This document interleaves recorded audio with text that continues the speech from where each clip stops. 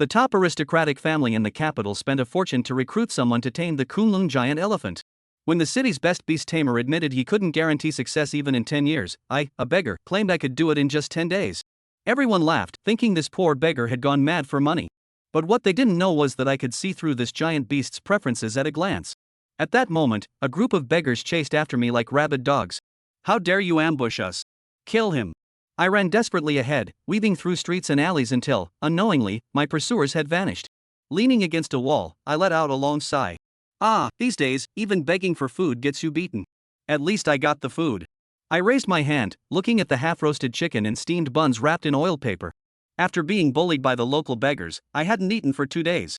Today, after playing a trick on the beggar leader, I had already planned to leave Changsha County. I never thought I'd get a full meal before leaving and finally unlock my second profession. I eagerly opened my panel. This cheat ability came with my awakened past life memories, allowing me to change professions infinitely and continuously gain new skills. Calming myself, I carried the roasted chicken back to my temporary shelter in Changsha County. A short while later, I pushed open the door, my body tensing up. In the corner, an old man slowly stood up. "Kid, don't you recognize me? Old Man Lee?" A strange expression crossed my face.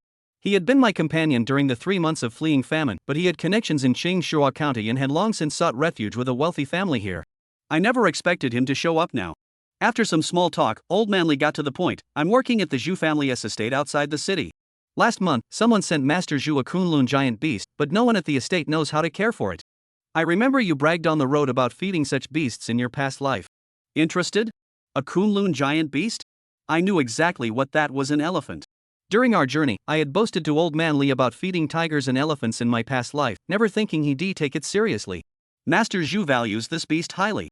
He is offering 5 taels of silver a month to anyone who can care for it. I know you're set on martial arts, but that's an expensive path. You'll need a way to earn money, right? My heart raced. Animal care was a great job, especially with something like an elephant that ate hundreds of pounds of food a day. I could easily skim some for myself, solving my meals, and save the entire monthly wage for martial training. And with my cheat ability, if I could switch to a profession like elephant keeper, imagine controlling an elephant.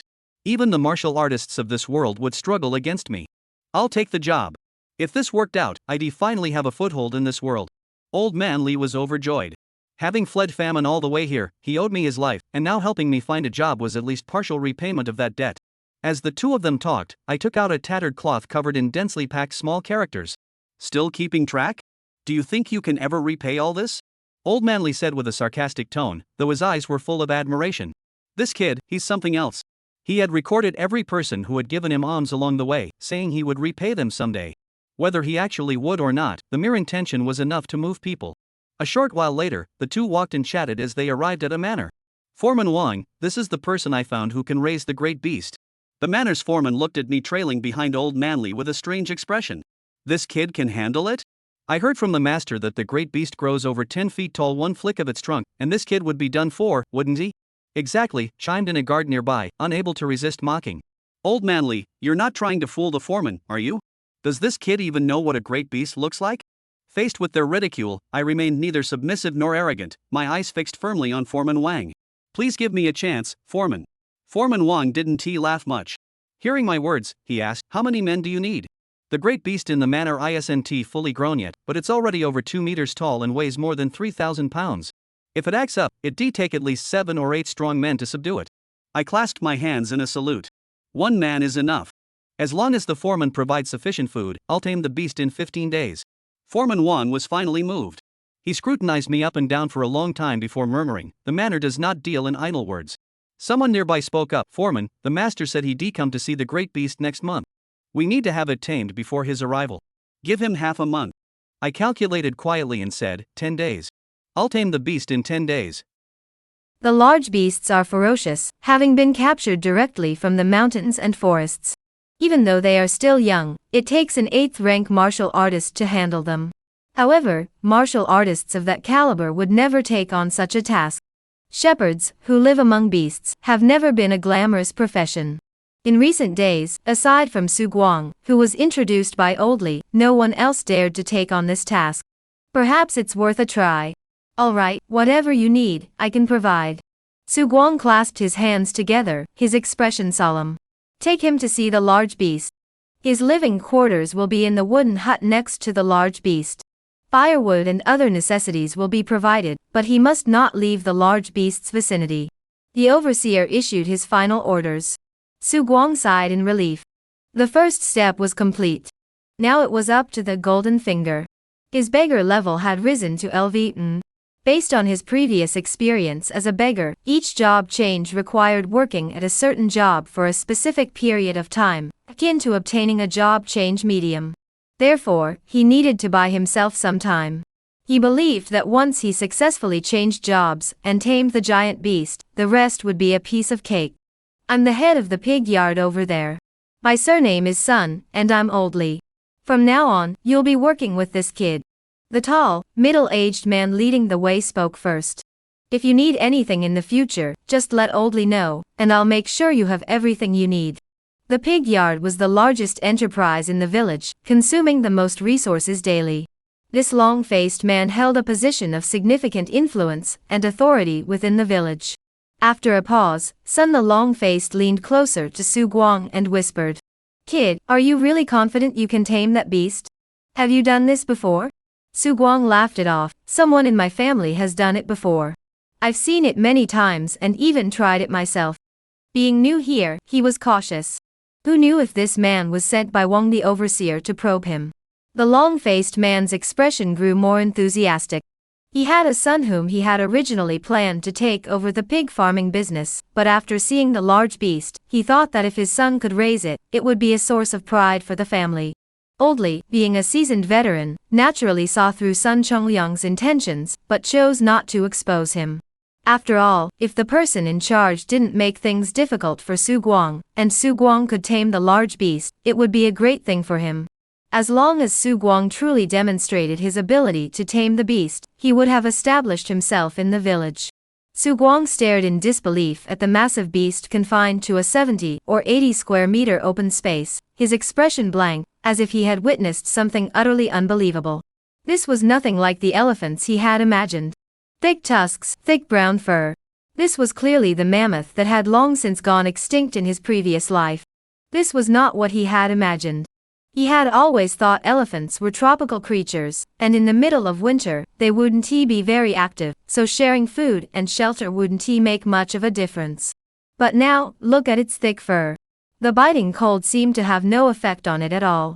At that moment, the giant elephant was in a frenzy, violently colliding with the thick wooden fences around it. Each piece of wood used for the fence was a massive log that required two people to embrace, densely packed together, yet they still creaked and groaned under the elephant's relentless impact.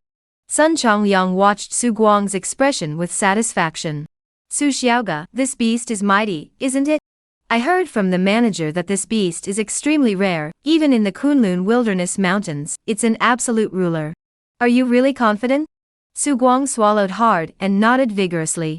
He finally understood why, with such treatment for raising these beasts, the estate hadn't found a suitable person after so long. In this era, taming fierce beasts required living and eating together. The wooden house mentioned earlier by Wang the steward was actually within the wooden fence. This was no ordinary setup. Anyone who had seen this would never dare step forward and claim they could tame the beast before them. He glanced at the equally stunned old man Li beside him. Forget it, he wouldn't bother scolding the old fool. "Master Sun, rest assured. I'm confident. All right, go in. Whatever you need, I'll do my best to bring it to you. But you must remember to tell us exactly what the beast eats each day and when it eats. The beast must not come to harm under any circumstances." Though his heart was filled with anxiety, Su Guang nodded. After waiting for a moment, the giant elephant ceased its rampage and lay down on the ground to rest. Sun Chongliang looked at Su Guang, carefully opened the gate, and gave Su Guang a nod. Su Guang took a deep breath and walked toward the enclosure. He moved cautiously, afraid of startling the rampaging giant elephant. Fortunately, the giant elephant had expended a lot of energy from its earlier rampage, and seemed unaware that Su Guang had slipped inside unnoticed. Only when Su Guang had safely entered his wooden hut did he wave to Sun Chong, signaling that everything was under control. Chapter Sam, New Profession Elephant Messenger. Sun Yuan too watched in amazement. "Oldly, where did you find this Su young man? I'm starting to believe he can tame the great beasts." Oldly gave a sheepish smile, glancing at Su Guang with a touch of worry in his eyes. Could he have gotten himself into trouble? He planned to finish today's work, and then come over to keep an eye on Su Guang. This kid must not get into trouble. Su Guang sat in the wooden hut, with the elephant pen right next door. The village placed great importance on the giant elephants, even burning a fireplace in the middle of winter, with a large pile of elephant feed stacked inside the hut. Let me think about the methods for taming elephants from my previous life. First and foremost, the most critical step is to establish trust with the giant elephant. Once that's achieved, I should be able to give it simple commands, and perhaps even complete the job transition. But building trust was no easy task. Su Guang pondered deeply. I remember that elephants love water, and their habitats are usually near water sources. But this open field clearly doesn't have that condition. His eyes lit up upon noticing the large wooden basins nearby. Could these be containers the Zhu family prepared for the elephants to drink water? This is ridiculous. No wonder the elephants were so agitated. If I were to dig a water hole for the elephants, wouldn't that build trust? Elephants are very heavy, and besides cleaning their bodies, they love water and mud pits because the buoyancy in water helps them bear some of their own weight. Judging from the massive elephant before him, this creature had been malnourished at Zhu's place and was already in a weakened state, with its own weight becoming too much for it to bear. Acting on impulse, while Li Lao and the others hadn't left yet, Su Guang quietly told them to bring a shovel, intending to do it himself. At the same time, he instructed Sun Yuan to find someone to bring water, as he intended to dig a bathing area for the elephant. Holding the shovel, he nervously stepped out of the courtyard. The giant elephant spotted him, and a flash of ferocity crossed its eyes. Having been captured by humans, it harbored no goodwill toward these two-legged creatures. It rose to charge. But Su Guang seemed to have anticipated this, pulling out a bamboo basket filled with fresh, juicy fruits from behind him, and offering them to the elephant as a gesture of goodwill. It was winter, and fruits were scarce. The elephant hadn't eaten in ages. In a moment of hesitation, the elephant chose the food. Su Guang sighed in relief and immediately began digging a pit. 5 days passed in the blink of an eye. The water pit had begun to take shape. Su Guang rubbed his aching arms from digging the pit to carrying bucket after bucket of water. He had done it all himself. The physical exertion was beyond belief. Su Guang picked up another bucket of water and carefully approached the water pit. Since the pit had reached sufficient depth yesterday and watering had begun, the giant elephant had started to enter the water. Digging the pit had to be temporarily put on hold. The giant elephant needed water added daily. The giant elephant merely glanced at Su Guang, raised its trunk, and sprayed a stream of water droplets at him.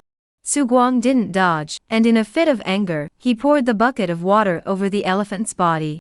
Over the course of a few days, the man and the elephant managed to coexist harmoniously, especially since the water pit had been completed the previous day. The elephant had developed a basic trust in Su Guang. This was like playful banter between children, which actually brought the man and the beast into harmony. As the giant elephant charged at Su Guang once more, spraying water at him, a voice as beautiful as heavenly music finally rang in Su Guang's ears. Detected job change opportunity. Do you wish to become an elephant tamer? Yes. Make it happen. Name, Su Guang.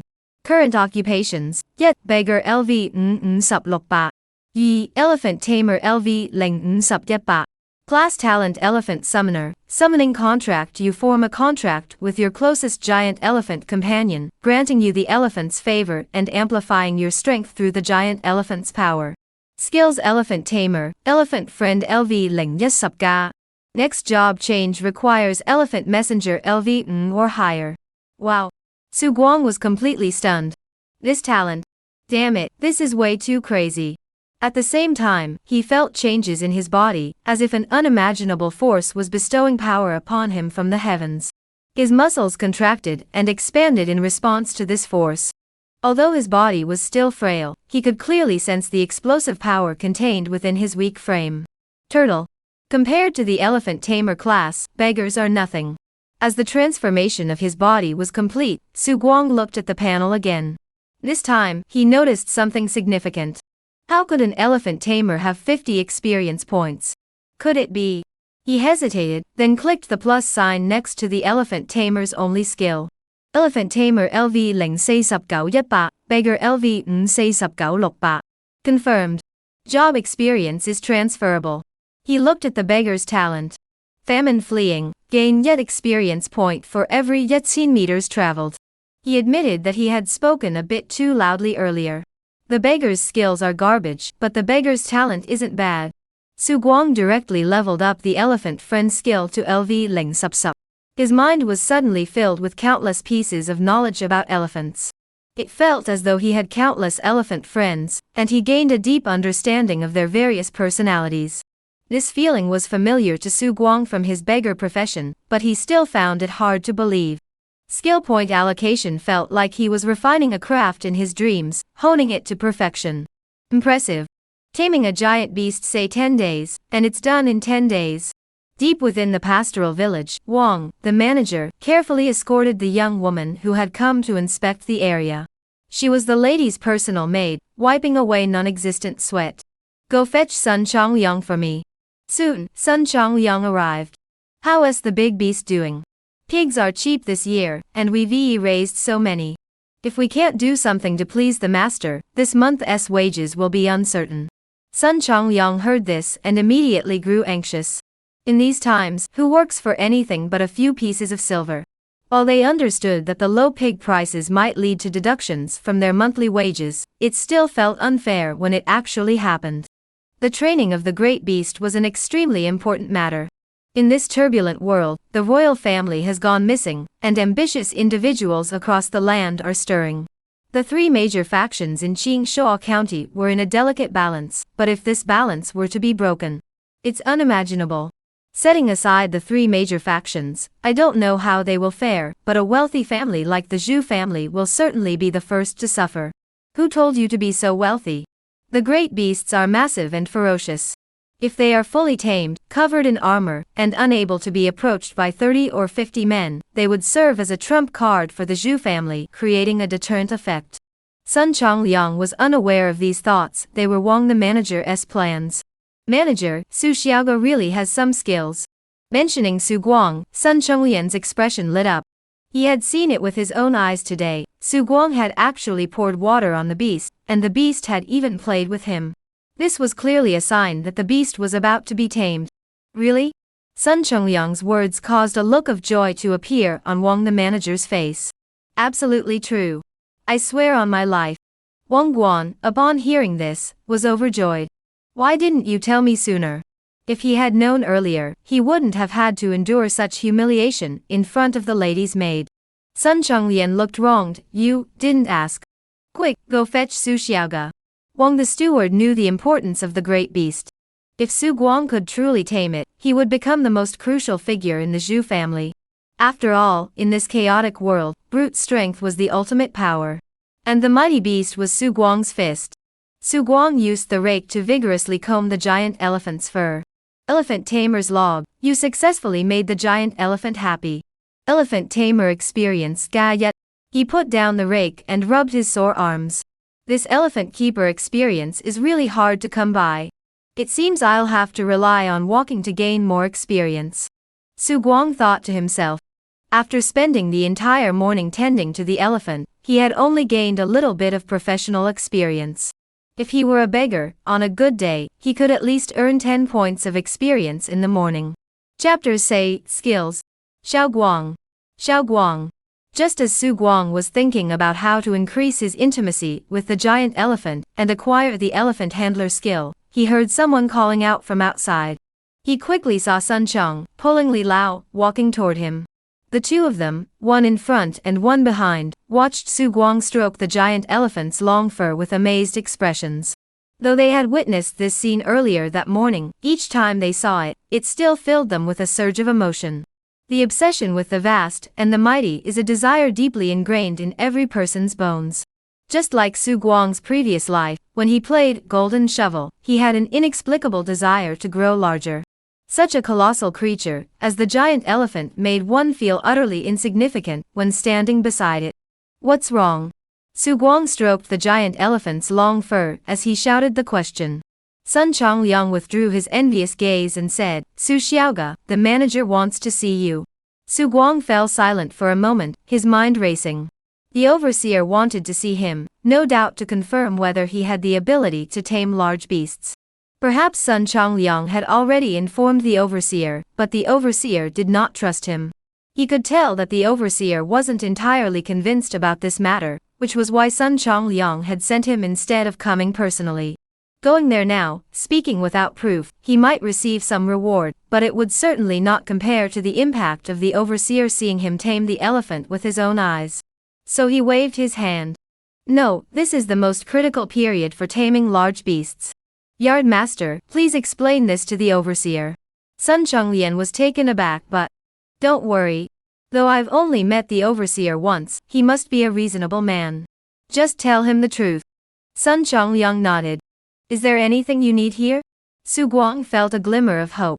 In the past few days, he had only mentioned preparations for training elephants. Now it was time to secure some benefits for himself. Get some meat.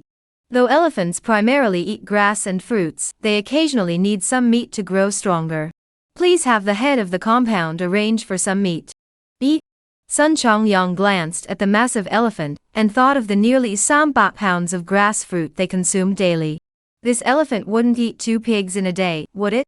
Not too much, just 20 or 30 pounds. Each giant beast requires a different balance of meat and vegetables, and I need to adjust it gradually. Su Guang spoke with a professional air. Sun Chongliang nodded seriously and memorized Su Guang's words. The manager had mentioned earlier that nothing in this estate was as important as this giant beast. Pork in this era really has a strong gamey odor. However, it was sufficiently fatty. Su Guang used wood ash to remove some of the gamey odor before skewering the meat and placing it over the fire to begin grilling. As the flames roasted the meat, sizzling sounds filled the air as fat dripped down. What a pity there are no spices. Su Guang drooled, feeling a bit regretful. Finally, the meat was fully cooked. Just then, the elephant soaking in the water pit suddenly stood up and walked toward Su Guang. Its massive trunk swung effortlessly, snatching the piece of grilled meat Su Guang had just taken off the fire. Su Guang. He stared in disbelief at the scene before him. Wait, that was for me. Are you really going to eat it? Su Guang was at a loss for words. On the other side, the giant elephant finished eating the grilled meat and turned its gaze back to Su Guang. Its massive trunk continued to sweep back and forth across Su Guang's body. The immense, unseen force was clearly transmitted to Su Guang through the gentle swaying of the trunk. Su Guang had no doubt that if the trunk tightened even slightly, he would be reduced to mincemeat. I'll roast some more for you. Su Guang gritted his teeth. These 30 pounds of pork were originally meant to nourish his body. Never mind, if the giant elephant really eats it, I'll just ask Sun Chonglian for some more tomorrow. Elephant Messenger Log. You successfully matched the giant elephant with its favorite food, mastered the Elephant Messenger skill Elephant Diet, and gained Samsup Elephant Messenger experience. Elephant Cuisine LV Lingling Sup. Understand the dietary needs of every giant elephant, and create the most suitable meals for their growth based on their condition. Su Guang felt a surge of joy. The pain of seeing the grilled meat eaten by the giant elephant vanished instantly. Great. I've been trying to figure out the skill on my own for days, but couldn't get it to work. I never thought feeding you some grilled meat would do the trick. Time flew by. Before he knew it, 2 days had passed. Su Guang's relationship with the giant elephant grew increasingly harmonious. Thanks to his occupational talent, Elephant Bond, as their trust deepened, a subtle connection began to form between them. It was akin to a mystical mental connection. He could vaguely understand the meaning behind every action and sound the giant elephant made. As they grew more familiar, the giant elephant could also communicate with him through this mental connection. The giant elephant was not a true carnivore, it consumed meat only to obtain certain trace elements. Through enhancing his object diet skill and studying the giant elephant's body to acquire the new skill, elephant traces, Su Guang quickly understood why the elephant eats meat. Eating 30 pounds of pork at once was not the norm. Based on Su Guang's understanding of the giant elephant before him, it should only need 2 or 3 pounds a day to meet its growth needs. Elephant traces LV Yesup Yi Sup constantly monitor every subtle change occurring on the giant elephant's body to facilitate its growth. This elephant tamer profession is entirely focused on helping Su Guang better tame elephants, and all its skills serve this purpose. Of course, Su Guang didn't think this profession was weak. On the contrary, he found it quite powerful. The combination of the elephant diet and elephant tracker skills allows Su Guang to better understand the giant elephant's current condition and create the most appropriate diet, enabling it to grow rapidly. Moreover, with each increase in skill proficiency, he gains new insights. Perhaps, once the elephant tamer profession reaches a certain level, I might even be able to evolve the giant elephant. Thinking of this, he couldn't help but feel even more grateful to Old Li and the young lady, who had given him half a roasted chicken and hadn't gotten off the carriage. Without that young lady, he would never have returned to the abandoned house in the marketplace, nor would he have encountered Old Li again. Perhaps he would still be wandering and begging for food. The next day, early morning, Su Guang was in the wooden hut, with grilled meat and fruits laid out before him. He was eating while also handing some to the long nose that reached out. Life was indeed pleasant. This is how a time traveler should live. If only I had 2 beautiful maidservants attending to me, I wouldn't be any worse off than those time travelers who ended up in wealthy families. After all, they had to face all sorts of crises, but Su Guang didn't have to worry about that. As long as he took good care of the elephants, he could live comfortably. Just as he was thinking this, he spotted a group of 5 or 6 people braving the wind and snow approaching from the distance. Leading the group was none other than Wang, the manager. Su Guang's heart stirred, and he called out in his mind. The giant elephant responded. Suddenly, a deafening roar shook the ground, and the giant elephant slowly emerged from the elephant enclosure. In the distance, Wang Guan and his group kept glancing toward the elephant enclosure. Sun Chonglian, has it really been tamed? He slowed his pace slightly. A beast like that wasn't something to be taken lightly. If it went berserk, he didn't think the few guards by his side could stop it. Sun Chonglian nodded vigorously, a look of pride on his face. Rest assured, manager. Su Xiaoga is highly skilled. The taming is almost complete. He just needs to reinforce the training daily. Otherwise, it would have already come to see you. Yesterday, I even touched the beast with my own hands. Really? Wang, the manager, widened his eyes and stared intently at Sun Chongliang, trying to determine if he was telling the truth. Sun Chonglian didn't hesitate for a moment, pounding his chest emphatically. Chapter The Zhu Family. Wang the steward finally relaxed. He was a man who valued his life. He had worked hard to climb to his current position, and did not want to end up as fodder for a powerful figure. Sun Chonglian's words also stirred the thoughts of the guards. Sun Gu, did you really touch the great beast? Is its fur as hard as steel? Exactly. Are its teeth made of jade? How can they be so white? I heard that the great beast's long nose can effortlessly sweep away objects weighing 1,000 pounds. We've trained in martial arts for 10 years, and reached the 8th rank, yet we can only lift 1,000 pounds. Sun Chonglian snorted derisively. 1,000 pounds? You're joking. Old Lu, haven't you seen the beast too? With its size, do you think it could lift something that heavy? SSSHH. A series of gasps echoed through the air. Sun Chongliang's eyes gleamed with pride. Lately, he had been getting along quite well with Su Guang.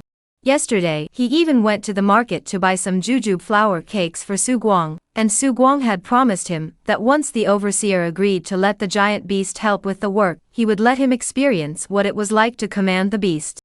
Just thinking about that scene made Sun Chongliang's head spin with excitement. Shut up all of you. Disturbing the great beast will make it go wild, and I'll kill you all. Wang, the overseer, barked, cutting off everyone's words. Everyone fell silent, and Wang's steps grew even slower. He was truly afraid. Roar.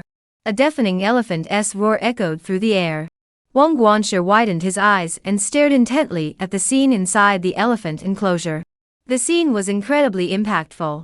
A massive beast, nearly 10 feet tall, was slowly rising from the water pit. Its enormous body resembled an impregnable great wall, with water trickling down its spine and flowing to both sides. Its massive form nearly blocked out the sunlight. And atop its back sat a man. It was none other than Su Guang. He. He's riding on the beast's back. Wang, the manager, could barely speak. The ferocity of the beast was something they had witnessed firsthand when it went berserk, even what seemed like an indestructible house was reduced to dust with a single charge. Its might was truly terrifying. But now, the beast was as docile as a horse, allowing Su Guang to ride it without resistance. Unbelievable. Absolutely unbelievable. It wasn't just Wang the steward who was shocked. Even the guards who understood martial arts best were now filled with terror. This young man has tamed the beast, which is at least equivalent to 30 guards. In other words, Su Guang Dengyu 30 of himself? Glancing at the shock in the other's eyes, Su Guang felt a surge of satisfaction. He couldn't resist stroking the giant elephant's head, pleased with its cooperation. With this performance, he couldn't possibly get away without a raise, could he? He pretended not to notice the others and continued directing the giant elephant to carry the water barrels. With a flick of its long trunk, the large bucket, which required 2 men to lift, was effortlessly placed on the roof. Su Xiaoga. Su Xiaoga. Wang, the manager, rushed to the wooden fence, his expression filled with admiration as he watched the elephant. His face was mesmerized, muttering to himself, "It's truly tamed. It's truly tamed. What a joyous occasion." Su Guang witnessed this scene, his heart filled with surprise, which quickly turned to joy. It seemed that the Zhu family valued the giant elephant more than he had imagined. This was a good sign, indicating that he could secure a higher position and better benefits. Su Xiaoga, come down quickly. Wang, the manager, had changed the way he addressed Su Guang. Su Guang seemed to have just heard him, quickly turned around, and upon seeing Wang the manager, his face appropriately showed surprise. "Emperor Wang, what brings you here? Come in quickly." Wang Guangji's expression froze, and he waved his hands repeatedly. No need, no need. There was no doubt about it. Su Guang's status had changed. He had become the Zhu family's true official, receiving a monthly salary of 10 taels of silver, enough to cover the monthly revenue of a modest-sized tavern. And that was just Su Guang's salary. This doesn't include anything else. The giant elephant also received its share of provisions, 300 pounds of fresh grass, 200 pounds of wild fruits, and 15 pounds of pork each day. This is no small expense. But Mr. Zhu paid no heed to this. The more the giant elephant eats, the stronger it becomes, and the more it can serve as the Zhu family's trump card. Jingshuo County, Zhu family.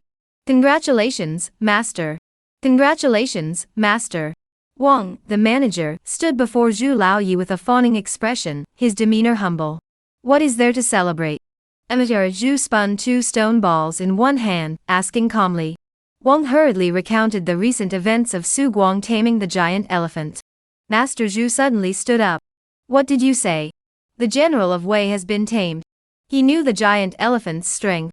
Such a beast originated from Kunlun, a natural demon beast, and even a 7th-rank martial artist would struggle to match it once it reached adulthood.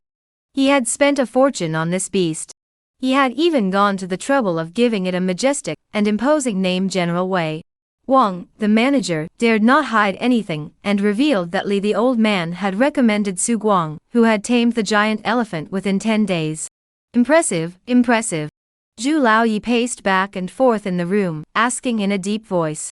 What about Su Guang? What is his character like? Can he be trusted? As he spoke, a cold gleam flashed in his eyes. The importance of General Wei to the Zhu family was self-evident, and Su Guang, who had tamed the elephant, must be utterly trustworthy. Wang, the manager, paused for a moment before hesitantly speaking. I have already inquired with Li Lao, the carpenter. Su Guang fled all the way from Taizhou during the turmoil. He is a man of honor and integrity. Along the way, he begged for food and recorded the names of everyone who gave him food, vowing to repay them in the future. Upon hearing this, Zhu Laoye's expression shifted. That's quite commendable. Make arrangements for me to meet him. His eyes flickered, and after Wang the steward left, he called out again. Cui, write a letter to the 2nd young master, and tell him to come back. Such military power, if held by outsiders, would never be as reliable as if it were in the hands of one's own family. He must try to have his own son take control of the great beast to truly feel at ease. In fact, if it weren't for the recent turmoil in Jingshuo County, he would have personally gone there to ensure that his son could securely control General Wei. I never expected the Zhu family to give you such a formidable name. Su Guang slapped the general of might on the head with a smile. He used a lot of force, but to the General of Wei, it was barely enough to feel. General Wei snorted, wrapping Su Guang around his waist and hoisting him onto his back. Slow down, slow down. Su Guang was still shaken. This giant was truly powerful. If he wasn't careful, his small frame wouldn't be able to withstand it. He needed to start training in martial arts as soon as possible.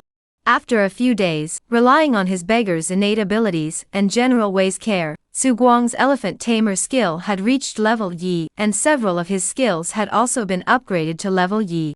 He now knew General Wei inside out. The elephant feast skill was indeed extraordinary. When combined with the elephant trace's skill, he could now clearly see what General Wei needed to grow. Daily diet: 60 pounds of blue-flowered fruit, 120 pounds of alfalfa grass, 53 pounds of offal, 60 pounds of melons and fruits. Expected growth rate: 140%.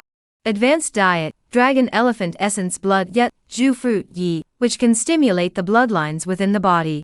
Advanced diet: dragon elephant essence blood yet, red fruit Yi, which can stimulate the bloodlines within the body. Chapter Lo, Genius. As Su Guang had anticipated, his guidance would provide significant assistance to General Wei's development. It is certain that under his careful cultivation, General Wei will be far stronger than most wild Kunlun beasts upon reaching adulthood. Late at night, Su Guang's room was shrouded in white mist, with steam rising. He lay back in a large wooden tub overflowing with hot water, closing his eyes and leaning back comfortably. Today, he had not stayed with General Wei. Sun Chongliang had sent an old man named Li to relay a message, instructing him to bathe properly and prepare to meet Zhu Laoyi tomorrow. So he had stayed in a room within the estate.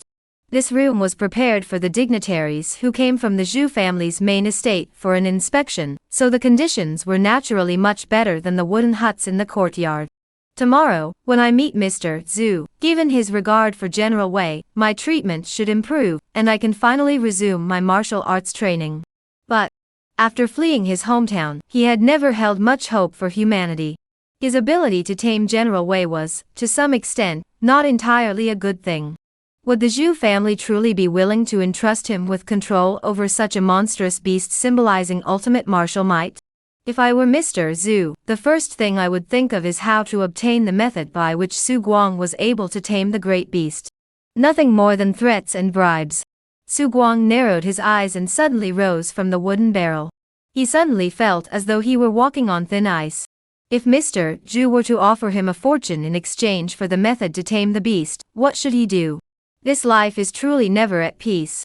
Damn it, the emperor of this world has disappeared with his entire family, and I can't even secure a stable position.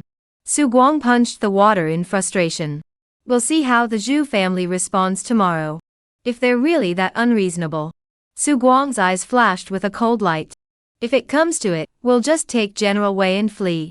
With General Wei by our side, we'll have a foothold. Even if we join another faction, we'll be treated with respect. But, won't other factions also covet my beast taming techniques? He was doing this for self-preservation. After 3 months of fleeing, the most important lesson he had learned was to keep something up his sleeve. If the Zhu family truly valued him, he would be willing to stay with them, raise the beasts, and do whatever he could. But, human nature is inherently greedy. I must begin martial arts training immediately. Within a month, I must elevate my elephant tamer skill to level N, then find a way to obtain the warrior class transformation. Su Guang silently resolved in his heart, mentally rehearsing his meeting with Mr. Zhu. The next morning, early in the morning, accompanied by Wang the steward, Su Guang led General Wei out of the elephant stable. Watching General Wei effortlessly use his trunk to lift Su Guang onto his back, Wang the steward looked on with envy. Su Xiaoga, this is it. Wang Guanshe extended his thumb, smiling broadly as he gestured toward Su Guang. His eyes betrayed a hint of flattery. With General Wei present, Wang Guanshe instinctively elevated Su Guang to a status equal to his own. The master is about to arrive. Please wait a moment. Emperor Zhu, whose real name was Zhu Fu, was a middle-aged man with a sturdy build, around 50 years old. You're Su Guang? Did you tame that beast? Zhu Fu looked at the young Su Guang before him with a skeptical expression. Su Guang remained silent, merely making a subtle hand gesture. Instantly, General Wei rose slowly from the distance and began walking toward them. In an instant, several bodyguards behind Zhu Fu stepped forward, blocking him from view. Zhu Fu was only slightly surprised. Enough, there's no need to be so tense. But, Master. Zhu Fu looked at the massive beast behaving docilely before Su Guang, then recalled its ferocious display when they first encountered it. His eyes were filled with disbelief. How did you do that? Almost without thinking, Zhu Fu blurted out the question. A shy smile flashed across Su Guang's face. Maybe, it's just talent. Zhu Fu looked at Su Guang thoughtfully. Can you teach this skill to others? As expected. Su Guang's heart sank, and he stood there silently. Zhu Fu narrowed his eyes. He naturally understood the principle of not passing on such knowledge lightly, but this was such a powerful beast. He truly couldn't bring himself to entrust it to Su Guang.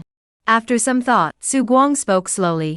Teaching it to others is acceptable, but to achieve my level, it depends on one's natural talent. Zhu Fu's expression softened, and he spoke gently. If there's anything you desire, just ask. Whatever my Zhu household possesses, I shall give to you. After a pause, he looked deeply at Su Guang. I have a daughter who is currently training at the Iron Robe Sect. The moment those words left his mouth, the surrounding area erupted in commotion. Was Zhu Fu suggesting that he wanted to marry his daughter to Su Guang? Guang, the manager, looked at Su Guang with a different expression.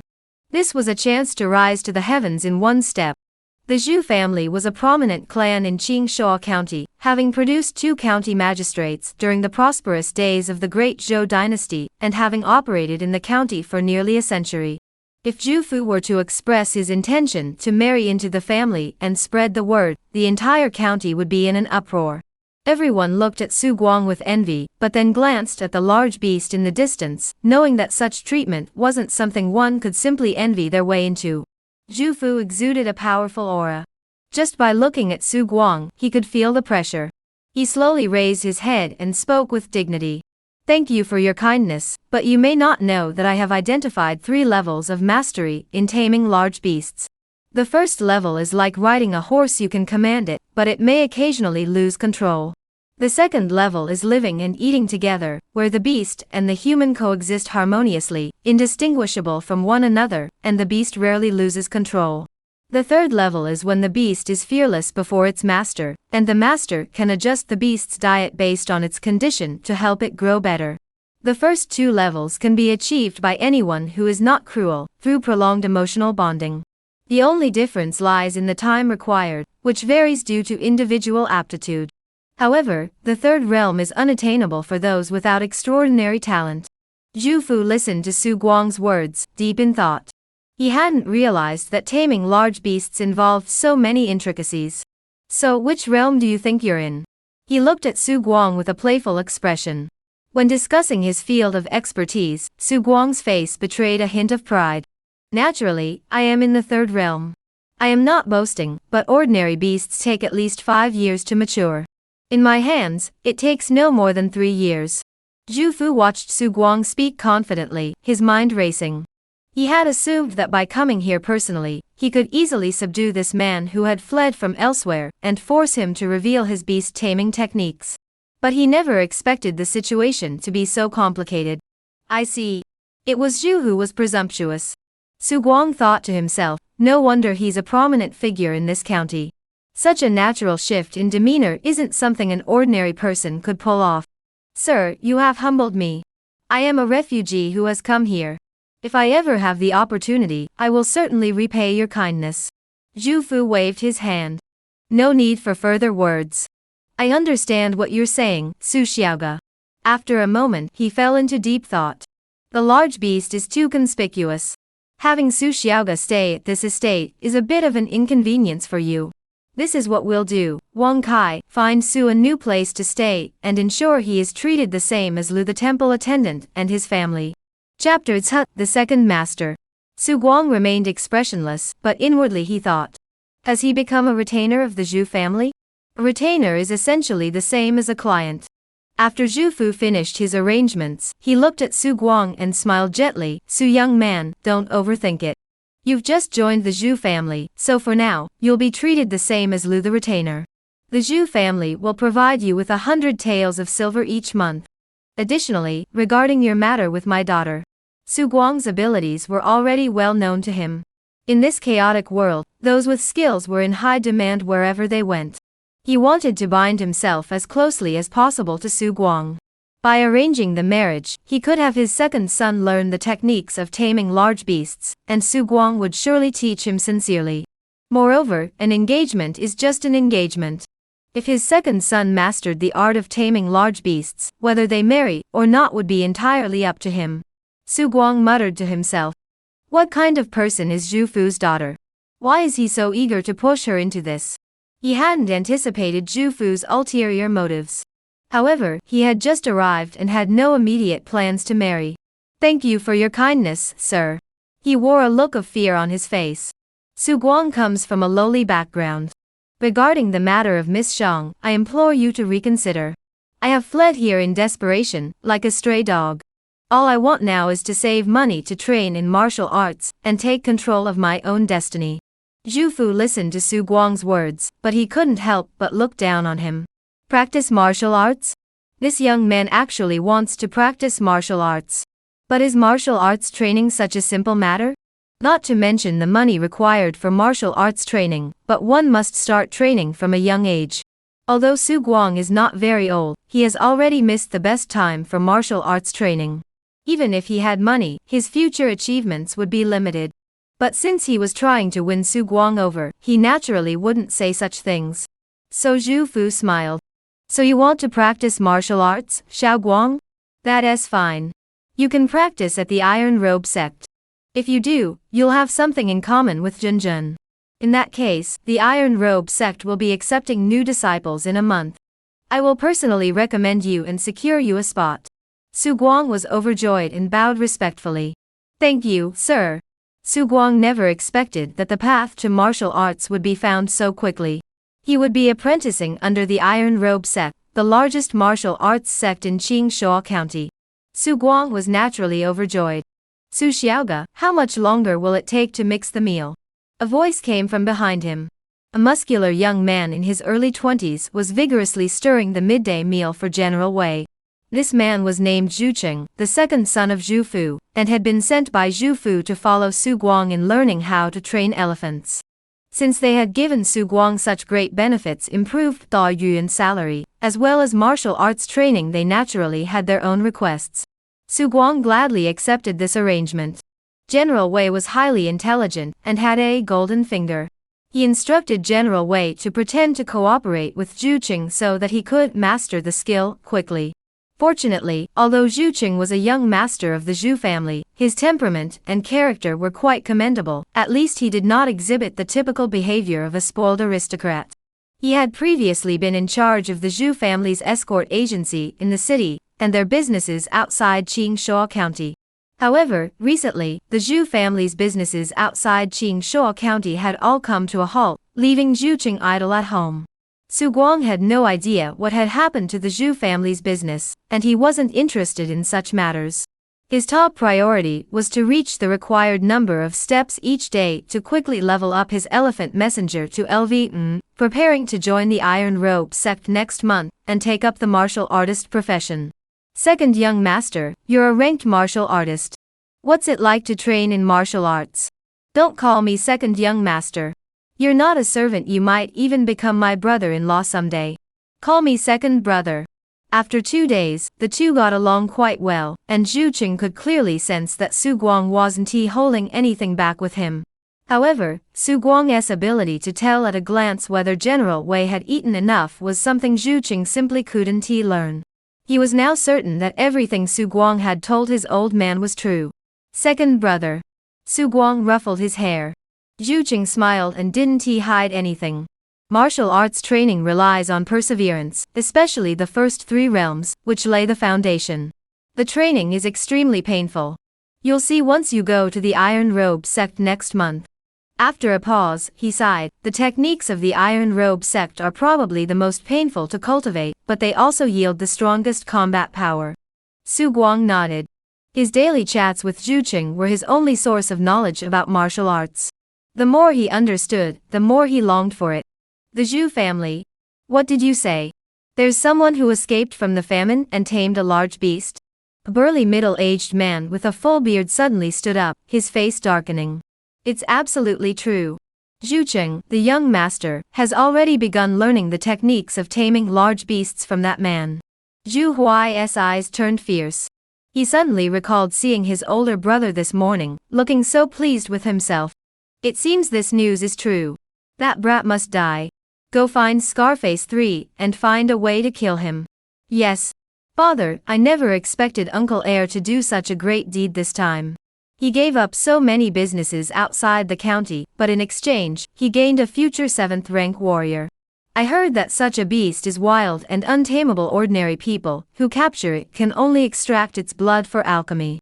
I doubt even the bandits in the north ever imagined someone could tame it.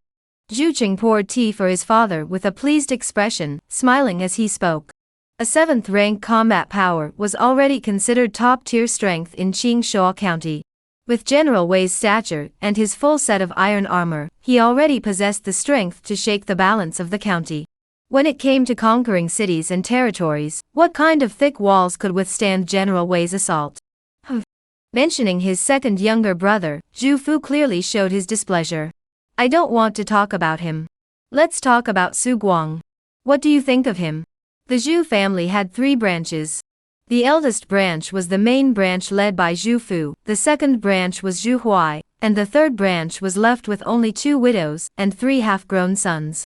The feud between Zhu Fu and Zhu Huai had been simmering for years. Since the Great Zhou dynasty entered a period of chaos, Zhu Huai had always sought to align himself with the Wei family, one of the 3 major powers in the county, and unite with other families in the county to swallow up the other 2 major powers. Zhu Fu, however, wanted to stay out of the affairs of the 3 major powers and play both sides. The enmity between the 2 grew deeper and deeper, until last year, when Zhu Huai secretly spent a huge sum of money to order young Kunlun beasts from the 36 great bandits of the north. The renowned 36 bandits of the north were a formidable force, and the Zhu family had no intention of reneging on their debt. The Kunlun beasts were thus acquired from the 36 bandits of the north under nearly coercive circumstances. As for how to handle them, Zhu Fu was actually quite perplexed. Fortunately, Su Guang appeared. After observing him for the past 2 days, he seems trustworthy. Zhucheng reflected on his interactions with Su Guang over the past 2 days and spoke impartially. What do you think about the 3 levels of beast taming he mentioned? Are they real? His interactions with General Wei have never been behind my back. I don't consider myself a fool, but I truly can't figure out how he can tell at a glance what General Wei needs to eat. Moreover, I can clearly sense that under his care, General Wei's daily progress is truly remarkable. Zhucheng sighed wryly. Zhu Fu, upon hearing this, fell silent for a moment. If that is the case, then you should get along well with him. If there is an opportunity, have him meet your sister a few times. It would be best if you could bring them together. The Kunlun Mountains are vast. There are many giants like General Wei. Zhu Fu said with a wandering gaze. Zhucheng took a deep breath. Father, rest assured. Chapter 8, Assassination. Su Guang was unaware of the sordid affairs surrounding the Zhu family. All he knew was that today was the day for the elephant envoy profession to advance in rank. As everything fell into place and he had ample food, his body gradually grew stronger, no longer resembling the frail, bamboo-like frame he had when he first arrived in Qingshuo County. Moreover, due to the elephant messenger's innate ability, Elephant Bond, he had no clear understanding of his current strength. However, when it came to tasks like carrying water buckets for General Wei, which were filled to the brim and weighed around 50 pounds, he could lift them effortlessly. In fact, when no one was around, he even tried tying 4 buckets together with a rope and managed to lift them all at once. This was truly superhuman strength. Such immense strength must mean he's a natural-born martial arts prodigy, right? Su Guang thought to himself with satisfaction. Besides the changes in his body, the development of the golden finger ability had also stabilized. With ample food, by feeding General Wei daily and engaging in various small interactions, he gained approximately 6 points of experience each day, which wasn't much. However, this couldn't compensate for the innate talent of his primary profession, Beggar. He had discovered that the famine-fleeing talent was truly extraordinary, allowing him to easily walk 20 or 30 kilometers a day. Combining the two professions, he guaranteed at least 30 experience points daily. Name, Su Guang. Current occupations, 1. Beggar LV 153,600. 2. Elephant Tamer LV 153,300. Professional talent Elephant Tamer. Contract: you form a contract with your closest giant elephant companion, granting you the elephant's favor and amplifying your strength through the elephant's power. Skills: Elephant Tamer, Elephant Friend LV 30 Elephant Feast LV 30 Elephant Tracks LV 30 Next class change requires Elephant Summoner LV or higher. The improvement is significant. Based on the current progression, reaching level will require 1,200 experience points, approximately 40 days. I need to work harder. Set a small goal, walk 30 kilometers every day. Su Guang thought to himself. Just as he was about to fall asleep. Suddenly, a strange fragrance wafted through the air. Though not overpowering, Su Guang's expression changed drastically. Almost instinctively, he covered his mouth and nose with nearby clothing, his eyes growing sharp.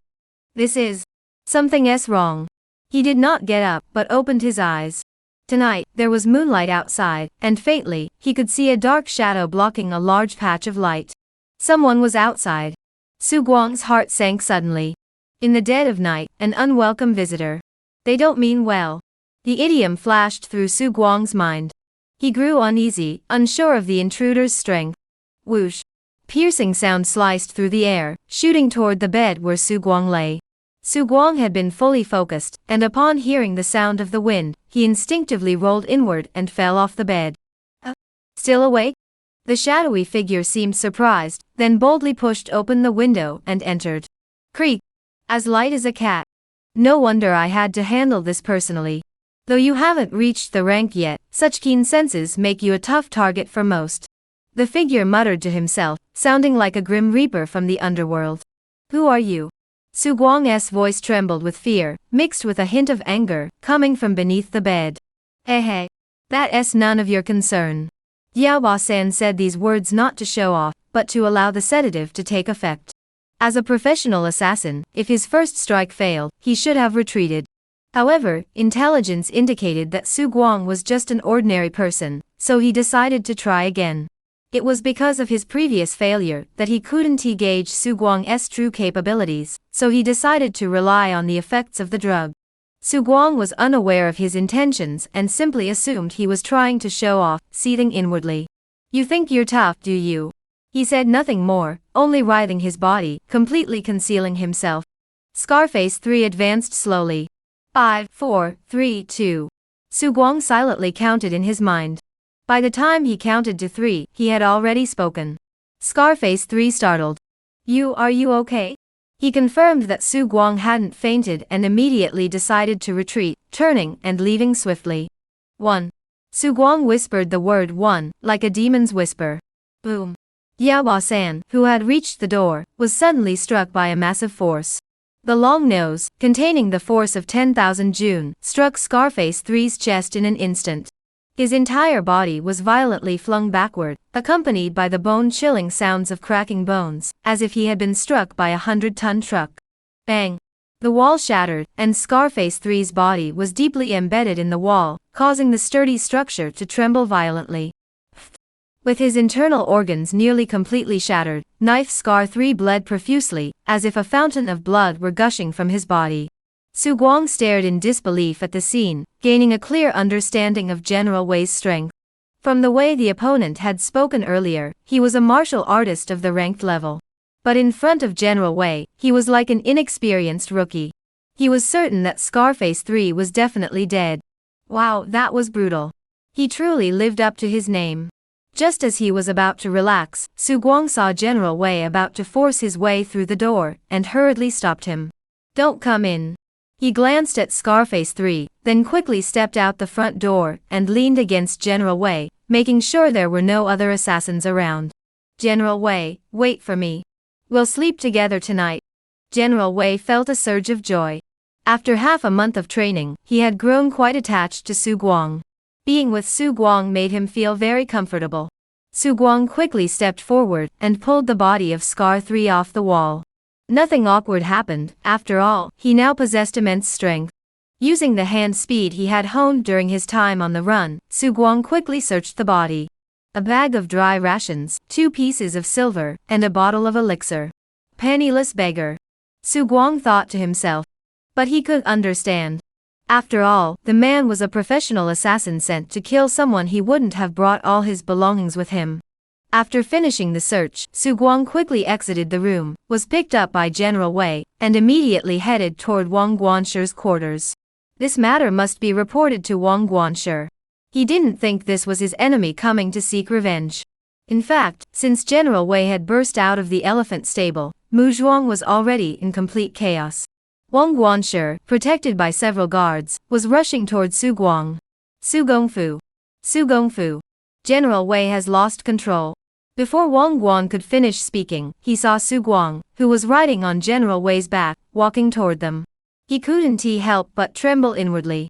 There were no wooden barriers here, and though he wasn't facing General Wei in such a direct manner for the first time, the sheer size of General Wei's massive frame still made him feel as though he couldn't breathe. Someone is trying to assassinate me. General Wei is here to save me. What? Wang Guanji panicked. He knew how important Su Guang was to the Zhu family, and upon hearing this, he grew even more anxious. What about the assassin?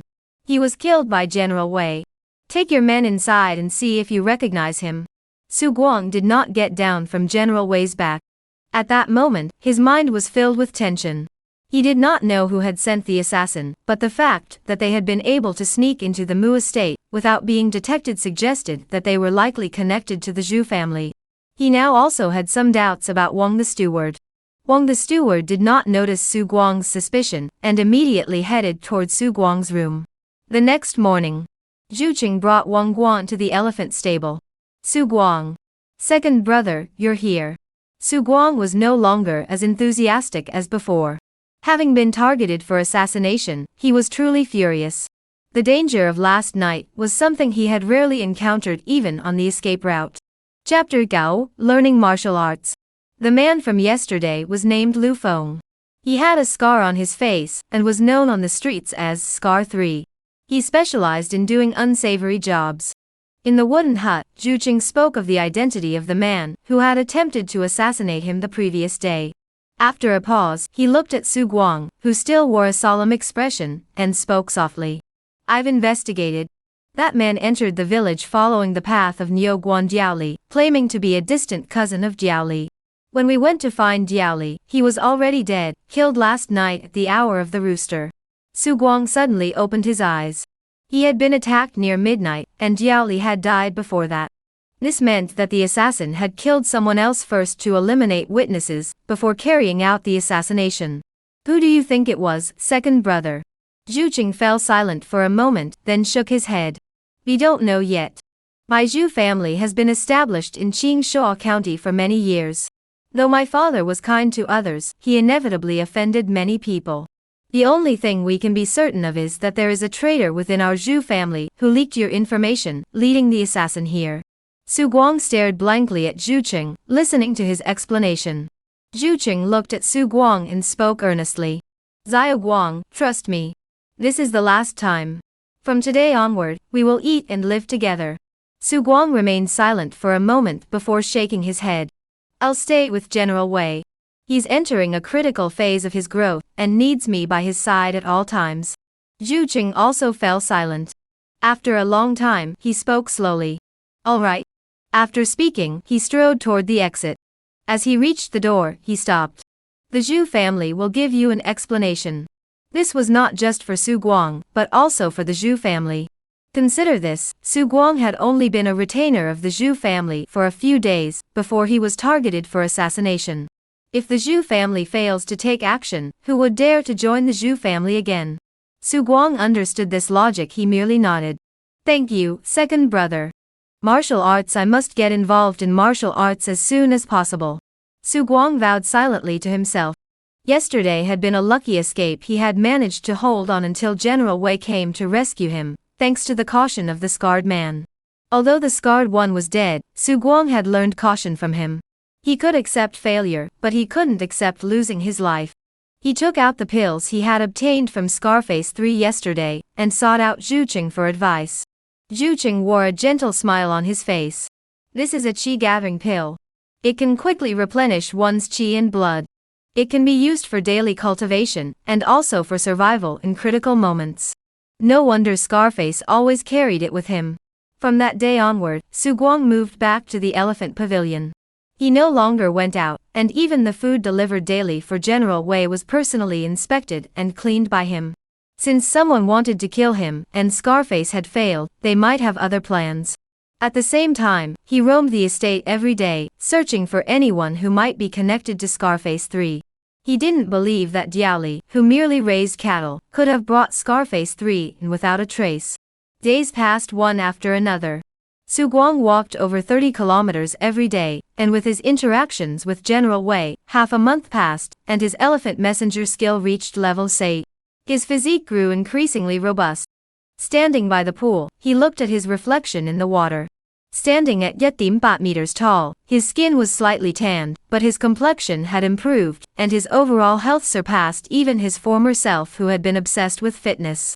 Su Guang was very satisfied with his progress. Zhu was also pleased with General Wei's progress. Under Su Guang's training, in just over half a month, General Wei's physique had grown another size. However, unlike ordinary creatures, his massive frame doubling in size meant his weight had at least doubled as well. The current General Wei stood at 3 meters and 45 centimeters tall, with sharp tusks over a meter long, gleaming with a cold light that left no doubt they could pierce the thickest walls of Qingshuo County. Su Guang, you're a genius. General Wei's condition is perfect. Zhu Cheng's expression was filled with excitement. Su Guang merely smiled modestly. General Wei's remarkable growth is not only due to his golden finger, but also the unwavering support from the Zhu family. Now that it was winter, food was scarce, and General Wei's daily rations cost over 15 taels of silver. This is a true glutton, capable of consuming nearly a month's worth of rations in a single day. He felt deeply grateful toward the Zhu family. To put it simply, the peaceful life he has enjoyed over the past month is thanks to the Zhu family, despite the unexpected arrival of someone like Dabeo-san. He believes this is not what Zhu Qing and Zhu Fu, father and son, would want to see. He dared not claim absolute loyalty to the Zhu family, but if Zhu Fu's branch were to face any crisis, he would fight with all his might. Late at night, Zhu Qing quietly entered Su Guang's room. He had brought some items with him. Second brother, what is this? I have good news for you. Tomorrow, the Ironclad Gate will conduct its next round of disciple assessments. You can go there tomorrow to train in martial arts. This was indeed good news. Su Guang's heart stirred. He had always wanted to practice martial arts, but Zhu Cheng's martial arts were from the Zhu family, and Zhu Fu was not the sole decision maker in the Zhu family. Such an act of defying ancestral teachings by passing on martial arts techniques to an outsider was something Zhu Fu could not decide on his own. However, over the past few days, Zhu Qing had thoroughly explained the basics of martial arts training to Su Guang. Su Guang already had a good understanding of martial arts. Xiao Guang, go to the Iron Robe Gate to practice martial arts. Your safety is of the utmost importance. Today, I will teach you some disguise techniques. The next day, Su Guang, holding a letter of introduction, arrived at Qingshuo County under Zhu Cheng's personal escort. Taking advantage of the lingering darkness in the sky, Zhu Cheng left Su Guang at the entrance of an alley. Su Guang, the gathering point for new disciples of the Iron Cloth Sect is in the large courtyard ahead. Take the invitation and go there. He paused for a moment. He hesitated before speaking. Once you're inside, focus solely on your martial arts training. They will take good care of you. My Zhu family will also fully support you to ensure you pass the initiation test safely. Don't worry too much about what others think. Su Guang didn't understand what he meant at first. Until he entered. He finally understood why Zhu Qing had told him not to worry about others' opinions. There were over 60 new disciples, and he was the oldest. The rest were mostly teenagers around 12 or 13, with the youngest being mere toddlers still drooling. Su Guang. You're Su Guang? A young man approached Su Guang, sizing him up from head to toe with a playful expression in his eyes. Seeing someone his age, Su Guang felt a slight sense of relief, but the other man spoke again. I am your instructor. Since you were recommended by Zhu senior sister, you should be aware of the rules for the Iron Robe Sect's initiation test. The older you are, the less time you have to prove yourself. Those children have several years, but you only have 3 months. Do you understand? Han Song looked at Su Guang and spoke confidently. Su Guang's heart sank, but he kept his composure, clasping his hands together. Su understands. Good. I have a good relationship with Zhu senior sister, so I'll do my best to look out for you. But whether you can stay and truly join the sect ultimately depends on you. Chapter Sup, Profession Warrior, Talent over Power. The initiation test is something every sect has. However, the Iron Robe sect is even more stringent. Depending on age, candidates must successfully achieve a martial arts rank within a fixed timeframe. This means that the older one is, the more difficult it becomes to join. Su Guang was well aware of the Iron Robe sect's rules, but he hadn't expected Zhu Zhenjin to arrange for a colleague to assist him. He had never met this Zhu family miss before, but he knew she was a hard-working woman who had trained diligently in martial arts since childhood. The entire Zhu Fu lineage held great expectations for her. Thank you for your instruction. Han Song waved it off casually. Follow me. Your curriculum is different from theirs. You don't have much time, so the sooner you start Zhonggong, the better. Regarding Zhonggong, Su Guang had heard Zhu Qing mention it before. In martial arts cultivation, one begins with Zhonggong to enter the path, where one's qi and blood differ from ordinary people, nourishing the flesh and entering the 9th rank of martial arts. Standing in the Zhong position requires years of accumulation. As Han Song had said, his time was indeed limited. Su Guang dared not waste any time.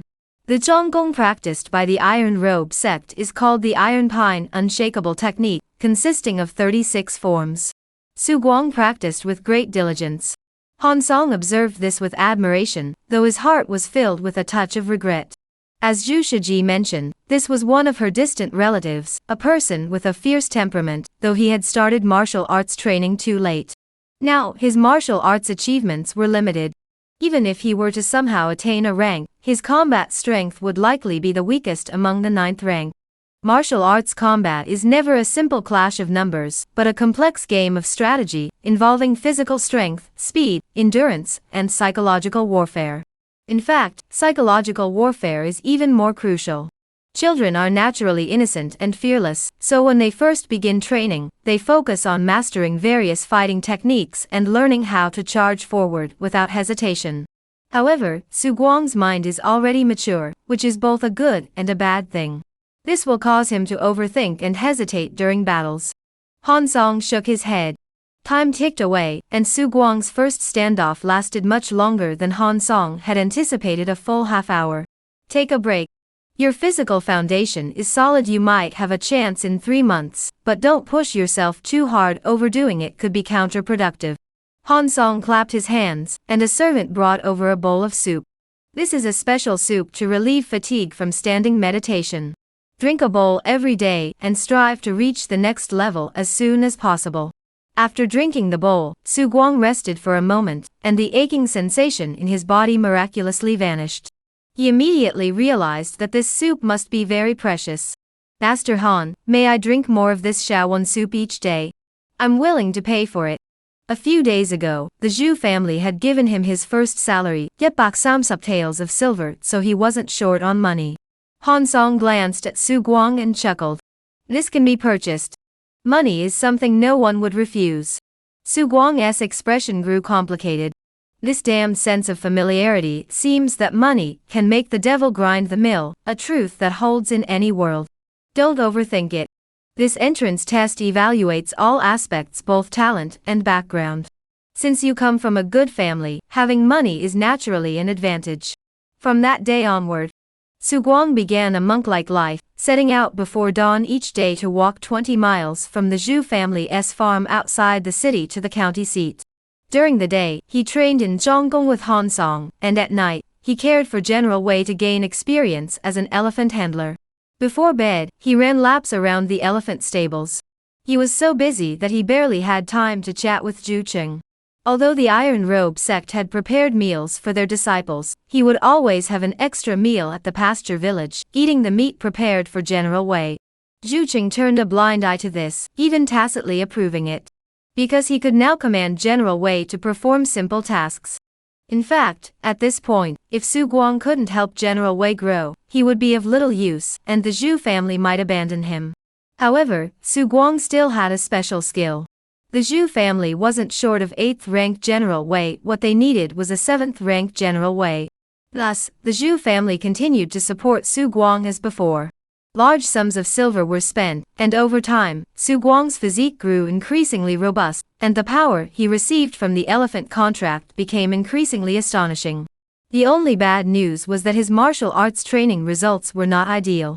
Whether it was due to poor innate talent, or his advanced age remained unclear.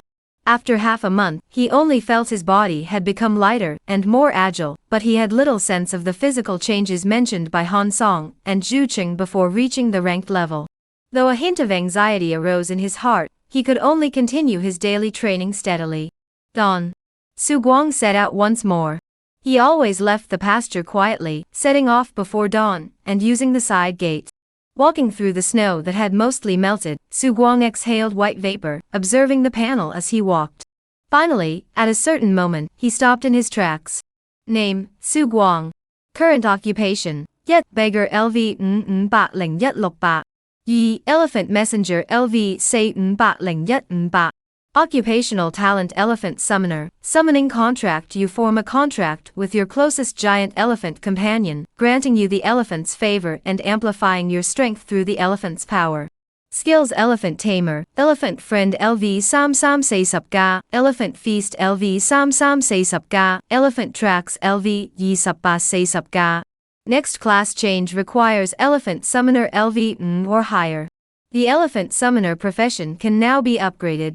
Over the past 2 weeks, he has accumulated nearly all the experience he earned each day to level up his profession, without allocating any points to his profession skills. Very little was consumed. Today, he finally accumulated enough experience. Level up. The sun was high in the sky. Su Guang had been standing in a stance for over 2 hours, and Han Song couldn't help but marvel at him. But in his heart, he thought to himself, Su Guang's talent is truly lacking. For an ordinary person, being able to stand in a stance for 2 hours is already a sign of approaching the next level, but looking at Su Guang's condition. In fact, those who knew him best understood his true condition. Su Guang, however, had his own theories about why he could stand in the stance for 2 hours. It must be the power boost from the elephant contract, making his body stronger than that of an ordinary person. Reaching the next level is naturally more difficult. He didn't care about that. As a strange message echoed in his mind, a look of joy flashed in Su Guang's eyes. Detected a class change opportunity. Do you wish to become a martial artist? Class change. Name, Su Guang. Current occupations, Yet Beggar LV 568. Yi Elephant Tamer LV 568. Sam Martial Artist LV 0818. Class talent, overpower when facing warriors of a lower realm than you. You apply an overpower effect, increasing your momentum and blood recovery speed. Job skills, Iron Cedar Unbreakable Technique LV 060. Next job change requirement, warrior level or above. Su Guang immediately looked at the class-specific talent. He now realized that the true source of his power from the Golden Finger was the class-specific talent it had granted him. This martial artist's professional talent was hard to evaluate. He felt a sense of helplessness rise within him. Other time travelers all overcame their weaknesses to defeat stronger foes and thrive in adversity. Why was he the one who had to rely on his cultivation level to overpower others? He now felt that this talent was nothing but a bully the weak ability, somewhat useless. After all, his cultivation level was higher than his opponent's, so dealing with him should be a piece of cake, right? Chapter Subject, Buying Medicine. But that doesn't seem right either. Judging by this professional talent, I don't seem to be the protagonist. Instead, I'm more like one of those high-level characters who gets crushed by the protagonist. Hongo, in the martial arts world, how common are geniuses who can kill higher-ranked opponents with lower-ranked skills? During his free time, Su Guang casually asked Han Song. Han Song looked at him in surprise. In the martial arts realm, each rank is a separate realm, with huge gaps between them. Only the prodigies of major sects have a chance to kill opponents of higher ranks. He paused, then added in a consoling tone. You shouldn't offend such people. Those prodigies are arrogant and wouldn't target someone like you. Su Guang's lips twitched. How to speak? What do you mean, someone like me? And how dare you assume I'm not a prodigy? Su Guang felt his defenses crumbling. Forget it. If I can't be a prodigy, I'll be a prodigy killer. Su Guang couldn't help but envision a scene in his mind. A prodigy who had crossed borders to kill enemies was showing off in front of him, only to be slapped to death by him, who was of a higher rank. That doesn't sound so bad. A real man should dominate. He raised his Zhonggong to level Ling Sup Sup. In an instant, Su Guang felt as though new memories had emerged in his mind, scenes of him enduring the harsh weather, practicing Zhonggong every day. Regarding Zhonggong, countless insights now filled his mind. This change was sudden. By the afternoon, Su Guang had successfully stood in the Zhong stance for over 3 hours. Glancing at the interface, he was still unsure how to obtain warrior experience points, but he once again felt fortunate for his first-class talent. He owed all the experience he gained each day to his beggar profession. Without the beggar's class talent, what would he do? Things were fine as they were now. He wondered how many levels he needed to reach in the Zhonggong skill to qualify for a martial arts rank in the real world. Since the skill level on the profession panel cannot exceed the profession level, Su Guang could only continue grinding for experience to quickly improve his Zhonggong level. Su Guang sighed bitterly in his heart. His golden finger wasn't the kind of skill system where effort directly correlates to results, but the intensity of his recent grinding was no less than theirs. In the afternoon, when Su Guang was about to leave, another instructor approached Su Guang with a lecherous expression. Su Guang, you should know your situation. To achieve a ranked status, the path is fraught with difficulties. I happen to have a solution.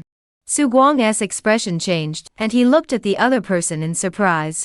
The other man scratched his head, cleared his throat, and said, My father is a renowned medical expert in the city who can concoct special tonics to enhance one's potential. I know you've been working hard, but martial arts cultivation isn't something that can be achieved solely through effort. Medicine dealer? Su Guang's expression grew strange. He hadn't expected such a figure to exist in this world. I heard from senior brother Han that you don't lack money. Since you don't lack money, you should invest it in yourself. This world is growing increasingly chaotic, and you should understand that only martial artists can control their own destiny. The other party didn't want to let go of Su Guang, such a lucrative target. How much? Su Guang interrupted him and asked. What? I'm asking what kind of medicine you're selling and how much it costs. Lu Ming chuckled, revealing a row of white teeth. The name of the elixir suitable for you is Qi Shui San.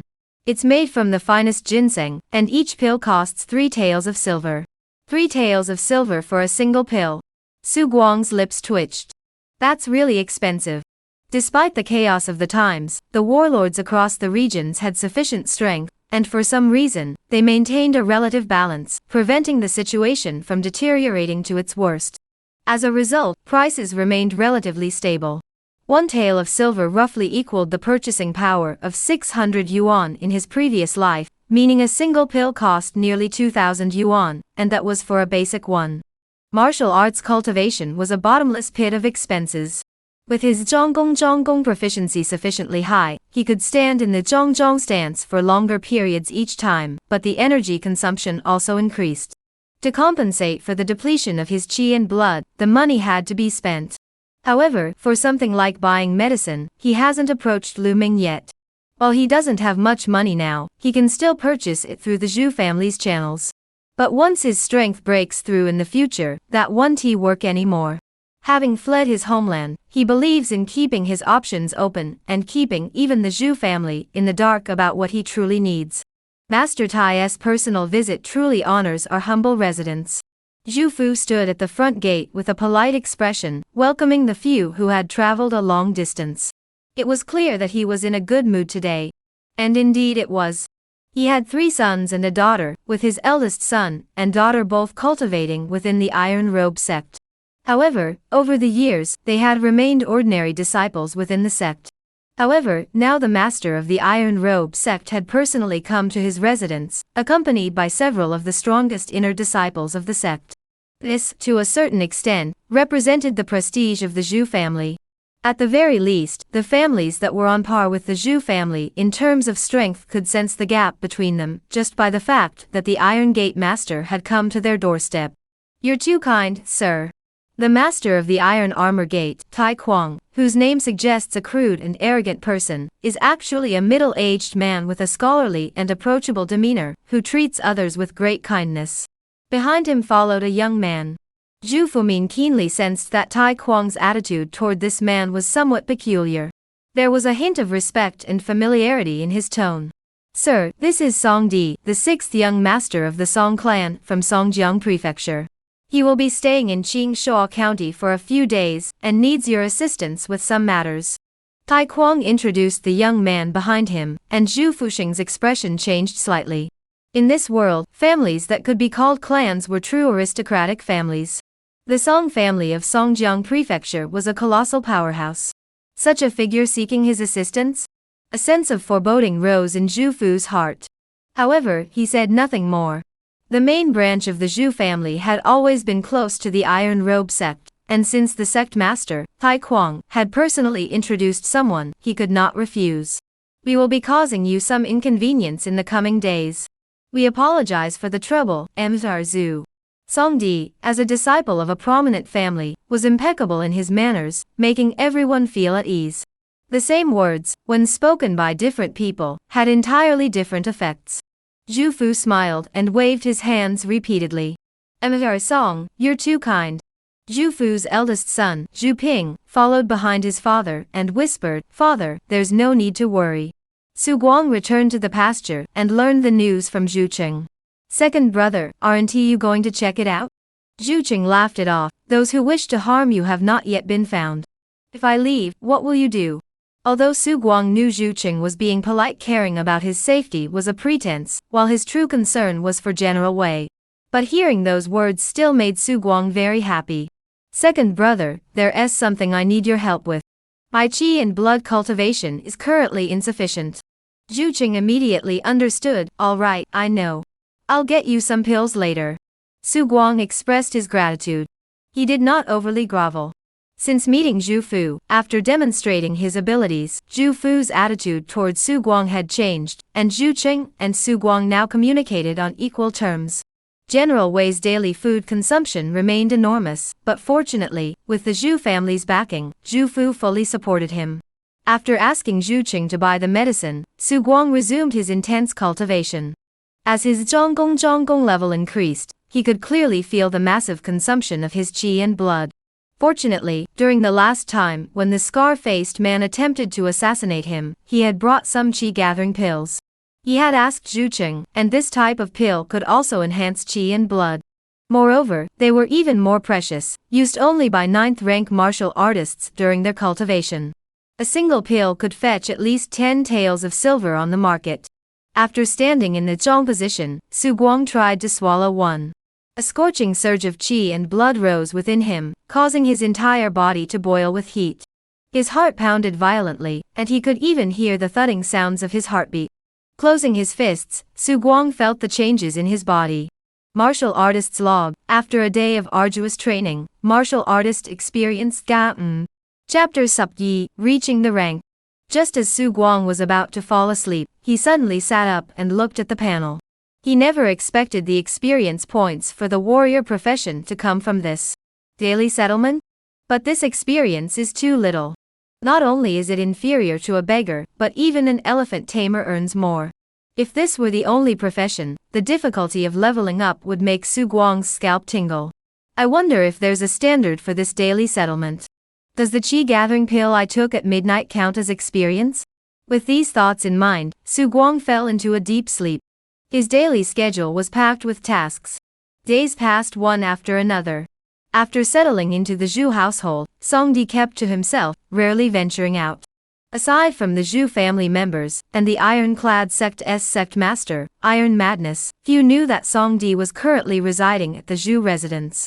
Su Guang had never once seen this enigmatic 6th young master of the Song clan. Muzhuang was a small place, and Oldly often ate meals with Su Guang. He was a blacksmith. In these times, those with a trade never went hungry, especially since he worked for the Zhu family. One person eating his fill meant the whole family had enough to eat. His greatest pastime each day was eating with Su Guang and his old friend who worked as a bodyguard. Occasionally, Su Guang was also invited by Old Li to join the old guard Lu. Uncle Lu, how long did it take you to reach the 9th rank in martial arts? Su Guang held a peanut in his hand, popped it into his mouth, and asked casually. Indeed, Old Lu, the head of the village guards at Muzhuang, was a 9th rank martial artist. Old Lu, 2.5 years, I think. 2.5 years? Su Guang was speechless. You don't think that's too long, do you? Martial arts cultivation isn't as easy as you imagine. I was already noticed by a flag officer in the army, so my foundation was solid. After joining the Zhu family, I was nurtured by the master, which allowed me to achieve the first rank in just 2.5 years. After a pause, a hint of regret flashed across Old Lu's face. Unfortunately, in the 12 years since I attained the rank, I've been held back by my limited talent and haven't even begun to grasp the secrets of the 8th rank. This is how my life will be. Su Guang fell silent upon hearing this. The martial arts cultivation in this world was far more difficult than he had imagined. The Iron Robe sect's entrance exam required candidates to achieve official rank within a specified time frame. However, out of the over 300 disciples in the sect, only around Loksup had managed to break through the 9th rank and reach the 8th rank.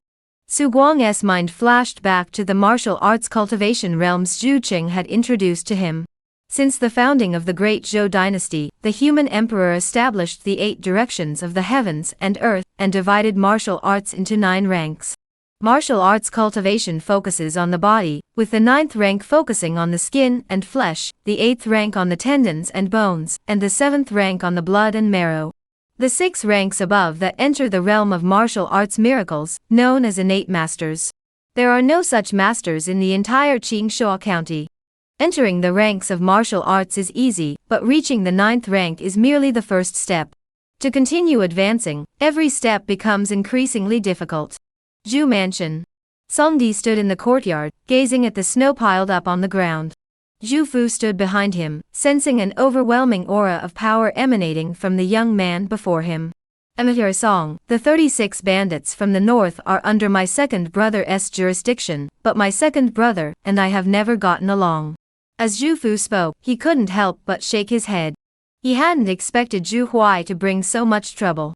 Songdi had come for the 36 bandits of the north, but not to seek revenge. He had come to collaborate.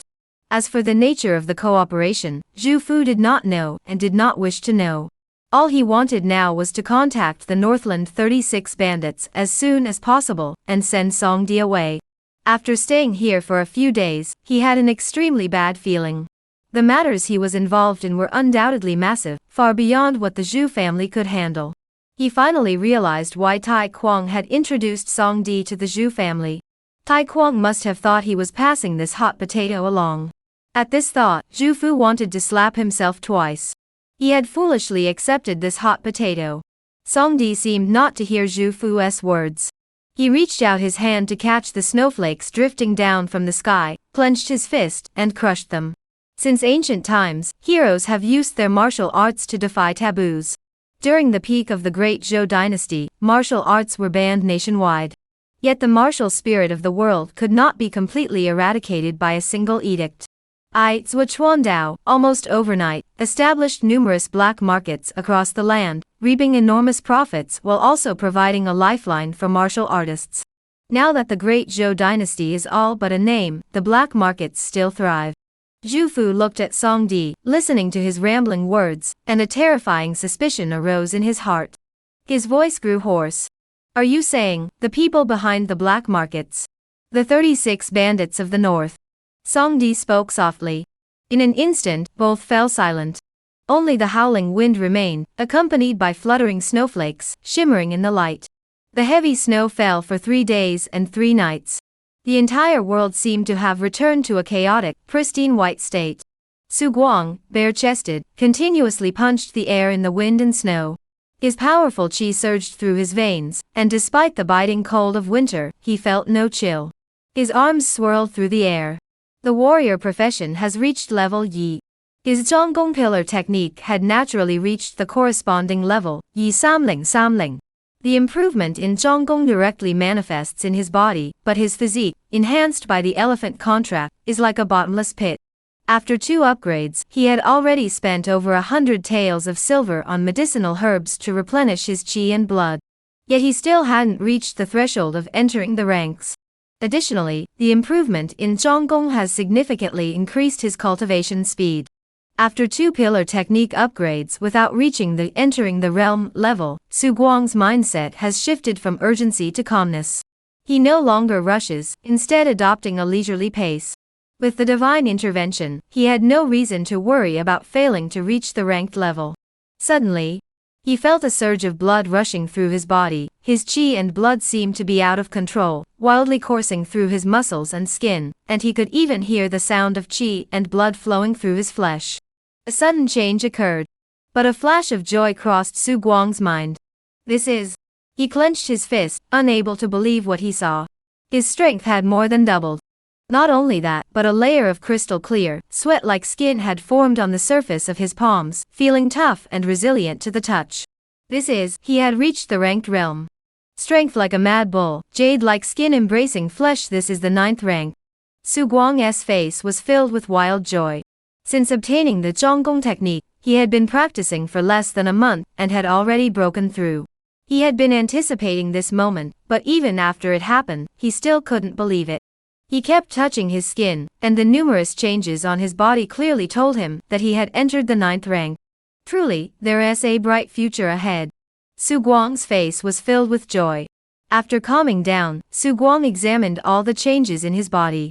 The first change was in his strength. His strength had doubled. For ordinary people breaking through to the 9th rank, their skin and muscles could now withstand more qi, typically resulting in a roughly 10% increase in strength. Before reaching the 1st rank, 200 pounds was considered physically strong, and 300 pounds was deemed exceptionally talented.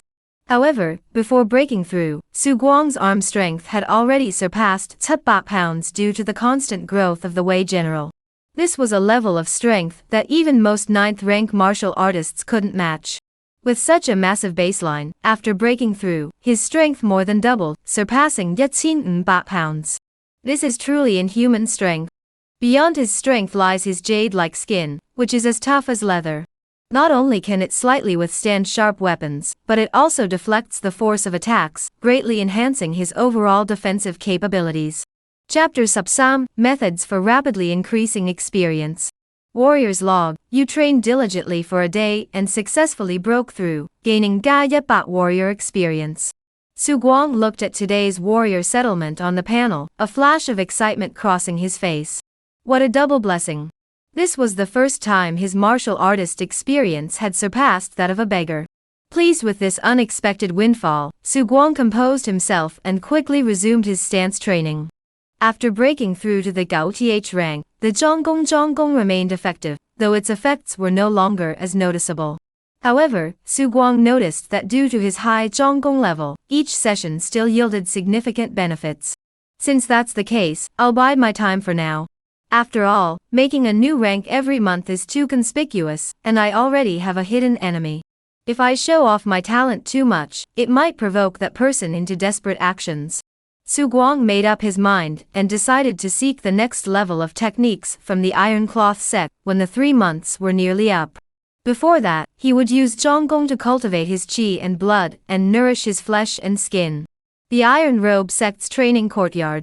Su Guang stood in the courtyard practicing his Zhonggong, his performance quite average. Notably, as time passed, the other children had also begun their Zhonggong training. Is that the connected one? I heard he's connected to senior sister Zhu. He's so old. What could he possibly achieve? Su Guang heard the teenagers' remarks but remained expressionless, though he couldn't help but roll his eyes inwardly. What's wrong with being old? Did I eat your rice? He didn't bother to respond to them. But he didn't expect that when he went to get his bowl of soup, a small hand suddenly grabbed his bowl. Su Guang turned around and saw that it was the strongest among the group of test disciples, and also the oldest besides him, already 15 years old. Good for nothing. From today on, I'm also practicing Zhonggong. From now on, your soup is mine. Got it? This boy looked a bit impatient, as if he were already 30. It's worth mentioning that this boy was the son of a wealthy family in Qingsha County. Though his family's influence was slightly inferior to the Zhu family's, they still possessed considerable wealth. These words made Su Guang laugh in anger. He never expected to be outclassed like this. Are you talking to me? Su Guang slowly withdrew his hand. What? You worthless trash, can't you understand what I'm saying? What achievements could someone like you possibly make in martial arts? You'd be better off giving me your medicinal concoctions. Once I attain a rank, I'll take you as my servant. Su Guang's smile grew even brighter. The children around them had already fixed their gaze on this scene. What do you think? Can that guy beat Zhao Feng? No way. Feng Gu started training at 8 years old. Once he gets into the Zhonggong, he'll rank quickly. That good-for-nothing started training at nearly 20. How could he possibly beat Feng Gu? But he's so much older. What good is age? Su Guang listened to the surrounding chatter, his smile growing even broader. He wasn't the type to swallow his anger. Even when begging and getting robbed, he'd find a way to strike back. Now that others were bullying him, how could he just let it go? He took a step forward, and his aura suddenly changed, as if he had transformed from a weak and helpless chick into a fierce tiger ready to pounce on its prey. Thus, under the watchful eyes of everyone present, he slowly approached the other man. Zhao Feng seemed to be completely stunned. Repeat what you just said. Zhao Feng's face was pale, devoid of any color. For some reason, at that moment, facing Su Guang, he felt as though he were facing a ferocious beast. The terrifying aura emanating from Su Guang was so overwhelming that it made Zhao Feng feel as though he couldn't breathe. I'm just a child. You can't hit me. Damn it. Slap. Su Guang slapped him across the face. Bang. Zhao Feng instantly put on a pained expression, his body rolling several times on the snow like a soccer ball before coming to a stop. As he watched Su Guang approach once more, fear nearly overflowed from his eyes. His eyes rolled back, and he fainted from sheer terror. Warrior's log, overpower. Overpower. You've just endured an intense battle, pushing your innate talent to its limits. Warrior experience gotten. Su Guang stopped in his tracks. His expression grew peculiar. If that's the case, then it truly was exhilarating. He suddenly turned around and glared at the few teenagers who had been making sarcastic remarks earlier. What did you just say? Big brother, you've misunderstood. The few followers of Zhao Feng exchanged glances, all seeing the fear in each other's eyes. Don't think kids don't have their own circles. Kids' circles are hard to get into. Having finally found such a quick way to gain experience points, Su Guang wasn't willing to give up. He slowly stepped forward, spreading his arms wide, fingers splayed. I don't hit hard. I'll just give you a light tap. You. Warrior S-log, horizontal press, another horizontal press. You fought 3 opponents alone, engaged in a fierce battle, and narrowly emerged victorious. Warrior experience something. Awesome. Su Guang was completely exhilarated. He looked at the children again, as if they were a group of moving experience points. Such an exhilarating battle was truly a joy of life. The many children watching the spectacle were terrified by Su Guang's thunderous tactics. In their minds, Su Guang was a very easygoing person who would greet anyone he met. Later, they learned from Zhao Feng that this was because Su Guang was too old to achieve much in martial arts, so he was trying to curry favor with them. But now, is this how your family flatters people? They dared not look into Su Guang's eyes, feeling that they were like those of a demon. Su Guang stared for a long time, reluctantly pulling his gaze away. The remaining children were all well behaved, so he had no reason to act. Where's your courage? You don't even have the guts to attack someone like me, a worthless old man. You're even more worthless than I am. Enough, everyone disperse. Han Song walked over from the side and looked at Su Guang. Have you felt any progress in your training lately? Su Guang shook his head. Not yet. I'm just naturally stronger, as you know from teaching me. Han Song nodded, saying nothing more, but whispered, these people sometimes go too far, but don't take it to heart. After all, they're just children. Children mean endless potential. That's why these instructors don't treat the children too harshly. Who knows if one of them might become a great figure in the future. Su Guang remained silent on the surface, but inwardly he looked down on them. He was thinking to himself whether he should go back to the old place after school. It wasn't appropriate to take action against these children, but when he was a beggar, he had a few enemies to deal with. Niu Laosen felt that things had been going well for him lately. Ever since he was knocked unconscious, begging had been going smoothly. It was as if, overnight, the villagers around him had all become wealthy. Could it be because the money from earlier was all taken by that kid? Niu Laosen thought to himself, then couldn't help but think of the scoundrel who had hit him with the club. Begging on his own turf and getting hit over the head, how dare he? Just then, he suddenly noticed that the alley was growing dim. It felt as though something was blocking the light. He lifted his head and saw a tall man. The man noticed him and grinned widely, revealing a row of white, even teeth. It's you. Chapter Subsay, the prominent general on the verge of promotion. Bang! Niu Laosen's head slammed heavily against the wall. His body instantly went limp, as if all his strength had been drained, and he slid to the ground like a pile of noodles. Warrior's Log, farewell to the horizontal press. Another thrilling battle. Warrior experience Ga Sam. Su Guang furrowed his brows. Why is the experience gain so low? Was the battle not intense enough? Or was it because this old bull was too weak? Su Guang was puzzled and waited nearby. After a long time, Niu Laosen stumbled to his feet. Are you ready? In his daze, Niu Laosen heard someone speaking. He suddenly looked up and saw a large hand forcefully pressing his head against the wall. A loud thud echoed through the room. There was no doubt about it, Niu Laosen had fainted again. Warrior's Log, horizontal press. A horizontal press. Warrior experience Ga Yet. Ignoring the unconscious Niu Laosen, Su Guang felt he might know why his experience points were so low. He would test it tomorrow at the Iron Cloth Courtyard, and then he should understand. Wasn't he wrong about Zhu Jiazhu? The black market people are indeed willing to talk with you. Songdi wore a pleased expression as he watched Zhu Fu, whose expression flickered uncertainly. Zhu Fu did not disappoint him. After entering the black market, he made contact with the true higher-ups of the black market, who stated that they were willing to have the 36 great bandits meet with Zhu Fu for talks. Songdi desperately needed the support of the 36 great bandits.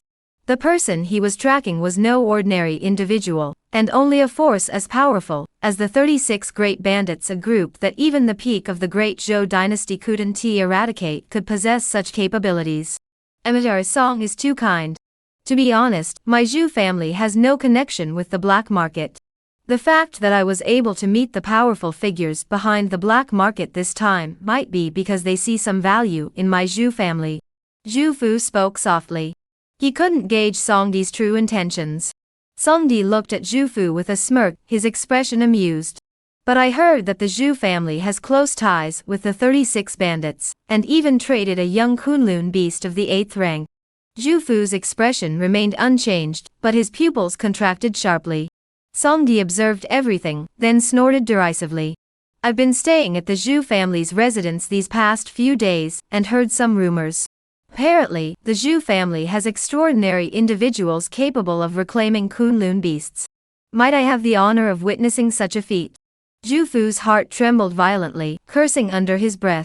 Emitar's song. I won't hide it from you, Emitar Zhu.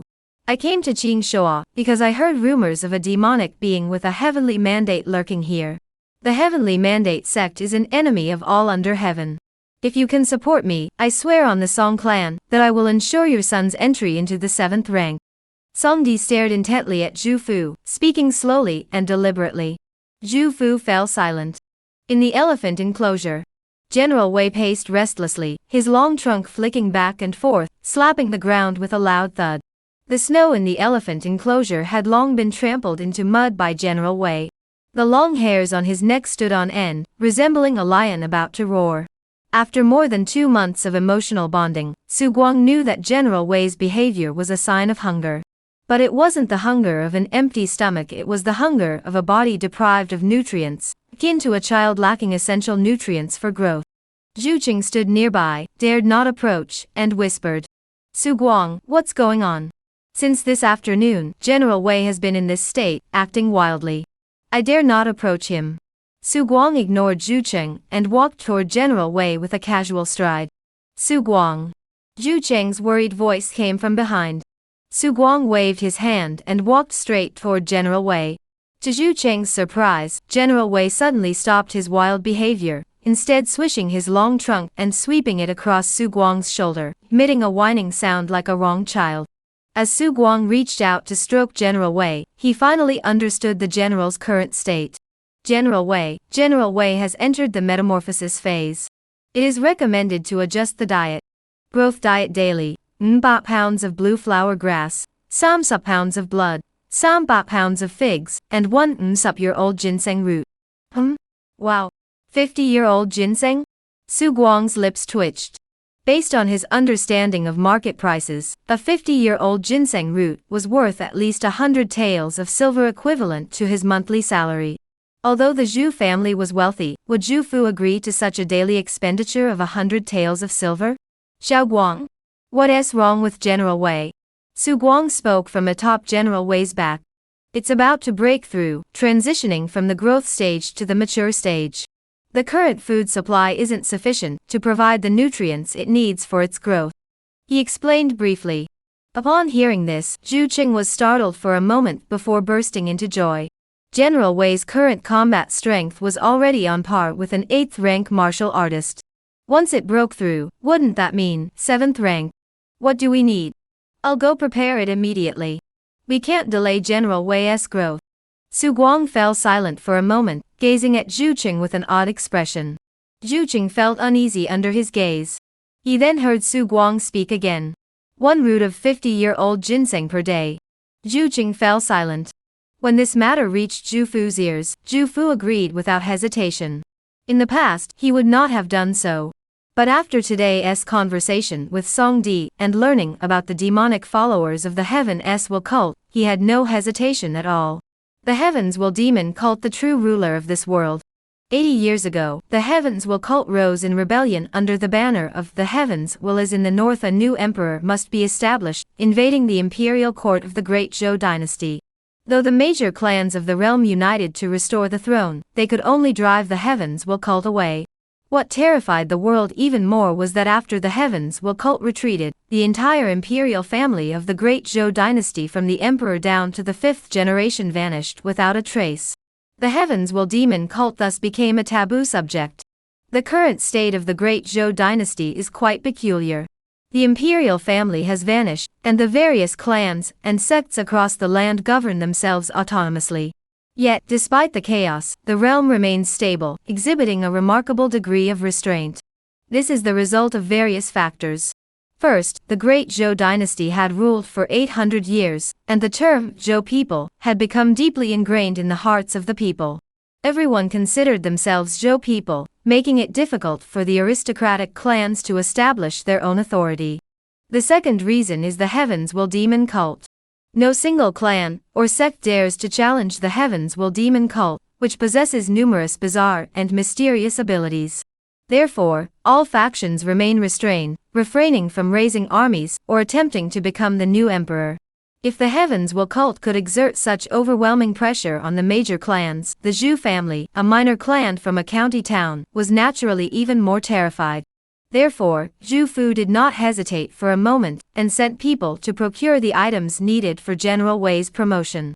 At the same time, he sent word to Su Guang, promising him the status of an 8th rank court official if General Wei could be promoted. Su Guang naturally supported this.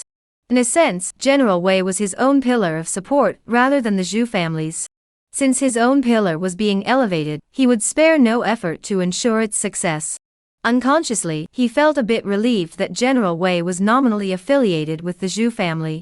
Otherwise, given General Wei's immense influence, he truly couldn't afford to support him. He couldn't help but feel a bit relieved that General Wei was nominally affiliated with the Zhu family. Otherwise, given his immense stature, he would have been unable to support him. Chapter 7: Fistfight at the South Mountain Kindergarten. Ironclad courtyard. Su Guang walked in, and the children, who had already begun practicing their zhonggong looked at him with reverence. The world reveres the strong. Su Guang had subdued Zhao Feng with a single move yesterday, and Zhao Feng was already the strongest among the children. Although Su Guang found it a bit odd to be looked at like that by a group of children. But he didn't pay it much mind. He merely studied Zhao Feng with a peculiar gaze. Zhao Feng didn't understand the meaning behind Su Guang's gaze, but he could clearly sense the hostility. So ever since Su Guang arrived, he had hidden the resentful glances he directed at Su Guang. He believed he had hidden them well. Su Guang is just a worthless fool. What goes around comes around. One day, Su Guang will pay the price for what he did yesterday. Zhao Feng vowed silently to himself. What is that look on your face? You're not satisfied? Zhao Feng was still seething inside when he suddenly heard a voice by his ear. He looked up abruptly, his expression changing drastically. It was Su Guang. What are you doing? If you hit the child again, I'll tell my father. I'm hitting the kid.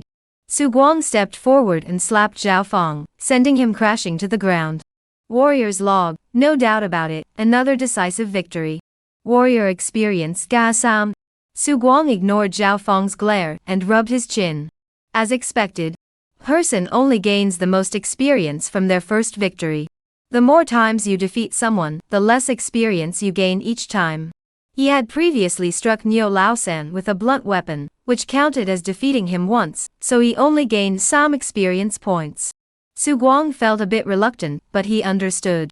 He looked at the children in the courtyard, as if they were little experience points. Today, no training, just set a small goal, to go through all these experience points. Are you going to spar with these children? Han Song gave him a strange look.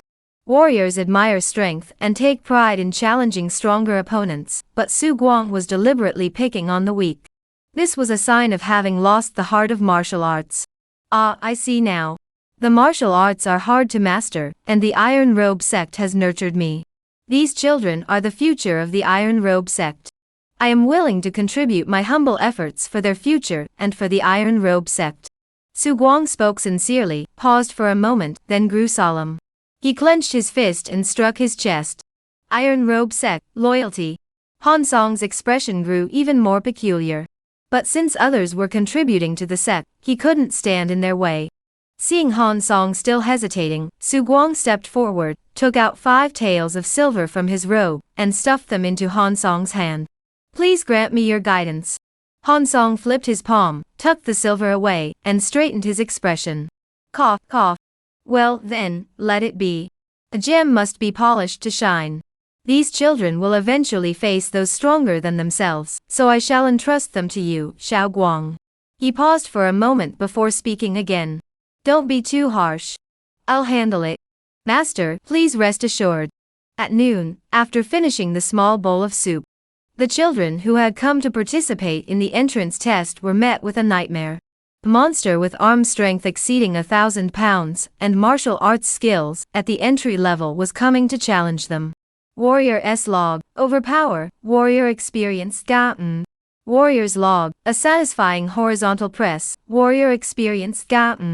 Warrior's log, another horizontal crush, warrior experience Ga. As the sun set in the west, the children, their faces bruised and swollen, looked at Su Guang as if he were a demon. Su Guang seemed completely oblivious, staring at the panel with a satisfied smile. Name, Su Guang. Current occupations, Yet Beggar LV 51368. Yi Elephant Tamer LV 51368. Sam Warrior LV Yi 51338. Occupational talent. Overpower when facing warriors of a lower realm than you. You exert an overpower effect on them, increasing your momentum and blood recovery speed. Class skills, Iron Cedar Unbreakable Technique LV, Yi Sam Sup. Next job change requires warrior level or higher. Extraordinary gains. Over Samba experience points in a single day. This harvest is truly terrifying. Su Guang did not immediately level up. The martial artist profession differs from others in that skills have a significant impact on the physical body. He needed to ensure he had sufficient health to avoid depleting his own condition. He wasn't in a hurry. A night of wind and snow. Su Guang's room was shrouded in white mist, with steam rising. He lay in a wooden tub overflowing with hot water, his eyes half closed, feeling the scorching medicinal liquid in the tub. Being a martial artist is so expensive. I had to advance a month's salary just for this barrel of medicine. He felt the benefits of his increased martial artist rank while preparing to upgrade his Zhonggong skill. He picked up a dry, thin ginseng root from the side. This was for General Wei. General Wei should be fine without eating it for a day, but I might be able to break through to the 9th rank skin and flesh cultivation level by eating this one. The 9th rank flesh training is divided into 2 sub-levels, minor training and major training.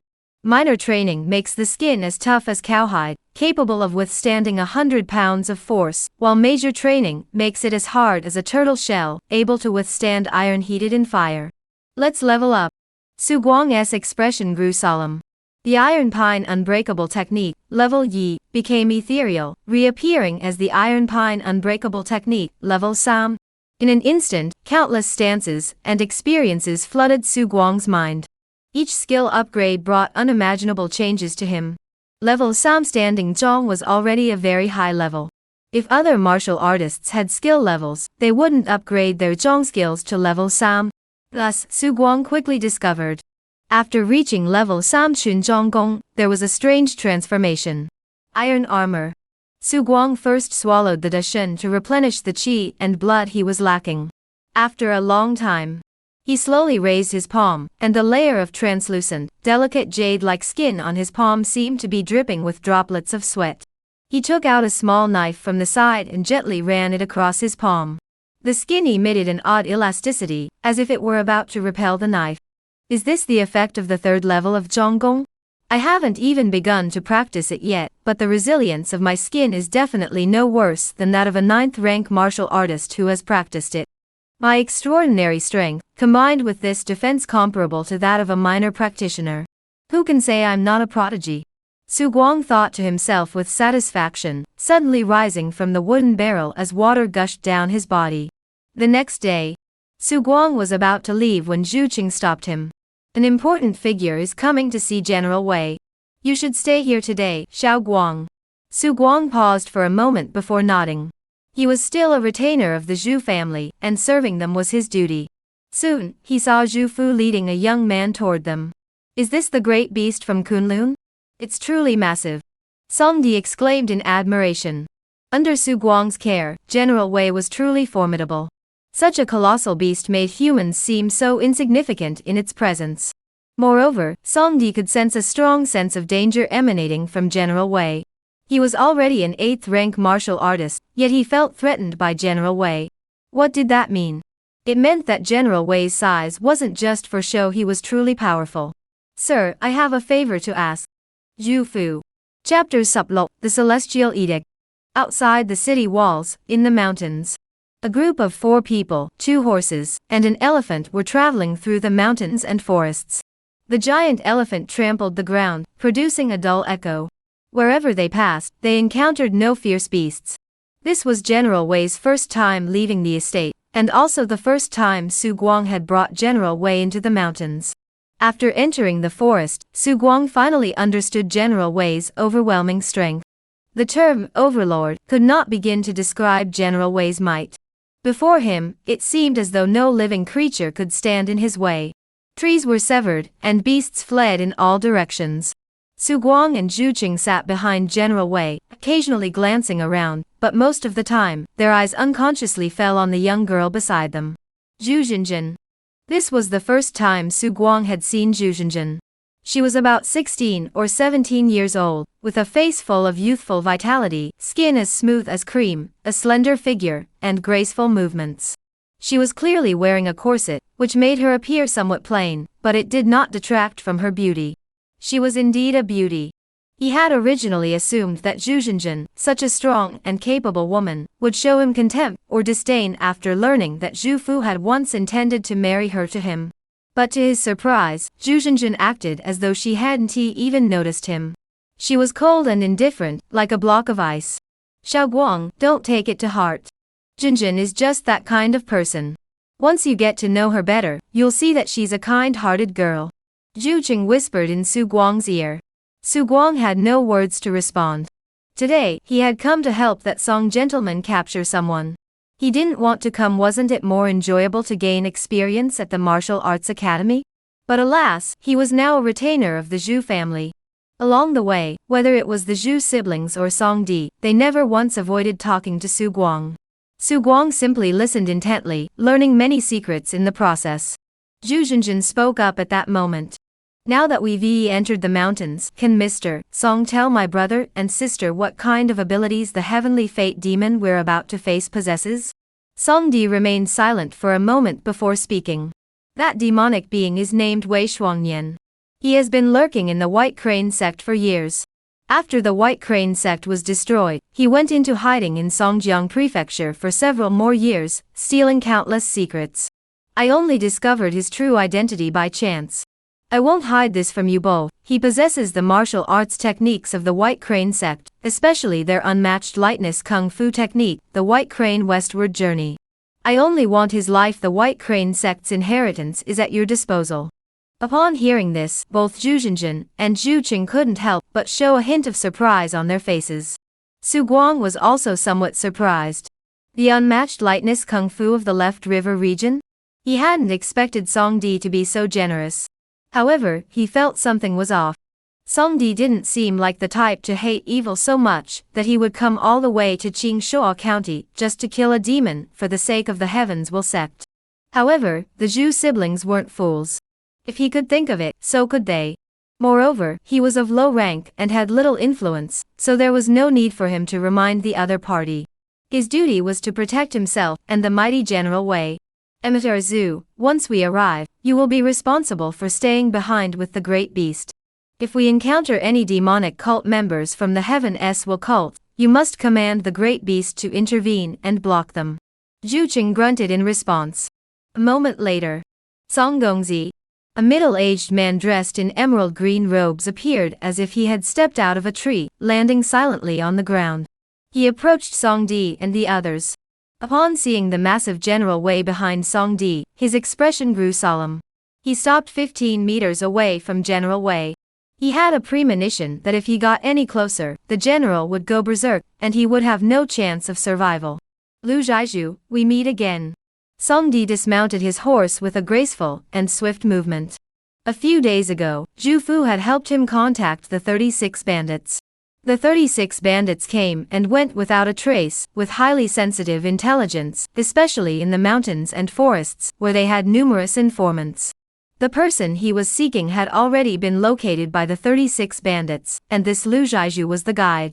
Emitter Song, the person you're looking for is in the Jingming monastery in the mountains ahead.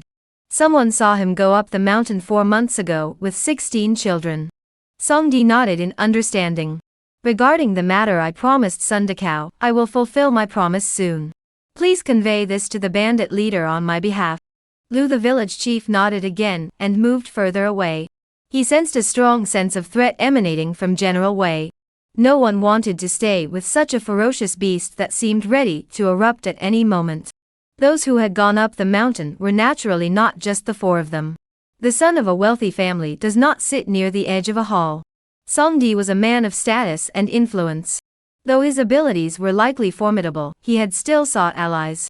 The black market had dispatched Lu Zhaizhu, followed by 2 extremely muscular bald men, and over a dozen burly outlaws. This scene made Su Guang feel even more uneasy. He found it odd that the Song clan's heir would collaborate with outlaws instead of summoning reinforcements from within the family. Perhaps this Song Di might not hold a high position within the Song clan. Su Guang speculated in his mind, but did not pay too much attention. He was just there to make an appearance. This low mountain was not particularly tall, but it was covered in dense, overgrown forests, resembling a wild beast devouring countless lives. In the distance, a strange Taoist temple could be faintly seen. The Taoist temple was named Jingming Temple. Once bustling with incense and worshippers, it had fallen into decline since the collapse of the Great Zhou dynasty, with even the divine capital severing its incense offerings. The wilderness was overgrown with greenery. At that moment, within the main hall of the Taoist temple sat a man dressed in pure white robes. He was handsome and dignified, his presence starkly at odds with the gloomy, dilapidated surroundings. Strangely, the man faced the entrance, where 16 large drum-like structures were piled up. As a chilling wind swept past, the structures seemed to twitch slightly. It's almost done. 9 years of endurance, all for an 8th grade celestial decree. I wonder if it was worth it. Just then, a loud noise came from outside the Taoist temple. The man suddenly stood up. Wei Shuangnian? You sure know how to hide. The man named Wei Shuangnian looked out at the Taoist temple, which no longer had any walls. There, shadowy figures stood in the distance, all dressed in withered yellow robes, blending seamlessly with the winter landscape. However, the recent snowfall made them stand out starkly against the landscape. The crowd slowly parted, and Song Di, with his imposing demeanor, walked forward, his gaze fixed intently on Wei Shuangnian, lingering for a moment on the 16 drum-shaped protrusions within the Taoist temple courtyard. Wei Shuangnian narrowed his eyes. He did not recognize Song Di. However, he wasn't surprised. As a member of the Heavens Will Sect, after his identity was exposed, he had grown accustomed to facing these so-called righteous sects claiming to act on behalf of heaven. Green Forest? Who are you? To attract so many Green Forest members, you must have paid a hefty price, I presume? Wei Shuangnian was well informed. From Song Di's attire and demeanor, it was clear he wasn't a Green Forest bandit. Therefore, the identities of the Green Forest bandits following Song Di could only be hired mercenaries. A dead man need not know the identity of this young master. Wei Shuangnian's eyes grew cold, and his gaze turned icy. Hey, you're young but bold. However, you have no idea what you're up against. Chapter 6: The Zhu Family Uprising. Once the words were spoken, the tension between the two sides reached its peak. Suddenly, a deafening roar echoed through the air. It was an arrow, streaking through the sky like a meteor, tracing a graceful arc before exploding into a fiery tail, hurtling straight toward Wei Shuangnian's face. Wei Shuangnian let out a low growl, his body moving like a white crane. His robe traced an arc in the air as he drew a soft sword from his waist. Trivial tricks. The soft sword danced through the air, transforming into a series of sharp sword shadows, deflecting the arrow that was about to strike his face. In the instant the arrow lost its momentum and fell to the ground. Kill. The Green Forest warriors, led by Lu Zhaizhu and two bald giants, charged toward Wei Shuangnian with their swords drawn. The long swords, emitting the roar of tigers and leopards, created ripples of air in the sky. Wei Shuangnian neither dodged nor retreated, even placing his sword-wielding hand behind his back. Clang! A crisp sound rang out. Lu Zhaizhu's sword could not penetrate even an inch, held firmly by a slender finger wrapped in a faint white mist. His eyes widened in shock. 8th rank. With those words, Lu Zhaizhu instinctively leaped backward. He knew he wasn't a match for his opponent. As a member of the Green Forest, his life was the most important thing. Wei Shuangnian's face betrayed a faint smile, and a trace of mockery flashed in his eyes. Wrong. It's 8th rank Great Cultivation. Boom. Unable to control his strength, Lu Zhaizhu's long sword suddenly spun wildly. In an instant, he felt a sharp pain in his palm. He made a split-second decision, and abandoned his long sword. Heretical cultist, everyone must eliminate him. Charge together. Song Di let out a fierce shout and charged forward first. Although Wei Shuangnian had reached the 8th rank Great Cultivation realm, with muscles as strong as a dragon, and there was a significant gap between ranks in martial arts, the number of opponents was simply too overwhelming. Moreover, the men Lu Zhaizhu had brought were elite warriors from the Green Forest near Qingshuo County, all at least at the ranked level. Even though Wei Shuangnian was confident, he did not believe he could escape unscathed from the encirclement of an 8th rank novice and dozens of 9th rank martial artists. The soft sword whistled through the air, striking Song Di's long sword, sparks flying everywhere. Wei Shuangnian swiftly retreated, showcasing the supreme lightness kung fu of the White Crane sect at that moment. His body resembled a white crane, suddenly sprouting wings. Song Di charged forward with his sword, while a circle of skilled warriors closed in from all sides. Wei Shuangnian's lips curled into a cold smile, as the soft sword suddenly swept across his palm. A spray of blood droplets fell from the sky. I know exactly why you've come. Let me show you what true power is. As Wei Shuangnian spoke, the 16 bulges in front of him violently trembled, twisted, and writhed, as if something was trying to crawl out from within. Seeing this, Song Di's expression changed drastically. The Celestial Scroll. The Great Zhou dynasty had ruled for 800 years, relying on this heavenly scroll technique. Now, it had fallen into the hands of the Heavens Will Sect. A chilling wind rose, and the earthen mound seemed to boil, spewing forth a torrent of blood. Suddenly, a pale hand emerged from the mound, followed by a second. In the blink of an eye, 16 earthen mounds emerged, each bearing the shadowy forms of dwarf-like creatures resembling monsters. Upon closer inspection, these 16 figures appeared ethereal, as if they were ghostly beings on the verge of collapse. After the disappearance of the Zhou royal family, these malevolent beings reappeared in the world, and people believed it was due to the royal family's disappearance. But Songdi did not believe it until today, when he witnessed Wei Shuangnian's blood sacrifice of the 16 souls. He finally believed. They're ghosts. They're really ghosts? Even a 9th-rank martial artist, faced with such supernatural beings, could not help but feel a surge of fear. Songdi roared angrily, these ghosts are newly born. Charge together and kill Wei Shuangnian. A reward of 3,000 gold pieces for anyone who kills Wei Shuangnian. A must-pass spot on the mountainside. Su Guang leaned against General Wei's back, practicing his stances, his expression devoid of emotion, as if this were merely a picnic. Zhu Zhenjin and Zhu Qing stood on guard, their eyes darting toward the mountain slope, which had been shrouded in a layer of black mist at some point. Zhu Zhenjin's beautiful eyes swept over Su Guang, only to see that he was still practicing martial arts at this moment.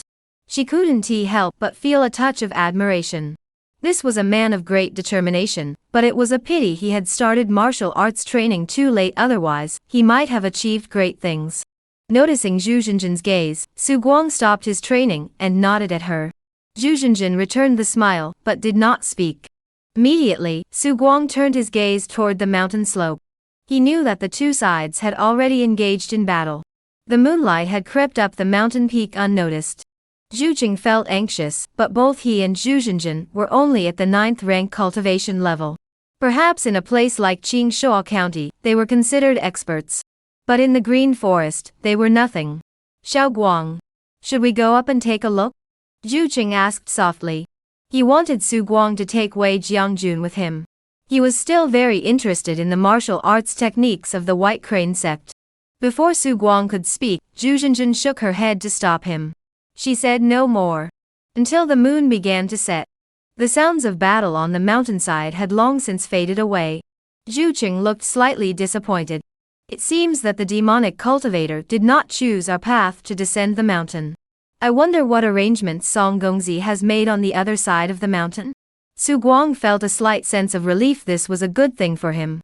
Though he trusted General Wei, he always adhered to the principle of avoiding conflict whenever possible. Though today had been a wasted trip, as long as they could avoid conflict, it was a perfect outcome. By dawn, the three of them finally confirmed that this battle had nothing to do with them. Su Guang exhaled deeply, but suddenly thought of something. Wei Shuangnian was a hidden agent of the Heavens Will Sect within the White Crane Sect, having inherited the sect's decades of accumulated martial arts techniques, including several martial arts manuals. Having been ambushed and killed by Songdi, he must have fled in a hurry. He wondered if anything had been left behind in the mountains. He glanced at Zhu Qing and Zhu Zhenjin. He pondered how to shake them off, but suddenly heard the sound of horse hooves in the distance. Someone was coming to find them. Su Guang quickly recognized the person. It was the head steward of the Zhu family. Second young master, miss. The steward dismounted and rushed toward them, his expression panic-stricken and his voice urgent. The second master has launched a night raid on the Zhu mansion. The master is in grave danger. With just one sentence, the expressions of the Zhu siblings changed drastically. They hurriedly asked for details. From the steward's account, they learned that Zhu Huai had somehow discovered that Zhu Fu had become involved with the Song clan. He had gathered his men and launched a nighttime raid on the Zhu mansion. Among them were experts from the Wei clan, one of the three major factions, along with Zhu Huai himself, 2 8th-rank martial artists, and dozens of 9th-rank martial artists who had stormed into the Zhu mansion. Zhu Fu had the steward come to inform the two of the situation. The steward searched for 6 hours before finally locating the two. Su Guang showed no outward signs of distress, but he couldn't help but mutter to himself. This was indeed strange. Why would Zhu Huai suddenly attack his own clan tonight? There was too little information for him to analyze. Moreover, this matter had little to do with him personally. He merely felt some concern for Zhu Fuxing, whom he had known for only a short time. However, he held Zhu Fuxing in high regard. He was a gentleman of noble character, and in such turbulent times, he was a commendable leader. Xiaoguang, Jinjin and I will return immediately. You should also bring General Wei back as soon as possible. General Wei's only weakness was his speed. His massive body required far more energy for each movement than ordinary creatures. Zhu Cheng and Zhu Zhenjin were concerned about Zhu Fu's safety, so they decided to return to the city first using the horses brought by the steward, while Su Guang would make his own way back. Su Guang naturally agreed. After the two departed, a flash of worry crossed Su Guang's eyes. Having fled for over 3 months, he cherished the hard-won peaceful life more than anyone else, and truly did not want anything to happen to the Zhu family. Looking toward the mountainside, he thought that taking the path from Jingming Temple would be shorter, and he could also check if there were any items left behind inside. Chapter 7: The Succession of the White Crane Sect. The mountainside Jingming Monastery.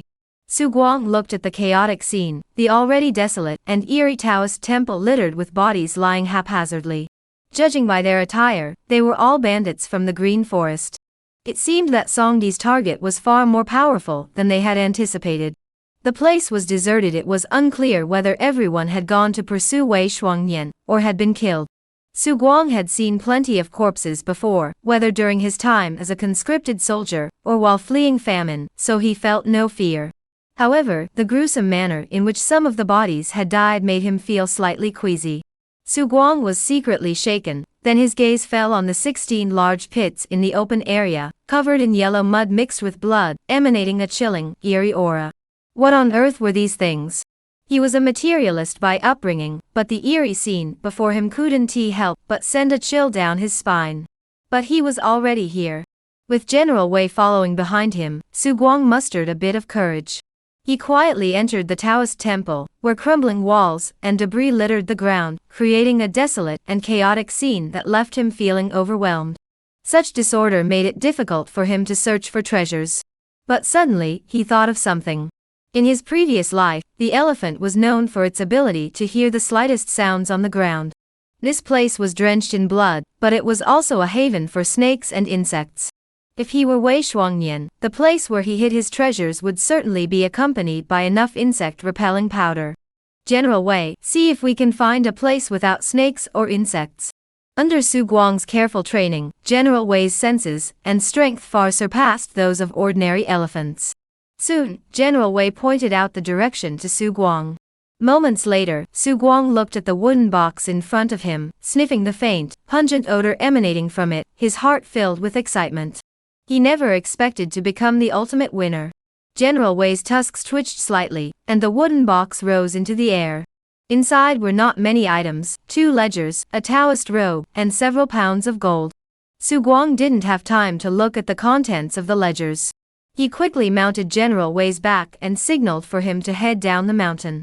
On the other side of the mountain path, flames shot into the sky. Iron Madness stood before Songdi, his expression solemn and tinged with worry. He actually let him escape. Songdi's face betrayed his unwillingness. He had obtained Wei Shuangnian's information by sheer luck, and had made all his plans, yet he never expected that in the end, it would all come to naught. Despite being only an 8th-rank martial artist, he had been enhanced by the Heavenly Scroll, making his techniques bizarre and ever-changing. Combined with the Baihe sect's lightness kung fu techniques, even against Tai Kuang, Wei Shuangnian managed to escape despite his injuries. Songdi recalled how Wei Shuangnian had used a feint earlier, forcing him to step aside and creating the current situation.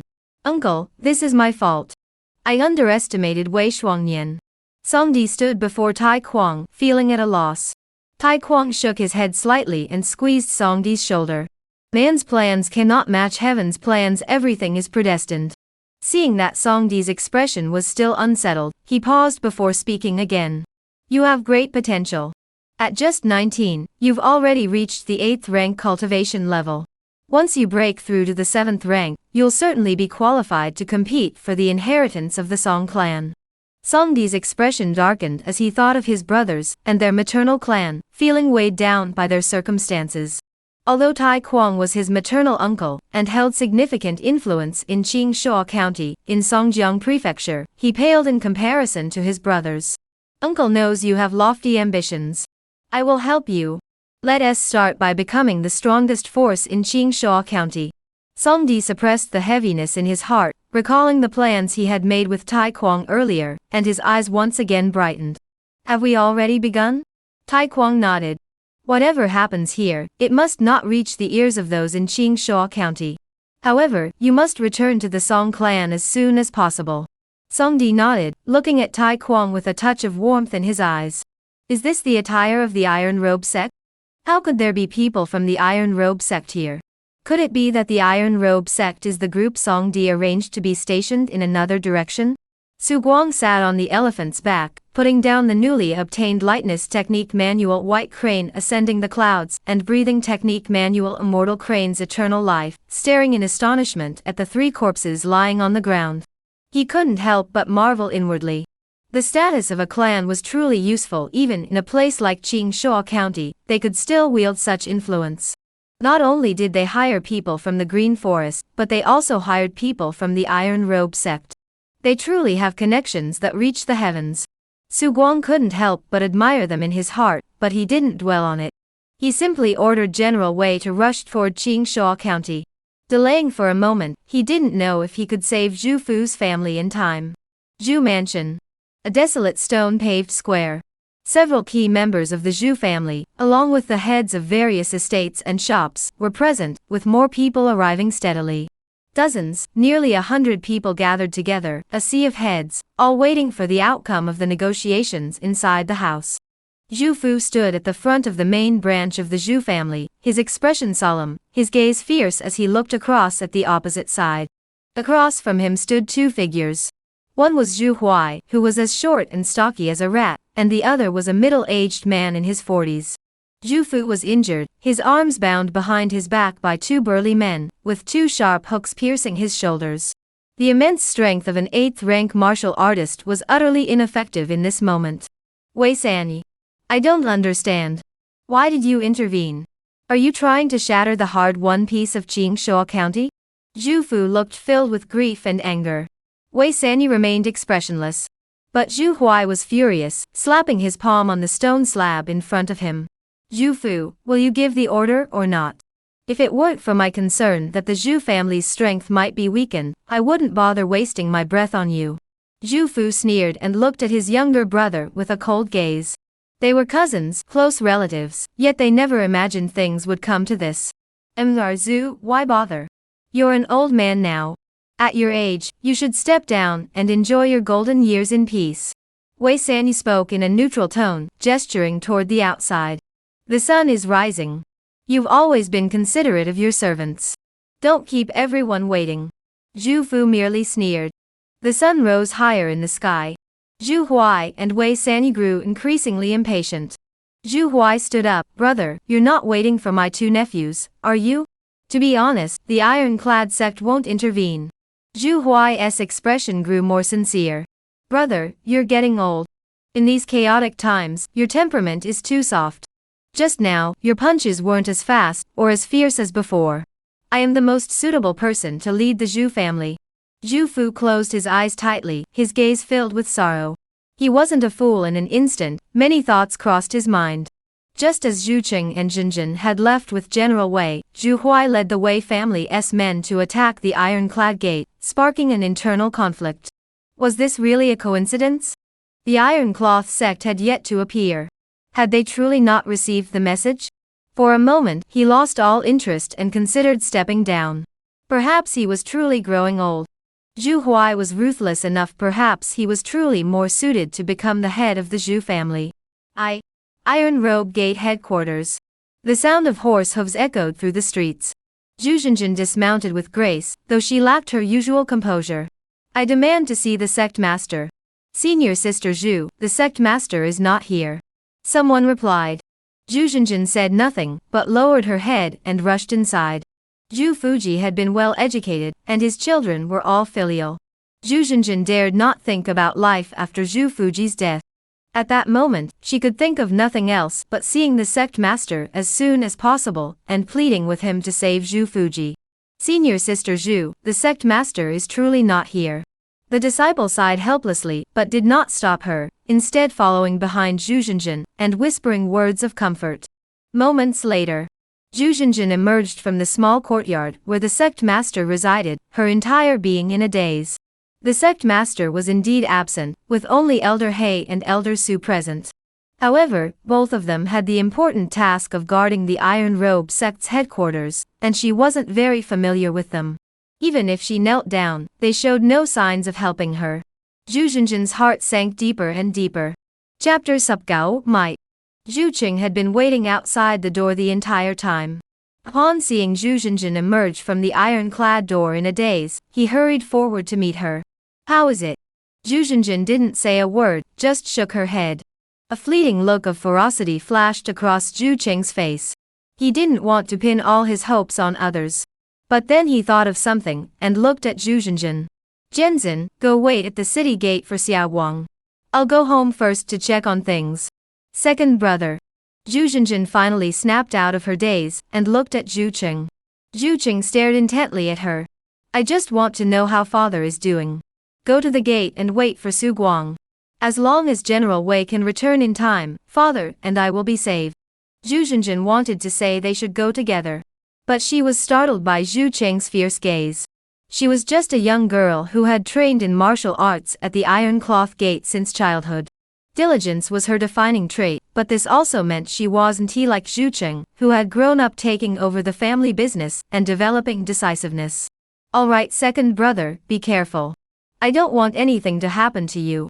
Zhu Qing smiled, nodded, and turned to leave, but suddenly stopped. "If both my father and I die, you must go with Su Guang. He is a good man, and with General Wei by his side, he can protect you. Additionally, tell him that the man who sent the 3 assassins with scars to kill him that day was Zhu Huai." This wasn't something they had investigated, it was just Zhu Fu and Zhu Qing's suspicion. But at this critical moment, to prevent Su Guang from siding with Zhu Huai, Zhu Qing decided to tell Su Guang anyway.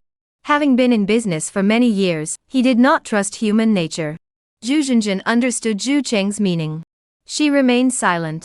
The image of Su Guang suddenly appeared in her mind. Not ugly, very hardworking. But he was ultimately different from the perfect husband she had imagined in her heart. She said nothing more, merely nodding her head. The brother and sister went their separate ways. Zhu Fu was already struggling to hold on. Taking over the family business peacefully would be good for everyone. "I won't touch a single one of my nephews." Zhu Huai reiterated his conditions. Zhu Fu's lips trembled. He was certain that the Iron Robe sect would not intervene. He surrendered. Just then, a furious shout rang out. "Let go of my father." It was Zhu Qing. His expression was solemn, as if he were ready to die.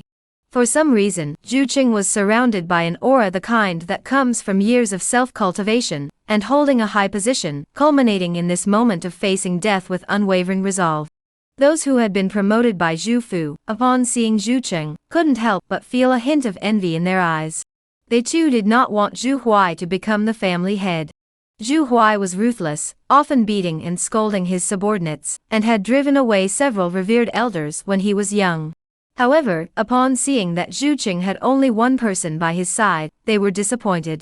Zhu Huai narrowed his eyes and looked at the crowd outside. Chill flickered in his eyes.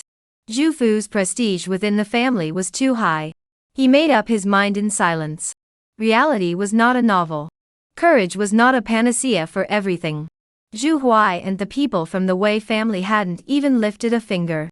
It was those opportunists eager to side with Zhu Huai who had put Zhu Qing, a 9th-rank martial artist, in a difficult situation. Zhu Qing struggled to hold on. Suddenly, a series of shouts echoed from outside. Soon, the ground shook violently, as if some massive creature was slowly approaching, each step causing the houses to tremble.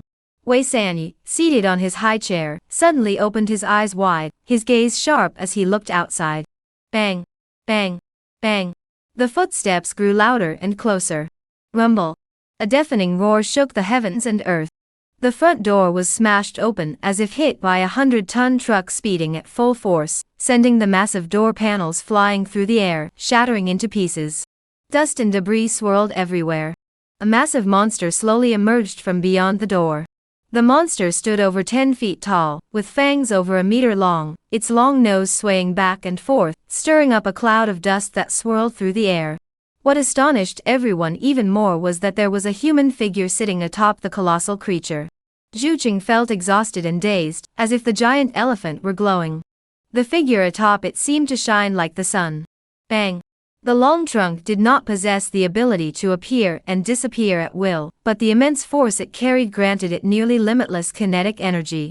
In an instant, the people around Zhucheng were swept away by the overwhelming force. Before they could comprehend what was happening, they found themselves in the sky. This strike left no room for mercy. In an instant, the sound of bones cracking echoed, and the sound of flesh being torn open was enough to make one's hair stand on end. Su Guang did not look at Zhucheng, he simply controlled General Wei, and continued to charge forward. Ordinary weapons struck the General of Might, yet they couldn't even sever his long hair, let alone touch his rough skin. But every strike from General Wei carried the force of a mountain collapsing. Within just 3 breaths of Su Guang, and the General of Might appearing, the courtyard square was in complete chaos. Everyone scattered in all directions, seeking what they believed to be safe places. Faced with such a colossal being, the human instinct was to flee. Su Guang paid no attention to them. From the moment he appeared, his target had been clear. That was Zhu Huai. Since the last time the Scarred Three had attempted to assassinate him, he had been pondering who could possibly be behind it. Upon encountering Zhu Zhenjin on the road, he had finally found the answer. Wait. Are you sure it's Su the attendant? Zhu Huai swallowed hard, forcing himself to remain calm as he stood up. Wei Sanyi had already risen, and was standing behind a pillar. In the presence of such a massive creature, only a pillar capable of supporting an entire house could provide him with a modicum of security. His eyes were fixed on Su Guang and General Wei. With his skills, he could see numerous weaknesses in General Wei, but he had no courage to act. Because he was certain that before he could strike at General Wei's weakness, he would be crushed to pieces by General Wei first. Su Gongfu, this is an internal matter of the Zhu family. Please return. I, Zhu Huai, promise that regardless of the outcome of today's events, your treatment will remain unchanged. Su Guang remained silent, simply staring at Zhu Huai. General Wei's long nose twitched in the air like the restless limbs of a child. Zhu Huai relaxed slightly. It seemed Su Guang had been persuaded by his words. Is that all? Zhu Huai was taken aback. Just then, General Wei let out a long, deep cry. Where he stood, a massive pillar suddenly appeared, its other end being twisted by the long nose. The pillar swept across the area. Zhu Huai's expression changed drastically. He had already stepped back to a safe distance, but he never expected General Wei to have such a move. The howling wind told him just how immense the power of that pillar was. He hurriedly tried to dodge out of the way. But it was already too late. Boom. Zhu Huai's body was struck by the pillar, sending him flying through the air, nearly torn to pieces. He landed, reduced to a pile of flesh. The world fell silent, so quiet you could hear a pin drop. Su Guang slowly looked at everyone, then at Zhucheng. Capture all of Zhu Huai's men and bring them before the second young master for punishment. Capture all those who rebelled with Zhu Huai. Seize them. Some of the loyal retainers who had always served Zhu Fu snapped out of their trance, and instinctively obeyed Su Guang's orders. Zhu Zhenjin stood behind the crowd, her eyes filled with complexity as she looked at Su Guang. Zhucheng looked deeply moved, but he had no time to say more to Su Guang. He hurriedly pushed past the general of the Imperial Guard, and rushed toward Zhu Fu's location. Wei Sanyi, upon seeing Zhu Hui's pitiful state, subtly stepped back several paces. Once he was certain he was out of Wei Jiangjuan's attack range, he glared at Su Guang with a dark expression. The favorable situation was completely reversed in an instant. He could tell that Su Guang's own strength was nothing to write home about. The truly powerful one was General Wei.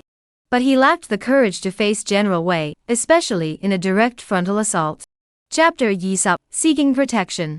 Zhu Huai was dead, and despite his reluctance, Wei Sanyi had no choice but to retreat in the face of General Wei. Good, you have some guts. Wei Sanyi pointed at Su Guang with a finger, his eyes emanating a cold, icy glare, as if he were looking at a dead man. Su Guang glanced at Wei San's position, which was outside General Wei's attack range. He knew he couldn't keep this man here today. Moreover, he had never intended to do so. This was a member of the Wei family. If he were to die, Wei Sanyi would face endless pursuit from the Wei clan.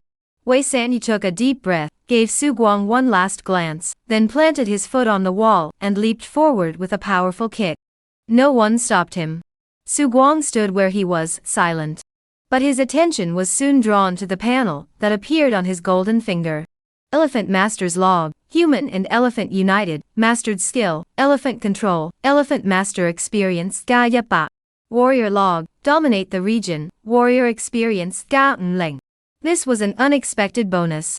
Su Guang opened the panel and switched to the Elephant Tamer profession. Elephant Control LV Ling Ling Sup. Establish a mental connection with a giant elephant, expanding the range of spiritual communication. This skill is green in color, and it requires more experience to level up. But its effects are truly extraordinary. This must be a true divine ability, right? Su Guang was satisfied with this skill, and understood that it would require more experience to level up. Zhu Fuqi was clinging to life by a thread.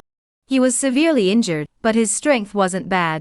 With his 8th rank cultivation, he was a top-tier expert in Qing Shoa. But alas, he had first been poisoned, then faced the combined attacks of the 8th rank great cultivator Wei Sanyi, and the 8th rank minor cultivator Zhu Hualian. His qi and blood reversed, his internal organs were injured, and he lost valuable time. Zhu Qing and Zhu Zhenjin's faces were filled with sorrow. Don't cry. Zhu Fu whispered softly. Zhu Qing raised his head, grasping Zhu Fu's hand. Father, I can't go on. You must. He was a man of steady temperament, but it was precisely this steadiness that allowed him to see things others could not. Listen to me. Father, don't speak. Zhu Zhenjin couldn't help but speak up to him. But she was startled by Zhu Fu's gaze. All right, father, speak. The current situation is something I have already foreseen.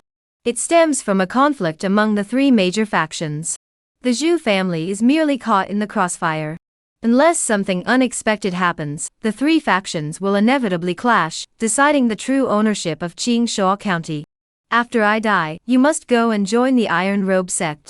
Especially, take Su Guang and General Wei with you. The Zhu family's wealth and movable assets are yours to keep, but you must use them to support General Wei. As for the shops and other properties, if the Iron Robe Sect wants them, give them all to them. Zhu Fu spoke these words, his eyes flickering with a hint of reluctance. In truth, he had much more on his mind. Today's events were undoubtedly orchestrated by the Iron Robe Sect behind the scenes. Whether it was the Wei family or Zhu Huai, they were all pawns in Iron Madman's game. He never intended for his own children to join the Iron Robe Sect. But there was no other choice.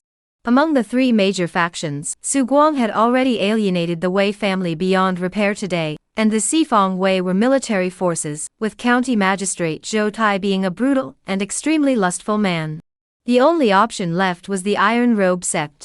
Moreover, among the leaders of the 3 major factions, whether in terms of strategy or strength, Tai Kuang clearly holds the upper hand. By aligning with the future victor, the Zhu family could ensure its survival. Zhu Zhenjin and Zhu Qing merely nodded. Zhu Fu seemed to think of something. He looked at the 2 of them hesitantly and said, "Can you guess what Su Guang is thinking? If he doesn't want to join the Iron Cloth Sect. Cheng, take General Wei to the Iron Cloth Sect. As for Zhenjin, go find the 36 bandits and see if you can obtain another large beast. If you can, find a way to marry her to Su Guang." Zhu Qing and Zhu Zhenjin did not interrupt, though Zhu Zhenjin's face had turned crimson. They knew this was Zhu Fu's final words on his deathbed, and the last thing he could do for his children.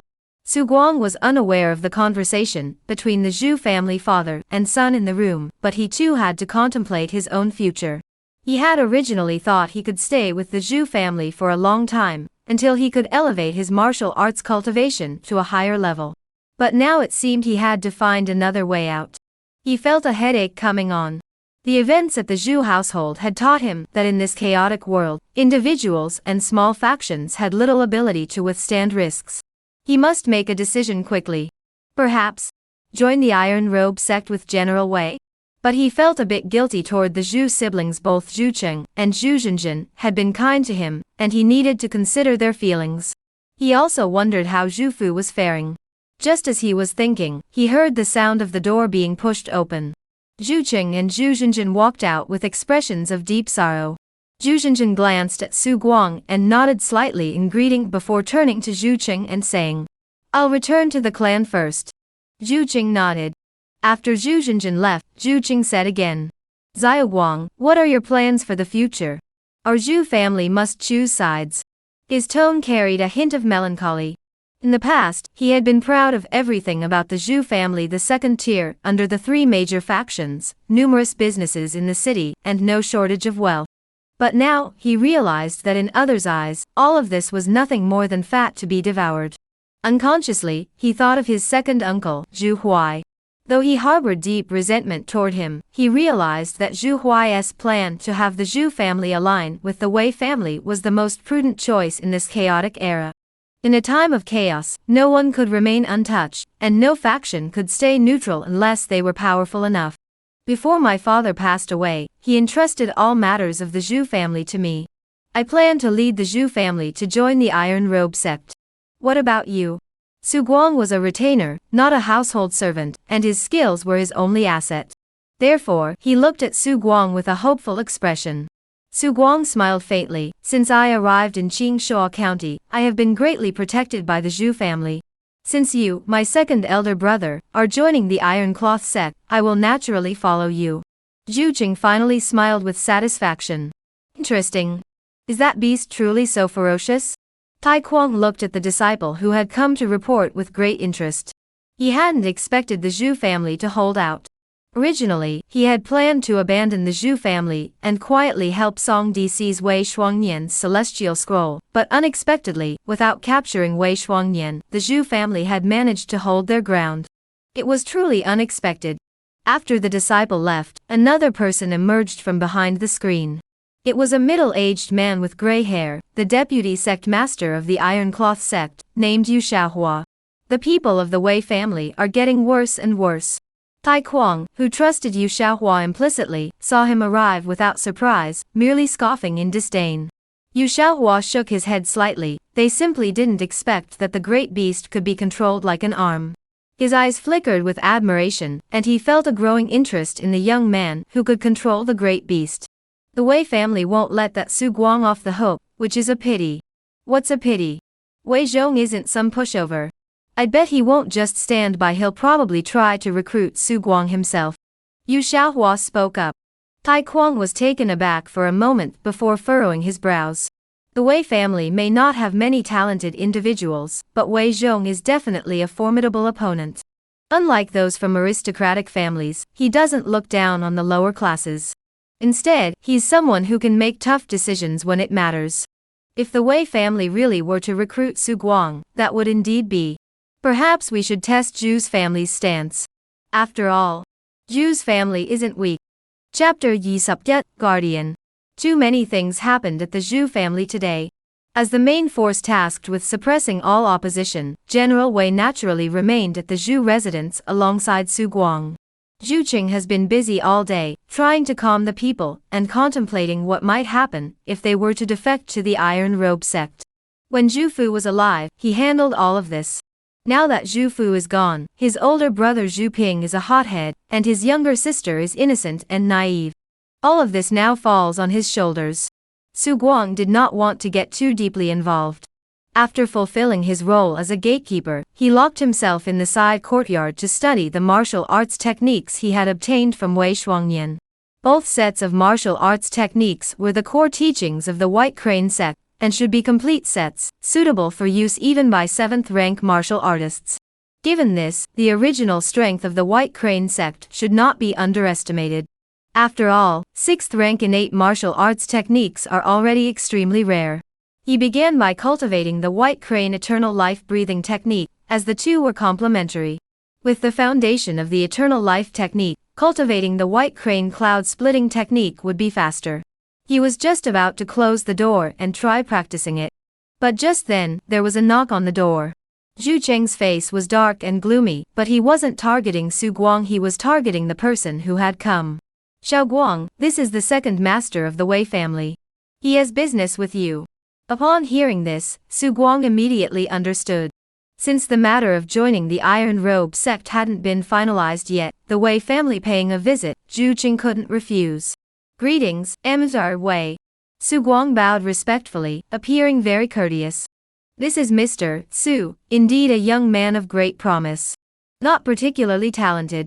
Since joining the Iron Robe Sect, my cultivation has been stagnant. Wei Shuping was taken aback. Su Xiaoga is a disciple of the Iron Robe sect? He fell silent, not expecting Su Guang to have already joined the Iron Robe sect. You, Amateur Wei, what business do you have with my disciple at this late hour? A voice suddenly came from behind. The one who entered was a middle-aged man with a weathered face. Su Guang did not recognize him. However, Wei Shuping recognized him. Master Yu. He knew that today, whether it was to recruit or eliminate Su Guang, it was all in vain. After a moment of silence, he bowed and took his leave. Yu Xiaohua merely smiled at Su Guang, seemingly uninterested in further conversation, and turned to leave. As expected, the next morning, Zhu Zhenjin met the sect master Tai Kuang. Tai Kuang's face was filled with sorrow. I have already heard about the Zhu family's affairs. I have sent Elder Xiao and many disciples to help stabilize the situation for the Zhu family. Zhu Zhenjin looked blankly at Tai Kuang. The atmosphere fell silent for a moment. Zhu Zhenjin finally spoke.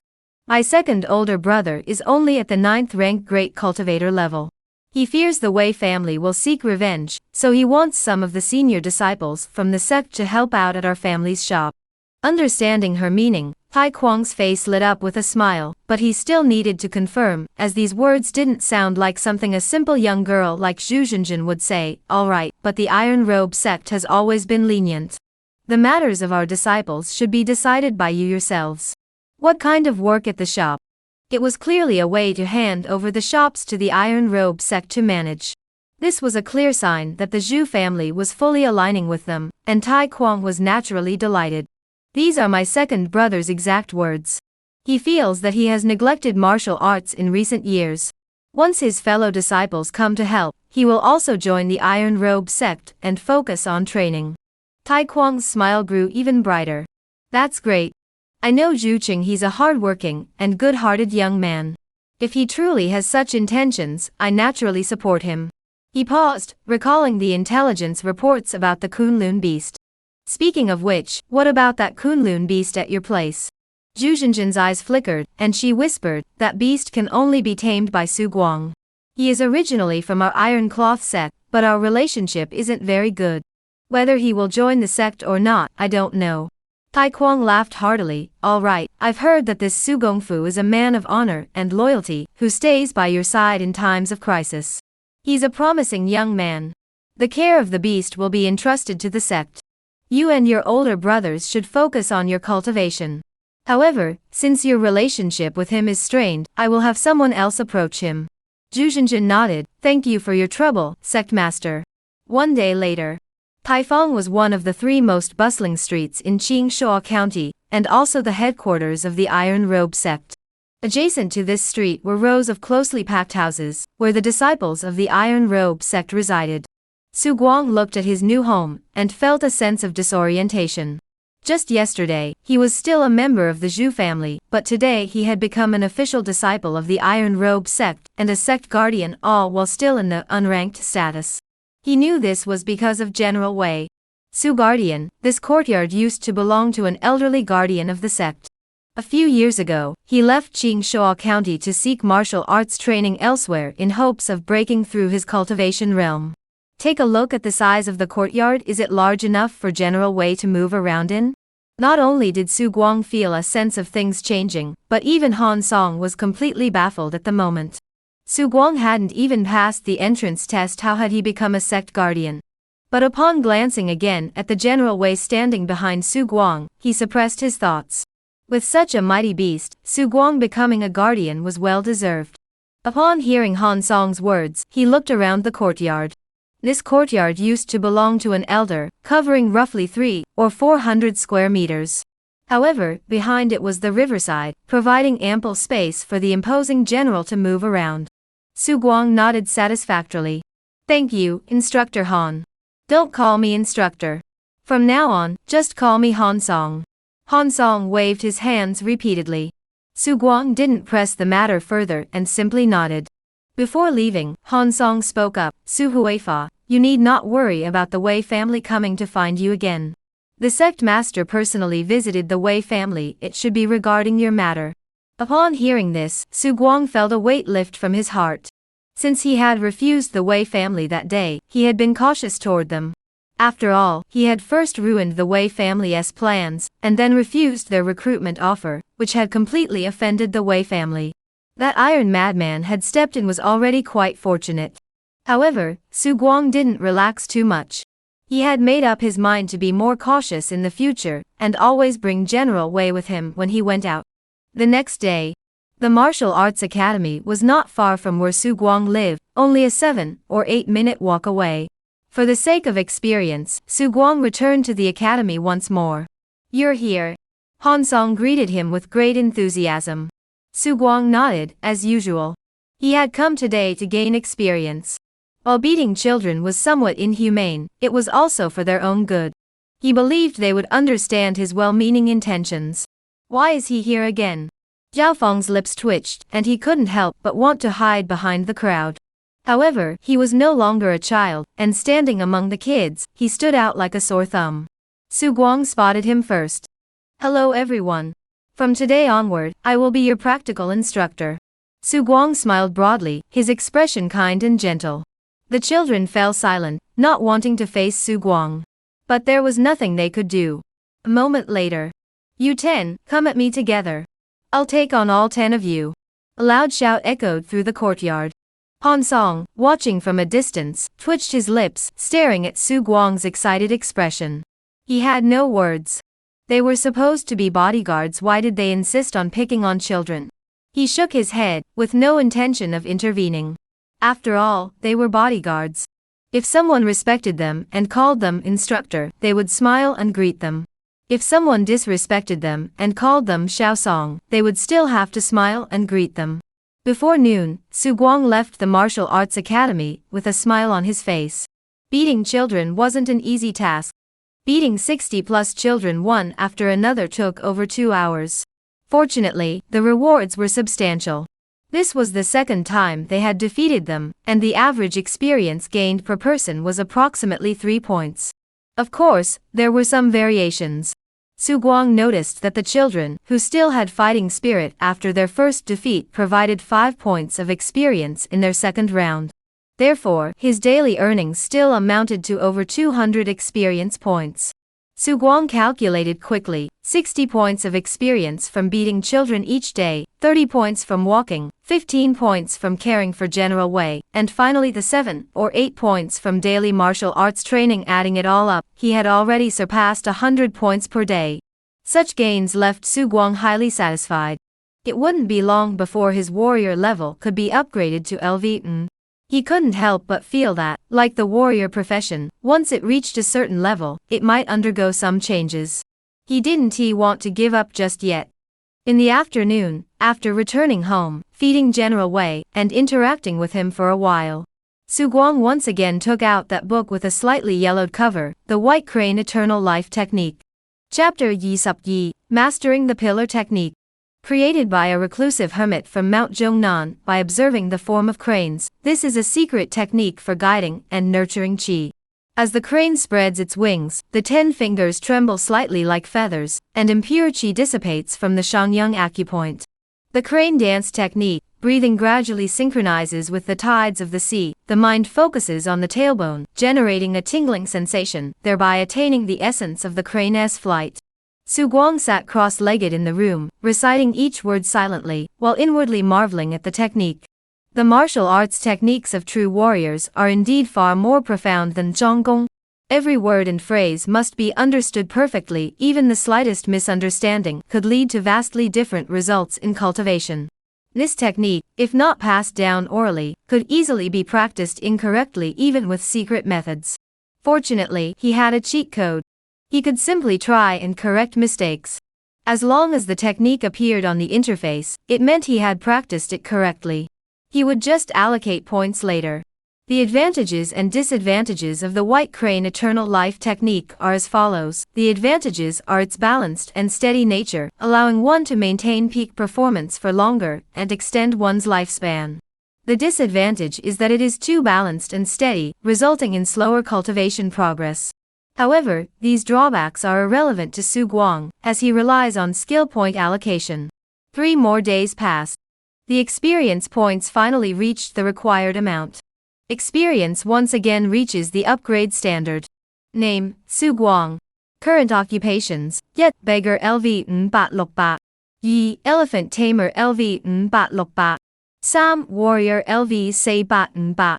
Occupational talent. Overpower when facing warriors of a lower realm than you. You apply an overpower effect to them, increasing your momentum and blood recovery speed. Job skills. Iron Pine Unbreakable Technique LV 418. Next job change requirement. Warrior level or above. Upgrading the Zhonggong to level 4, Su Guang immediately felt a change in his body. His muscles swelled up in an instant, and a strange, throbbing pain spread across his skin. Su Guang nodded satisfactorily, took out the ginseng prepared for General Wei, and swallowed it in one gulp. After a long time, Su Guang opened his eyes and exhaled a cloud of turbid air, which formed a dragon in the air before dissipating completely. As expected, this breakthrough had reached the level of 9th rank minor cultivation. Among 9th rank practitioners, he was no longer at the bottom tier. Of course, Su Guang had never considered himself at the bottom before. Though he knew nothing about fighting techniques, had no special body movements, and hadn't even practiced breathing methods, he was incredibly strong. He understood the principle that brute force could overcome skill. With over 1,000 pounds of strength, a full power punch could generate at least 10,000 pounds of force, equivalent to the force of an electric vehicle accelerating at full speed. In his previous life, a single punch could take down an old man. Though he couldn't kill a 9th rank martial artist with a single punch now, the opponent would definitely suffer. Su Guang was fairly satisfied with his progress. After all, since he started training, he had only truly practiced for less than 2 months. Deep into the night, a steady knock sounded at the door. Su Guang opened the door. He saw it was Zhu Zhenjin. A strange expression flashed across his face. Miss. Zhu Zhenjin waved her hand. There's no need to call me miss.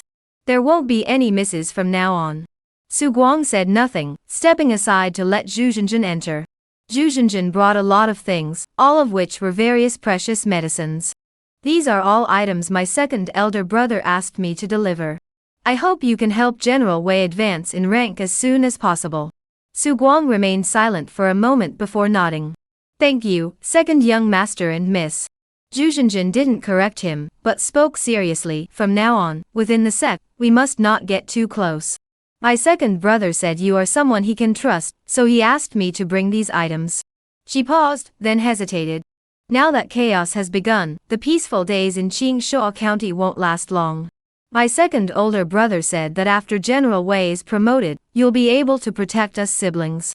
She hadn't interacted much with Su Guang, and couldn't be certain of his true intentions or character.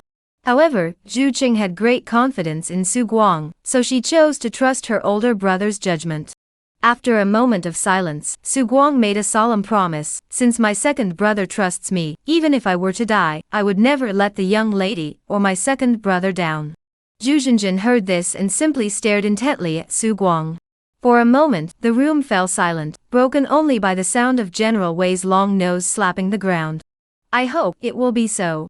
Zhu Zhenjin left those words behind and turned to walk out. Su Guang watched her receding figure and sighed. Earlier, he had envied the Zhu family's young master and mistress, but now he felt nothing of the sort. The Zhu family had now become a vassal of the Iron Robe sect. Because Su Guang controlled General Wei, to avoid being used as leverage by certain factions within the Iron Robe sect, the siblings had begun to publicly distance themselves from Su Guang. However, in secret, they continued to secretly support Su Guang and General Wei. Su Guang had no way to change the Zhu family's current situation. He himself was of average ability and truly relied on General Wei. Su Guang put the Zhu family's affairs out of his mind, and from that day onward, his life returned to a regular routine. As a guardian, he received a monthly stipend from the Iron Robe sect, though it was far less than what the Zhu family had provided, only 50 taels of silver each month. Additionally, the support he offered to General Wei was nowhere near as substantial as the Zhu family's, with daily provisions consisting of 1,000 caddies of dried grass and fruits, and occasional meat. Clearly, he was not as highly regarded as he had been by the Zhu family. Su Guang felt no particular emotion about this. He simply earned experience points each day, walked around, beat children, and raised an elephant. Life was still fairly fulfilling. 8 days passed in the blink of an eye. The White Crane Eternal Life technique still hadn't been mastered, but fortunately, Su Guang's experience was sufficient, and today his martial artist level finally reached LV. At the same time, he upgraded his Zhonggong, which turned out to be the highest level of Zhonggong. Iron Armor Unbreakable Technique LV Max. Iron Armor remains unbreakable, Zhonggong mastered. Years of Zhonggong training have instilled an instinctive resilience in your flesh, granting you extraordinary durability against blows and exceptional balance. Su Guang swallowed the medicine to replenish the qi and blood in his body, while feeling the changes within himself. He tensed his entire body and naturally leaned backward vertically, but just as he was about to hit the ground, one hand suddenly pushed off the ground, and he lifted his body off the ground with a single foot. Terrifying sense of balance. Su Guang was highly satisfied with the unique qualities his Zhonggong had developed. Although mastering the Zhonggong had not yet brought him to the level of the 9th rank great training, his strength had improved significantly, and Su Guang was quite satisfied. The next day, Su Guang returned to the martial arts academy once more, intending to collect the day's experience points. With over 60 children, they could provide over 70 points of experience each day, which was quite decent. After all, he came every day to encourage the children. Their pure hearts were easily swayed, and when their blood boiled, they could provide even more experience after being disciplined. However, today, besides the children, there were a few more people at the martial arts academy, engaged in conversation with Han Song. Among them was Zhu Zhenjin. Su Guang glanced at her in surprise, but remembered his agreement with Zhu Qing not to appear too close to her within the Iron Cloth Sect, so he did not approach Zhu Zhenjin. Instead, he went to the center of the martial arts academy and began training the children. Is this the new guardian? What is he doing? Encouraging these children participating in the entrance test? A few disciples noticed Su Guang's expression and looked at him strangely. A flashy young man in red robes, holding a folding fan in his hand even in the cold winter, was gently swaying it. Lu Shidi, don't underestimate this guy. Have any of you heard of the Kunlun Great Beast? It originates from the Kunlun Mountains, and is one of the most ferocious beasts in the world. This guy must have a unique technique for controlling giant beasts to become a guardian. The Kunlun Great Beast? I've actually heard of it. I saw it mentioned in the sect's library. They say it's over 10 feet tall, as big as a small mountain, and can be tamed. If you don't believe me, you can ask Zhu Shimi. Zhu Zhenjin remained expressionless, merely nodding slightly. Indeed. Indeed. Chapter Yi Subsam Pua. You don't even have the courage to lay a finger on me. How do you expect to be ranked? How do you expect to become disciples of the Iron Cloth Sect? In this world today, if you don't strive to improve yourselves, your fate will be to become stable hands, cart drivers, or, if you're lucky, bodyguards for wealthy families. If you're even unluckier, you'll end up as bandits, dying a violent death. Su Guang spoke slowly and deliberately to the children around him. Every day, he thought of new words to inspire these children's fighting spirit, and Su Guang felt he was working harder than he ever had in his previous life studying Chinese. Guardian, I challenge you. Child with snot running down his nose suddenly jumped out of the crowd, pointing angrily at Su Guang with a determined expression. I don't want to be a horse slave. Because his father was indeed a horse slave, and if he couldn't pass the selection, he might end up becoming one too. Su Guang looked at the little figure before him and felt a glimmer of hope. This child was named Du Shizhen. Though very young, he was already fierce. Over several days, only this child consistently provided him with points of experience each day. This was enough to prove his resilience and unwavering determination. Plus, at only 8 years old, he was the one who could stand in place the longest and made the fastest progress among the group. Sometimes Su Guang even wondered if Du Shizhen was the protagonist of this world. He nodded in satisfaction, stepped forward, and picked Du Shizhen up, letting his short arms flail about in front of him. You're too weak. I'm not weak. Su Guang casually tossed him aside, of course using some skill. This was the most precious experience he had gained, and he had always looked at Du Shizhen with a special eye. Du Shizhen was defeated, and Su Guang's expression turned icy. 20 of you, come at me all at once. I'll take on 20 of you. He was in a hurry. The people around him who had come to find Han Song now had blank expressions on their faces. Is this a bodyguard? A bodyguard who bullies children? They couldn't understand. Even Zhu Zhenjin's eyes had grown utterly bizarre. This was completely different from the ruthless Su Guang who had slaughtered Zhu Huai at the Zhu family last time. Han Song cleared his throat twice and whispered, Su the Guardian is kind-hearted. He practices with these children every day, encouraging them to grow. He is truly someone who dedicates himself to the sect. He spoke with a touch of emotion. The flashy red-clothed man heard this and clapped his hands in laughter. Indeed, he is the one this young master has set his sights on. This man was named Tai Xiong, the Cunzutzi of Tai Kuang, and his Cunchun disciple, with strength already breaking through the 8th rank. Where there are people, there is a world. The Iron Robe sect, at its core, is a sect, and naturally, there are factions within. Above are the elders and the sect master, and below are the disciples. Tai Xiong was the leader of one such small faction. This time, he had come to recruit Su Guang into their faction. After Su Guang finished his daily check in experience, Han Song stepped forward. Su Guardian, this ranking stance requires perseverance but also some luck. You've been pushing yourself too hard lately. There are a few senior disciples in the sect who want to meet you.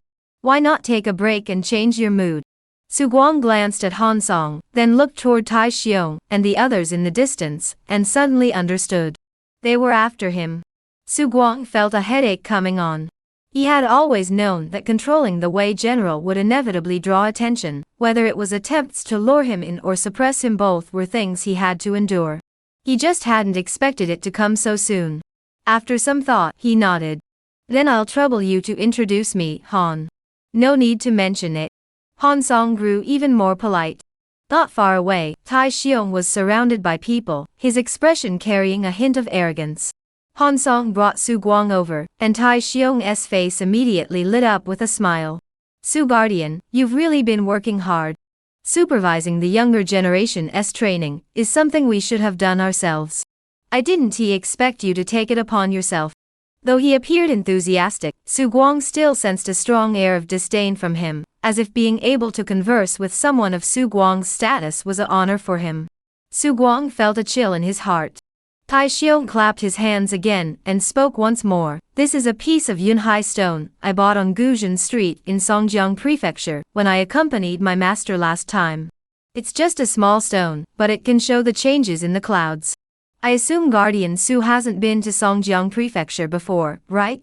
This item is a gift for you to admire. Since this is our first meeting, please accept it. Hearing these words, Su Guang remained expressionless. However, his impression of Tai Xiong grew increasingly unfavorable. This was someone from a prestigious background who looked down on those from lower social classes. He did not wish to have much to do with such a person. However, his top priority now was to lie low. If he could avoid it, he would. Thank you, senior brother Tai. Tai Xiong wore a pleased expression on his face. Seeing Su Guang accept the stone his son had picked up from somewhere, he looked down on him in his heart. After all, someone from the lower classes had never seen the world. That's settled then. We'll gather frequently during our secret meetings to discuss the great task of slaying demons and eliminating evil. Please make sure to attend on time, Su Shixiang. From start to finish, Zhu Zhenjin did not utter a single word, nor did she make eye contact with Su Guang. Tai Xiong didn't think much of it. Zhu Zhenjin had been living in the sect for years. How well could she know a mere servant of the Zhu family?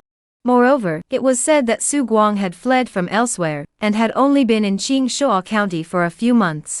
Su Guang clutched the so-called Cloud Sea Stone in his hand, his expression unreadable. Han Song quietly approached him, and after a moment's thought, whispered. Tai Xiong is the master's direct disciple. Su Guang nodded without speaking. Before leaving, he called Du Shizhen aside and, following the usual custom, sent him some food. He felt that he would likely have to stay at the Iron Armor sect for some time, so he needed to cultivate some allies. It was just a strategic move, but it would be a huge help to Du Shizhen. He came from humble origins, the son of a stable hand. Had it not been for his father once caring for a horse belonging to an elder, Du Shizhen would never have had the opportunity to take the entrance exam. However, he still had to pay the monthly tuition fees required for the exam. Since that day when Tai Xiong had come, it seemed as though he had truly regarded Su Guang as one of the so-called gapless inner circle, constantly inviting Su Guang to attend various chaotic gatherings. Su Guang refused, citing his lack of rank and the need to continue his efforts. Tai Xiong didn't show any reaction to his refusal. In his mind, someone of Su Guang's background, and with such poor talent, would never have been noticed by anyone other than General Wei. Rejecting him saved time, but occasionally, when they crossed paths on the street, Tai Xiong would feign friendliness, and exchange a few words with Su Guang, partly to lure him in, partly to pacify him. 2 days later, after reaching martial artist level the White Crane Eternal Life technique finally reached the Yupmun level. Name, Su Guang. Current occupations, Yet Beggar LV 228 Yi Elephant Tamer LV 228 Sam Martial Artist LV 228 Professional talent, overpower when facing martial artists of a lower realm. You exert an overpower effect on them, increasing your momentum and blood recovery speed. Professional skills, Iron Cypress Unyielding Technique LV Max, White Crane Eternal Life Technique LV 018. Next class change requires Warrior LV or higher. Sure enough, the color is also green, and each level up requires experience points. Su Guang sighed inwardly. The channels for obtaining experience still need to be expanded. Without further thought, he took out various precious herbs and began to allocate points directly. White Crane Eternal Life Technique LV 118. As graceful as a white crane soaring freely, one can roam the mortal world for decades, with lifespan extended. This enhancement of the technique gave Su Guang a completely new experience. In a daze, he felt as though he were standing atop a high mountain, with white cranes soaring above him, their cries echoing through the sky. Unconsciously, his body began to twist and turn in sync with the cranes' movements, and his breathing changed.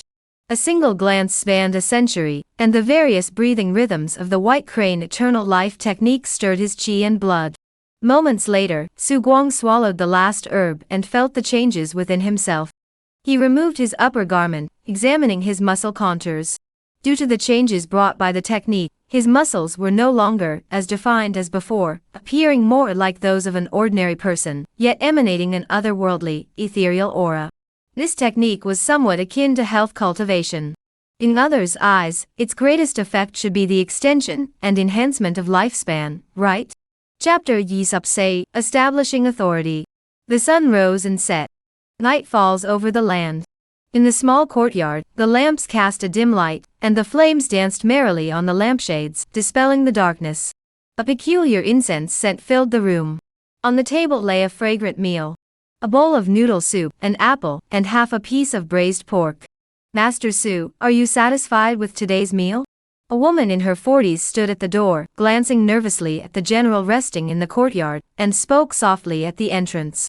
This was the mother of Wang Jun from the alley. Su Guang lived here, and the biggest inconvenience was cooking. It wasn't that he couldn't cook, but he felt it was a waste of time.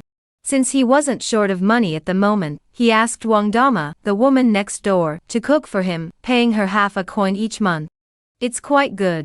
Su Guang nodded in satisfaction. He didn't bother to comment on the quality, at least it freed up some of his time.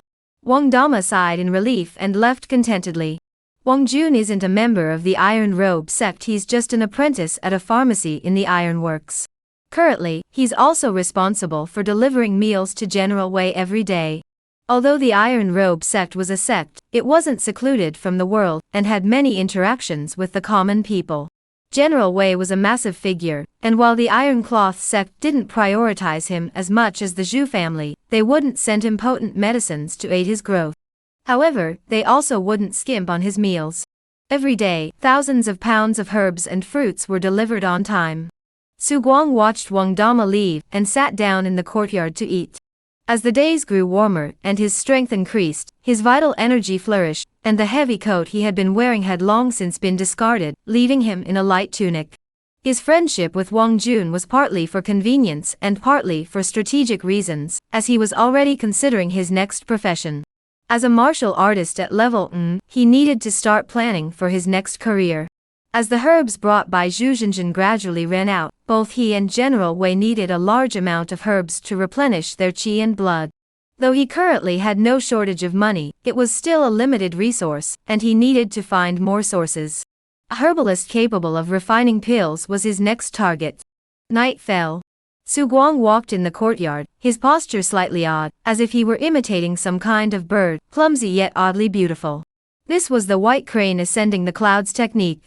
With the white crane eternal life technique as a foundation, the physique cultivated was most suited for this type of lightness technique. Su Guang was deeply interested in martial arts techniques. To put it simply, with lightness techniques, he could travel farther and gain more experience each day. He had tried to go into the city to target the weaker members of society for bullying, but upon seeing an old beggar with a severed hand at the street corner, he lost that desire. The poor are already suffering, though his own circumstances are somewhat difficult, he need not abandon his conscience. Moreover, he suspected that these frail individuals wouldn't even provide any experience points. I'll wait a little longer, then show the Iron Robe sect my cultivation level. Once I'm recognized, they'll assign me tasks. Then I'll find some troublemakers and harvest some experience. For some reason, Su Guang felt that if the Iron Robe sect could become the ruling faction in the city, that would be ideal.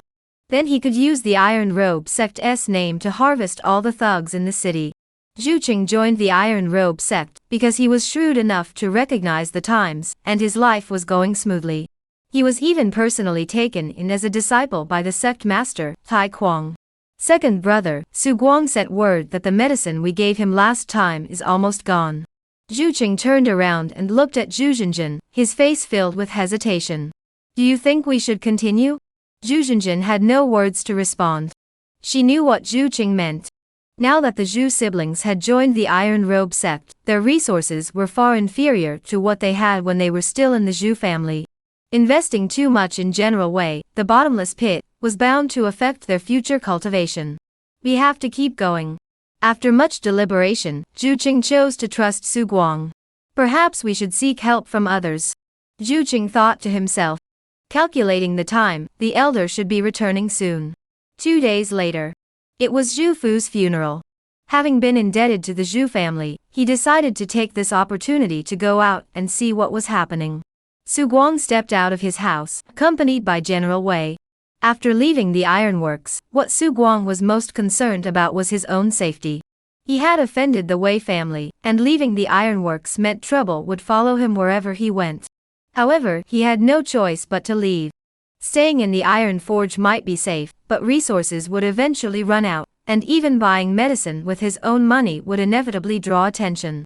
Su Guang had cultivated the White Crane Eternal Life technique to the point where he had mastered the first level, reaching the peak of the 9th rank minor cultivation realm. Presumably, his breathing technique was already at a sufficiently high level, so as long as there were no unexpected complications, advancing it to level E should allow him to break through to the great training stage of the 9th rank. However, he did not allocate any points, as he lacked sufficient pills. If he pushed too hard during the breakthrough, and caused his qi and blood to become depleted, it would not be ideal. This time, he planned to take advantage of his visit to the Zhu family to seek the support of Zhu Qing and his sister. He was not alone, several others accompanied him. Some disciples had prior connections with the Zhu family, while others were there due to Zhu Cheng's relationship with Zhu Zhenjin. Su Guang rode an elephant through the streets, creating a unique and awe-inspiring spectacle. The massive creature, over 10 feet tall, moved slowly along the wide streets, appearing somewhat cramped. It was also the first time the surrounding disciples learned why the new guardian of the sect had become a guardian. Only a handful dared to approach the formidable general. It's truly a pity that Mr. Zhu died. Who says otherwise? But have any of you seen that guardian? I heard he used to be a retainer of the Zhu family. Then what about Zhu's senior sister? There's no connection. Zhu Shixiang is from the Wujiangxi, shall we? Tai Xiongxixiang said Zhu Shixiang has a very poor relationship with that person. Why? It's said that this person, relying on that giant elephant, gained the trust of Master Zhu, and refused to give face to the Zhu family's young masters and ladies. Moreover, this person is extremely lecherous, has made no progress in martial arts despite training for months, and yet he has set his sights on a widow from the 3rd branch of the Zhu family. How could Mr. Zhu have ever trusted such a person? With Su Guang's current strength, he could overhear these discussions. He narrowed his eyes. He found it absurd. He knew that after Zhu Qing and Zhu Zhenjin had led the Zhu family to join the Iron Robe sect, they would naturally keep their distance from him. After all, he controlled the General of Might, and getting too close could arouse the suspicion of the Iron Robe Sect, which wouldn't be good for either him or the Zhu family. He understood this, but the rumors circulating outside were so absurd that he was truly speechless. Though his current situation was dire, he wasn't one to swallow his pride. Thud! The giant elephant's footsteps thundered on the ground, causing the earth to shake violently. The surrounding houses and shops began to tremble slightly. The murmurs ceased abruptly. Su Guang stood high above, his gaze lowered, as if looking at a pile of corpses. Su Guardian. Su Guang snorted lightly, running his hand gently over Wei Jiangjuan's body. Which elder are you disciples of? The crowd exchanged glances, unsure of Su Guang's intent. After a moment's hesitation, someone finally spoke up. Never mind. It doesn't matter which elder's disciples you are. Since you've been talking behind my back, you'd better think about how to deal with my anger. Su Guardian, it's a misunderstanding, all a misunderstanding. The one who had been discussing the most enthusiastically stepped forward reluctantly, his lips trembling as he stammered. I'll give you two choices, either be beaten by General Wei, or be beaten by me. Now, choose. Su Guang finished speaking and raised his palm, as if holding something incredibly precious in his hand. Everyone fell silent, glancing at General Wei and swallowing nervously. After hesitating, someone spoke up. Please punish us, Guardian. Chapter Yi-sup, the funeral is underway. Compared to General Wei, the disciples truly didn't think that being beaten by Su Guang was a big deal. After all, Su Guang was just a worthless Faimut who hadn't even reached the first rank yet. Most of them had been cultivating for years and were minor experts at the 9th rank. Standing there letting Su Guang hit them, what could he possibly do to them? Su Guang slid off General Wei's body. General Wei was great in every way, but he was just too tall, so his landing posture always looked a bit awkward. Of course, that was also because Su Guang was intentionally holding back. The 13 of them glared at Su Guang with a look of humiliation. Su Guang said nothing, suddenly took a step forward, and slapped the leader in the face. The man instinctively dodged, but suddenly his expression changed drastically. A long nose, resembling that of a giant python, had appeared beside him at some point, wrapping itself around his body. You! Slap! Su Guang's slap landed squarely on his face. Inexperienced? Without hesitation, he delivered another series of slaps. Until the other person fainted. The martial artist's log still showed no indication of a successful pin. Su Guang furrowed his brows. Does this method not work? He fell silent for a moment, then looked at the other dozen or so people. Guardian, can you avoid hitting the face? Su Guang smiled, I'll be more careful. Martial artist's log, you successfully subdued a martial artist of the same realm. Martial artist experience gas up. Martial artist's log, you have successfully subdued a martial artist of the same realm. Martial artist experience gas up. 13 people in total, and 5 of them provided experience. Su Guang observed them closely. The 5 of them looked at him with a hint of fear in their eyes. A realization dawned on him. It seems that the way martial artists gain experience in battle is by defeating their opponents until they submit. But the others had all been knocked unconscious by him, didn't they still submit? Could it be that he had to kill them? Su Guang thought it over but ultimately decided not to try. After all, they were all fellow disciples. On that day, Su Guang's name spread like wildfire among the disciples of the Iron Cloth sect, though, of course, it wasn't for anything good. Small-minded and cowardly, relying on others' strength.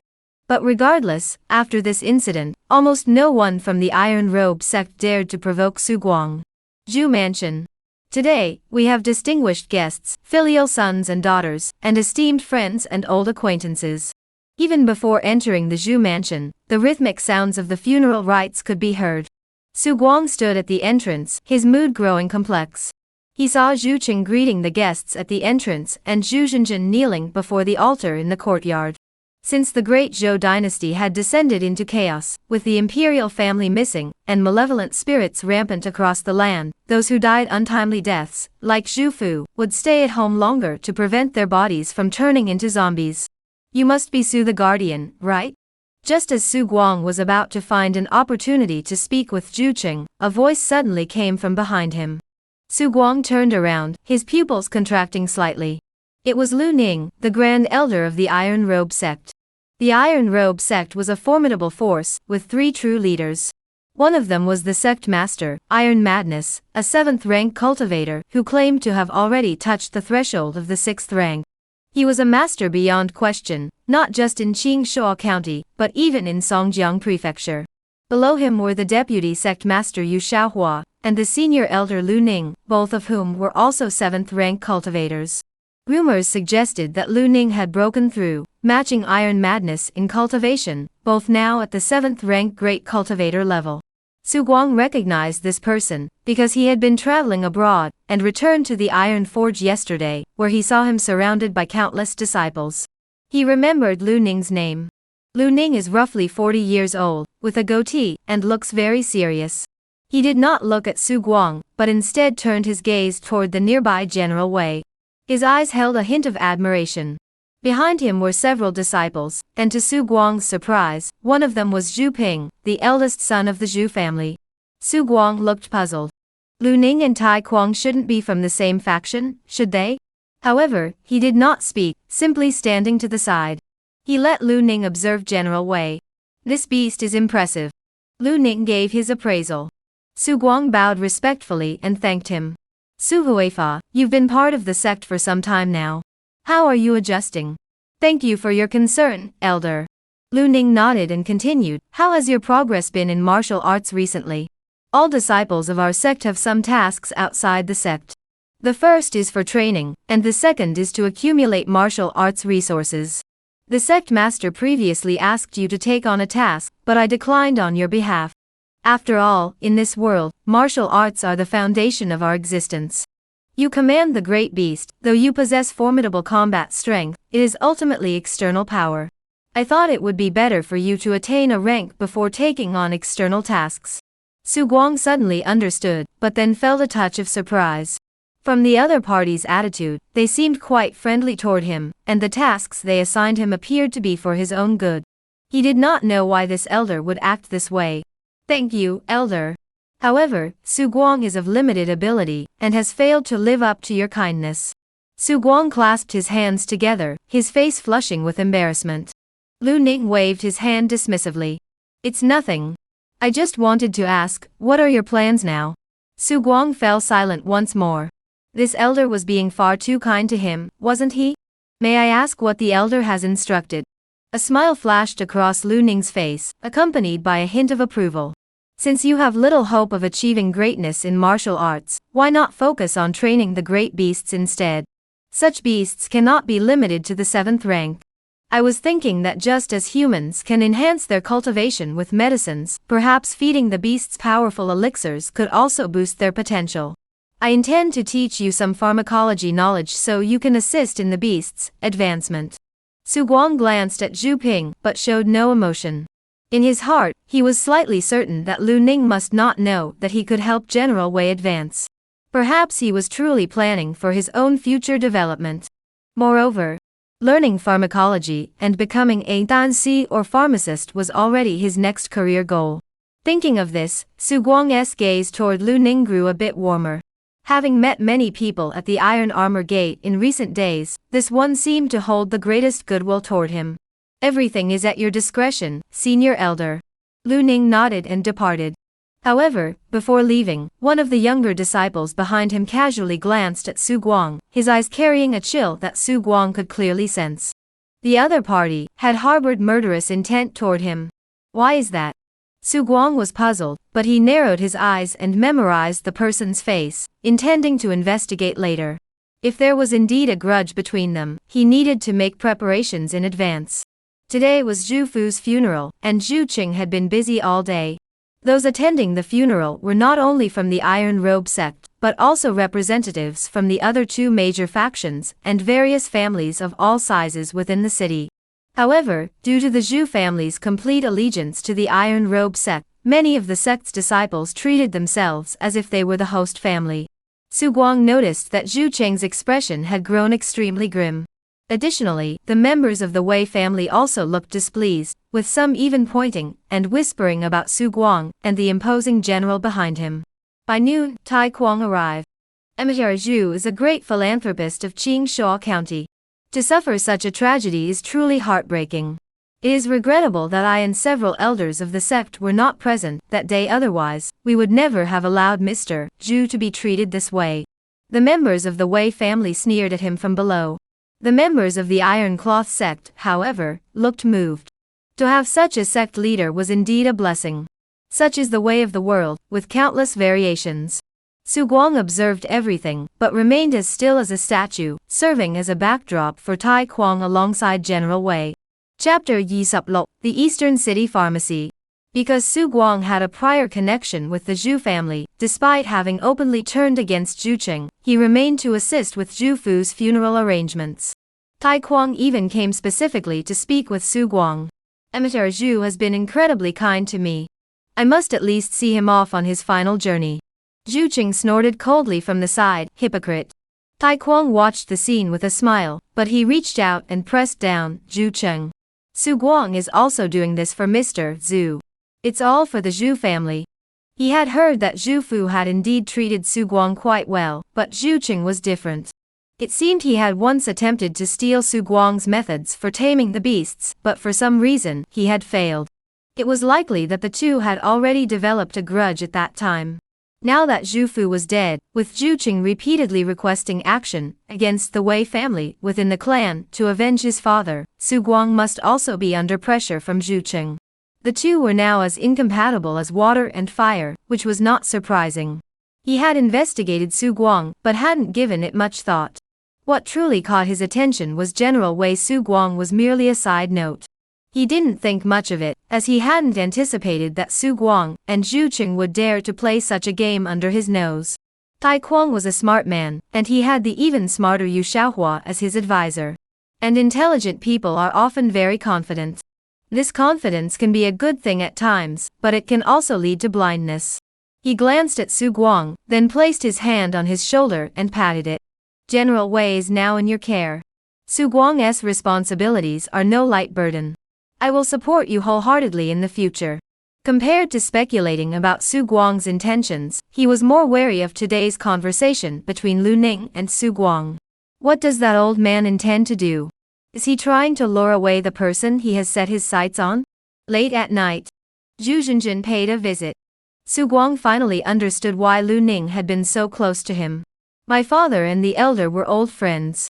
Only my second older brother knows about this. Zhu Zhenjin said this, her expression growing peculiar, and her cheeks inadvertently flushing with a hint of crimson.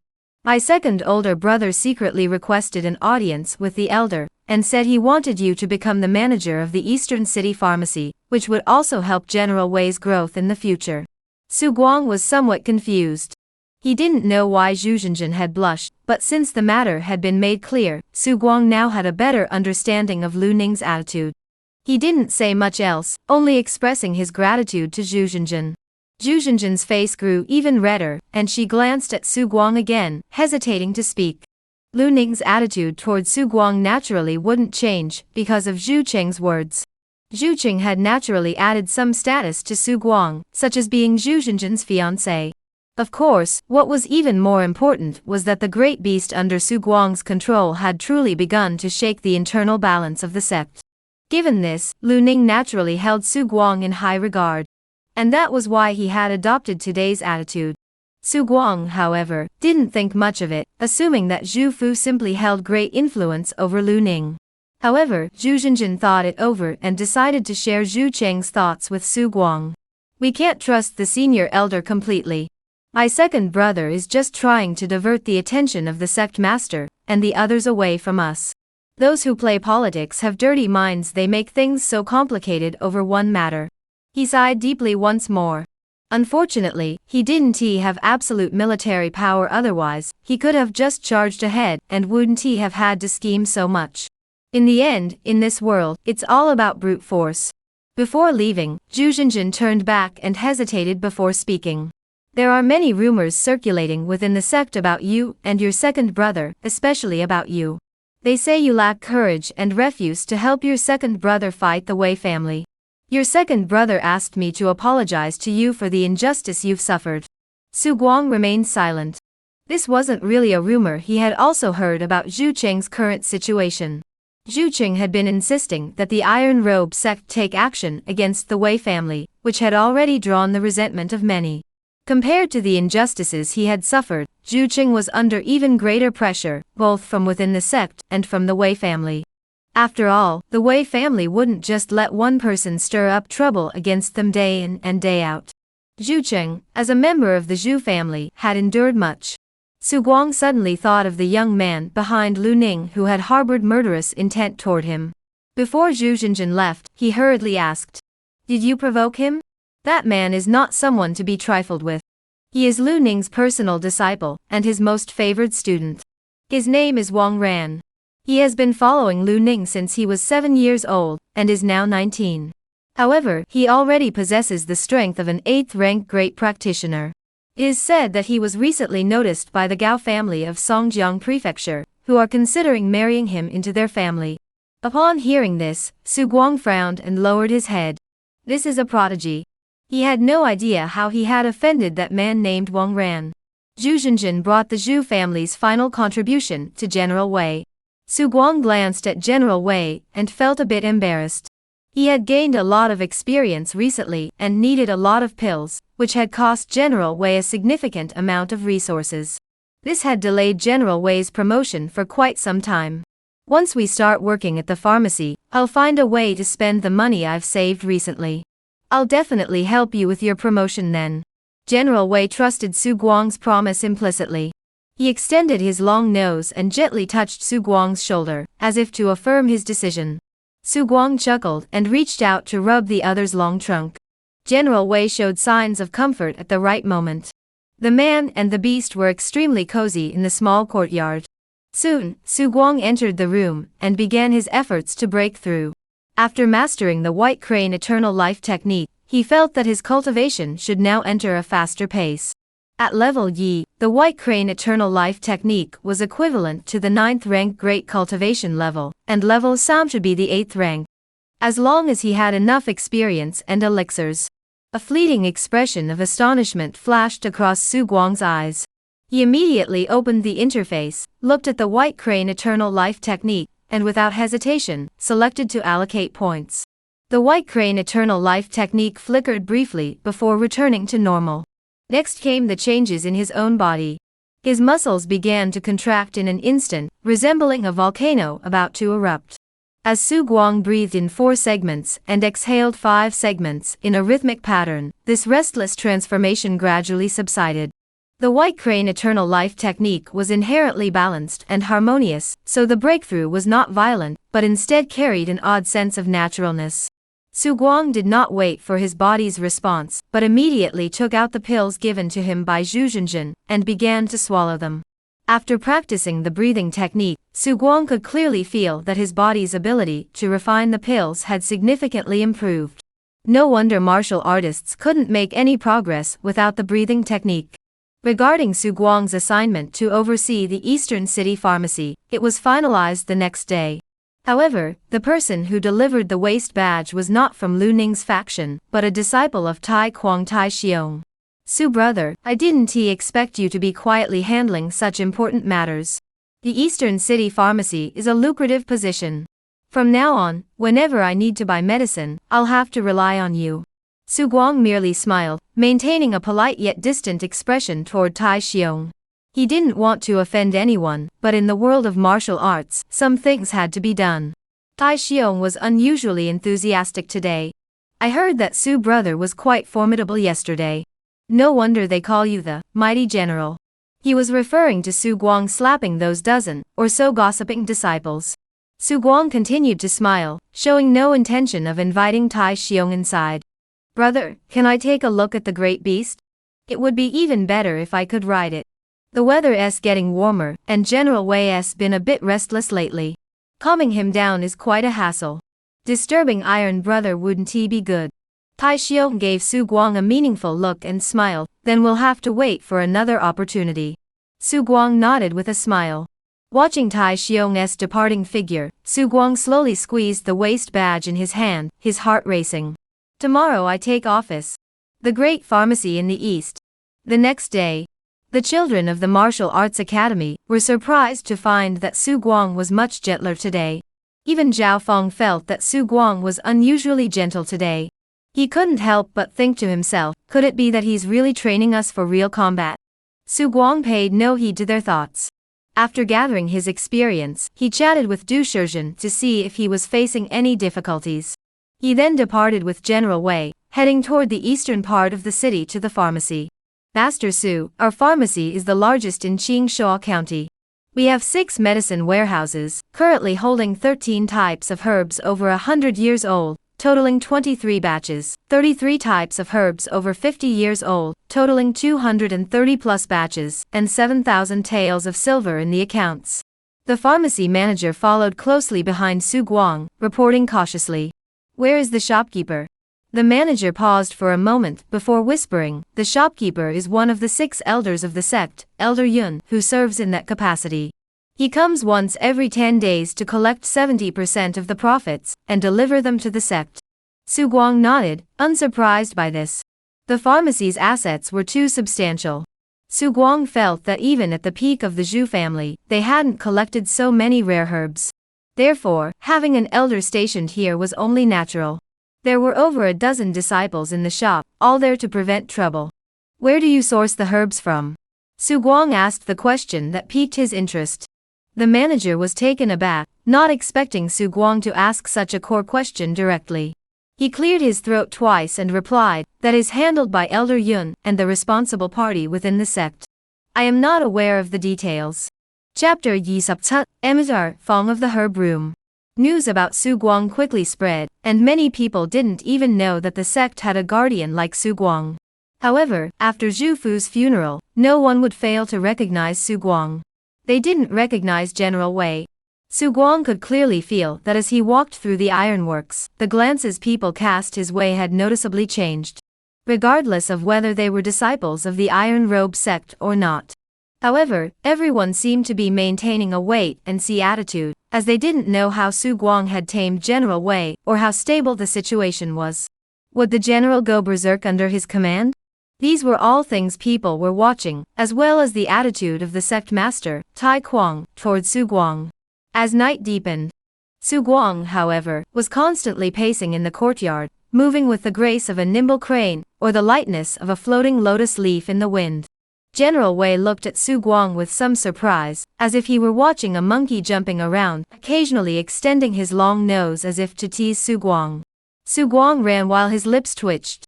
He could only tell himself in his heart that General Wei was still young and didn't understand. After a long time, he slowly stopped his practice, looking at the new skill that had appeared on the panel.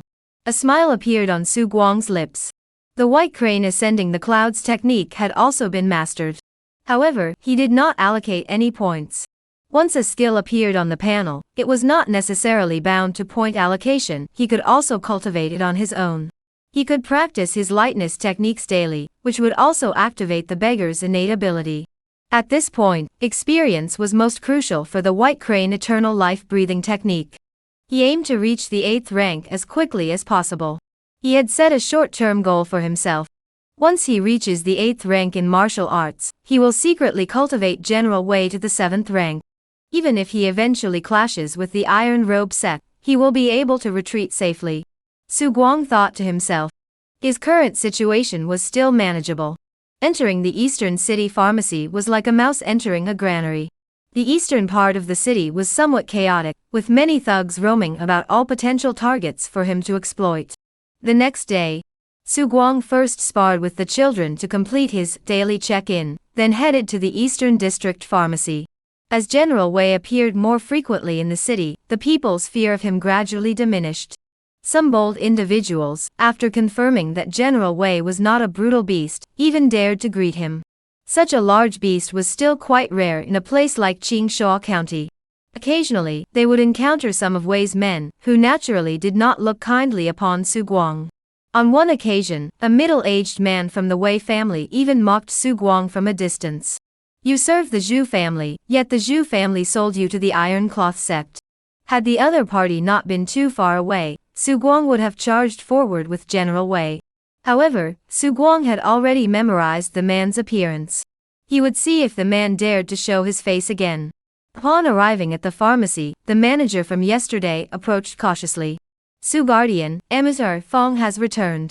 Emissary Fong Cheng, the most skilled in pharmacology at the Eastern City Pharmacy, holds the title of honorary elder within the Ironclad Gate. He is capable of refining and formulating 8th-grade elixirs, making him the pillar of the Eastern City Pharmacy. He had been absent yesterday, having gone to the Sect to examine the disciples' health and formulate the most suitable medications for them. The Sect had arranged for Su Guang to study pharmacology, entrusting this Mr. Fong to teach him the knowledge of pharmacology. Su Guang had a professional skill panel, and felt that becoming a pharmacist wouldn't be too difficult. However, being able to study under Mr. Fong would still be beneficial for him, as Mr. Fong should be able to teach him a lot about pharmacist skills. He plans to portray himself as a genius in this field. In this way, in terms of academics, he would be an outstanding pharmacist, and in terms of martial arts, he would be protected by the mighty General Wei. As for himself, he was someone who found it difficult to advance in martial arts. This way, he would pose no threat on the surface, and instead become a target for various factions to court. Whether it was internal sect struggles, or the intrigues between the other two major factions in the city, none of it would affect him. He would just focus on surviving. To this day, Su Guang is deeply grateful for his golden finger, as it allows him to excel in any field if he so desires. Emissary Fong is a middle-aged man with slightly dark skin, and a refined demeanor.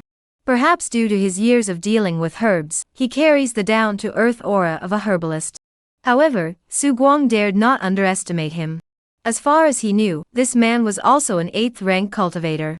He had once been a herbalist himself, and to have risen to this position was truly exceptional. Did you understand herbal medicine before? Emissary Fong asked. Su Guang shook his head slightly. Then you should start by following Jingming to identify herbs. As he spoke, Emissary Fong glanced at Su Guang's expression. Jingming was Mr. Fong's other apprentice. Su Guang was not in a hurry to achieve quick results. He had no objections to Mr. Fong's arrangement and simply nodded. Seeing this, Emissary Fong felt slightly relieved. After all, General Wei was outside, and he truly feared that Su Guang might be a violent and impatient person who, upon hearing such an arrangement, would immediately send General Wei to storm in. Fortunately, though his background was humble, he was at least a reasonable person. Jingming was very young, only 15 or 16 years old, but he had been studying pharmacology with Mr. Fong for 6 years. He was an orphan, and had a rather introverted personality. However, when it came to teaching Su Guang how to identify herbs, he showed great patience. Sugu, you should study in the courtyard from now on. The streets are very chaotic these days, with many thugs around. Last time I went out, I almost got beaten up, but it was the senior disciples from the Iron Robe sect who came to save me. During a break, Jingming chatted with Su Guang about the current situation on the streets. Upon hearing this, Su Guang's heart stirred slightly. He didn't want to harm those who were already vulnerable, but he had no qualms about dealing with those who bullied others and ran amok in the market. These people should become his new source of experience. Are there many of such people? With so many Iron Robe sect disciples at the Eastern City Pharmacy, how dare they come here to cause trouble? Jingming replied. With the decline of the Zhu family, and their full integration into the Iron Robe sect. Although the Zhu family, under Zhu Qing's leadership, had cooperated fully with the Iron Robe sect's takeover in this world, the other two major factions would never stand idly by and watch the Iron Robe sect so easily swallow up the Zhu family. Thus, under various instigations, street thugs began to rampage, terrorizing the streets, with the former Zhu family shops being the worst affected. Su Guang finally understood that behind the Iron Robe sect's apparent calm lay the surging undercurrents of Qingshuo County.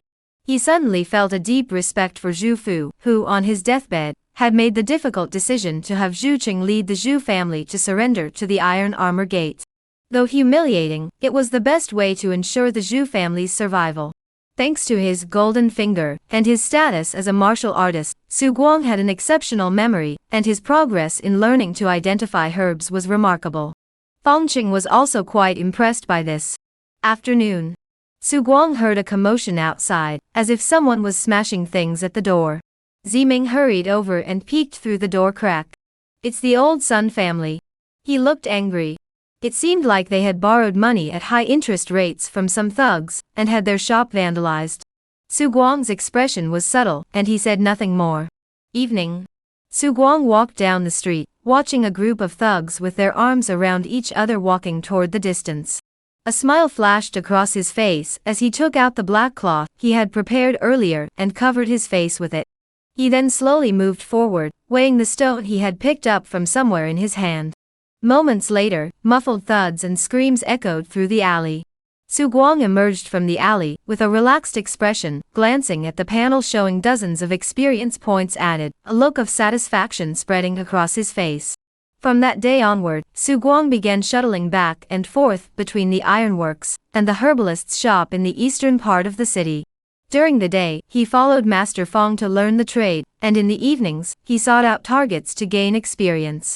Most of the thugs on the nearby streets had already been dealt with, so his daily experience gains were quite substantial.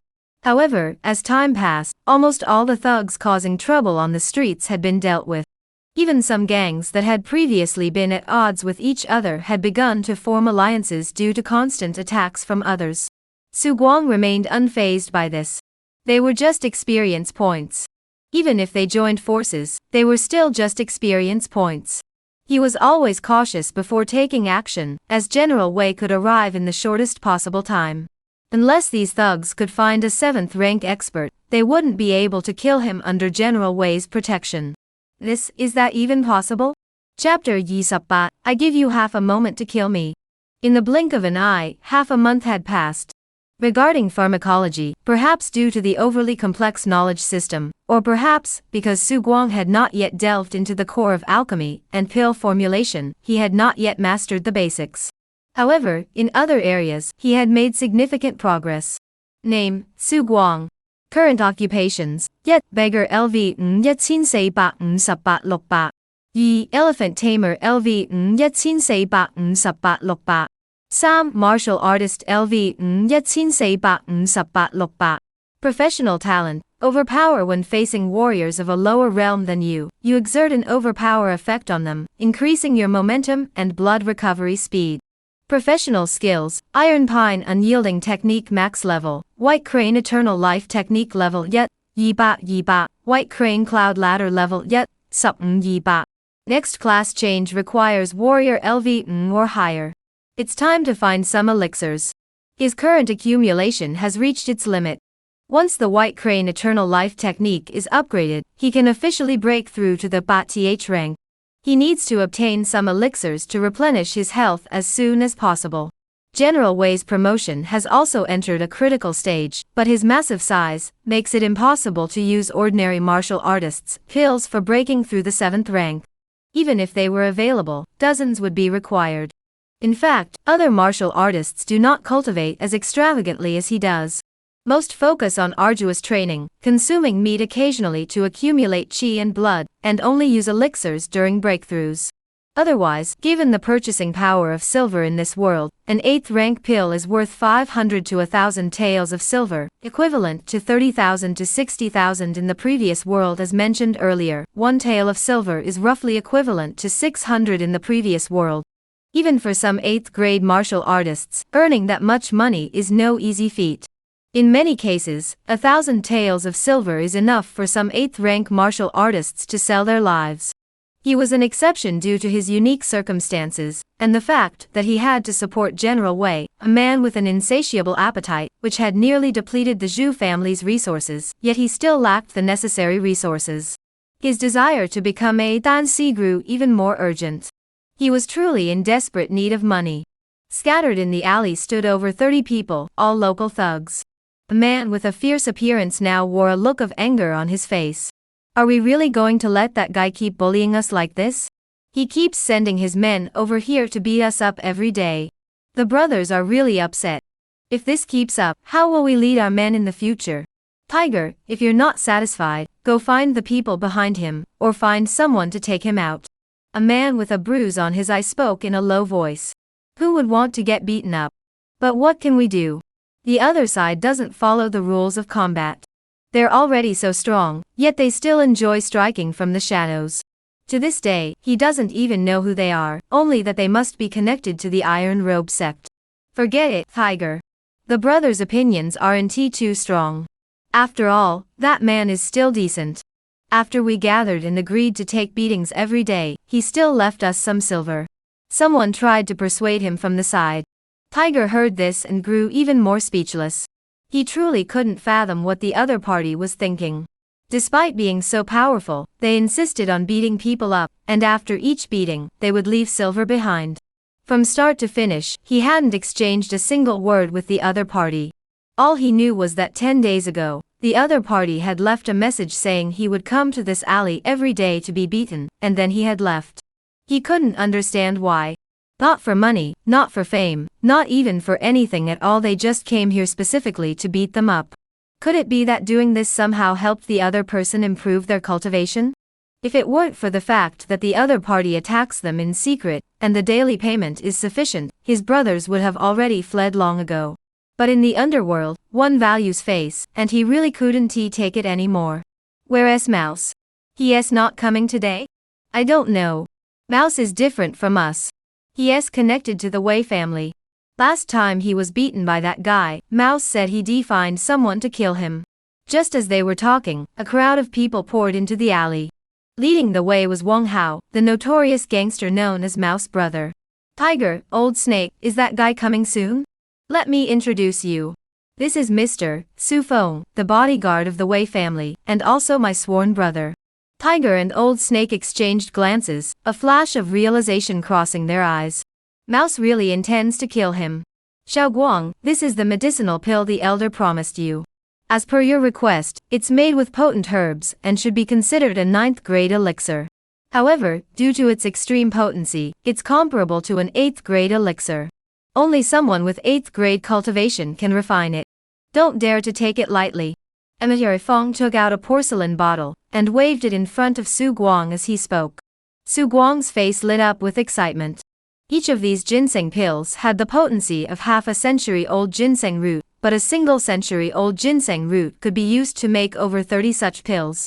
The more he studied pharmacology, the more Su Guang looked forward to his next career. This was truly a profession that could make a fortune. Master, rest assured. This is for General Wei to eat. Fongqing said no more. The matter of preparing the pills for Su Guang was arranged by the senior elder. It was indeed prepared for General Wei. After meeting Lu Ning a few days ago, Lu Ning had inquired about Su Guang's character and temperament. Upon learning that Su Guang was diligent in his studies of pharmacology and possessed some natural talent, Lu Ning decided to secretly support him. This is something the elder is supporting you with in secret. You'd best not mention it to anyone. Master, rest assured. I understand the stakes involved. Please convey to the senior elder that in the future, within the sect, Su Guang will follow the senior elder's lead. While ginseng varies greatly in price depending on its age. Those under 10 years old can be purchased for just a few taels of silver, while those over 50 years old typically require around 200 taels of silver. 100-year-old ginseng is even more extravagant, even those of poorer quality command 1,000 taels of silver. Lu Ning was willing to spend so much to win over Su Guang, so Su Guang naturally didn't mind saying a few kind words. He never expected that the person behind Fongqing was Lu Ning, not the sect master Tai Kuang. The Iron Cloth sect may not be a large sect, but it truly is a place where the shallow waters are full of turtles. Su Guang could only sigh inwardly. After parting ways with Fongqing, Su Guang skillfully covered his face with a black cloth and walked toward the distance. After days of training, the thugs had already submitted and were willing to be beaten by him. However, what annoyed Su Guang was that thugs remained thugs, they had no ambition. After a few beatings, the experience points he gained each day were a meager yet point at best. Adhering to the principle that even a fly is worth killing, Su Guang had no intention of letting them off. His footsteps were now oddly graceful, exuding a unique beauty. If a martial arts master were to see him, they would be utterly astonished. Each step seemed casual yet contained endless variations, allowing him to respond to attacks from all directions at any moment. This was a minor change from the white crane cloud ladder technique reaching level, yet this lightness technique truly lived up to its reputation as the first-rate martial art of the Left River sect. The first level focused not on speed, but on transformation. After Su Guang had mastered it to perfection, combined with the balance cultivated from the Iron Robe unbreakable technique, the results were sure to astonish anyone who witnessed them. Lost in thought, he found himself unconsciously arriving at the alley where he had agreed to meet the thugs. From afar, he spotted the gang led by the three most notorious thugs, Tiger, Old Snake, and Rat. Su Guang smiled satisfactorily. These thugs knew when to back down. However, as he took a few more steps forward, he noticed several figures emerging from a narrow alleyway behind him. These men were dressed in ragged clothes, some wielding clubs, others brandishing gleaming knives, their eyes gleaming with malice. This scene caused Su Guang to furrow his brows. Just then, the men in front, including Tiger, drew their weapons from behind their backs, all of them clubs or similar weapons. Su Guang finally realized that the others were coming after him. Looking at the worthless individuals before him, who only provided a point of experience each day, a flash of anger crossed his eyes. He had been patient enough. These thugs who bullied women and children deserved no mercy. He had beaten them daily without causing serious injury, even paying them training fees, yet they showed no gratitude and dared to bring reinforcements to ambush him. How dare they not know when to back down? He clenched his fists tightly, tore off the hem of his shirt, and wrapped his hands carefully. You have half a minute to kill me. In half a minute, General Wei will crush all of you. Chapter Yi Sup Gao, Massacre. Tiger and the others heard Su Guang's words, but did not stop. Instead, they continued forward. The thugs were all followers, and as their footsteps grew more determined, the viciousness on their faces became evident. Su Guang took a deep breath and, in the blink of an eye, elevated the White Crane Eternal Life technique to level Samya Seiba. He showed no signs of stopping. Seiba. White Crane Eternal Life technique, level Sam, perfected. This was already close to the level required to break through to the 8th rank minor cultivation realm. He took out the ginseng pills that Fengcheng had just refined and swallowed one. He had refined over 10 pills in total. At his current growth rate, once he transitions to a pharmacist, he will never lack such ginseng pills. The chaotic qi and blood energy surged within his body, but he had no time to refine it. Su Guang's face was flushed with an unusual redness. The thugs finally gathered in front of Su Guang, a dense crowd. As they approached, the leaders simultaneously threw a white, mist-like substance at Su Guang, accompanied by a strange, pungent odor. Su Guang's body resembled a white crane, leaping into the air from an impossible position, using the wall to propel himself upward and dodging the lime being poured down on him. More and more thugs charged forward. Su Guang clenched his fists and swung them through the air. Suddenly, he snatched a staff from one of them and brought it crashing down. After reaching the 8th rank, even Su Guang was unaware of the extent to which his strength had increased. The feedback from the elephant contract on his strength further enhanced it. The natural increase in strength after reaching the 8th rank. Without exaggeration, the strength in his arms now exceeded 3,000 pounds. A full force strike. Bang! The villain whose head was struck by him seemed to explode with a thunderous boom, his skull nearly completely shattered, while his jaw was embedded into his chest like a nail. The entire person suddenly seemed to shrink by a head. Just one strike. The scene fell suddenly silent. Everyone's gaze toward Su Guang suddenly filled with fear. This man. What kind of power does he possess? Feeling the surging, chaotic energy coursing through his body, Su Guang felt an unprecedented urge to vent. Since fleeing from Taizhou, being attacked by Zhu Huai at the Zhu family estate, and being caught up in various powerful forces, leaving him unable to move forward, this moment finally gave Su Guang a sense of release. A hint of blood red flashed in his eyes. His fists flew, and so did his body. As the battle raged on, Su Guang's punches grew increasingly fierce and powerful. With the white crane ascending the clouds technique in his possession, he moved through the crowd like a graceful crane, each move exuding an otherworldly aura. Tiger charged toward Su Guang, its eyes filled with fear and madness, its long sword swinging wildly. Like a whirlwind, it descended with overwhelming force. The wind swirled chaotically, but in the next moment, the tiger felt an icy chill spread throughout his body. He felt as though his sword had not struck flesh, but rather a stack of thick, resilient leather, resembling fish scales, with an oddly slippery texture that deflected most of the blade's force. Crack! Su Guang narrowed his eyes, turned, and swung his fist. With a thunderous boom, the tiger's head exploded, red and white flesh scattering everywhere. What kind of technique is that? Su Feng of the Wei family, who had been pinned with high hopes by the rat, spoke with a stuttering voice. Horsetail sweeping the eagle. Su Guang's reply echoed, followed by a string of technique names. Elephant kick. Click.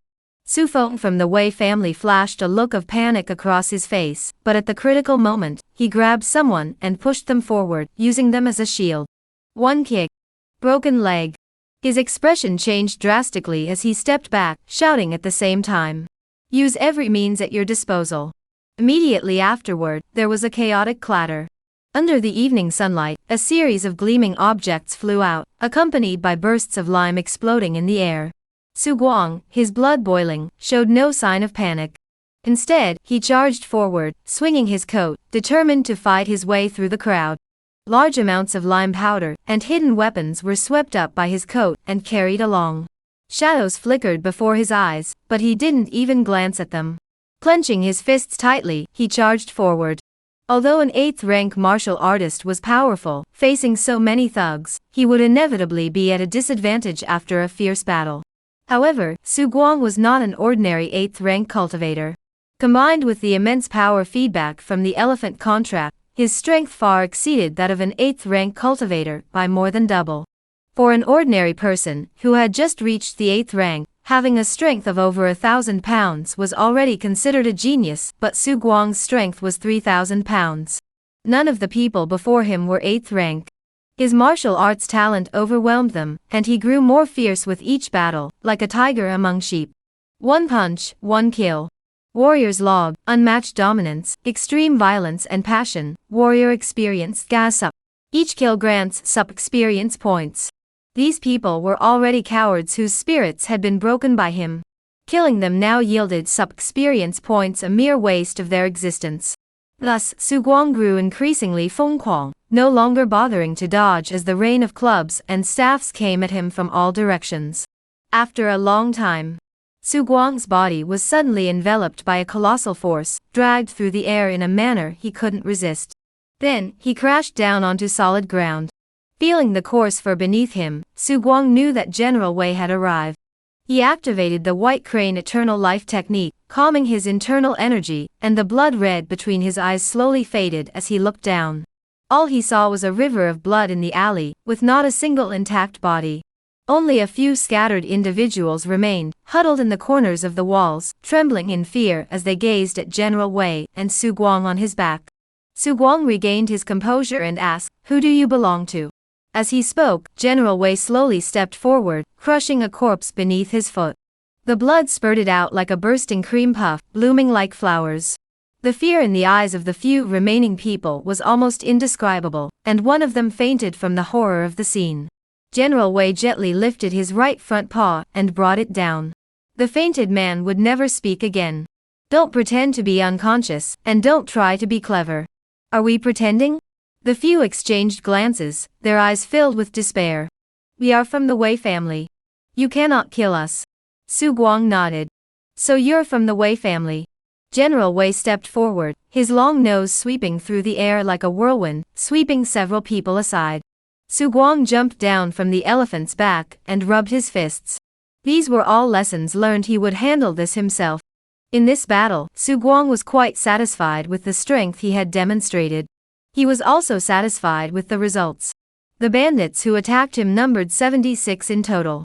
The log panel showed that he had slain 53, General Wei had slain 23, and not a single one had escaped. Experience gained Lokbaksamsa points. General Wei, dispose of the bodies. General Wei, upon hearing this, stepped forward and crushed the bodies, and the traces of Su Guang's actions naturally disappeared as well. About half an hour later, finally, some nearby villagers who had heard the fighting cease gathered the courage to enter the alley. In an instant, they were nearly overcome by the overwhelming stench of blood and fainted. They then saw the horrific scene in the alley, with bodies lying everywhere in a chaotic mess, almost none of them intact, as if they had witnessed a nightmare. The person scrambled out of the alley, pale-faced and trembling. He hurriedly made his way toward the gathering place of Robe Sect disciples stationed nearby. With the collapse of the imperial court, the regions fell into self-rule, and those in charge of self-governance were disciples from various sects and clans. The streets before them were under the control of Iron Robe sect disciples.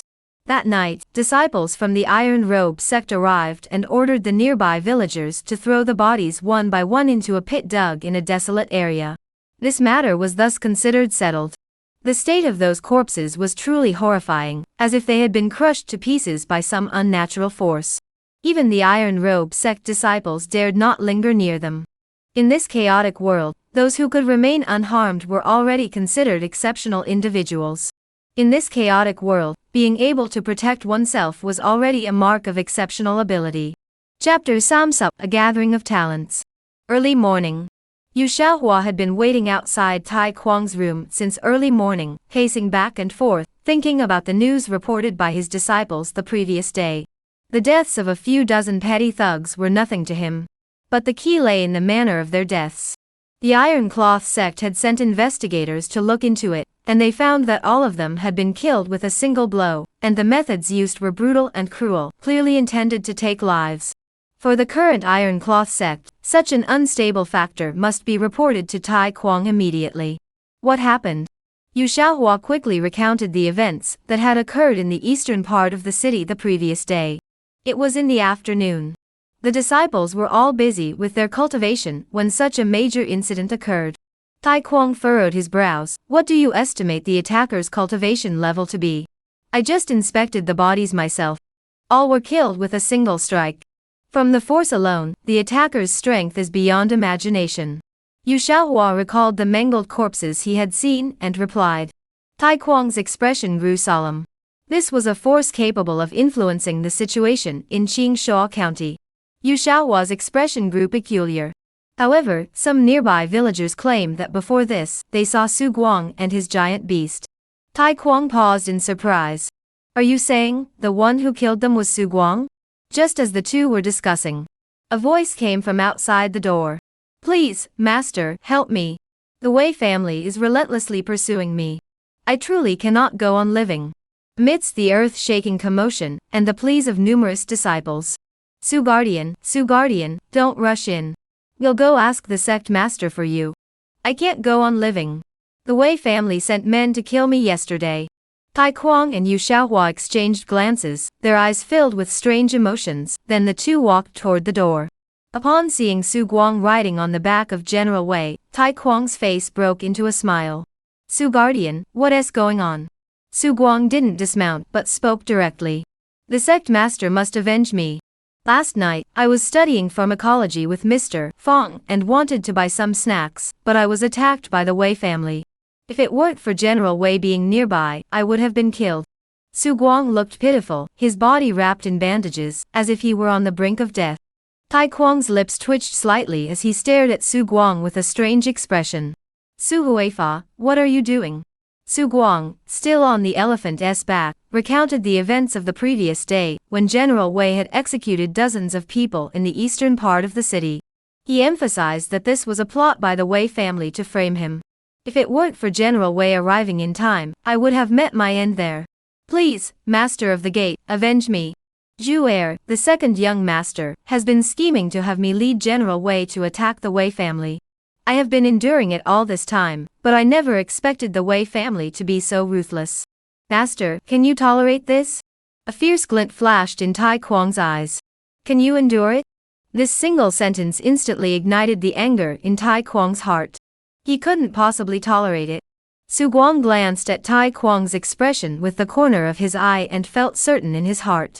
Yesterday's events had yielded significant gains, but the scale of the incident was too large.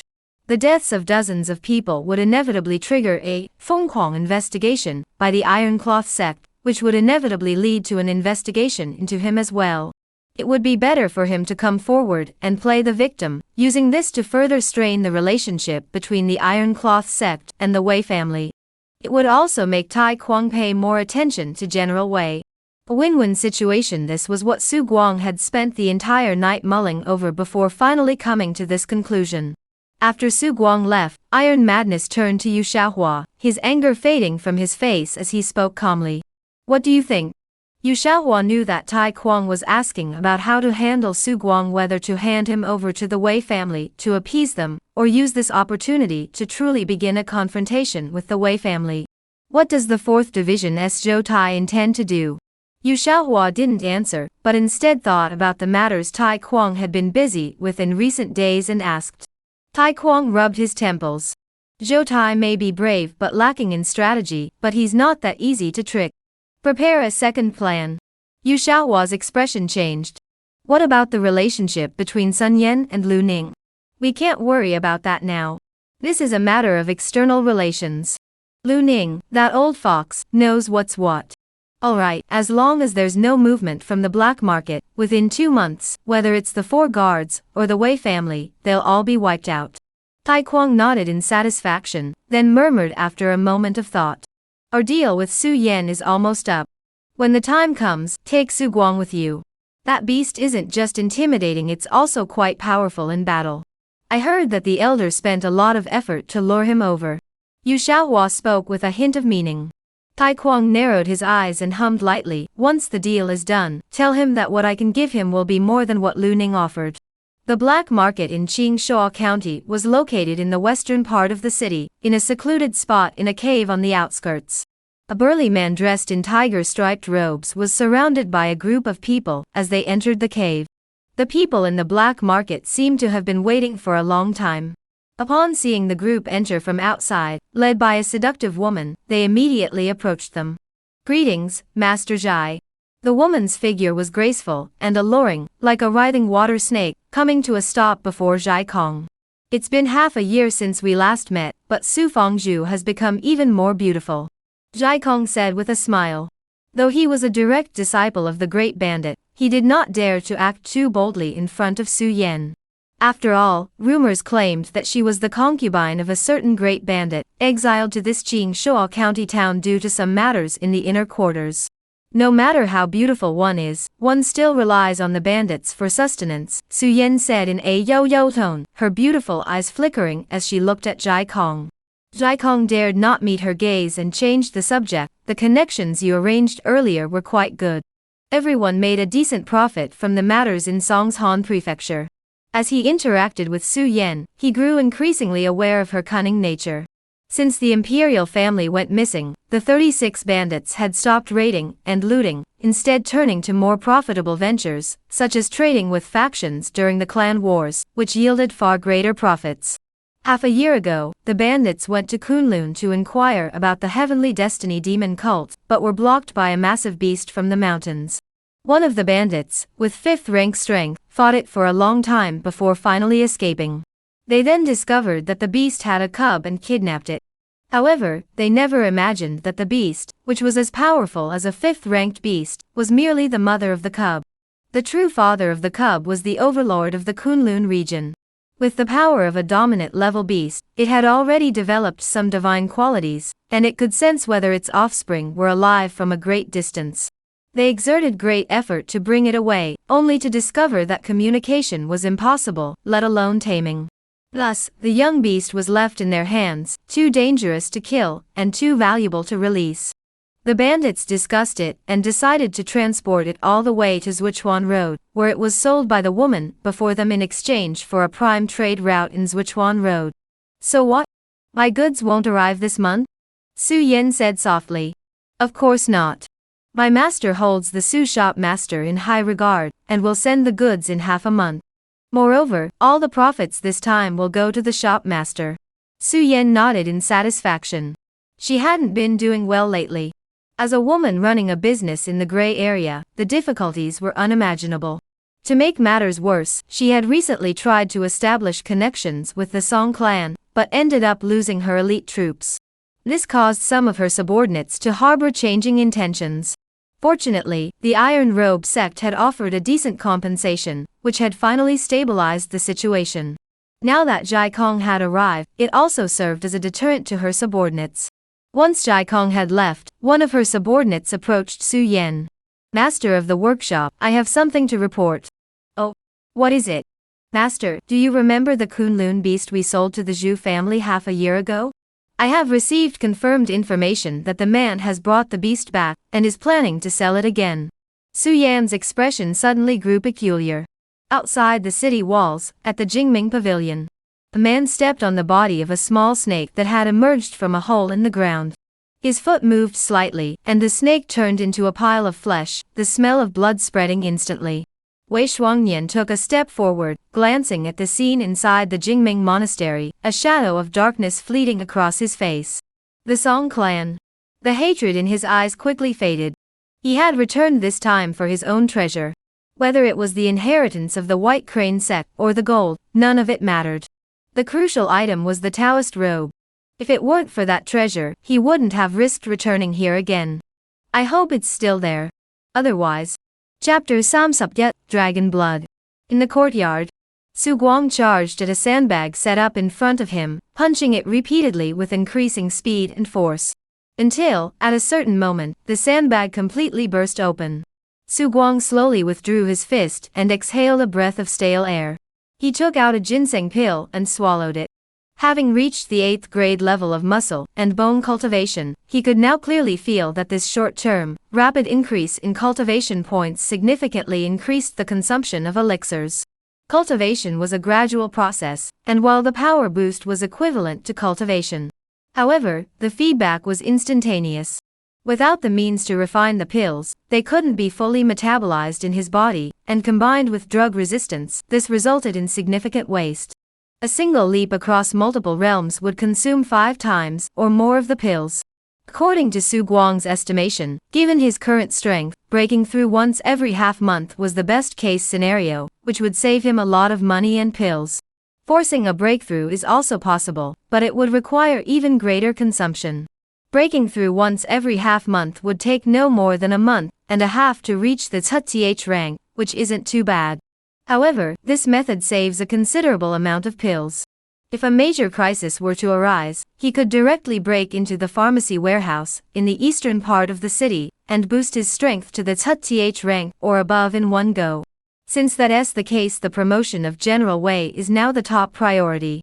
Compared to his own breakthrough to the 7th rank, he felt that General Wei's breakthrough was more important. Su Guang thought to himself. General Wei's appetite was truly enormous, and as he grew closer to promotion, his appetite began to increase again. Su Guang reached out and patted General Wei's ear, smiling as he watched the scene. Once General Wei had eaten his fill, Su Guang took out some ginseng pills, took 3 of them, and fed them to General Wei. The Kunlun beast, being a creature of the wild, instinctively knew that what Su Guang held was something valuable. It extended its long snout and rubbed it against Su Guang's body, as if begging for more. However, every time it did so, Su Guang couldn't help but shift his body. Stop being so rough when you're being cute. You rascal. General Wei looked harmless, even a bit confused. Su Guang remained silent. He hadn't tested the beast's strength limit, but he estimated it was at least over 9 pounds. It was only because General Wei was slow that Su Guang felt that even a 7th-rank martial artist wouldn't stand a chance against him. Playing is playing, but Su Guang took General Wei's promotion seriously. 3 pills were swallowed by General Wei like candies, and he looked at him expectantly. After all, he had once swallowed this pill, which Fangqing had deemed to have extremely potent properties. But General Wei. He let out a low groan, shook his nose, and walked toward the small river at the back of the courtyard. That's it? Su Guang silently activated the elephant diet skill, intending to adjust General Wei's diet once more. Elephant diet for growth. Yi ba pounds of blue flowered fruit daily, ba pounds of elephant ear grass, 3 ginseng pills. Growth rate, 170%. Note, the giant elephant has swallowed a dragon's bloodstone, but has not yet digested it. You may choose to add Yi ba pounds of dragon's whisker grass daily to accelerate the refinement of the dragon's bloodstone. When the giant elephant is stimulated, it can also increase the refinement speed of the dragon's bloodstone. Su Guang paused, wondering what the dragon bloodstone was. And when did General Wei swallow the dragon bloodstone?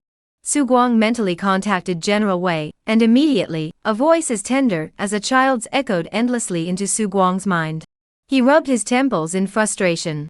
This ability had emerged after he obtained the skill of human-elephant unity by slaying Zhu Huai that day. However, General Wei was still very young, roughly equivalent to a human teenager, and was at the age where he asked endless questions. Sometimes, Su Guang truly found it unbearable. However, this matter was of great importance, so he continued to calm General Wei's active mind, waiting for it to gradually settle down. Finally, Su Guang asked about the dragon bloodstone.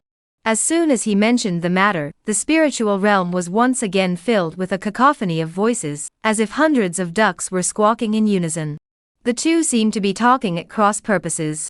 General Wei had eaten quite a few stones, and even mentioned that the stones by the river tasted better, asking Su Guang if he wanted to try some. Fortunately, their mental connection was quite stable, and they eventually understood each other's intentions.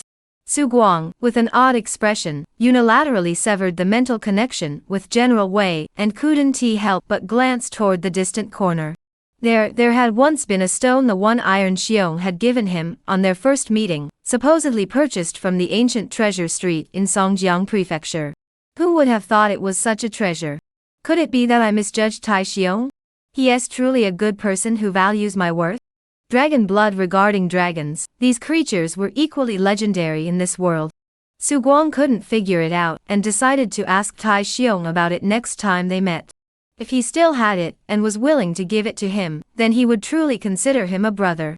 What Su Guang didn't expect was that after going to Tai Quang to vent his grievances, he seemed to have become the top-tier figure in the Iron Cloth sect overnight. Almost everyone knew his name, and was aware of General Wei's formidable strength.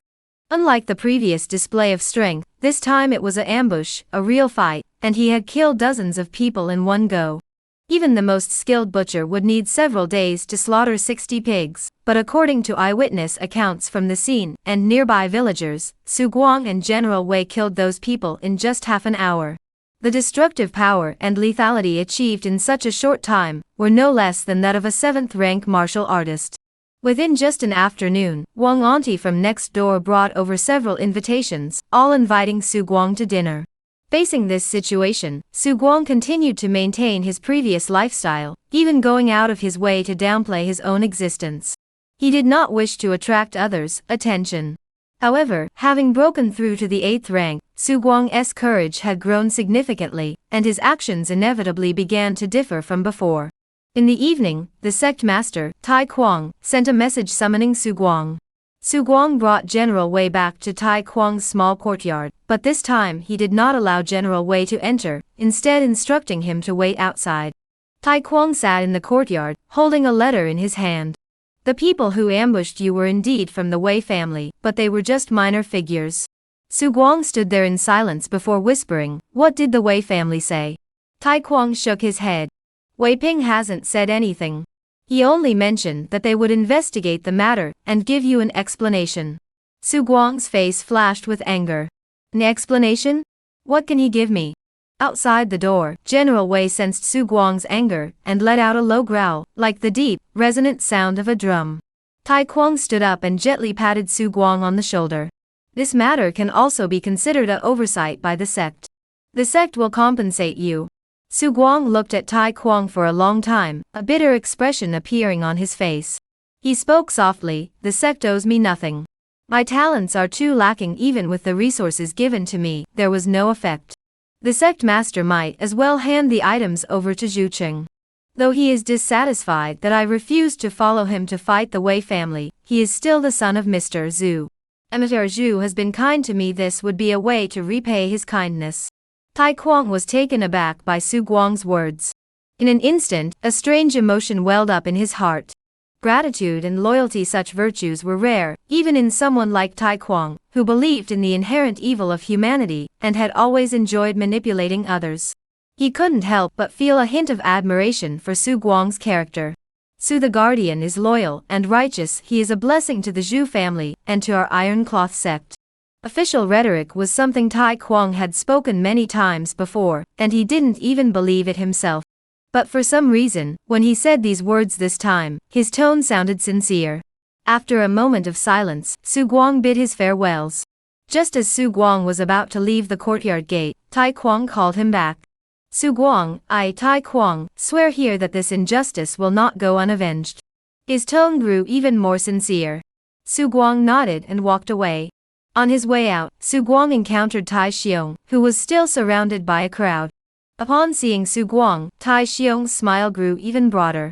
Su the Guardian. Su Guang slid off the elephant's back. Brother Tai. Let's go. We were just planning to find the Four Directions guard to spar. Come with us. Watching martial artists fight? In the past, Su Guang would have been interested, but he had just shifted the blame for his actions onto the Wei family and needed to lie low. He didn't want to get involved in the commotion. He cut straight to the point. Iron brother, the cloud sea stone you gave me last time, where did you obtain it? Tai Xiong's expression changed slightly, and he glanced at Su Guang with a appraising look. He wasn't sure if Su Guang was being sarcastic, but once he confirmed that Su Guang truly wanted the so-called cloud sea stone, Tai Xiong grew even more disdainful. To possess the combat prowess of a general like Wei, yet be so lacking in knowledge, truly laughable. That item is a one-of-a-kind piece. Tai Xiong replied. Su Guang's face flashed a hint of disappointment, but he didn't think Tai Xiong was lying. After all, it was a treasure that could elevate the bloodline of a General Wei, containing the legendary blood of a divine dragon. For Tai Xiong to have obtained even one was already a stroke of luck. Judging from the movements of Tai Xiong and his group, the tension in the city was growing. Disputes frequently arose between disciples of the Ironcloth Sect, soldiers of the Four Directions Guard, and followers of the Wei family. As martial artists, they were accustomed to resolving conflicts with their fists. Jingshuo County, the seeds of chaos were beginning to sprout. Chapter Samsup Yi, Profession Herbalist. Turning around, he saw Zhu Qingzheng and two others walking toward them, one of whom was Wang Ran, the man who harbored a murderous intent toward Su Guang for unknown reasons. Since Zhu Fu's funeral, the two had not seen each other for a long time. Tai Xiong also stopped in his tracks, watching Su Guang ride past Zhu Qing on the back of a giant elephant. He couldn't help but curve his lips into a smile. Although Zhu Qing was now also a disciple of Tai Kuang, he had grown close to the disciples of the senior elder Lu Ning, which greatly displeased Tai Xiong. He was now curious to see how Zhu Qing would behave toward Su Guang. Zhu Qing cast a complex glance at Su Guang, then looked at the mighty general beneath Su Guang's seat. 1,000 thoughts swirled in his mind. Earlier at the Zhu family, with Su Guang's help, he had already been able to control General Wei. Now, hearing about the commotion caused by General Wei, he couldn't remain indifferent. Perhaps, if Su Guang were dead, General Wei could return to his command. But the moment the thought arose, he cut it off. The Zhu family had defected to the ironclad sect with their entire clan, already a powerful force. Now, with their growing alliance with the senior elder Lu Ning, gaining control of General Wei would inevitably arouse the suspicion of Tai Kuang. Isn't this the new guardian of the sect, Su Guang? I hear you've been making quite a name for yourself lately. Wang Ran smiled at Su Guang, his expression tinged with mockery. Su Guang remained silent, glancing at Zhu Qing and conveying his confusion through his eyes. He still had no idea what he had done to offend Wang Ran. Zhu Qing was also surprised that Wang Ran would suddenly target Su Guang, but he seemed to think of something, shook his head slightly in response to Su Guang's gaze, then stepped forward abruptly to block Wang Ran. Don't forget how you got to where you are today. Tomorrow, we plan to challenge the Wei family to a fistfight. I hope you'll join us. Everyone's gaze suddenly fell on Su Guang, as if waiting for his response. Su Guang's response, to a certain extent, was a choice of allegiance. Whether he was loyal to Tai Kuang or Lu Ning could be seen from his answer. Second young master, I apologize. Su has not yet attained the rank to assist you. Zhu Qing angrily swept his sleeve aside. Su Guang said no more, simply continuing to ride the general of might away. But he didn't expect Wang Ran, who had been standing by all along, to suddenly step forward with a cold laugh, kick off the wall, and leap toward Su Guang. Zhu Qing, let me help you teach this ungrateful wretch a lesson. Before he could finish speaking, a loud thud echoed through the air. His body flew backward at an even faster speed than before, like a cannonball. His arms were crossed over his chest, and his body was twisted into an odd shape. His body crashed into the wall, collapsing it completely. Su Guang narrowed his eyes. He was certain this man truly intended to kill him. Why? He hesitated, considering whether to take this opportunity to kill Wang Ran right there. However, he quickly dismissed the idea. Killing Wang Ran in broad daylight would be reckless, especially since Wang Ran had Lu Ning backing him. What surprised him was that Wang Ren actually managed to stand up from the rubble, though his arms were clearly twisted. He seemed unharmed, causing Su Guang to furrow his brows. This man, could he really be a prodigy? Zhu Qing cast a complicated glance at Su Guang before turning and walking toward Wang Ran. Su Guang remained calm, riding the Wei general at a steady pace through the crowd. He could clearly sense the intensity in the gazes around him. Everyone's eyes had changed. Unlike the indifferent glances they had given him earlier, there was now a weight to their gazes. Some were indifferent, some defiant, some envious, and naturally, some were friendly. For the first time, Su Guang realized that gazes could carry weight. Though he knew that the weight in these gazes was due to the general of Wei. Everything was different now. Everything was different.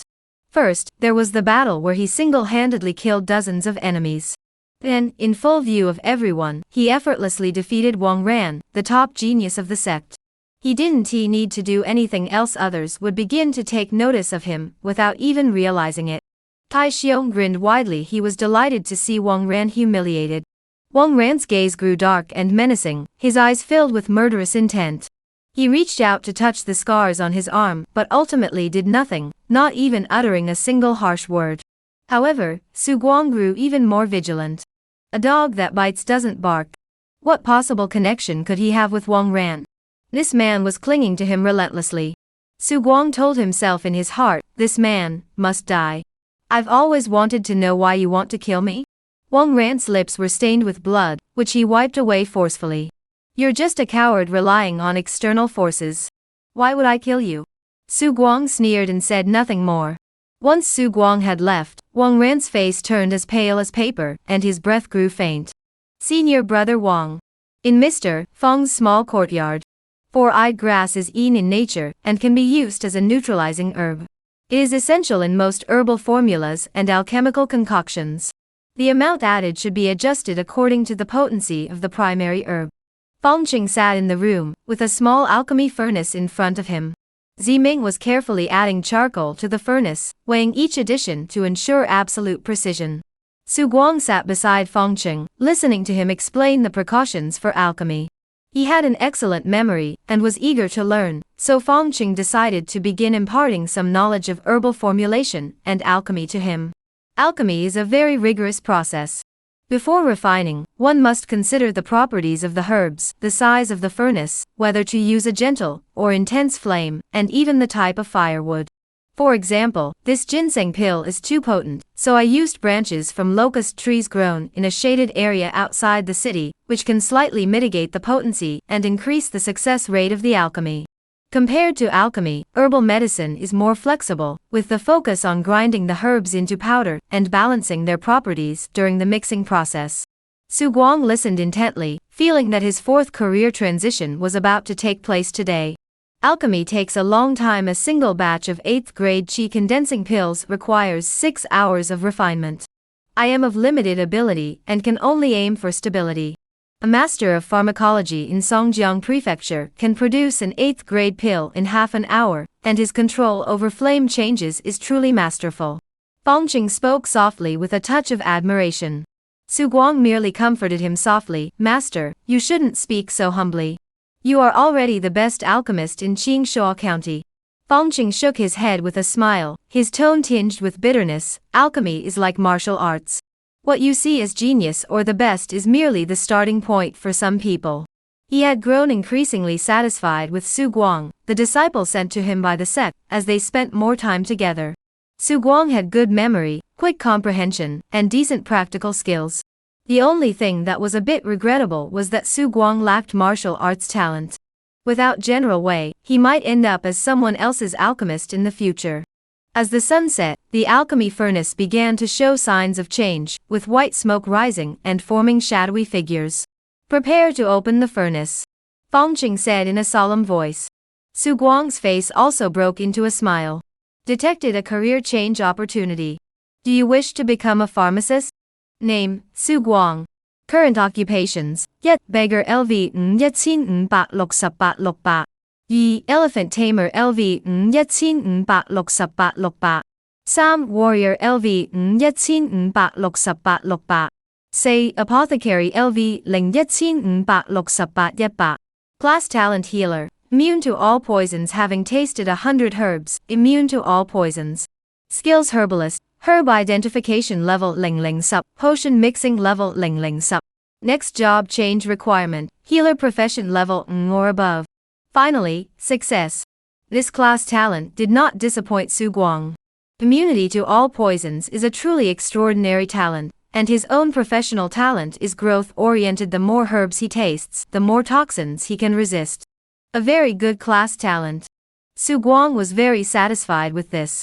On Feng Cheng's side, the furnace had already been completed, and he carefully removed the qi condensing pills one by one. Total of 16 pills were successfully refined. The main ingredients were 50-year-old chicken blood vine and lingji, with a total value exceeding 3,000 taels of silver. However, the value of a single qi condensing pill was 500 taels of silver. Simply refining them doubled their value. The profit margin of alchemy was evident. No wonder even a pharmacist like Feng Cheng would affiliate himself with the Iron Cloth Sect. After some thought, Su Guang spent 300 yi experience points to upgrade his alchemist skill, and 2 alchemist skills to level yi.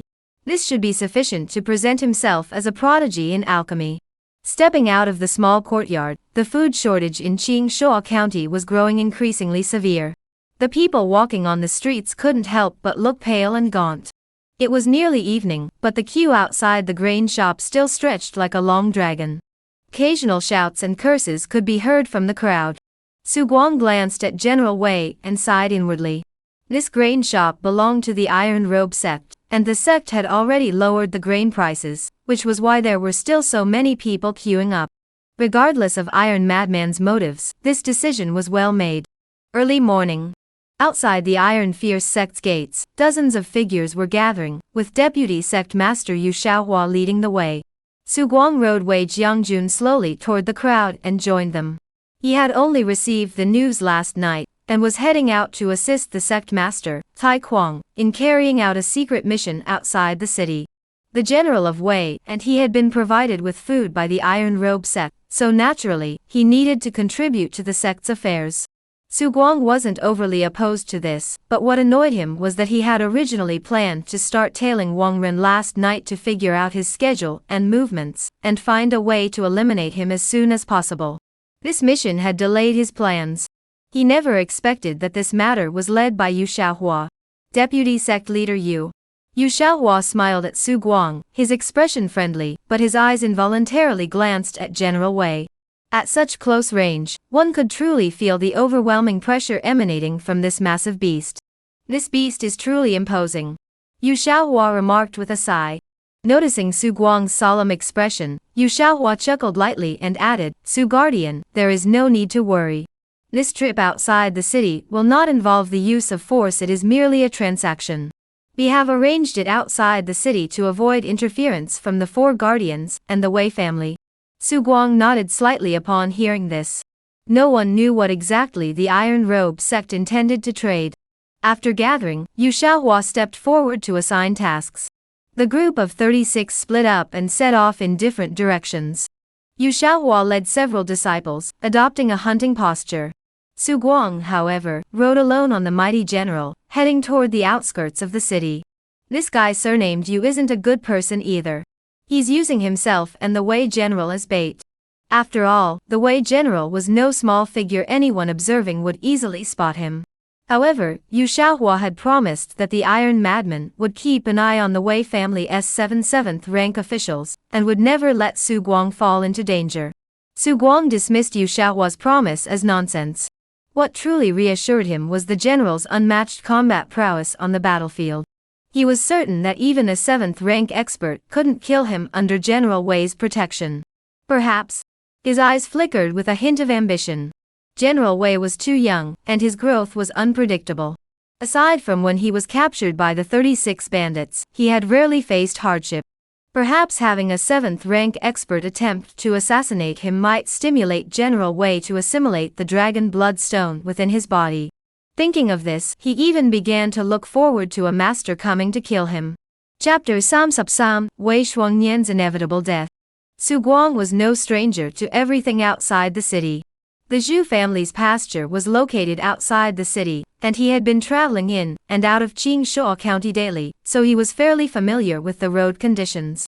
However, winter had passed, and spring had returned to the earth. The once desolate landscape outside the city had regained its vitality. Along both sides of the official road, simple villagers had already begun working in the fields. Near the city walls, there were neatly divided plots of land, resembling blocks of tofu, stretching out in a pattern that followed the official road all the way to the horizon. Su Guang reached into his robe and pulled out a water bag, taking a big drink. He then took out the map and looked at the meeting point marked by Yu Xiaohua. Given Yu Xiaohua's caution, the so-called meeting point was unlikely to be the actual transaction site. General Wei rarely undertook such long-distance journeys. The last time he traveled this far was to help Song Di track down Wei Shuangnian. However, at that time, neither Su Guang nor General Wei were well known. After all, General Wei had been raised in a rural estate outside the city, and if not for Zhu Huai secretly sending a message to Song Di would never have known that the Zhu family had such a powerful beast. Once they left the city, Su Guang no longer rode on General Wei's back, but began walking on his own, practicing the white crane ascending the clouds technique while gaining experience. His speed surpassed General Wei's, often walking ahead for a while before stopping to wait for General Wei. General Wei snorted through his nostrils, as if displeased that Su Guang was outpacing him. From time to time, Su Guang would have General Wei stop and sense whether anyone was following them. Upon receiving a negative response, Su Guang relaxed slightly. As they played and fought their way along, they unknowingly arrived at the small hill outside the city. This was the same hill where he had ambushed Wei Shuangnian last time. Su Guang looked at the familiar path and muttered to himself, what exactly did the Iron Cloth Sect trade for? Why come to this desolate mountain range? Don't they fear Wei Shuangnian returning? As he thought about it, Su Guang couldn't help but think of Wei Shuangnian, and suddenly felt an urge to go to Jingming to take a look. Last time they had left in a hurry and hadn't figured out what those 16 mud pits were. This time, he planned to take a good look. To see if this world truly had ghosts. Regarding ghosts, he had heard his disciples mention them before. Newly born ghosts were skilled at spreading fear, using it to corrode people's minds and ultimately kill them. Martial artists had no particularly effective methods against ghosts and demons, relying instead on their sharp tongues and fiery blood to shatter their evil forms. Having watched so many ghost movies in his previous life, he was genuinely curious to see if the ghosts in this world were more terrifying than those in the horror films he had seen before. Moreover, he didn't think the ghosts at Jingming Monastery were particularly powerful. Both Wei Shuangnian and Song Di were only 8th rank cultivators. They had managed to escape from the ghosts of Jingming Monastery, so why couldn't he, with the might of General Wei by his side?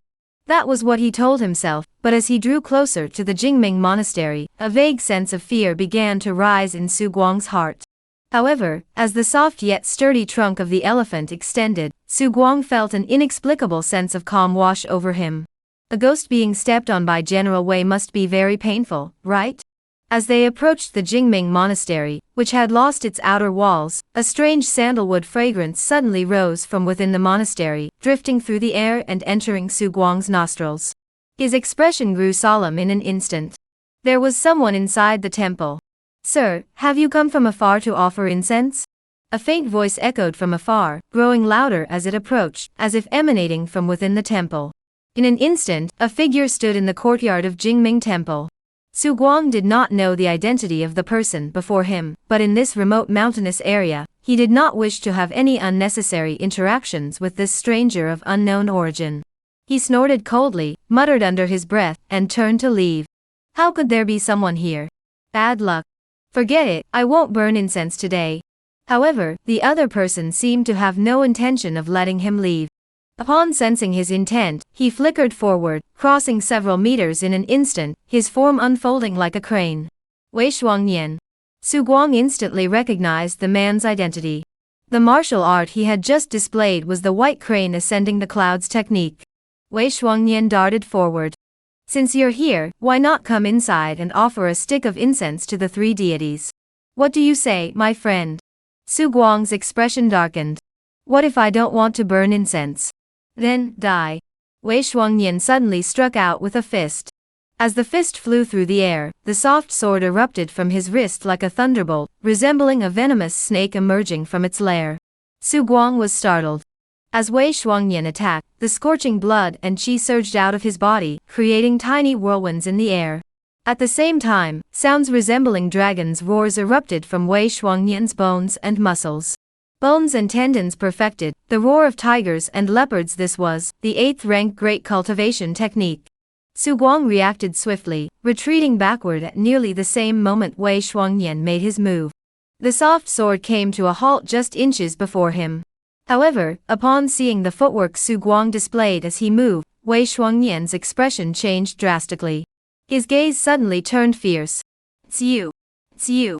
Return the jade cicada robe to me." Wei Shuangnian suddenly realized that the thief who had stolen his treasure was Su Guang, and launched a fierce attack, combining fists and swords, with swords hidden within his fists, and swords as thin as cicada wings.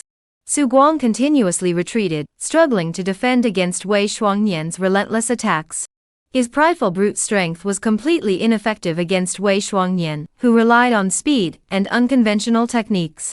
The only thing he could be grateful for was that he had brought a knife with him when he left.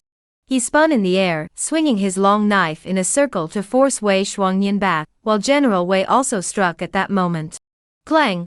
Wei Shuangnian's feet moved swiftly, stepping several times on the ground, his soft sword clashing with the elephant's trunk. A gash appeared, causing General Wei to let out a long, piercing cry. The long trunk was General Wei's primary weapon, as agile as human hands. However, to maintain its flexibility, it was not covered in tough, resilient hair, making it the weakest point on his body.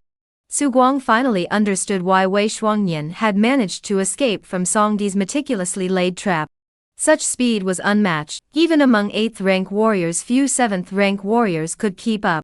Su Guang, backed by General Wei, had also cultivated the White Crane Cloud Ascension technique, though he was not as proficient as Wei Shuangnian.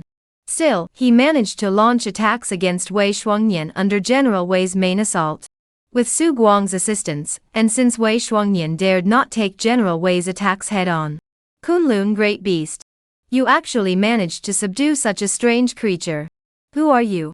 Wei Shuangnian stepped back half a step, breaking free from the battle circle.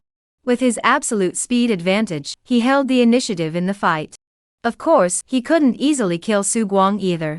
General Wei was no pushover. Every attack he launched, whether it was raising his hooves, swinging his long trunk, or charging forward with his tusks, forced Wei Shuangnian to dodge.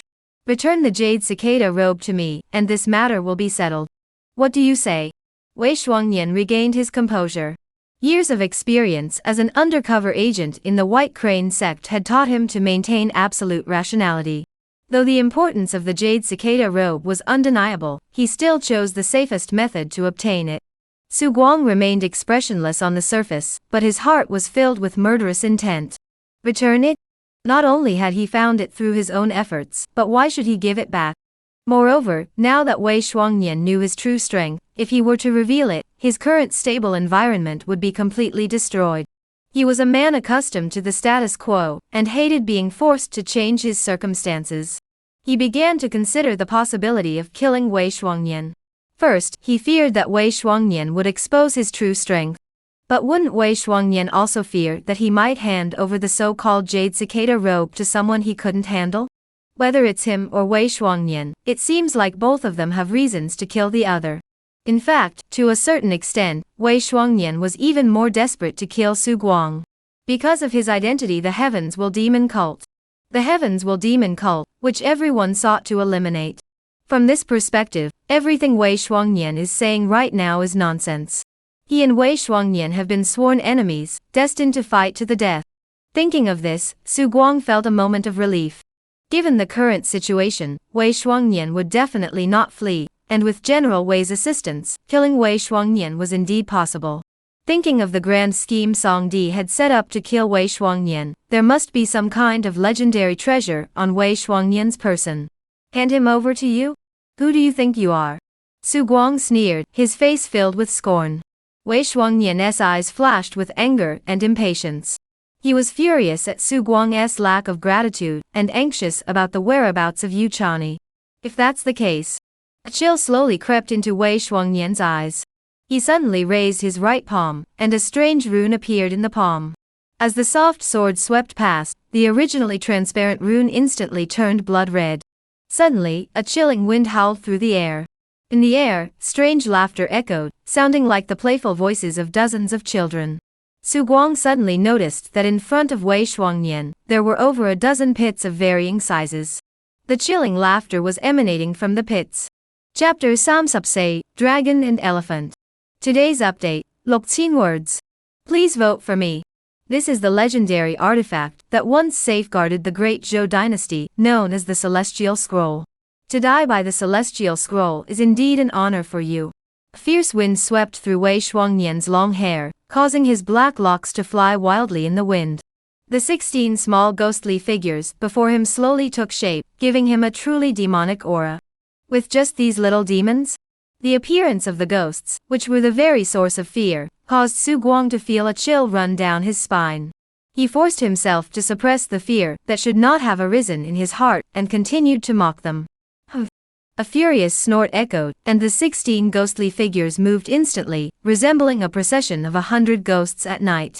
In the blink of an eye, they appeared before Su Guang. Su Guang stood before General Wei, bit his tongue until it bled, and suddenly spat out a mouthful of blood. Squeak! The sound of acid splashing into water echoed, and the little ghosts screamed as they flew backward at high speed. Wei Shuangnian knew well that these minor demons were no match for Su Guang. He raised his palm, and the blood-red scroll in his palm trembled slightly. The 16 minor demons seemed to have found their final resting place. Help me! Wei Shuangnian roared angrily. As the 16 little demons entered his body, his physique began to swell, twist, and transform at a speed visible to the naked eye. Terrifying growths resembling tumors began to form on his muscles. His eyes turned completely red, with blood vessels writhing like tiny insects within them. His body was enveloped in black mist, making him appear inhuman. It was utterly repulsive, but the aura emanating from his body had reached its peak, carrying a despair-inducing sense of fear. I will crush you and this into oblivion. Wei Shuangnian raised both hands, clenching his fists, as if the wind itself was trapped between his palms. The massive trees sprouting new buds around him trembled. Bang! General Wei struck out, his long nose twisting a massive tree trunk, which crashed down toward Wei Shuangnian with a thunderous roar. But this time, Wei Shuangnian showed no intention of dodging. He blocked with a horizontal punch. With a thunderous crash, wood chips flew everywhere. A terrifying figure shrouded in black mist burst out from the debris, grabbing General Wei's long trunk with both hands, and pulling with all his might. However, Wei Shuangnian had severely underestimated his own strength. General Wei weighed over 15 tons, and even if he were possessed by a demon, and able to tap into higher realms of power, he still couldn't possibly pull him away. Su Guang had never measured General Wei's weight, but in his previous life, the average African elephant stood about 1.8 meters tall at the shoulder, and weighed over 10 tons. General Wei's shoulder height was already 3.6 meters, and his weight must be even more terrifying. With his most sensitive nose grab, General Wei felt the pain, and his eyes turned blood red. Seeing General Wei in this state, Su Guang took a decisive step forward. Wei Shuangnian was startled. This time, Su Guang's speed. And his strength. An 8th rank novice? Has the white crane ascending the clouds technique also been enhanced simultaneously? What had just happened? He was surprised, but more than that, he was greedy. Kill Su Guang, and all the secrets will be his. Boom. A single punch collided with Su Guang and Wei Shuangnian's fists, which were wrapped in soft swords. His palm was instantly pierced, and at that moment, he finally understood the terrifying immense power coursing through Wei Shuangnian's body. In the instant their fists made contact, it seemed as though 16 tiny fists had simultaneously appeared on Wei Shuangnian's fist. Though their individual strength was only 9th grade, the combined force of 16 nearly perfectly synchronized fists was far from a simple sum of their parts. Under Wei Shuangnian's own 8th grade great cultivation power, his strength surpassed Su Guang's at that moment. Blood spattered the sky as Su Guang's body was sent flying backward. Fortunately, Su Guang sensed that Wei Shuangnian's aura was beginning to recede. This state couldn't be sustained by Wei Shuangnian. But on the other side, General Wei. Upon seeing Su Guang being flung backward, it seemed to recall the humiliation it had suffered at the hands of the bandits earlier, and the image of its mother being brutally beaten by the bandits, while it cowered behind her, trembling in fear. It raised its elephant trunk and let out a deafening roar. Its muscles twitched, and countless bumps resembling goosebumps appeared on its long trunk. A long, deep bellow echoed through the air, completely different from General Wei's previous roar, carrying a heavy, almost bovine quality.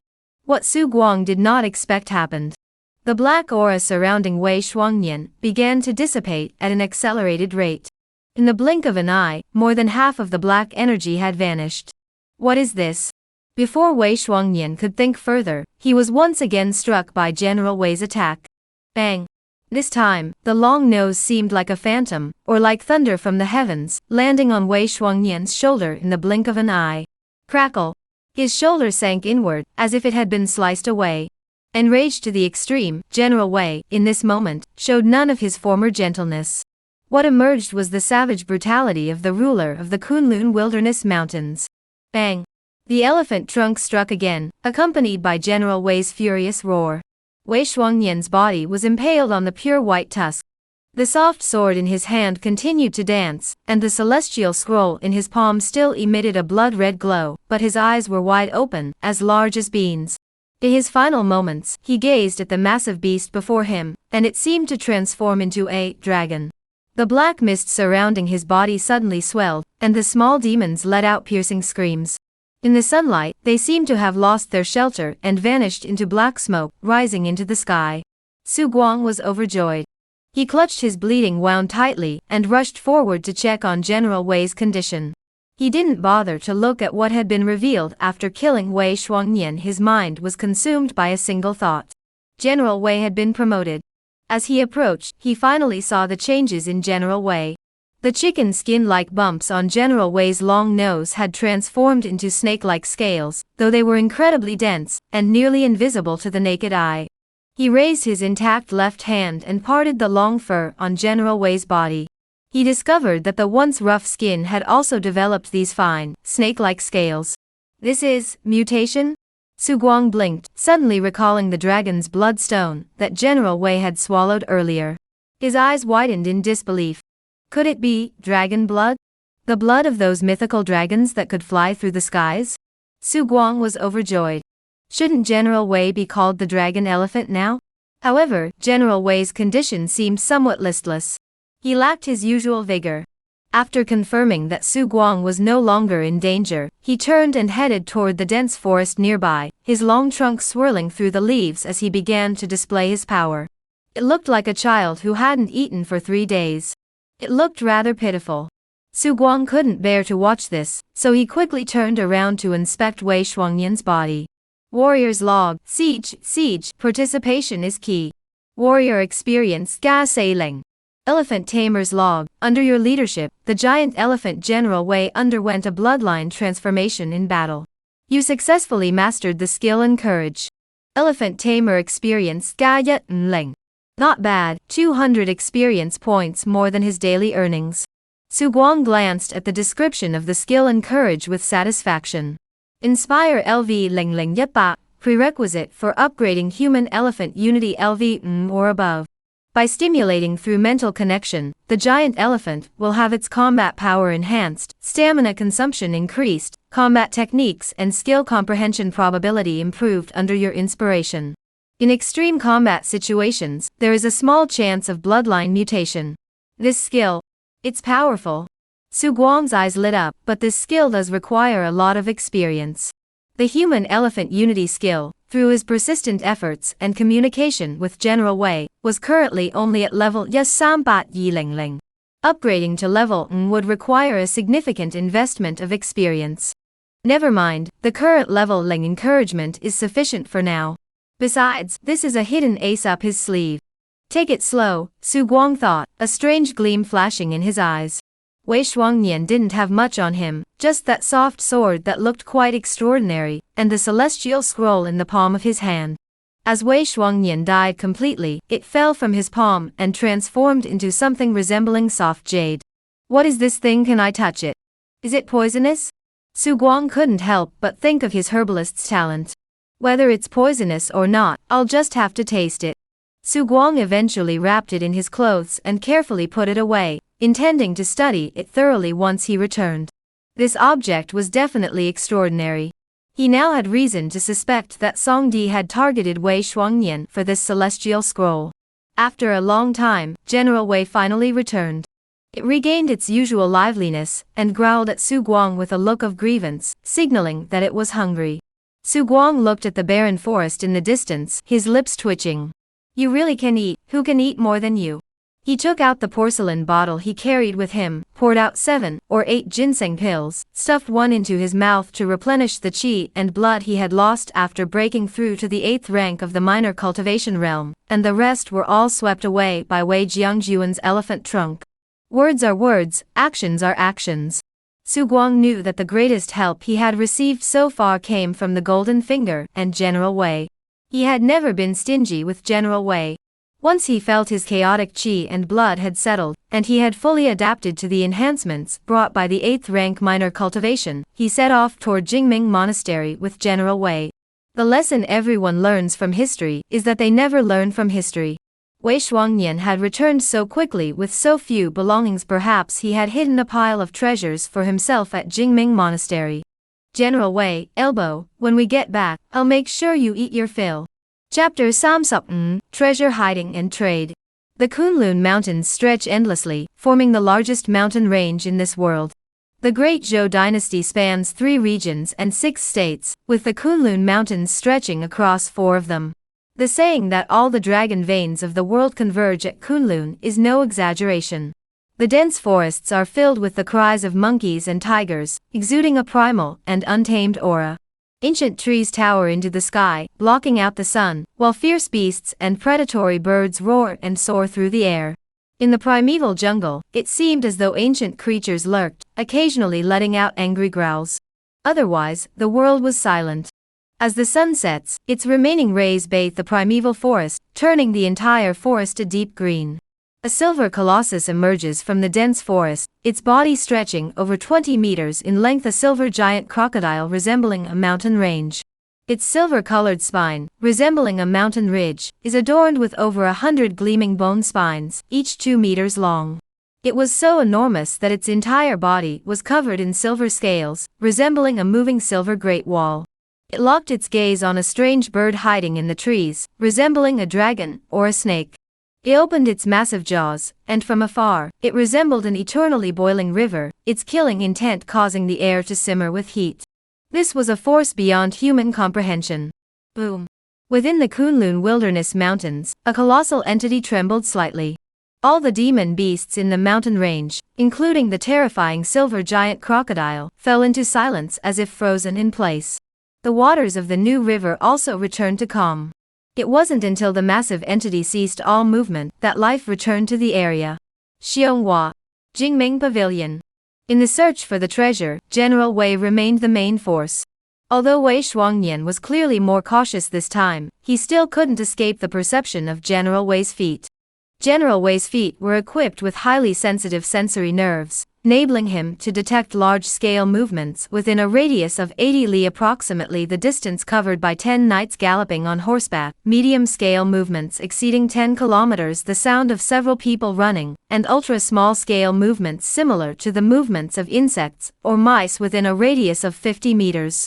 Su Guang gestured with his hand, and General Wei let out a loud cry.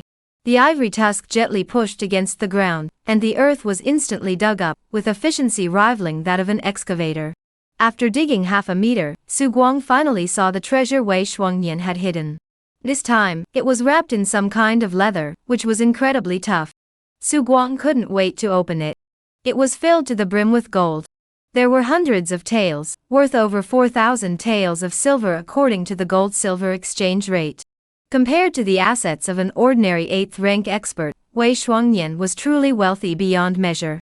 But he was just not the sharpest tool in the shed. He had escaped but chose to return, even bringing all his wealth with him. Su Guang couldn't make sense of Wei Shuangnian's way of thinking. But this was a good thing for him. Who cares? The package contained nothing but gold. There was nothing else inside. Su Guang felt something was off. Wei Shuangnian was alone on the mountain. There couldn't possibly be only gold. However, General Wei searched around several times and found nothing unusual. It was Su Guang who finally went down and discovered something on the crossbeam of the hall. Several small porcelain bottles and a few odd fragments, resembling bone or turtle shell. From the traces on the turtle shell fragments, it was clear that these objects had been frequently handled and played with, developing a glossy patina. What could this be? Su Guang felt instinctively that this object was important, so he carefully took it with him. Unfortunately, Wei Shuangnian was too powerful, and he couldn't leave any survivors. Though he had obtained these treasures, he had no idea how to use them. He also wondered if there was any profession that could appraise these items. Another mountain peak. Yu Xiaohua stood atop the peak, hands behind his back. Hearing footsteps behind him, he turned around. Greetings, Master Su. Su Yan, with a seductive expression, was flanked by two burly men, one on each side. The two men were over 2 meters tall, broad-shouldered, and muscular, with arms as thick as Su Yan's waist. They looked like inflated balloons. Yu Xiaohua's pupils contracted. Are those the two generals, Yang and Lu? I never expected our brother's reputation to have reached this place. The two giants scratched their heads, their faces betraying a hint of pride. It's said that the Yang Lu duo are incredibly strong. I never thought they'd have a connection with Su Fangzhu. Yu Xiaohua spoke, his eyes filled with confusion. Su Yan gave a seductive smile. With so many people around, I can only ask the two brothers Yang and Lu to help me carry the items upstairs. Yu Xiaohua knew what they were trading, and smiled upon hearing this. Master Su is indeed cautious, but the Iron Cloth sect isn't lacking either. We have even stronger men. Before Su Yan could respond, the two generals of the Yanglu clan smiled. Stronger than us brothers? Nonsense. We brothers have been roaming the martial arts world relying on our brute strength and invincible bodies. You're the sect master of the Iron Robe sect, right? Bring that person out to duel with us. As they spoke, the two men lifted the massive boulders weighing tens of thousands of pounds in front of them with ease and hurled them toward the cliff below. With a thunderous crash, the boulders rolled down the cliff, their hundreds of meters in height generating immense kinetic energy, instantly creating a force akin to an earthquake, with thick smoke billowing through the dense forest. The two generals, Yang and Lu, smiled at Yu Xiaohua. Yu Xiaohua remained unfazed, but his mind was racing. He was too clever. Clever people always thought deeply. At that moment, he was already wondering if Su Yan had summoned the two generals to intimidate the ironclad gate. He didn't want to be outdone by Su Yan's people. But he had to admit that though these two had little brains, as 7th-rank experts with formidable internal energy and seemingly limitless strength, they had indeed caused a huge stir in his heart. Just as he was speaking, a loud commotion erupted from the distant forest, as if something massive were moving through the dense trees. In the distance, disciples shouted, "Greetings, Su Guardian." Yu Xiaohua smiled. "Ha, since the two of you wish to test your skills, that's perfect. The strongest members of our sect have arrived." The two generals, Yang and Lu, casually turned their heads, only to have their pupils contract violently. Su Yan's expression was incredibly complex at that moment. Su Fangzhu, this is the mount of our sect's guardian. It is a rare creature born in the heavens, originating from Kunlun. Due to its enormous size, people call it the Kunlun Great Beast. Su Yan's beautiful eyes flickered as she gazed at the man sitting atop the colossal beast. Hearing Yu Xiaohua's introduction, she couldn't help but feel speechless. Does he really need to introduce it? Didn't Yu Xiaohua bother to ask the Zhu family about where this beast came from? She took a deep breath, her eyes fixed on the massive beast in the distance. This was the first time she had seen the person who had subdued the great beast. Crack! General Wei, who had recently been promoted and whose bloodline had been tainted by dragon blood, was unusually restless. As he emerged from the jungle, he suddenly swung his long trunk, shattering a boulder as tall as a person in front of him. Stone dust swirled through the air. The beast, resembling a creature from the ancient primordial jungle, exuded a hint of savage ferocity. The two generals, Yang and Lu, witnessed this scene, their pupils contracting violently, almost instinctively swallowing a mouthful of saliva. They were warriors, not cowards. Could this thing even be defeated by humans? At the very least, it would require a 6th-rank expert who had attained the realm of innate cultivation and mastered extraordinary power to stand a chance against it. Such a ferocious beast. The Iron Cloth sect truly has good fortune. the matter of the duel was naturally dropped. After descending the mountain, Yu Xiaohua no longer felt the same apprehension as before. Nearly 100 disciples formed a long procession, with several large horses pulling several carts, slowly making their way along the winding mountain path. General Wei stood like a mountain peak, with no one or no beast within several meters of him. Occasionally, the swaying of its tail and long nose would cause a large commotion among the crowd. Su Guang looked at the carts loaded with goods with a strange expression. On the surface, they appeared to be filled with grain, intended to alleviate the current food crisis in Qingshuo County. However, he had witnessed General Wei secretly eating earlier, and had caught a glimpse of what was hidden beneath the grain: military weapons and armor. No wonder Yu Xiaohua was so cautious. It seems that the Iron Cloth sect is truly planning to take action against the Four Directions Guard and the Wei family. A strange expression flashed across Su Guang's eyes. What gave Tai Kuang the audacity to act so boldly? Su Guardian, are you injured? Yu Xiaohua, a 7th rank expert, had naturally noticed Su Guang's injured hand and asked with concern. Su Guang casually replied, "It's just a scratch from a branch." "Master, who were those people earlier?" "The black market master, Su Yan." Su Guang fell into deep thought. The return journey was smooth. The hundreds of people were clearly dressed like martial artists, and in a place like Qingshuo County, no one would dare to provoke them. Upon returning to the city, Su Guang bid farewell to Yu Xiaohua. He intended to thoroughly study the treasure he had obtained from Wei Shuangnian. Yu Xiaohua smiled, "Thank you for your hard work today, Su Guardian. The sect master will send a reward tomorrow, and it will be far more generous than the elder's gift." After speaking, he glanced at General Wei with renewed interest. For some reason, he felt that General Wei seemed even stronger than before. Su Guang nodded in gratitude. Upon returning home, Su Guang took out the Taoist robe he had obtained from his first search of Wei Shuangnian's treasure. The robe looked extraordinary, adorned with numerous runes and jade stones, seamlessly integrated into a single piece, exuding an otherworldly aura. Su Guang had previously only thought the robe looked extraordinary and should be worth a fortune, but it was too flashy, so he had never worn it. However, after encountering Wei Shuangnian in the mountains today, he had developed a great deal of curiosity about the robe. If Wei Shuangnian valued this robe so highly, there must be a tremendous benefit behind it. What could it be? Judging from Wei Shuangnian's behavior, this robe might even be more precious than the Celestial Scroll. Thinking of the Celestial Scroll, Su Guang took out the small cloth wrapping it, and the tiny turtle shells, attempting to piece them together. As time passed, the Celestial Scroll had hardened completely, resembling a piece of jade engraved with mysterious runes. Evil spirits, the Celestial Scroll. Robes, turtle shells. Wei Shuangnian, a mere 8th rank cultivator, possesses so many treasures. It must be said that the Heavenly Destiny Demon Cult is indeed the most mysterious power in this world, with such profound foundations, truly extraordinary. Chapter Samsuplok, Meals Gratitude Monthly Votes sought by month's end. The Celestial Scroll was something that seemed to be under the control of the great Zhou imperial family in the past. I wonder if the county annals of Qingshuo County mention anything about it. It seems I must search for records related to the Heavenly Scroll. Perhaps I can find a way to use it. Methods like sacrificing blood had crossed Su Guang's mind, but he dared not act rashly for now. Who knew what trouble it might cause? As Su Guang was deep in thought, he suddenly noticed that the turtle shell he had been unconsciously fiddling with earlier had been pieced together, and the lines seemed to form a continuous pattern. But these scattered runic lines had somehow formed the shape of a map. A map? Su Guang widened his eyes and studied it closely, feeling a sense of familiarity.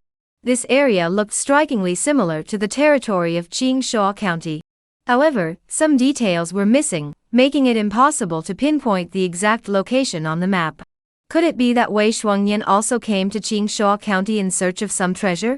This possibility was high, and it could also explain why Wei Shuangnian had dared to return to Qingshuo County despite having been attacked and nearly killed.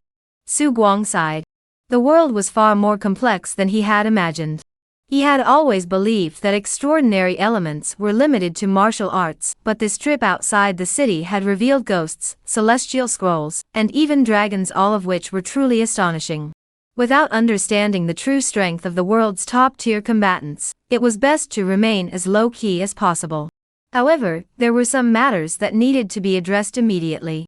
Since there were tales of demons and ghosts, Su Guang felt he needed to make plans regarding these entities. After all, the abilities of these non-natural beings were beyond imagination. If General Wei couldn't arrive in time, he needed to have his own way to deal with them. He couldn't rely on using blood to dispel them every time. In this regard, there should be such professions in the civilian sector. He would look into it later. Calculating it out, the next two new professions now have clear targets, one focused on appraisal, the other on dealing with ghosts and demons. As for the treasure, with an incomplete map, Su Guang had no immediate plans to dig for it. The Iron Armor Sect had purchased so many suits of armor and weapons. There must be something big in the works. There would likely be a lot to handle in the coming days. As he pondered this, a noise came from outside the door. It was Wang Jun from the street, accompanied by a few others, bringing food for General Wei. Wang Jun smiled ingratiatingly at Su Guang. "Guardian, this is today's food for General Wei Yu." As he spoke, his eyes involuntarily swept toward the corner. There lay General Wei's excrement. General Wei ate a lot, so naturally he defecated a lot each day. Su Guang looked down on these feces and even found them troublesome, but to Wang Jun, these feces were extremely valuable. Whether used as fertilizer or dried for fuel, they could fetch a good price. "Don't worry, General Wei already knows you. You can go and clean up the feces yourselves. Thank you for your hard work." Su Guang thought of something else. "Oh, I'll request more food for General Wei starting tomorrow. Make sure you gather enough people in advance so he doesn't go hungry." Wang Jun's face flushed red. He glanced at General Wei and his lips trembled. "Rest assured, Guardian. He dared not let General Wei go hungry." Su Guang smiled and handed some copper coins to Wang Jun. They were all hard-working souls. Su Guang had a good impression of Wang Jun, a man who endured hardships. Though he had taken General Wei's excrement to earn money, he had at least helped resolve some of Su Guang's troubles. Su Guang was not stingy with a little reward. But he couldn't give too much either. There had to be a limit. Another day passed. Su Guang noticed that General Wei, whose growth had slowed, was once again growing rapidly. Within just 2 days, General Wei's shoulder height had increased by 5 centimeters. At Wei General's current size, even a small growth is visually striking. Su Guang was quite satisfied with this, but more than that, he was headache. It was easy to imagine that for the foreseeable future, the amount of food General Wei would require would reach an astonishing level. Fortunately, he now had the support of the Iron Cloth Sect. Otherwise, after Wang Jun disposed of the waste, Su Guang waited for General Wei to finish eating before mounting the elephant's back once more and heading toward Mr. Fong's residence. Mr. Fong was his first master, and he had noticed that under Mr. Fong's guidance, his skill proficiency and experience points in alchemy and potion making grew much faster than when he practiced on his own. Adhering to the principle of frugality and thrift, Su Guang did not give up this opportunity to gain experience. Moreover, he intended to showcase his talent in alchemy, and this gradual, step-by-step growth seemed more reasonable. Given his current rate of progress, it wouldn't take much time. This year, the weather in Qingshuo County has been terrible. Since the start of spring, it hasn't rained for nearly a month, and the ground has already begun to crack. As a guardian, Su Guang naturally had no need to worry about food supplies. However, the situation on the streets is now quite dire. According to Jingming, after the county office collapsed, Qingshuo County has faced food shortages every spring and plunged into chaos for a period of time. However, the 3 major factions will not allow the chaos to spread unchecked. Upon hearing this, Su Guang didn't think much of it and continued refining pills using Fong Cheng's small danlou. The materials were all obtained by Mr. Fong from the pharmacy, mostly inexpensive herbs, merely for Su Guang to practice with. However, Su Guang's performance left Fong Cheng deeply impressed. The pills are a bit too dry. When adding the 4-eyed grass, the heat was too high, making the potency slightly too strong. Fong Cheng carefully searched for flaws in Su Guang's newly refined pills and offered his critique.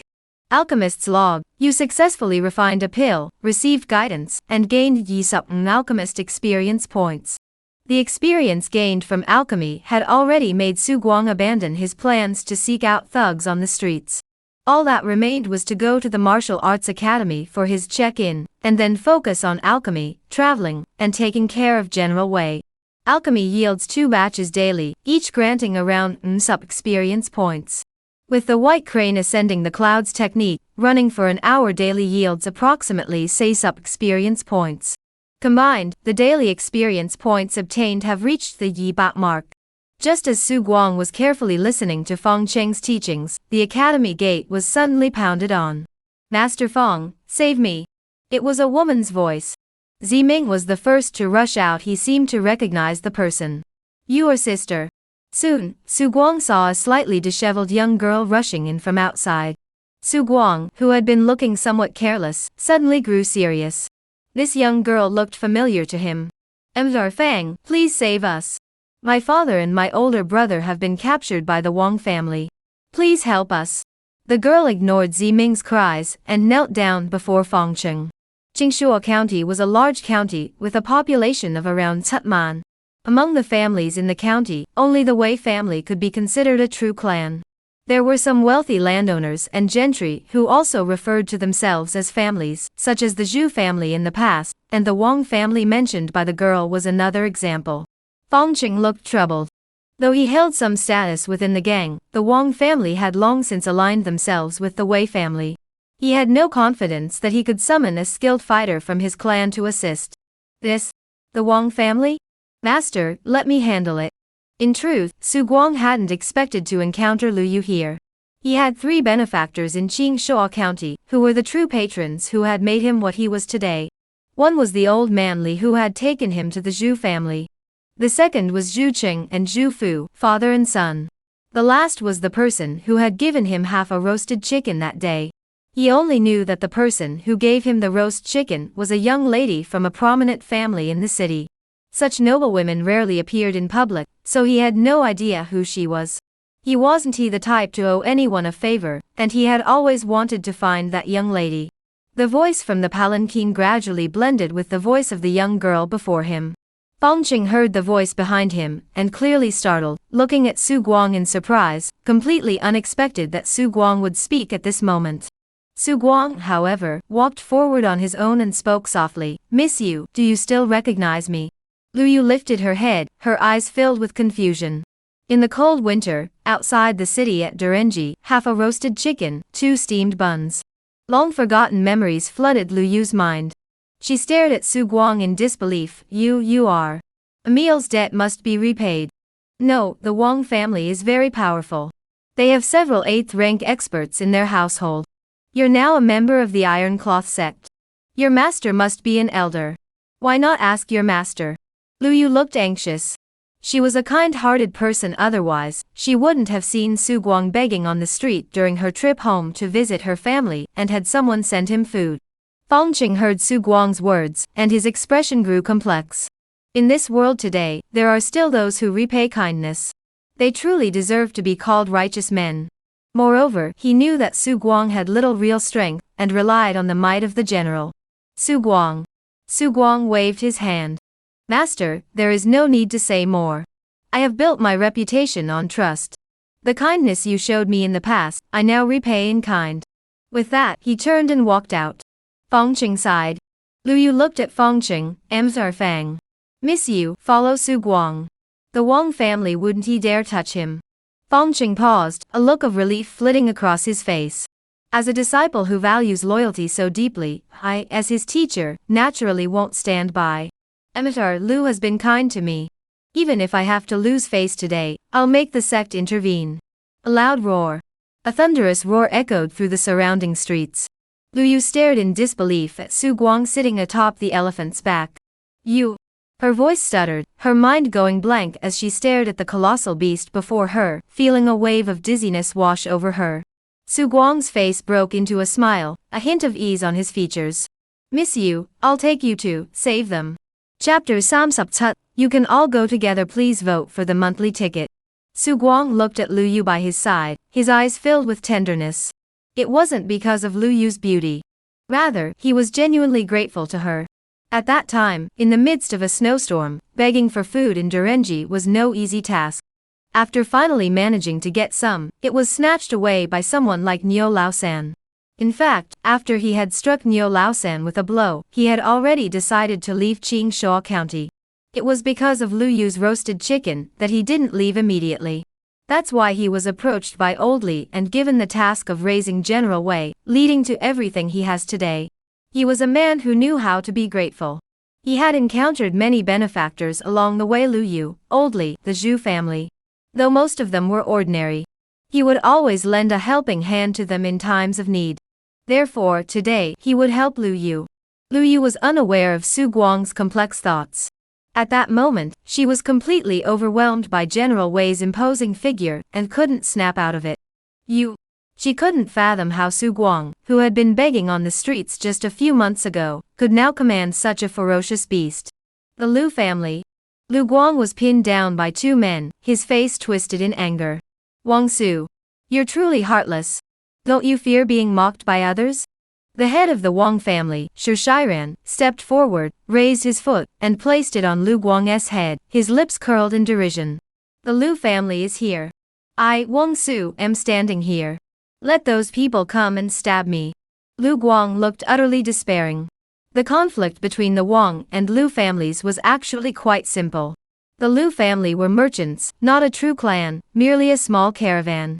However, recently, while trading abroad, they had luckily connected with Yuan Mang's faction, who had agreed to sell them a batch of war horses. The value of war horses in this era was self-evident.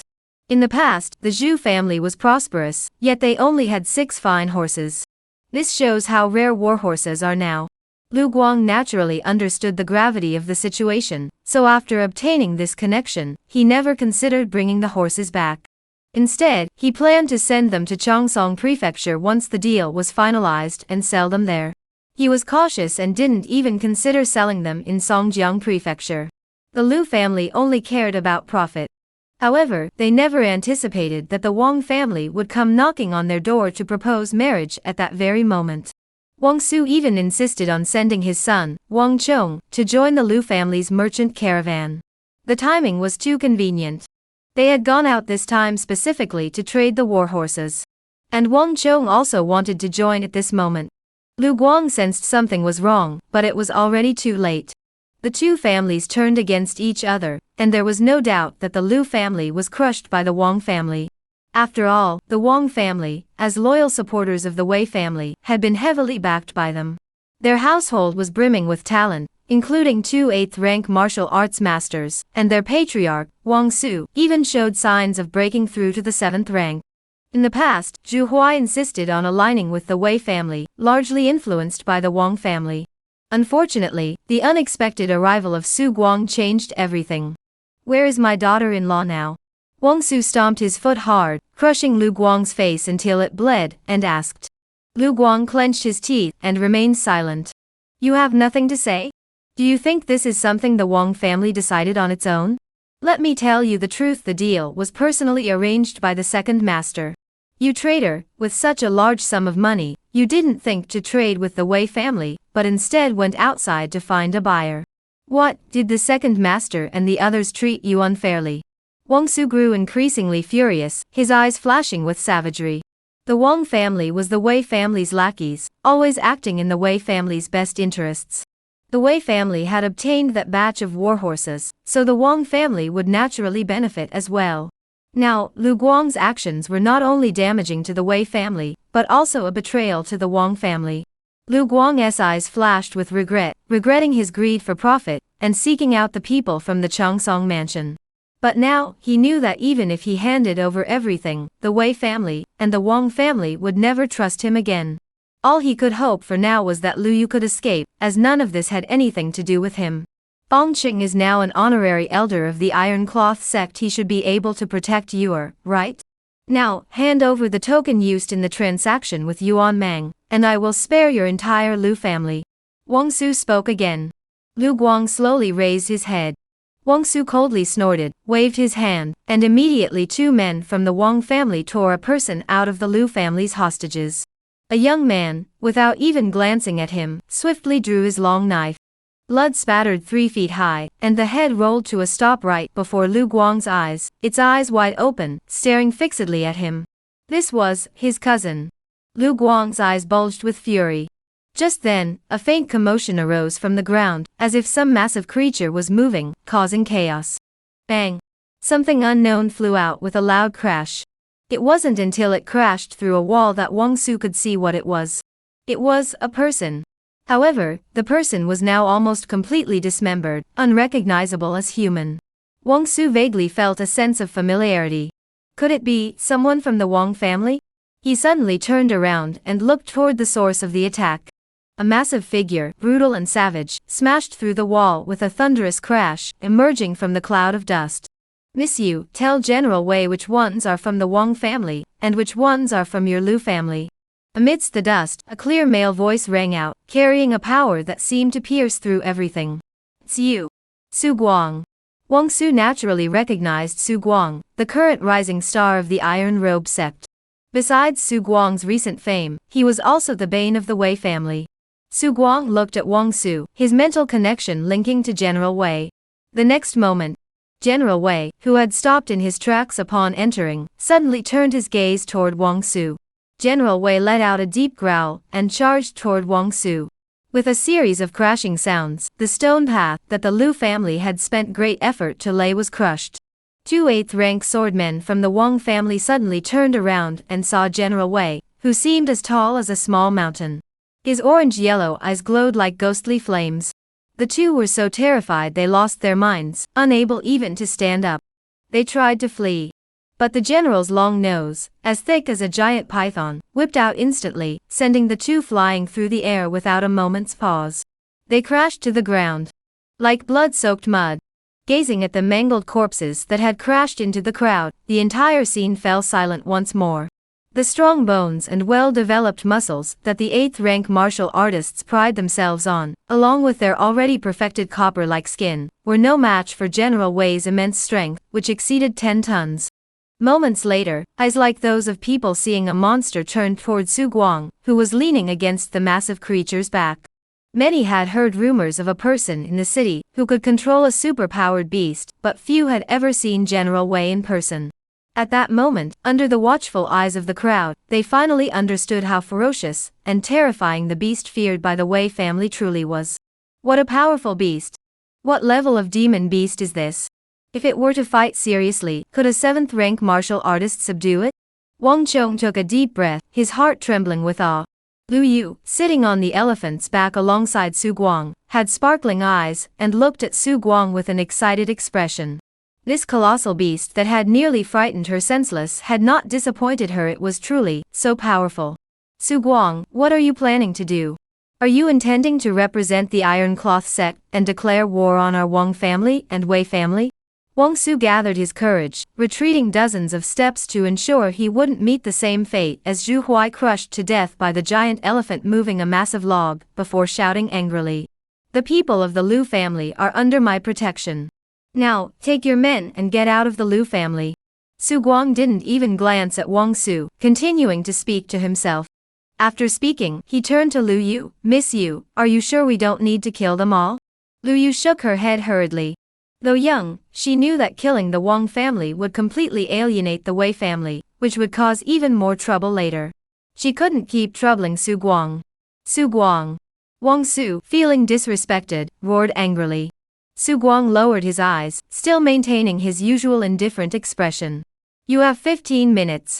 Have your Wang family bring the ransom money, or you can try to rush forward and kill General Wei. Su Guang's words carried a hint of mockery. General Wei wouldn't gain any experience from killing him, and since Lu Yu hadn't spoken, he wouldn't go to extremes. Wang Su glanced at General Wei, who stood like a mountain, then swept his vicious gaze over Su Guang. Su Guardian. At this critical moment, Qingshuo County is on the brink of collapse. The Lu family is betraying their own people and colluding with outsiders. Are you really going to aid the tyrant and become an enemy of all the people of Qingshuo County? Wang Su knew that today's situation was hopeless, and force would not succeed, so he resorted to verbal provocation. Well said. The Lu family is under the command of the Wei clan. When did it become your turn to make decisions, you from the Iron Cloth sect? A middle-aged man at the front, followed by a group of burly men, walked in from outside, exuding an overwhelming aura. It was none other than the second master of the Wei family, whom Su Guang had met before. General Wei was now a 7th-rank dragon elephant, and Su Guang had tried before even Wei Shuangnian's soft sword couldn't scratch the weakest part of General Wei's nose. He naturally had no fear of the second young master of the Wei family before him. He sneered, "In the past, Miss Yu showed Su a kindness by feeding him. Today, the Lu family's affairs are in my hands. I am here to repay that kindness." Second master of the Wei family, are you trying to stop Su from repaying that kindness? Su Guang fixed his gaze intently on the second master of the Wei family. His words immediately stirred up a commotion. With the Lu family in trouble, many onlookers gathered outside, and began asking Su Guang about his connection to the Lu family. Su Guang was no longer an unknown figure. Many had inquired about his past, and soon they recalled. It was when Su Guang first arrived in Qingsha County as a beggar that the Lu family's young lady had once given him food. Instantly, the crowd erupted in chaos. This was an era of chaos, an era where everyone turned to evil. Yet, in such a time, such an act was truly heroic, earning the admiration of countless people. Instantly, everyone looked at Lu Yu with envy. A seemingly insignificant act of kindness had, at a critical moment, become the lifeline of a family. Chapter Samsapbat, Bone Forging Pill, another turtle shell fragment. Please keep reading, and vote for this month. The second master of the Wei family did not fully enter the courtyard. The lesson of Zhu Huai was still fresh in his mind. Although he was a 7th-rank official, facing the clearly more imposing General Wei, he couldn't help but feel a sense of unease. He listened to the whispers around him. He glanced at the Wang family father and son. Su the Guardian is a man of honor and loyalty, worthy of admiration. However, the Wang family is also a close relative of our Wei clan. We cannot allow Su the Guardian to treat them so disrespectfully. After a pause, he fixed his gaze on General Wei, who was seated below Su Guang, and spoke aloud. I have long heard of the great beast's immense strength. Today, seeing it again, I cannot resist the urge to challenge it. If I win, please ask Su Guang to spare us face, and today's matter will be settled. What do you say? Su Guang's expression grew peculiar. To challenge General Wei?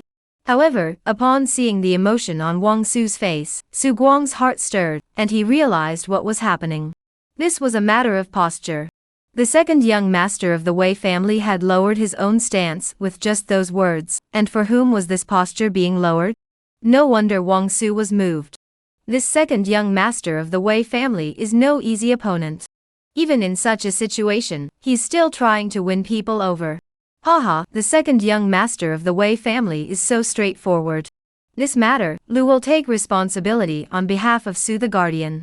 A loud laugh echoed from outside, followed by the sight of Lu Ning, the senior elder of the Ironcloth sect, leading Wang Ran and a group of disciples into the room. He nodded at Su Guang with a smile. Su Guang returned the smile. Regardless of Lu Ning's true intentions, he had indeed helped Su Guang greatly and treated him with respect. However, Su Guang couldn't help but furrow his brows. Lu Ning's behavior had crossed the line. Today was his day to repay a debt of gratitude, yet Lu Ning had taken it upon himself to make a promise on his behalf.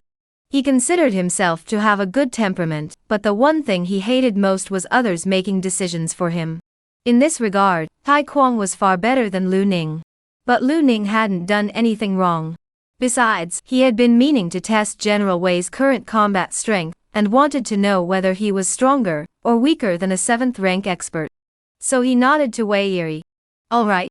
Golden sunlight fell on the ground, raising countless particles that rose and fell, much like life itself, impossible to fathom. The man and the beast quickly fell silent, motionless. Suddenly, a low shout rang out, and Wei Yiri struck first.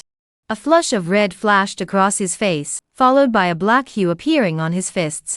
He launched a series of punches, charging toward General Wei. This first strike was delivered with all his strength. As his qi and blood surged, his muscles slightly swelled, and his body seemed shrouded in a layer of blood-red energy. This was the blood robe, the emblem of a 7th-rank expert. Once the blood robe was activated, a 7th-rank expert could create a massive gap between themselves and an 8th-rank expert. General Wei was merely a mortal with powerful vital energy, but he lacked the formidable blood robe of a martial artist. This was the key reason why Second Master Wei dared to challenge General Wei. His fists, moving at lightning speed, left trails of distorted air in their wake. Bang! General Wei absorbed the 2 punches with his elephant trunk, yet he seemed unaffected. Ignoring Wei Er's grip on the trunk, he fiercely raised his long nose. Its massive size meant that even the slightest movement sent dust and debris swirling through the once quiet courtyard. Dull sounds echoed continuously. Su Guang thought of something and quietly activated the encourage skill. In the mental link between him and General Wei, it was as if a strange opening had appeared. His mental energy began to flow out, replaced by a sudden surge of savage energy emanating from General Wei's body. Wei Eri's heart trembled. He felt as though he was facing not a mere mortal, but a solid iron block. He raised his hand again to block General Wei's long nose, his blood-stained robe fluttering dangerously. After 4 hard blocks, the blood-stained robe was completely shattered. Su Guang watched as Wei Eri struggled increasingly under the general's elephant trunk attacks, feeling satisfied. Under the general's incredibly agile elephant trunk, Wei Eri was in constant danger, unable even to retreat from the battle, and could only struggle to defend himself. But the crucial point was that several collisions with the elephant trunk had already shaken his internal organs. Chill ran down his spine. This beast was far more powerful than he had imagined. A flash of regret crossed his mind. He regretted sending the 3rd brother to help Zhu Huai. If Zhu Fu were still alive, he could have brought Su Guang and the great beast to seek refuge under the Wei family. In contrast, Su Guang was in a much better mood. Using only the elephant's trunk, he had forced a 7th-rank expert into such a state within a few moves. General Wei had not disappointed him. If he had used his feet, upper body, and those massive tusks, Wei Eri would have suffered even more, wouldn't he? Of course, there was no shortage of hidden cards up his sleeve for someone like Wei Er, a 7th-rank expert. Since Wei Shuangnian, he had grown more cautious when dealing with others. Thinking of this, he stopped General Wei. Wei Eri felt a sense of relief and stepped out of the battle circle. He endured the slight pain in his internal organs and glanced at Wang Su. He then bowed to Lu Ning and Su Guang. Today's matter shall be decided by Su the Guardian. Lu Ning burst into laughter and spoke again. Su the Guardian, the Wang family is a prominent clan in Qingshuo County. Give me some face and spare them where you can. However, he also felt a surge of excitement. His gaze toward General Wei was filled with intensity. This mighty beast could now suppress a 7th-rank expert. His joy knew no bounds. Once again, Su Guang suppressed the discomfort in his heart as he made this decision on his behalf. All right. Wang Su fell completely silent, his gaze fixed on Wang Chong. Wang Chong's eyes flickered with reluctance, but he still took out the 8th-grade pill, the bone-forging pill, that Wang Su had just obtained for him today. 8th rank was the realm of tendons and bones, and the forge bone pill was the most valuable 8th-rank pill. There are 5 tiger bone forging bone pills inside, worth 6,000 taels of silver. Is that enough? Su Guang remained expressionless, but suddenly noticed the object hanging from Wang Chong's neck. It was a bone fragment, resembling a turtle shell. Su Guang narrowed his eyes and gave Wang Chong a meaningful look. However, in public, he did nothing and made no mention of the item around Wang Chong's neck. His gaze swept indifferently over the faces of the Wang and Wei families. I am taking the Lu family members with me. Is there anyone else who objects? At that moment, no one spoke. Lu Ning watched Su Guang ride away on his elephant, a flash of relief crossing his mind. It had been worth the effort to win Su Guang over. He still listened to him. Behind him, Wang Ren stared at Su Guang's departing figure, his eyes gleaming with greed. Such a mighty beast, if only we could extract its essence and refine it. But alas, the plan to kill Su Guang had failed, and the sect would not lightly kill such a beast now. On the other side, Wang Su and his son stood cautiously behind the 2nd master of the Wei family, their faces solemn. Wang Su was grateful to the 2nd master of the Wei family, as he had truly made efforts for the Wang family, and was even willing to lower his status for their sake. Wang Chong, of course, didn't think that way. The bone-forging pill was what he had prepared for breaking through to the 8th rank of the great cultivation realm. Now that the pill was gone, his breakthrough was far off, and he naturally refused to accept it. From now on, do not provoke Su Guangqi. That beast is very powerful. As Wei Er said this, a hint of fear flashed in his eyes. Having saved the Lu family's life, those who could become clan leaders were all wise individuals. Naturally, Lu Guang chose to lead the Lu family to align with the Iron Cloth sect. This was an unavoidable choice.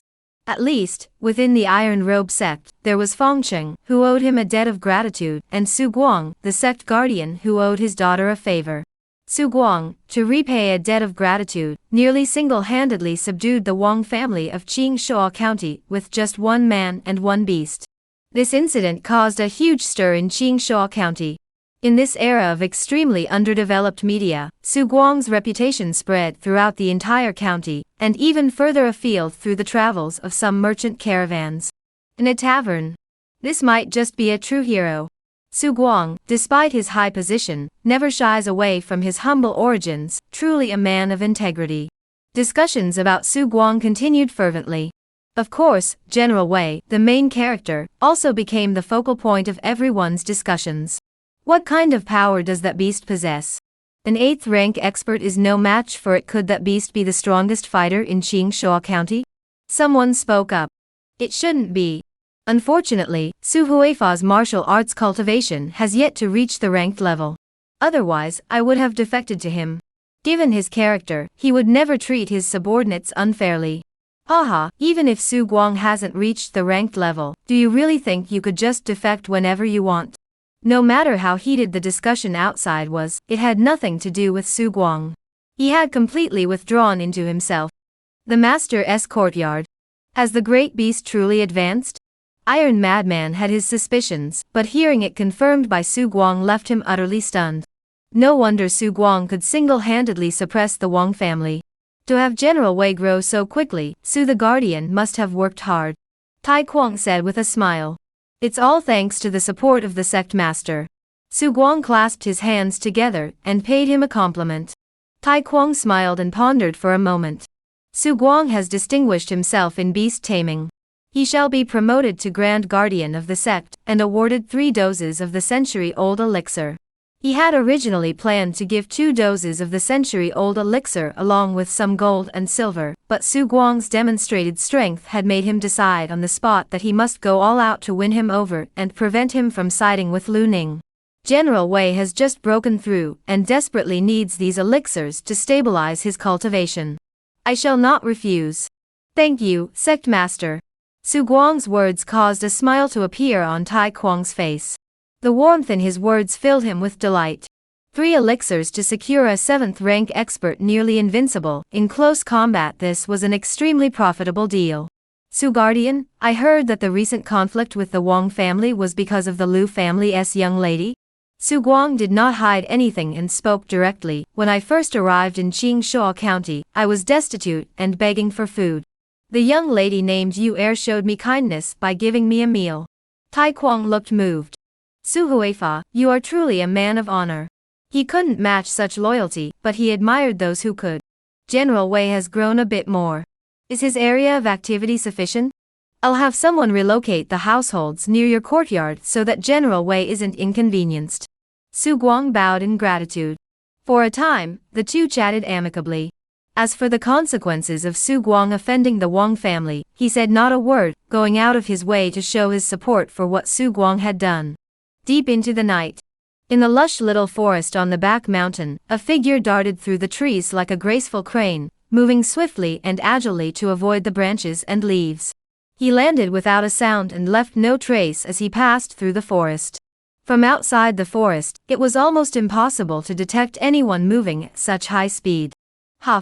Landing, Su Guang exhaled deeply, a hint of excitement flickering in his eyes. Is this the level say white crane cloud leap technique? It's truly beyond belief. Such agility and speed, though still inferior to Wei Shuangnian, it far surpasses the ordinary. Chapter Samsupgao, the possibility of reclaiming the great beast again. Wiping away non-existent sweat from his forehead, Su Guang landed and stepped out of the forest. Having learned from General Wei that no one was coming, Su Guang relaxed. Having expended so much effort to improve his martial arts, there must be an important reason. He intended to track down Wang Ran and the Wang family's young master, Wang Chong. The former was for self-protection, to figure out why Wang Ran wanted to kill him, and the latter was for the turtle shell around his neck. He suspected that it was the same as the turtle shell he had obtained from Wei Shuangnian. During the day, with so many people around, asking for that item would attract unwanted attention. It would be better to wait until nightfall, when things were quiet, and have a proper conversation with that Wang family young master. As for Wang Ran, a cold gleam flashed in Su Guang's eyes. Once he reaches the 7th rank, he would kill him with his own hands. Tracking someone like this was something Su Guang enjoyed. He would treat it as a chance to hone his martial arts skills and gain more experience as a beggar. The Liu family had defected to the Iron Robe sect. Since the Wei family was already aware of the matter involving the warhorses, they naturally had no qualms about informing the Iron Robe sect. Like the Wei family, the Iron Robe sect regarded Qingshuo County as their own territory, and they were highly displeased with the Liu family's treacherous behavior. However, Liu Yu had once saved Su Guang's life. Now that Su Guang's guardian beast had grown once more, his status within the Iron Robe sect had become unparalleled. They would not risk offending Su Guang over this matter. The Wang family serves as a cautionary example. Although the Liu family was in a difficult situation, no one dared to deliberately make things difficult for them. At dawn, there was a knock at the door. Opening it, Liu Yu was waiting outside, accompanied by 2 maids carrying food boxes. "Miss Yu? What brings you here?" A blush flashed across Liu Yu's face, and she whispered, "My father heard that Su Deji's family has no servants, and that all their meals are prepared by Wang Dama at the street corner. He asked me to come and help Su Deji with cooking." Su Guang's expression grew peculiar, and he immediately understood Liu Guang's intentions. Though he wasn't entirely clear on the Liu family's situation at the Iron Robe Gate, he suspected it couldn't be good. Liu Guang's actions were merely an attempt to bind the Liu family even more closely to himself. Had he not feared angering me, he would likely have arranged for Liu Yu to marry me. In this world, even though there are martial artists with extraordinary abilities, due to women's inherent physical limitations, they are still inferior to men in the same circumstances. Most women, especially those from prominent families, ultimately end up in arranged marriages. After some thought, Su Guang did not refuse. From the fact that Liu Yu was willing to give him food when he was a beggar, he felt grateful. It was the first time he had eaten meat since he had traveled through time and fled from Taizhou. "All right, from now on, I'll rely on Miss Yu for your kindness." Su Guang smiled as he took the lunchbox from Liu Yu's hands. Accepting Liu Yu's kindness, a look of joy immediately appeared on Liu Yu's face. Su Guang remained calm. What happened to the Liu family in the future was none of his concern. As for them using his name to act, having experienced the Wang family affair, he believed Liu Guang dared not. Upon arriving at the martial arts academy where Han Song was located, Su Guang prepared to sign in. He noticed several boxes piled in the corner, each labeled with a name, and smiled at Han Song. "Ah Song, is it time for the annual entrance exam again? You've collected quite a lot of things. Are you sure it's safe to leave them out in the open like this?" There sure are a lot of wealthy people in Qingshuo County." Han Song rolled his eyes. "Master Su is joking. These are all gifts from others. Since you have no servants and never go out, people have nowhere to give their gifts, so they just send them here." Su Guang frowned. "What do you mean?" Han Song smiled faintly. "The matter between the Liu family and the Wang family has caused quite a stir. Su Huifa's reputation for righteousness has spread throughout the city. These are all donations from the wealthy families in the city to General Wei." Lowering his voice, he added, "They're just hoping to cultivate a good relationship with you. You should keep them. I'm sure those who sent them aren't expecting anything in return, or asking you to do anything." Su Guang looked puzzled. He hadn't considered that. He had intervened on Liu Yu's behalf, not out of a desire to build a reputation for himself. It was merely a coincidence. What he never anticipated was that in this chaotic era where morality had collapsed, a good reputation could bring such immense benefits. However, thinking back to some events from his previous life, he could understand it. The black market. The burly sheep general looked at the boxes in front of him, a hint of hesitation flashing in his eyes. "Master, is it worth spending so much money to recruit this kid? 3,000 taels of silver. Even an 8th rank martial artist would find it no easy feat to earn that much. To simply hand it over to Su Guang like this is truly baffling. Then go kill him now, and the 3,000 taels of silver are yours." Su Yen wore a bronze mask, exuding an air of authority. Yang was at a loss for words. Killing Su Guang wasn't difficult with his strength, he could eliminate him with a single finger. However, killing Su Guang under the protection of the great beast, that was a bit too much to ask of him. Thinking of the 3,000 taels of silver, he still felt reluctant. Can we really trust this kid? Su Yan thought about the recent news she had heard and shook her head. She didn't believe there was such a person in the world. Su Guang had helped Lu Yu simply because he had the strength to do so. She didn't believe Su Guang would repay that so-called debt of a meal knowing he would die. People are ultimately fickle. Loyalty is merely a bargaining chip. Over the years running the black market, Su Yan had seen too much deceit and betrayal. The words loyalty and integrity were worth less than toilet paper in a latrine. She thought of that massive beast and couldn't help but feel a pang of envy deep within her heart. Compared to humans, someone like her trusted such a colossal creature more, didn't she? Forget it. Reclaiming that beast is impossible. Better to stick to the plan and try to win Su Guang over as much as possible. If possible, she could use those bandits to obtain another giant beast for Su Guang to tame, making it a force under her command. At this thought, a flush of color involuntarily spread across her face. 3,000 taels of silver? That's nothing, just a token offering. Night. Today's observation of alchemy had taken up a lot of time. When Su Guang emerged from Master Fong's residence, the full moon hung high in the sky. However, the streets were still bustling with idle people taking advantage of the night to engage in so-called martial arts duels. Although the first day of spring had already passed a few days ago, the grain stored during the winter had long been consumed. Even in Qingshuo County, a major grain-producing county, food shortages were beginning to emerge. Hunger was making everything even more chaotic. Fortunately, the iconic General Wei intervened, causing the young men engaged in combat to halt their actions and gaze at General Wei with reverent eyes. Su Guang did not bother these people. He had grown disdainful of his experience in overpowering ordinary folk. With the constant improvement of the White Crane Cloud Ladder technique, he could now gain over 40 points of experience in an hour if he chose to run.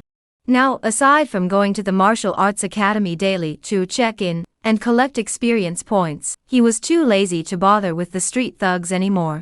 Just as he turned a corner and was about to leave, a faint sound suddenly echoed through the air. Are you Su, the guardian of the Iron Robe Sect?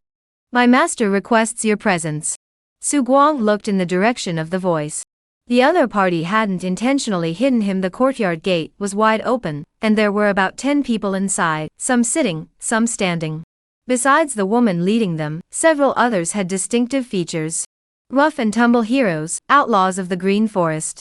Su Guang knew quite a bit about the Green Forest. During his previous time fleeing famine, some companions had mentioned wanting to join a certain hero, or the collaboration between the young master from the Song clan and the Green Forest during his time at the Zhu household. The aura of those in the Green Forest was indeed unmistakable. Noticing Su Guang's gaze, the beautiful woman surrounded by the crowd gave him a faint smile and extended her hand in a gesture of invitation. Su Guang recognized her as Su Yan, the leader of the black market. After a moment of hesitation, he instructed General Wei to listen carefully from the ground and check the surroundings for anyone nearby. Soon, General Wei reported the situation to Su Guang. There was no one else nearby. Su Guardian, there is no need to worry. We have come at this late hour to discuss a collaboration. Su Yan looked up at Su Guang on the giant elephant's back and spoke. Su and Su the sect master should have nothing to cooperate on, right? Su Yan gave a seductive smile. This woman was truly alluring among the women Su Guang knew. She was the most charming, the most beautiful, and the most skilled at using her physical advantages. Every smile and gesture of hers could capture a man's attention. When General Wei was sent to Qingshuo County, she was the one who received him. Having witnessed General Wei's Fenghuang state, she knew the true extent of his power. Lai Kong and 3 7th rank experts had to team up to subdue him from the front, and it took an unknown amount of sedatives to knock him out. Under Su Guang's training, General Wei has advanced even further. She couldn't even imagine what kind of experts would be needed to subdue him if he were to lose control again. Of course there are areas where we can cooperate, just like the collaboration between the Iron Cloth Sect and Su the Guardian. The black market can offer even more valuable resources. Su Guang perked up at Su Yan's words. He had heard some rumors about the black market in Qingshuo County, where a large amount of martial arts-related items and many mysterious objects were traded. He was deeply intrigued by such matters. Su Yan noticed Su Guang's interest and smiled even more charmingly. You must have felt the atmosphere in Qingshuo County by now, Su Hu. It's time to think about a backup plan. She paused for a moment before looking at General Wei. Speaking of which, it was I who arranged for General Wei to join the Zhu family. Unfortunately, he doesn't recognize me. Su Guang was taken aback, not expecting General Wei's true origins to be that he had been purchased from the black market by the Zhu family. The black market is backed by the 36 bandits, with vast influence. If the Iron Robe sect falls, I can protect Su Guang and your great beast. If the Iron Robe sect wins, the black market will still exist, and we can provide Su Guang with many rare treasures unavailable on the market: 100-year-old elixirs, demon beast blood, martial arts ginseng, and more.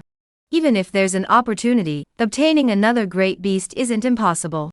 After Su Yan finished speaking, Su Guang was moved. Whether it was the treasures Su Yan mentioned, or the chance to obtain another great beast. Chapters say up, 8th rank great training. Please vote for monthly tickets, and follow the story. Su Yan looked at Su Guang with a hint of allure in her eyes, charm that defied description. Upon closer inspection, Su Guang was not an exceptionally handsome man. Perhaps due to his experiences and background, his skin was slightly dark, exuding a masculine aura. He was tall and well-built, but his features, sharp eyebrows, starry eyes, and a straight nose were striking, making him a handsome man by any standard. Su Guang never imagined that Su Yan could think of so many things in such a short time. He was taken aback by her words. Such a grand gesture he really couldn't refuse. Is this the advantage of having a good reputation in ancient times? He knew that by helping Lu Yu, many people would rush to give him money, just like Tai Kuang. He didn't expect Su Yan to be here as well. After thinking for a moment, he whispered, Su is a member of the Iron Robe sect. But you weren't raised in the Iron Robe sect from childhood, and besides, the Zhu family affair is closely tied to the Iron Robe sect. Moreover, Su the Guardian knows full well that the Iron Robe sect values the Great Beast, while I value you, Su the Guardian, as a person. Su Yan interrupted. Great beasts are common, but how many in the world can tame them? Su Guang heard this and raised his head. He had some speculations about why Zhu Huai chose that timing to kill Zhu Fu, but now. After a moment of silence, Su Guang spoke, I have been studying pharmacology recently and need some rare herbs. Could the shop master assist me? This request was straightforward. Su Yan agreed immediately. In her view, anything that could be resolved with money was not a major issue. More importantly, Su Guang had agreed. I didn't expect Su the Guardian to have such abilities. In that case, the pills you refine will all be sold in the black market. As she spoke, Su Yan clapped her hands, and a burly man produced something that had been prepared in advance. A box filled with gold, worth at least 3,000 taels of silver. This is our token of goodwill, and the beginning of our partnership. Su the Guardian, please don't refuse. Su Guang finally let down his guard at that moment. The woman before him truly seemed to be here to discuss a partnership. Use this money to purchase the medicines I requested. Su Yan agreed readily, though she found Su Guang a bit too eager for quick gains using precious herbs to experiment with medicine so soon after learning the basics seemed rather extravagant. However, this money was intended to win Su Guang over, so how he chose to use it was his decision. I will personally deliver it to Su Huifa tomorrow. Su Huifa won't refuse a humble woman like me, will you? Su Yan spoke in a soft tone, skilled in dealing with people. Though it was only their second meeting, she had already made Su Guang feel as though they had known each other for years. Su Guang shook his head, dispelling the lingering thoughts, and couldn't help but marvel at how she had managed to control such a vast black market operation. I dare not trouble the shopmaster. Let us agree on a place, and I will come to retrieve it. I do not wish for any discord between the Iron Robe sect and the shopmaster because of me. Master Su is very considerate. Midnight. Su Guang poured a ginseng pill from the porcelain bottle and placed it in his mouth, chewing it slowly.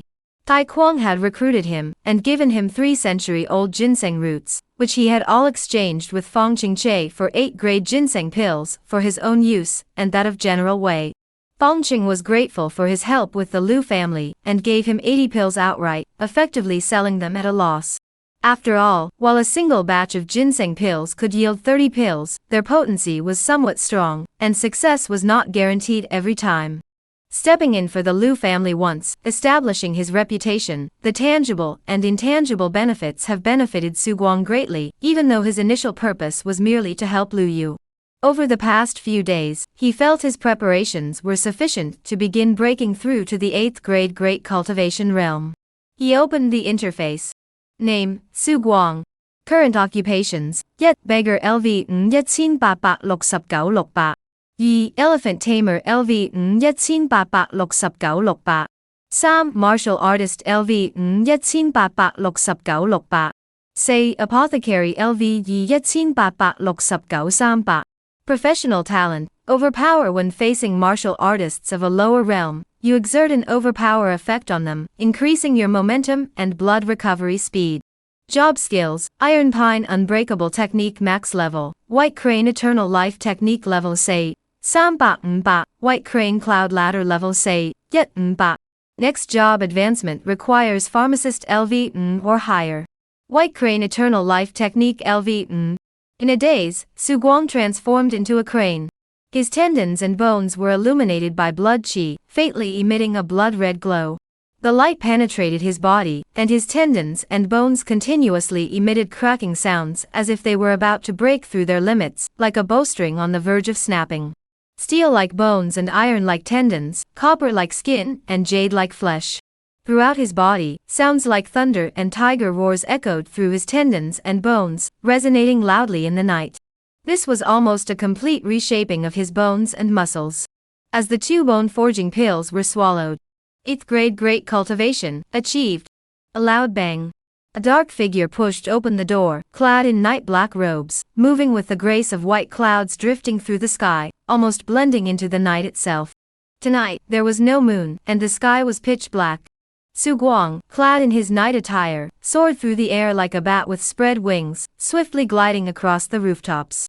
The fragile tiles beneath his feet seemed to harden into solid rock, making no sound.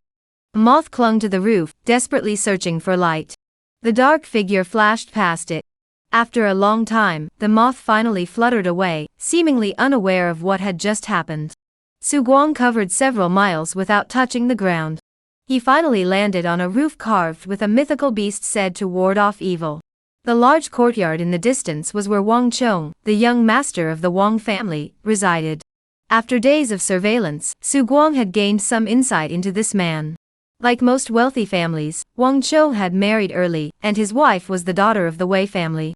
In the courtyard, several snotty-nosed children were running around, followed by a few sturdy women who were shouting constantly. In the training ground just beyond the wall, Wang Chong was practicing martial arts with someone. Su Guang furrowed his brows.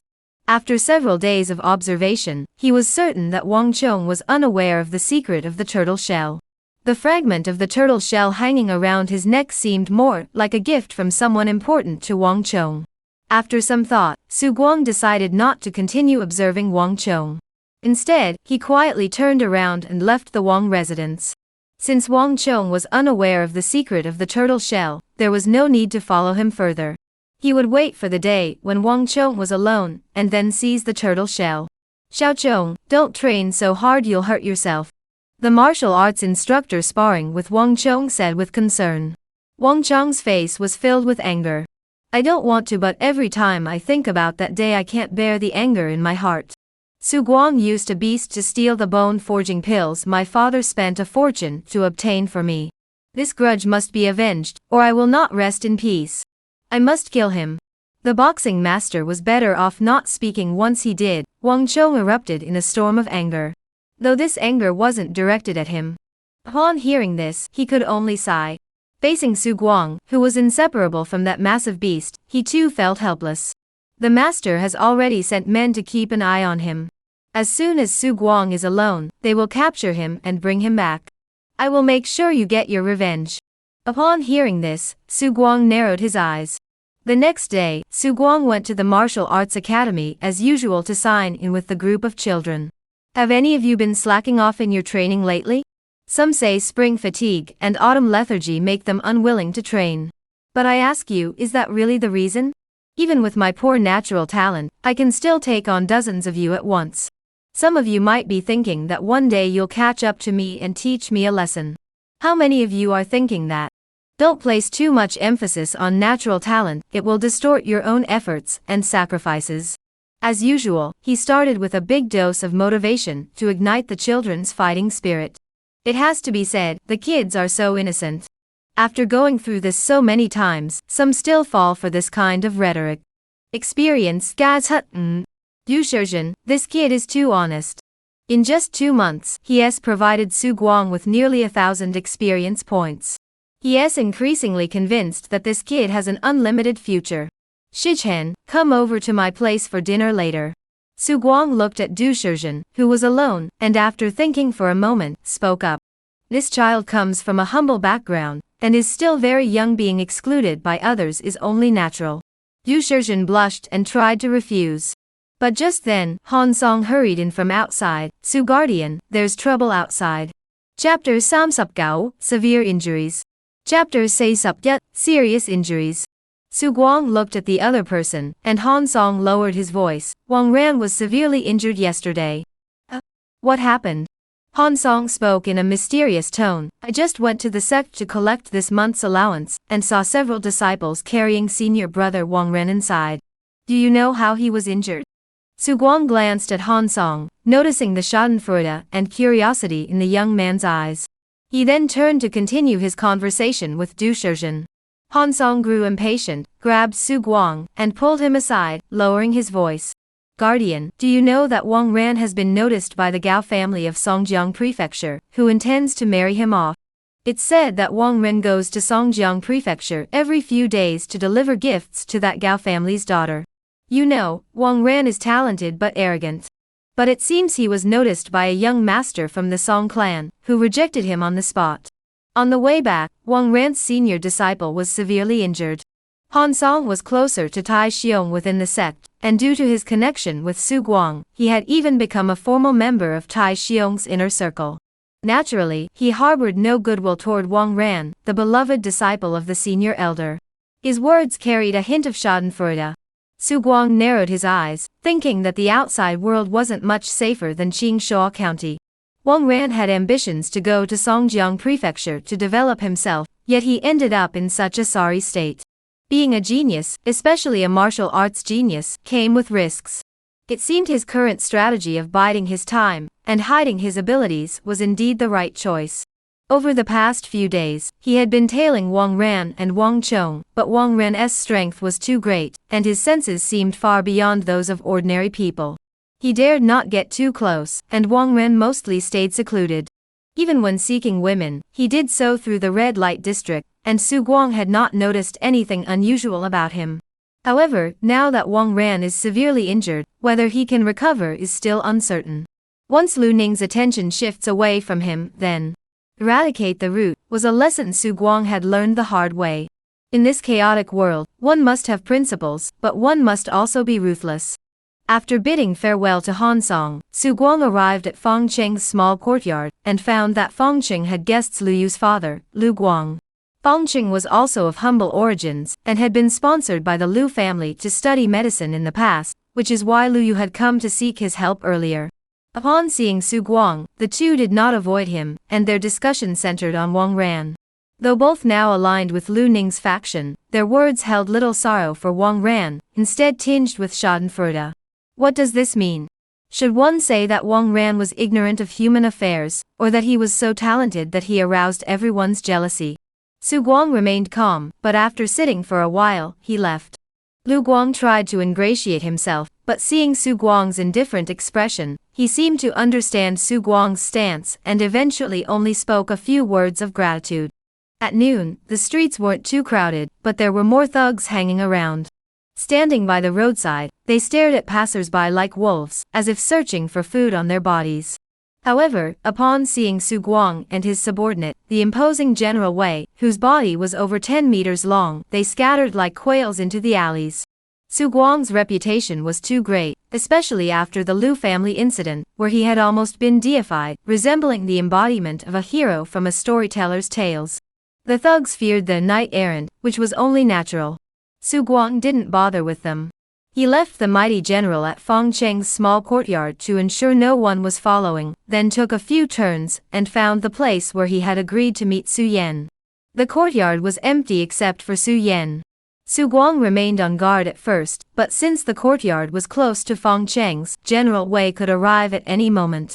Su Yan, however, had no ulterior motives. Looking at the red coral core the size of a palm, Su Guang was delighted.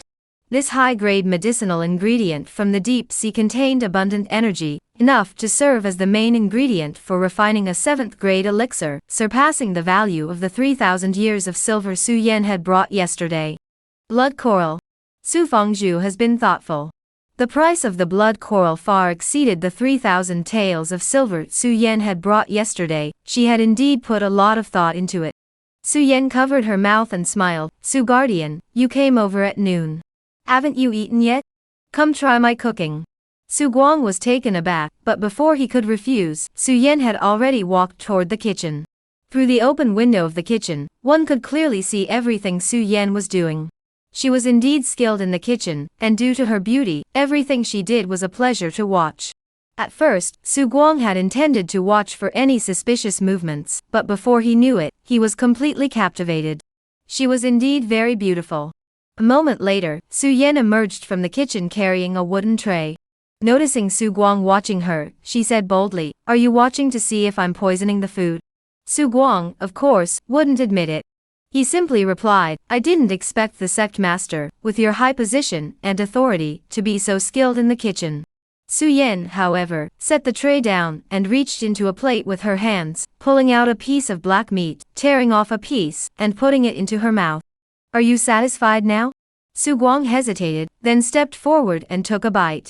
After swallowing the meat, Su Guang looked up in surprise. "What kind of meat is this?" This beast meat had actually triggered his qi and blood to circulate automatically within his body. It's the meat of an 8th-grade demon beast, the ghost scythe. It's been simmered with precious herbs and sun-dried to neutralize the beast's fiery properties. If taken regularly, it's even more effective than pills. Su Yan spoke with a smile, keeping an eye on Su Guang. The meal was quite unpleasant. Su Guang could tell that Su Yan had some ulterior motive, seemingly trying to seduce him. He didn't want to get involved with such a woman of unknown depth, so he fled the scene after finishing his meal. Su Yan watched his retreating figure, smiling to herself. Today, besides delivering items to Su Guang, her true purpose was to showcase the black market's true capabilities. After all, with Su Guang's knowledge, he might not truly understand the black market. Su Guang walked down the street, tearing off a small piece of meat, and putting it in his mouth, while reminiscing about his conversation with Su Yan. He wasn't reminiscing about Su Yan's beauty, but rather pondering the purpose and logic behind her actions. Given that he controls General Wei, it wasn't surprising that Su Yan would try to recruit him. However, the price she paid to recruit him was too high, whether it was the way she handled the demon beast meat, or the precious spiritual medicine known as blood coral, both were worth a fortune. Recalling Su Yan's earlier mention of having connections to obtain large beasts, Su Guang thought of something. Could it be that she already has a lead? Does she want me to help her tame a large beast? It's quite possible. As he pondered these questions, General Wei's nose twitched, and he snatched the demon beast meat from Su Guang's hands. Su Guang froze, a black line appearing on his forehead. Eat less meat. He didn't dwell on it further. He simply regarded Su Yan as a good partner. He wasn't short on money at the moment, but he lacked connections to acquire certain items. Since Su Yan was also willing to collaborate, he didn't mind helping her with some tasks as long as she was sincere about the deal. Thinking about these things was less important than figuring out how to obtain the turtle shell from Wang Chong. He was eagerly anticipating the treasures hidden within it. Yesterday, he overheard Wang's servants saying that Wang Chong was planning to leave the city in the coming days. He needed to confirm the exact timing. Another day passed. Liu Yu arrived early in the morning with a slightly aggrieved expression and asked, "Su Gu, is the food I cooked not good? I've been looking for you lately, but you're never home." Su Guang felt a bit awkward and scratched his nose. I've been practicing alchemy and have gained some insights. My master asked me to stay and guide me. Lu Yu, upon hearing this, timidly asked, even if you're busy, remember to eat on time. Su Guang nodded, feeling quite moved. After bidding farewell to Lu Yu, Su Guang did not go to Feng Cheng's small courtyard. Instead, he went to the courtyard where he had agreed to meet Su Yan. Martial arts that use soft swords as weapons are not common. After all, soft swords are rare and expensive to make. Only those who are either wealthy or noble can afford them. Chapter Sei Sup Yi, Transforming into Light. Su Yan spoke solemnly. I searched the black market treasury for a long time, and finally found what you wanted. Su Guang was pleasantly surprised.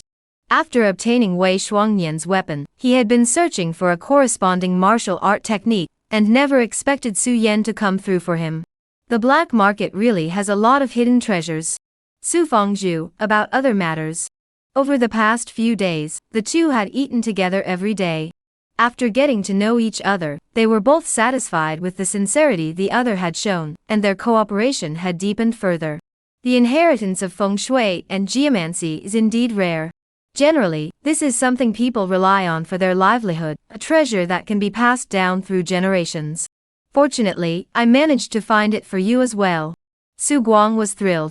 Su Yan's vast abilities truly amazed him. Feng shui divination was the profession he had chosen for himself, and it was an essential skill for a feng shui master. Since ghosts exist in this world, there must be some truth to feng shui and esoteric studies. By arranging feng shui and rearranging furniture, one should be able to avoid some malevolent spirits. With enough mastery, using feng shui to suppress malevolent spirits should not be too difficult. Su Yan simply smiled at him. After hesitating for a moment, Su Guang asked softly, don't you want to know what I need these things for? Su Yan waved her hand dismissively. It doesn't matter. I simply value your ability to tame large beasts. Other matters are none of my concern, and I have no interest in them. She was extremely honest, and this way of interacting made Su Guang feel quite at ease. Compared to those wealthy families who had only sent a few thousand taels of silver, she seemed far more sincere. The sword techniques are for a child at the Iron Robe Martial Arts Academy, and the feng shui and geomancy are for myself. The one named Du Shizhen? Su Guang wasn't surprised that she knew about him. He nodded in acknowledgement. He was merely using Du Shizhen as an excuse. Of course, if Du Shizhen was interested in the sword technique, he wouldn't mind teaching it to him. Can you really develop feelings for a child through fighting? Su Guang remained silent, feeling as though his dark past had been exposed. Su Yan broke the silence, taking out the items she had prepared for Su Guang. The inheritance of feng shui and geomancy was a box of thick books, at least 10 or so volumes. The sword technique named Heavenly Snake Dividing Light Sword, however, was only 3 or 4 centimeters thick. Both felt they had gained much today. Su Guang's gains were naturally the sword technique and the feng shui and geomancy inheritance. Su Yan, however, was moved by Su Guang's attitude. The fact that he was willing to share his life with her was a significant step forward, even though she knew that what he said might not be entirely true.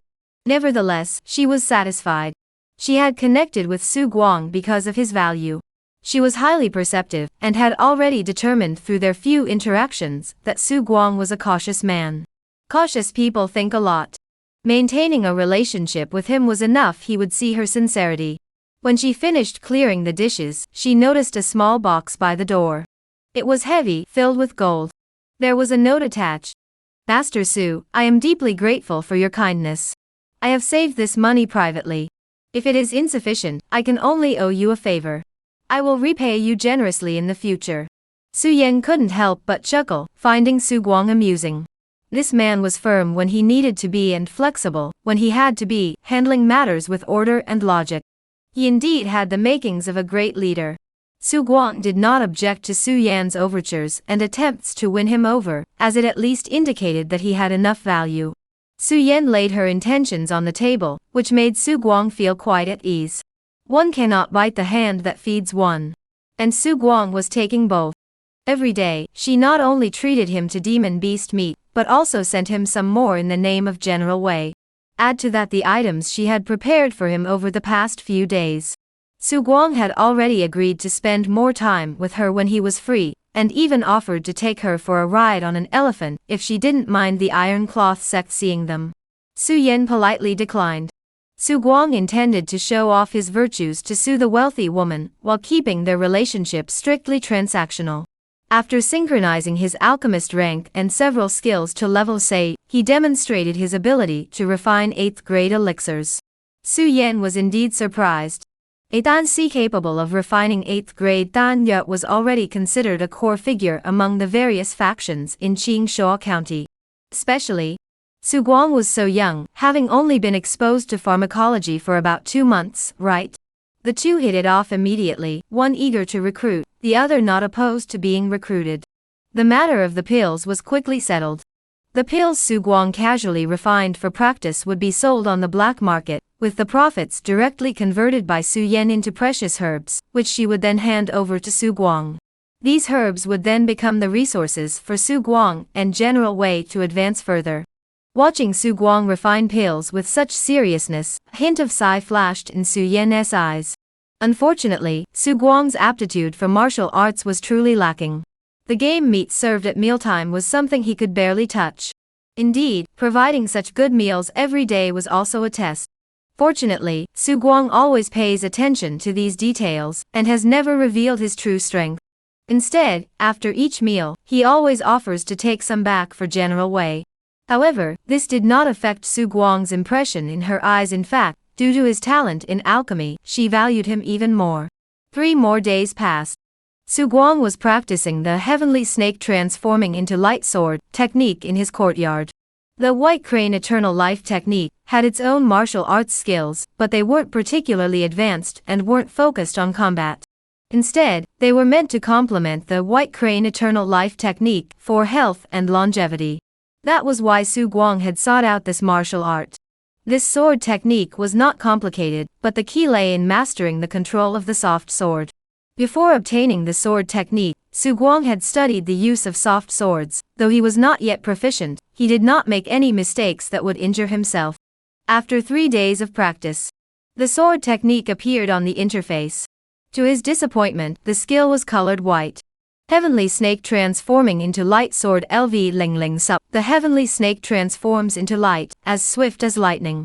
Su Guang directly spent Yep Sup experience points to upgrade it to LV. As expected, this was the maximum level for the heavenly snake transforming into light sword. It seems that skills of white rank have a maximum level of LV. Skills of this white grade require relatively little vitality to level up multiple times. At once a single Sanwan pill is sufficient. With weapons, battle tactics, and body techniques all in place, it's time to go kill some people. At dusk, the blood-red, viscous sunlight fell upon the official road. Su Guang put on his coat, stuffing it with cotton inside, making him look rather plump. He had been waiting for 3 hours, but the Wang family's carriage still hadn't arrived. He was not in a hurry. This was a task given to him by Wang Su, instructing him to go to a manor outside Wangjia City that night to keep watch. After observing Wang Chong for several days, he knew Wang Su's concerns. He feared Wang Chong might become too enraged and come seeking revenge. Wang Chong, on the other hand, was avoiding the rather eager Miss Wei. The later he left the city, the more likely he could avoid returning that night. Time ticked by slowly, until the sun was about to set completely. Su Guang heard the sound of horse hooves on the official road. His entire body tensed, blending seamlessly into the shadows of the trees. To his surprise, Wang Chong was alone, riding out of the city on horseback. The galloping horse grew closer and closer. Su Guang's breathing grew increasingly steady, until Wang Chong was just over 10 meters away, at which point his breathing nearly ceased entirely. The next moment, in Wang Chong's moment of shock, Su Guang plummeted from the sky. His fist struck out. Wang Chong suddenly raised his hands, drawing his swords to block and parry. However, Su Guang had come prepared, and his 8th rank cultivation base surpassed Wang Chong's. His innate talent took effect, and the immense kinetic energy from his descent from the sky added to his power. Wang Chong's sword was too straightforward. Seeing the black-clad assassin attacking him with bare hands, Wang Chong let his guard down slightly. But soon, a cold light shot out from the black-clad man's fist, resembling a snake emerging from its den. The soft sword transformed into countless beams of light, exploding before Wang Chong's eyes. In an instant, countless sword lights sliced across his arms, neck, and face, sending blood flying in all directions. The startled horse reared up on its hind legs, its hooves kicking the ground, and let out a loud whinny. Despite his severe injuries, Wang Chong still had the strength to fight back. Using the momentum from the horse's leap, he soared into the air, his long sword darting like lightning, slicing through the night wind, and he still had the strength to fight back. Su Guang moved like a ghost, his fists and sword intertwining, his soft sword hidden within his fist, transforming into a serpent of light, invisible and intangible. Wang Chong felt a sudden chill at his neck, and a large amount of blood sprayed out from his neck. Bang! His body plummeted from the sky like a bird that had lost its wings, crashing heavily to the ground. Chapter 6 Upsam, the transformation of a martial artist at level low.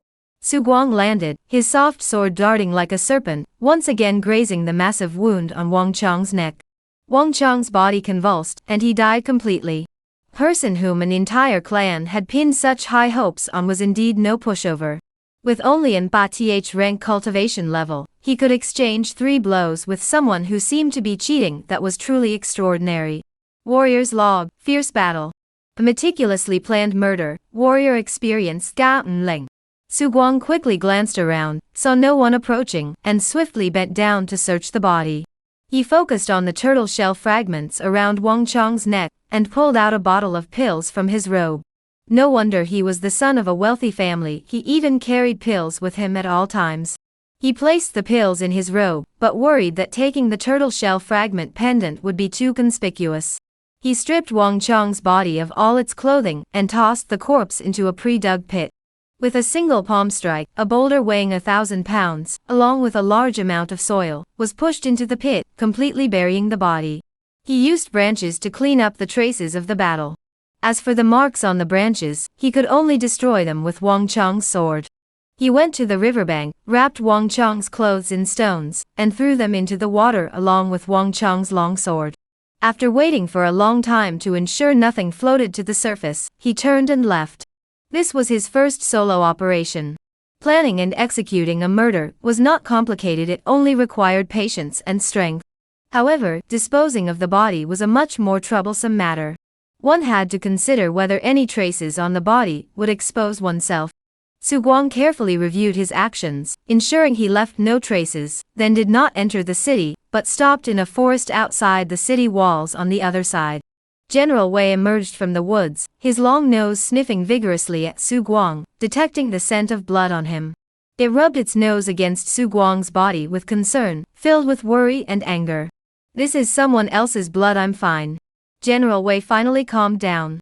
In the morning, golden sunlight streamed down from the sky, as if a divine miracle had showered the world. Su Guang sat in the courtyard, bathed in sunlight, one hand holding a book, the other refining pills. The alchemy furnace was not large, it was an old one that Feng Cheng had used before, which Su Guang had purchased for 300 taels of silver. Feng Cheng refused to accept the money, but Su Guang insisted on leaving it. He wasn't short of money now, and there was no need to take advantage of his master. After all, he had been forced to become Feng Cheng's disciple by the sect, and although Feng Cheng was satisfied with him later, he still felt he should repay his teacher in some way. He planned to wait until Su Yan obtained some rare herbs, then present them to Feng Cheng as a token of gratitude. After all, they were master and disciple, and without Feng Cheng, it would take him much longer to become a pharmacist. After killing Wang Chong, he obtained a fragment of a turtle shell. Su Guang now had a total of 5 fragments. Based on the results of piecing them together, there should still be 2 missing pieces. Take your time. Wei Shuangnian had plotted for years to obtain them, and he had only had the turtle shell fragments for a short while. There was no point in rushing. After a long time, Su Guang put down the books on feng shui and geomancy he was holding, his face filled with emotion. The art of feng shui was vast and profound. If he had studied it on his own like an ordinary person, even if he spent his entire life on it, he might not have achieved any distinction in this field. Su Guang closed the book, opened the interface, and saw that his primary cultivation technique, the White Crane Eternal Life technique, was already at level matching his warrior profession level. To advance further, he would need to raise his warrior level. Martial artist and xiongshi would be the professions he would continuously invest experience into to improve in this world. Level up. Martial Artist LV Lục 1217 Current Profession Level Bonus, Enhanced Martial Artist Profession Talent Effects, and Increased Special Effect Power when practicing all techniques. This level increase surprised Su Guang. It turns out that the effects of the profession level are applied here. He had initially thought that the profession level was merely a prerequisite for changing professions, but he hadn't anticipated such changes later on. However, with the increase in level, the amount of experience required also increased. Originally, he gained over Yi Ba experience points per day, and Su Guang thought he could accumulate a significant amount, but now it seems, with more professions to choose from, he had to make some tough decisions. I need to plan how to allocate the experience gained each day. For the warrior, elephant tamer, and apothecary, I'll allocate them in a base yet ratio. Prioritize improving the encourage skill for the warrior, and prioritize leveling up the apothecary to prepare for becoming a feng shui master. Although he wasn't exactly lacking resources at the moment, General Wei's consumption was increasing dramatically every day. After mastering encourage, General Wei's growth rate would accelerate, and his food intake and energy requirements would also skyrocket. To keep General Wei growing quickly, at least 5 8th grade pills are needed daily. General Wei is his main asset, so he naturally prioritizes supplying him. Most of the benefits obtained from trading with Su Yan go directly to General Wei. However, General Wei has not disappointed him. His shoulder height has officially surpassed 4 meters, and his body length has reached an astonishing 13 meters. His 2 tusks seem to have begun developing properly, already exceeding 2.5 meters a few days ago, and they continue to grow daily. Pure white like jade, they look incredibly valuable. If we were to divide the growth stages of a 7th-ranked General Wei into 3 phases, similar to martial artists, he should have completed the first phase of his growth. As for combat strength, Su Guang couldn't say for sure, but he knew that if the iron-clad Sect's Sect Master, Iron Madness, dared to confront General Wei head-on, he was certain he would suffer a gruesome defeat. On his way back from the Martial Arts Academy, Su Guang heard some news. Tai Xiong and Zhou Kuan, the son of Zhou Tai of the Four Directions Guard, had a dispute at the Chui Ping Tower. Since both had been drinking, Tai Xiong struck Zhou Kuan's attendant to death with a single punch. Zhou Kuan naturally refused to let it go, and demanded that Tai Xiong pay the price, immediately killing the woman accompanying Tai Xiong. It was said that Yu Xiaohua personally intervened, clashing with Sun Yan, the deputy commander of the Four Directions Guard. The 2 7th-rank martial artists exchanged blows at the Chui Ping Tower. A large section of the 2nd floor of the Chui Ping Lu collapsed. Ultimately, for reasons unknown, Tai Xiong and Zhou Kuan agreed to face off in a duel 3 days later. Whoever lost would admit their mistake in front of the entire city. Upon hearing this news, Su Guang's expression grew peculiar. This just doesn't feel right. Although Tai Xiong was arrogant, he wasn't exactly a pushover. Killing Zhou Tai's son's attendant in broad daylight was indeed excessive. He couldn't quite figure it out. But soon, he found out the reason. In the afternoon, Su Guang was summoned by Tai Kuang. He arrived a bit early, and people kept coming out of Tai Kuang's courtyard. Today is the day when the elders report to the sect master. Su Huifa, please wait a moment. A disciple guarding Tai Kuang's courtyard whispered to Su Guang. Su Guang nodded, but he didn't feel this was a simple routine report. He noticed some elders with the rare 8th-rank cultivation level within the sect. These individuals spent their days in seclusion, striving to reach the 7th rank, and rarely made public appearances. They would not even attend the report in person. A thought flashed through his mind, recalling the military weapons and armor that Yu Xiaohua had traded with Su Yan recently, and linking it to what Han Song had told him about Tai Xiong's duel with Zhou Kuan. A sense of impending storm was building. Su Guang slowly raised his head, gazing at the sky. Sitting atop General Wei, there were no buildings to block the sunlight, making it somewhat blinding. The last to emerge was Lu Ning. Upon seeing Su Guang, he smiled lightly. Su Guang, you've arrived. The sect master is waiting for you. From start to finish, his gaze remained fixed on General Wei. Since the incident at the Lu family's residence, Su Guang had reflected on Lu Ning's attitude during his free time, and had come to understand his true intentions. What he valued was not Su Guang himself, but General Wei. He regarded General Wei as a formidable weapon. Though the weapon was currently in Su Guang's hands, in his heart, he likely believed that if General Wei could be subdued by Su Guang, he could also be subdued by others in the future. Su Guang was merely the guardian of this divine weapon. Having realized this, Su Guang lost all the goodwill he had previously felt toward Lu Ning. This was indeed a cunning and scheming individual, no wonder he was engaged in open and covert struggles with the old fox like Tai Kuang. With his thoughts in mind, he entered Tai Kuang's small courtyard. Tai Kuang's smile was as warm as spring breeze, making it impossible to discern his true intentions. Master Su has arrived. Please sit down. Someone, bring tea. Su Guang bowed his fist. Thank you, master. Soon, a man and a woman brought tea. Tai Kuang drank it without a word. He said nothing, and Su Guang remained silent as well. The awkward atmosphere lingered for the duration of a cup of tea. Su Guang set down his teacup and praised, fine tea. Tai Kuang glanced at Su Guang, smiled briefly, then quickly composed himself, his expression growing serious. Have you heard about the matter involving Xiong Air today? This is a grand gathering, and I fear that some troublemakers might disrupt the event. Since Su Guang and Wei Jiangjun have a reputation to uphold, I will entrust the order outside the arena to Su Guang. Su Guang heard this and sighed in relief. It seemed that Tai Kuang did not trust him, and the task he had been assigned was not a core responsibility. It seemed that playing it safe did have its advantages. Seeing Su Guang agree immediately, Tai Kuang nodded in satisfaction, and added, I'll have someone send General Wei some extra food. We can't let that precious treasure go hungry. After meeting General Wei today, he had grown to value him even more, but his attitude toward Su Guang remained unchanged. He didn't know what Su Guang had done for Wei General's growth, he simply believed it was due to Wei General's innate talent as a great beast. Just as there are geniuses among humans, there must also be geniuses among beasts. Chapter 6 in front of General Wei. Please keep reading. Are you concerned about me? In the small courtyard, Su Yan looked at Su Guang with interest. Su Guang had no words to respond.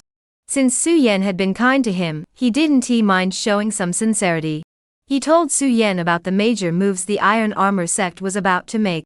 Although the military equipment and armor had been obtained through a deal with Su Yan, he couldn't be certain that the Iron Armor Sect wouldn't target the black market. What are you responsible for? Su Guang fell silent for a moment. He had no loyalty to the Iron Cloth Gate, he had merely been recruited along with General Wei. However, he still retained some modern-day conscience. Betraying his company felt unnatural. However, compared to the Iron Armor Sect, he sided with Su Yan, so he spoke up. I estimate that they will act simultaneously against the four guards and the Wei family when Tai Xiong and Zhou Kun are engaged in their duel, drawing the attention of the entire city. I will be responsible for maintaining order during that duel. The Iron Cloth Sect really doesn't know a good thing when they see it.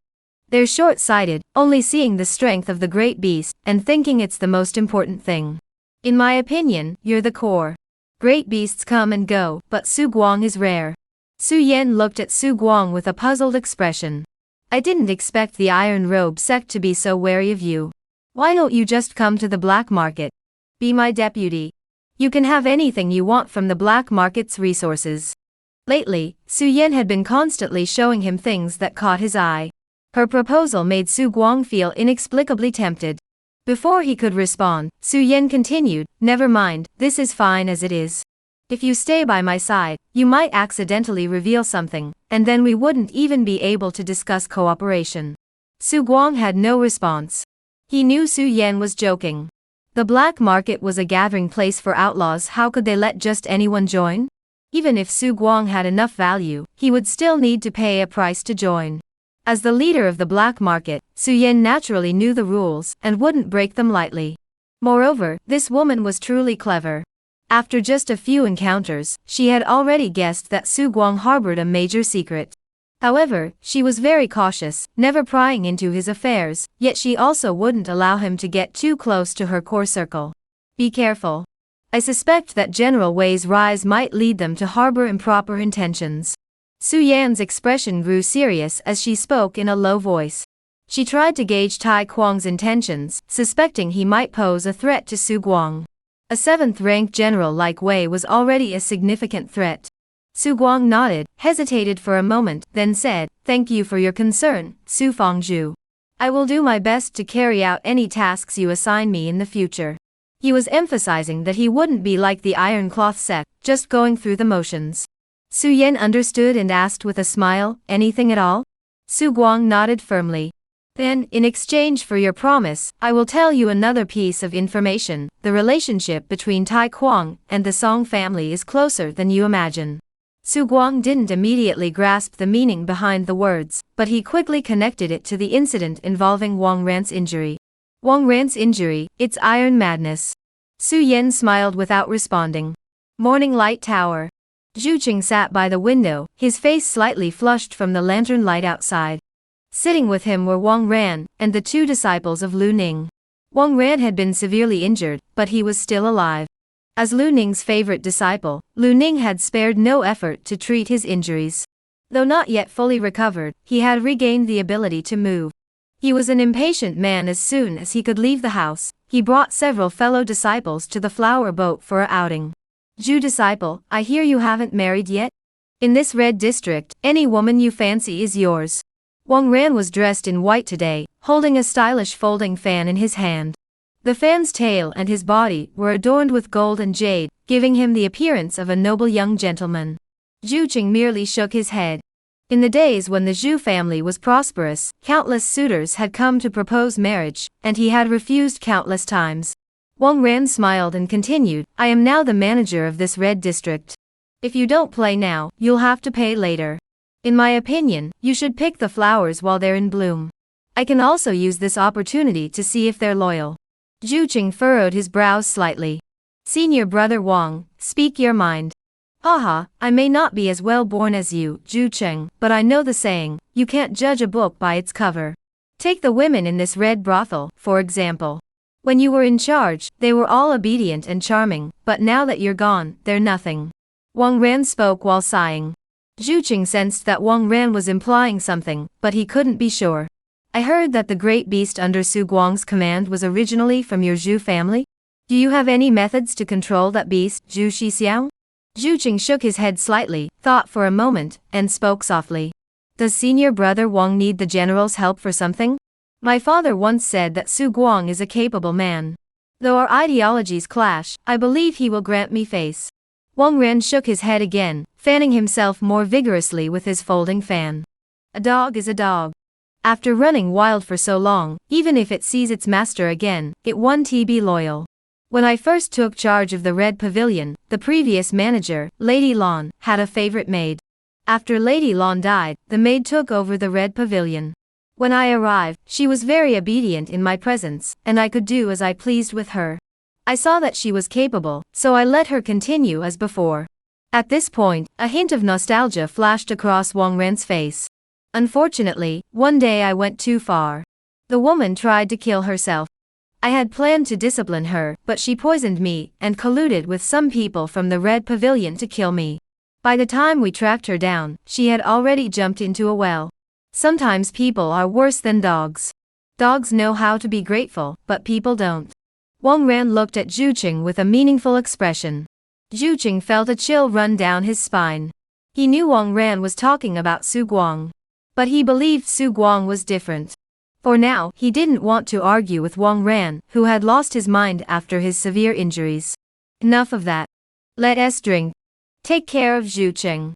Late at night, Zhu Zhen was about to fall asleep. Suddenly, he heard a commotion outside the door. Someone pushed open the gate to her courtyard. She was just an ordinary disciple, living with several other female disciples. She resided in the eastern wing. At first, she didn't pay much attention, as the noise outside soon died down. Then the main door was pushed open, and Wang Ren walked in, holding 2 jars of wine in his hands. Zhu Shimi. Senior brother failed to break through to the 7th rank, and was severely injured by someone else. I'm so miserable. Let us drink together. Zhu Zhenjin didn't he know what Wang Ran was thinking, or why he had come suddenly at night. But Wang Ran had a special status, and she dared not offend him at this moment. She opened the table, and was about to walk toward the door. Wang Ran did not refuse. After moving the table outside, he suddenly noticed that the other two senior sisters in the courtyard seemed to have already fallen asleep. She had just heard someone speaking earlier. A sense of foreboding rose in her heart. After all, she was a woman, and being alone with another man made Zhu Zhenjin feel a touch of fear deep down. But Wang Ran had already started pouring wine. He drank quickly, downing 5 cups in no time. Senior brother, you are so talented and still so young. You have many opportunities ahead of you. Once you recover from your injuries, you will surely break through soon. After a few cups, Zhu Zhenjin felt her head growing dizzy. She felt something was wrong. This wine. Sis, the first time I saw you, I thought you were beautiful. Wang Ran suddenly stood up, his eyes glowing red. Looking at the delicate and alluring Zhu Zhenjin before him, he had come too quickly, and Zhu Zhenjin hadn't had time to cover herself. Her clothes were slightly loose, revealing her curves, and her ample bosom drew his gaze. Earlier, I asked my master to approach Zhu Laoyi about marriage. Zhu Zhenjin frowned. She had heard rumors about Wang Ran. Lu Ning doted on Wang Ran, so he had mentioned it before, but Zhu Fu had rejected him. At the time, Lu Ning was too preoccupied with building connections with the Gao family of Songjiang Prefecture to care about Zhu Zhenjin, and he was actually relieved by the rejection, so he let it go. Hearing Wang Ran bring up the past again, Zhu Zhenjin felt at a loss. But I heard that your father wants to marry you off to that slave. My senior brother refuses to accept this. He was a man with an extremely strong sense of possession. Zhu Zhenjin was regarded as his forbidden fruit. Upon hearing about Su Guang, he immediately harbored murderous intent. What no one knew was that he had obtained a secret technique in his youth, which allowed him to extract the essence of demon beasts, and refine it to enhance his martial arts talent. That great beast was ferocious, and he desperately wanted to kill it, and refine its essence. However, this secret technique must not be revealed to others. He did not want anyone to know, so he planned to kill Su Guang, provoke the beast into a frenzy, and then have the sect intervene to suppress and kill it, allowing him to take the beast's essence blood under the guise of justice. However, during a test, he was easily defeated by the beast. He suppressed his thoughts, realizing the plan was unfeasible, and decided to wait until he broke through before attempting anything else. But he never expected that such an incident would occur in Songjiang Prefecture. Even after he was injured, he blamed everything on Su Guang, thinking that if Su Guang had died back then, he could have refined the beast's blood and gone to Songjiang Prefecture afterward. How could he have been ambushed then? If he hadn't been ambushed, he wouldn't have given the opportunity to Tai Xiong. The one who would have gained fame and glory would have been him. Thinking of this, his hatred for Su Guang grew even stronger. Such a person, relying on strength to bully the weak, would only think of those he believed he could bully after being targeted by a stronger force. This Zhu Zhenjin always put on an air of false virtue, but she was indeed a rare beauty. She couldn't be allowed to fall into Su Guang's hands. It would be better to let him have his way with her. Perhaps after venting his frustration, he might break through to the 7th rank. He stood up and went to embrace Zhu Zhenjin. He had already laced the wine with a drug. As Zhu Zhenjin tried to dodge, her body went limp. Just as Wang Ran was about to continue, he sensed something, and looked up, seeing a figure standing on the roof. The figure was wrapped in black cloth, with only a pair of eyes exposed. The eyes were bright, reflecting the moonlight from above, staring intently at him without moving. Who are you? Breaking into my iron cloth sect in the middle of the night? Do you want to die? Wang Ran demanded. Su Guang silently lifted the black cloth covering his face and grinned. General Wei is outside. Repeat what you just said to him. Chapter say something. 7th rank. Happy holidays to all. A faint tremor echoed from the ground, sounding unusually clear in the dead of night. The disciples of the Iron Robe sect were familiar with this commotion. It was the sound of General Wei approaching. Wang Ran's expression changed as he glared intently at Su Guang, clenching his teeth and growling, "I'll kill you before he arrives." Under the moonlight, Su Guang's smile grew even brighter. You really want to kill me? That's perfect. Wang Ran was about to leap forward, but upon hearing those words, he suddenly halted his steps. Through the courtyard wall, he could already make out the figure of General Wei. He knew that the opportunity to kill Su Guang was gone. Wang Ran turned around and, without a moment's hesitation, flipped over the wall on the other side, which was completely still. Su Guang stared at his retreating figure, narrowing his eyes with a touch of regret. General Wei couldn't catch up to that speed. But this man could not be left behind. He glanced at Zhu Xinjin once more. His alchemist level was already at LV Say. Though his primary focus was on alchemy, he had some basic knowledge of medicine. Zhu Xinjin's condition clearly indicated she had been drugged. He sighed helplessly. Fortunately, he had come today to inform the Zhu siblings about the Iron Robe sect's major move. Otherwise, given Zhu Xinjin's temperament, she would likely not survive afterward. Su Guang pondered in his heart but did not leave. He picked Zhu Xinjin up in his arms. You. Zhu Xinjin felt embarrassed, her body weak as Su Guang tossed her onto the bed. After that, Su Guang didn't speak to her, merely turned around and closed the door. Zhu Xinjin lay on the bed, fully conscious but completely weak, feeling the faint tremors coming from the ground. General Wei had arrived. Her previously tense heart finally settled down. Looking at the figure outside the window, Zhu Xinjin felt a mix of emotions. Miss, this paper contains the words I wanted to tell you today. There is also this medicine, though it is meant for General Wei, it can counteract the sleeping potion. It is quite large, so please endure it. Su Guang spoke as he knocked on the door, holding a stone-like object in his hand. Zhu Xinjin stared wide-eyed, unable to believe what she saw in Su Guang's hand, a large black hole-like ball. Her entire body was filled with resistance. This is medicine? Such a large pill, swallowing it would be deadly, wouldn't it? Don't be afraid, this medicine is very potent. Su Guang spoke, then reached out and roughly pulled Zhu Xinjin to her feet. Without any gentleness, he stuffed the pill he had personally rolled into a fist-sized ball into her mouth. This medicine was made for General Wei. After General Wei's cultivation level improved, his speech became much clearer, and he recounted how he had been betrayed and drugged. Su Guang, who was immune to all poisons, had specially prepared these pills to counteract the effects of the poison. Zhu Xinjin's cheeks puffed out instantly, feeling the discomfort in her mouth. The slight sense of gratitude she had felt earlier vanished instantly, replaced by anger and sorrow. Must it be so brutal? After feeding the medicine, Su Guang stood up and went to the courtyard to guard. For a hero, rescuing a damsel in distress is a noble deed, but for someone like him, it's a hassle. The meaning in Zhu Xinjin's eyes when he saved her earlier made his scalp tingle. For now, he didn't want to get involved in so much trouble.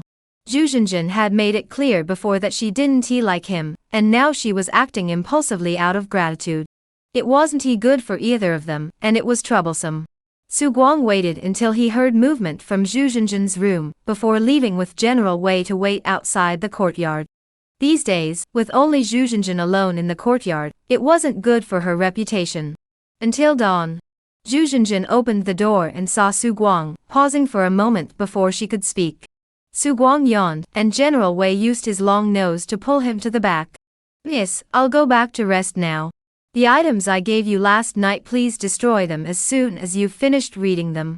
After speaking, he didn't wait for Zhu Xinjin to respond and urged General Wei to leave. Back at home, Su Guang sat in his room, thinking about the events of the previous day.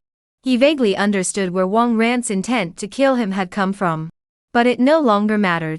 The time for his original promotion to the 7th rank was still a few days away, but Wang Ran's actions yesterday had completely enraged him. He had thought Wang Ran was a useless Feiyan, but he never expected him to cause so much trouble.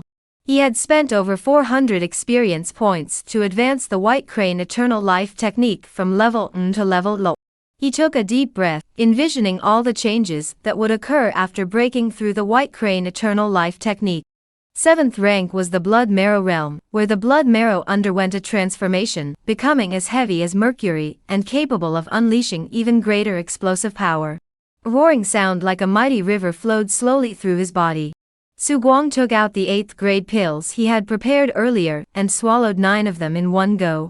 The potency of the pills spread throughout his body, unleashing vast waves of hot qi and blood that surged toward every part of his body. Su Guang closed his eyes and guided the medicinal power toward the blood and marrow within his body. 2 hours later, Su Guang opened his eyes. 7th grade blood marrow, it was complete. Unnoticed, the small flower bed in the courtyard had already bloomed more than half, signaling the imminent arrival of summer. Last August, he awoke his latent wisdom, and by November, he had reached the Qing Shua stage. Now, more than half of March had passed. He had spent 5 months achieving a 7th rank cultivation level, a feat that might take an ordinary person a lifetime to accomplish. Thinking of this, Su Guang felt a surge of pride, though he knew it was gained through cheating. But cultivation is real, and no one cares how it was obtained. Gently guiding the blood essence within his body, the blood energy flowed through his veins, eventually forming a faint layer of blood energy on his skin, a hallmark of the 7th rank, which some referred to as the blood robe. It greatly enhances one's killing power, making bare hands as formidable as weapons. Deep into the night, Wang Ran, with a face flushed from alcohol, emerged from the Red Lane district. Every manager he encountered bowed their heads in greeting. Tonight, he was venting the frustration he had felt from his encounter with Su Guang yesterday. He held 2 women in his arms, his expression lecherous. As he reached the corner of the street, he roughly pushed the 2 women away. Just as he was about to continue forward, he suddenly sensed something was wrong. A dark shadow loomed overhead, resembling a giant bat, suddenly appearing. By the time he focused his gaze, the figure was already right before him. How fast? Wang Ran was startled, the alcohol in his system vanishing instantly. His entire body recoiled backward. The shadow seemed to be heading straight for him, punching out with such force that the fist was enveloped in a blood-red energy, resembling a raging sea. The punch carried a ruthless intensity. 7th rank. Wang Ran's heart raced as he spun around and struck out with a punch, colliding with the other's fist. In an instant, it felt as though he had been struck by a raging bull, sending him flying backward. His eyes widened in disbelief. He was a genius, with an 8th rank cultivation base, which was already quite high. He had even sparred with 7th rank experts in Songjiang Prefecture before, but he wasn't completely helpless. But now, the opponent's speed and strength far surpassed his own. With a single strike, his arm felt as though it had lost all strength and support, plummeting freely. Before he could think further, the black figure closed in again, its fists alternating in the air. A soft sword darted out like a snake emerging from its hole, piercing his shoulder in a bizarre manner. Wang Ren let out a muffled groan, but the shadow did not relent. Bang! Several punches followed in quick succession, the soft sword darting like a snake, piercing Wang Ran's body wildly. Wang Ran spat blood, knocked flying by an elbow strike, his body crashing into the wall and collapsing into a human-shaped crater. His eyes widened in defiance as he glared at the dark figure advancing step by step. Just as the shadow was about to deliver the final blow, its body suddenly turned crimson, and its eyes turned blood red. An extremely brutal force surged through its body. His once handsome features twisted into a hideous grimace, and countless tiny flesh growths emerged, as if he had transformed from a human into a beast. A thick, long tongue, coated in viscous fluid, suddenly darted out, aiming for the black figure's face. The black shadow stepped back, a hint of surprise flashing in its eyes. Though Wang Ran's methods were indeed bizarre, but as the brutal aura emanating from Wang Ran began to spread, an even more terrifying pressure surged from the black shadow, forcefully suppressing the brutal energy. To avoid any further complications, the black shadow took a swift step forward, his soft sword transforming into a flash of lightning. With a wet sound, the soft sword sliced across Wang Ran's throat, and he clearly felt the life force within him flowing away. He reached out, clutching forward with all his strength, trying to grasp the black shadow. But before his palm could touch the other, all his strength suddenly vanished, and his hand dropped limply. The shadow swiftly approached, searched the body, then tossed it into a nearby dog hole, made a quick cover-up, and retreated swiftly. After the shadow departed, a strange blood-red tattoo began to fade slowly from Wang Ran's body. Inside the room, Su Guang slowly removed his black robe, headscarf, and face covering. He wiped the soft sword, which was stained with a trace of blood, clean before reflecting on the brief yet intense battle that had just taken place. It was surprisingly easy. He had initially thought that someone as talented as Wang Ran might pose a challenge and mount a decent counterattack, but he had been disappointed. Under the horizontal press, there are no geniuses. However, that final bizarre technique was inhuman, and he had no idea what it was. Chapter 6 Upload, Alchemy and Disappearance June Vote Request. The 7th rank is the initial stage where martial arts begin to manifest extraordinary abilities. The blood essence in the blood marrow flows out of the body, forming a blood-red robe on the skin that significantly enhances one's physical abilities. Su Guang picked up the pebble that General Wei had brought back from the riverbank outside, extended his hand, and gently squeezed it. The blood robe trembled, and the pebble in his palm quickly turned into dust. How effortless! He tapped the iron-bladed longsword beside him with his palm, which felt as hard as metal, emitting a crisp, metallic clang. 7th rank, truly extraordinary. However, while the blood-stained robe was powerful, it consumed a great deal of energy. Surrounded by hundreds of heavily armored soldiers, it was still difficult to escape. Once the blood energy within his body was depleted, there was even the risk of being killed. Wang Ran's death naturally caused a huge uproar within the sect.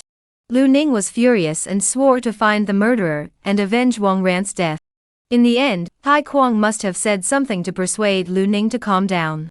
The official announcement released to the outside world was that Wang Ran had suffered severe injuries and died from his wounds, unable to recover, ultimately perishing in agony. Fortunately, Wang Ran died in Hongfang, which was under the control of the Iron Cloth sect, so the news could be kept secret for now. Su Guang was well aware that the sect had more pressing matters at hand. While Wang Ran was important, compared to the sect's overarching plans, he was ultimately dispensable. However, it was easy to imagine that Lu Ning would not let the matter rest.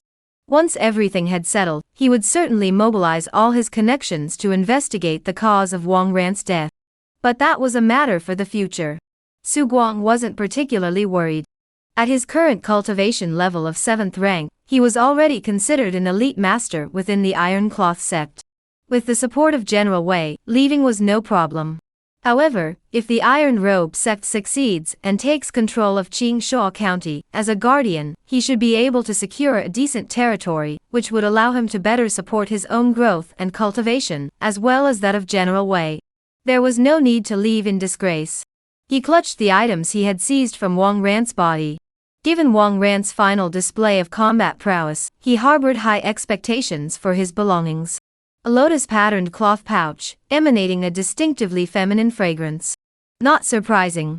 Su Guang had been tailing Wang Ran for some time. When he wasn't injured, he wasn't exactly a model of virtue, indulging in every opportunity with women. He never expected that even with his injuries not fully healed, he would be so eager. Truly a demon of lust.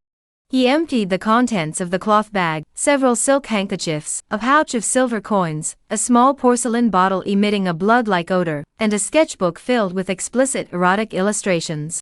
That's all? Penniless wretch.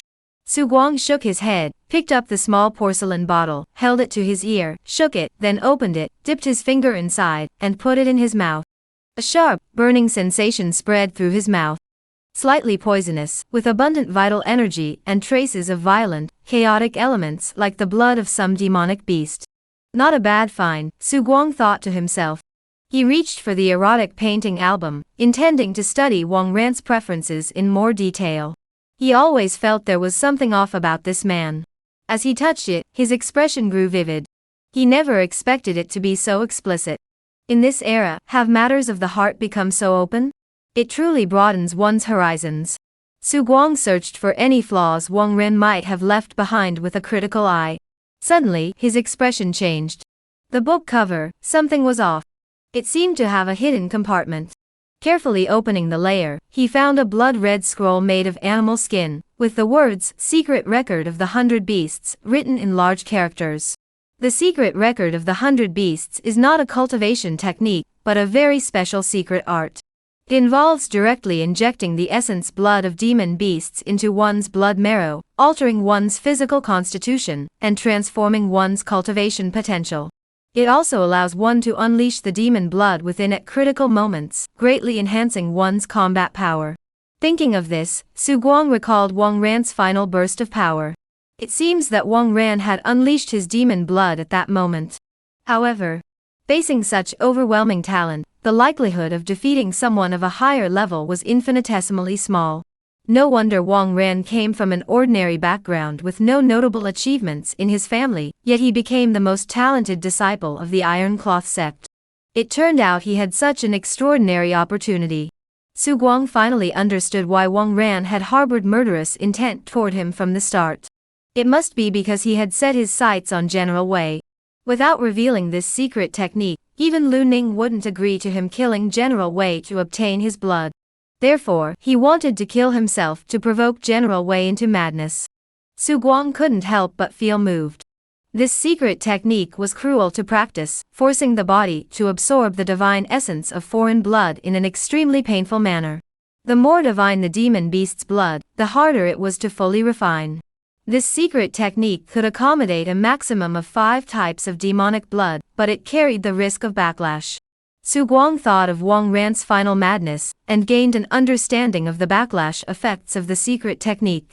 Perhaps Wang Ran's obsession with women was also due to his cultivation of this secret technique? Upon reflecting on this, Su Guang began to hesitate about whether to practice this secret technique. In the days that followed, Su Guang spent his days refining pills, reading books, and beating children as a daily routine. After breaking through to the 7th rank, he knew there would be no further breakthroughs in the short term, so he focused his efforts on becoming a pharmacist. Last night, he had elevated his pharmacist skill to level N. He took out the blood coral he had obtained from Su Yen earlier. This herb was extremely rare, and he had never dared to attempt alchemy with it before. Now that his herbalist skill had improved, his abilities had also been enhanced, so he might give it a try. Su Guang carefully recalled the properties of the blood coral in his mind, and combined them with his level N medicine mixing skill to create the most reasonable combination.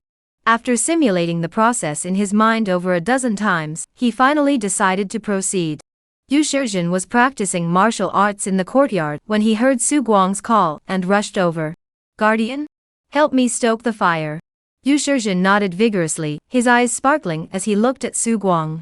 "Guardian, are you going to refine pills again?" Su Guang smiled and ruffled his hair, nodding. Although Du Shizhen was young, he had endured hardships since childhood, was cautious in his actions, and possessed an indomitable spirit. Su Guang held him in high regard. He didn't mind nurturing him if he had the ability to do so. As the flames grew increasingly intense, and the furnace neared completion, Su Guang first added several medicinal ingredients, and rootless water. After confirming they had completely melted, his expression grew increasingly solemn and focused. Su Guang was refining Danya, and throughout the entire Qingshuo County, only one thing was being talked about recently. The eldest son of Zhou Tai, the head of the Xifeng Wei, was challenging Zhou Xiong, the first disciple of the Iron Robe sect, to a duel. This was the first direct confrontation between the two major factions in the open, drawing countless onlookers. As the stage was completed, the reason behind the duel gradually came to light. The Iron Robe sect is getting too arrogant. Do they really think the Four Directions Guard is easy to bully? I heard that Zhou Kuan is tall and strong, with skin as hard as iron and bones as tough as steel, and is said to be invincible in battle. I wonder what tricks Tai Xiong has up his sleeve.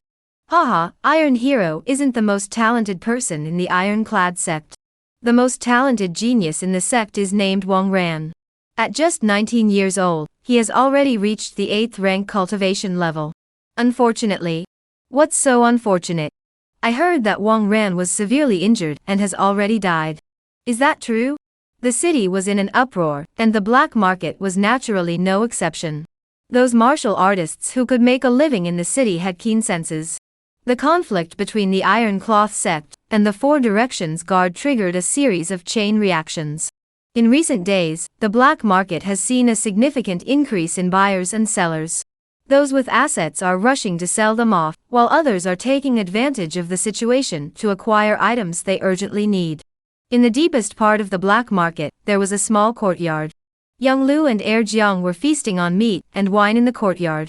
In the inner chamber, Su Yen listened to her subordinates' reports, a faint smile curving her lips.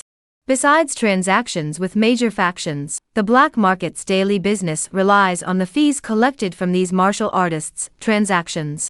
The more people come, the more fees are collected. Master of the district, these are items related to turtle shells that have recently been circulating in the black market. Please take a look and see if any of them are what you need. Su Yen glanced at the messy pile of turtle shells on the table and nodded casually. These were items Su Guang had asked her to find. She genuinely wanted to cooperate with Su Guang and wouldn't pry into his secrets. Any news from Jiakong's side? She had noticed Su Guang long ago and had already considered buying another large beast. It had been over a month, there should be some news by now. The cunning Lu Jiang nodded. Jai replied that the bandits have no immediate plans to go to Kunlun. However, Jiang Sanyi of the Jiang family from Zhuchuan is currently in the Kunlun area seeking a breakthrough. He instructed you to contact Jiang Sanyi directly. Su Yan fell silent for a moment, narrowing her eyes. This clearly evasive reply did not satisfy her, but she could not order the 36 bandits. She merely nodded and asked again. Have you found Xiefeng yet? Xiefeng was a powerful figure in the black market, an 8th-rank martial artist, and one of Su Yan's core subordinates. He had been missing for over 10 days, with no sign of life or death. The maid paused, then bowed her head. After a long moment, she spoke slowly. We only found the last place Xiefeng went before he disappeared. Where did he go? Su Yan's face was cold. As the ruler of the black market, she had never shown mercy. She had always believed that Xiefeng had taken some sort of treasure and fled. Now that she had a lead on his whereabouts, she was determined not to let it go. Rewarding the virtuous and punishing the wicked is the bottom line for any faction to survive. According to the current investigation, he disappeared in the house of the black market's steward. Qian Derun and Li Derun investigated 5 times and confirmed this result. Su Yan narrowed her eyes. Disappeared from the house?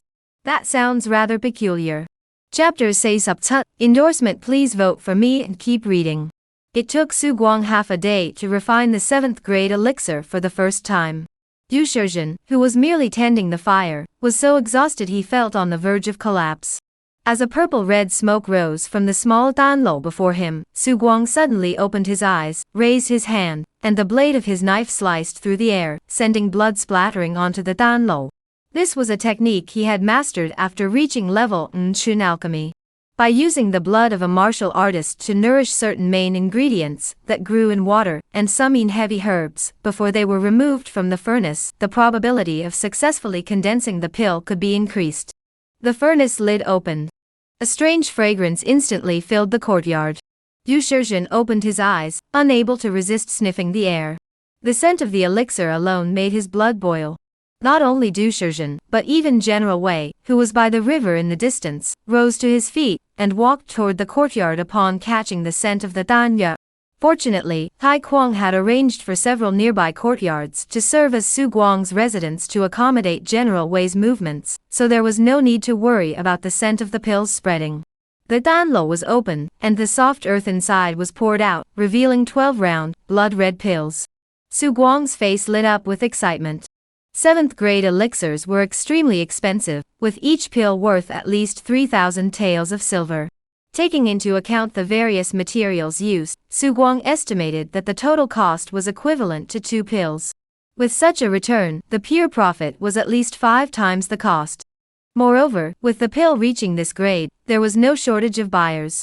Even though the pills were made by Su Guang himself, he couldn't help but feel his mouth go dry. Ah! General Wei's voice carried a hint of longing. Su Guang smiled, took out 2 pills, and stuffed them all into General Wei's mouth. Just as he was about to leave, he suddenly paused. Name, Su Guang. Current occupations, Yet Beggar LV Yet Xin Lok Ba. Yi Elephant Tamer LV Yet Xin Lok Ba. Sam Warrior LV Lok Yet Xin Sat Ba. Say Alchemist LV Yet Xin Lok Ba.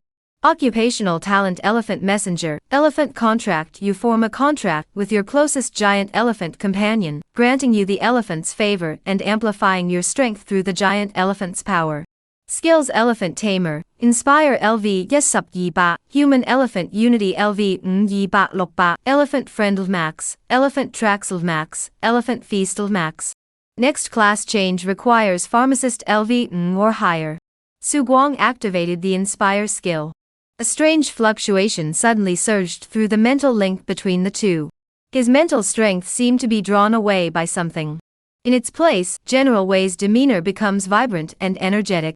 After the Gumo, Su Guang finally fed the pill to General Wei. The effect of the Gumo skill was much stronger than he had imagined, especially after General Wei had consumed the nourishing item, which significantly increased his growth potential.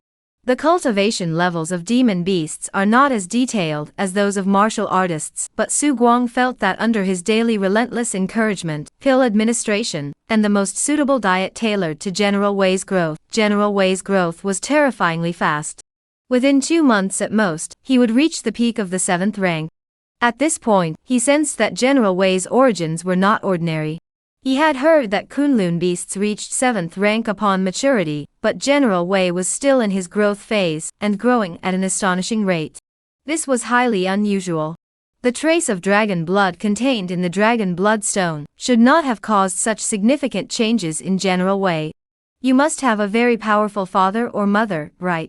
General Wei was too busy eating to bother responding.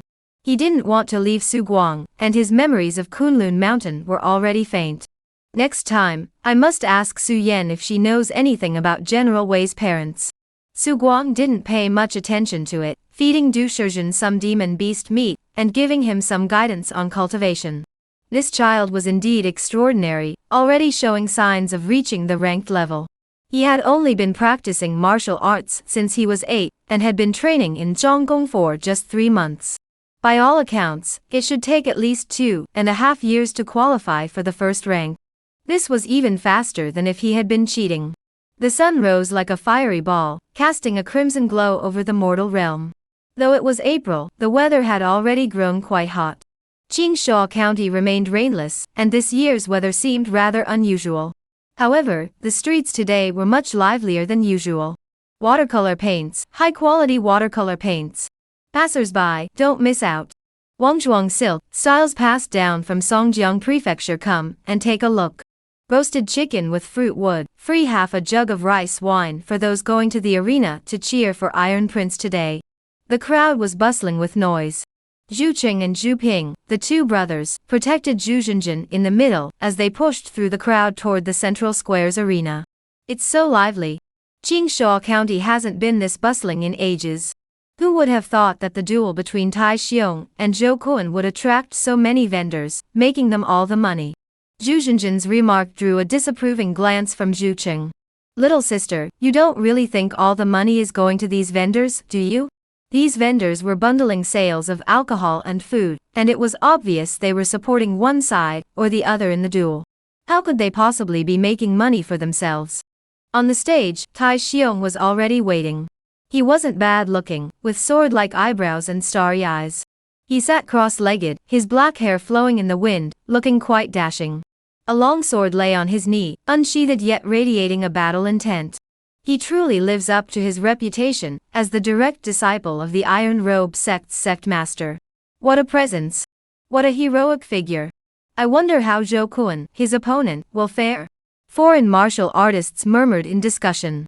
8th rank martial artists competing on the stage was already rare, let alone 2 direct disciples from major factions. Tai Xiong listened to the discussions below, his eyes closed, but he felt a secret thrill within. The feeling of displaying one's prowess in public was truly exhilarating. No wonder so many people in the martial arts world strive for a title.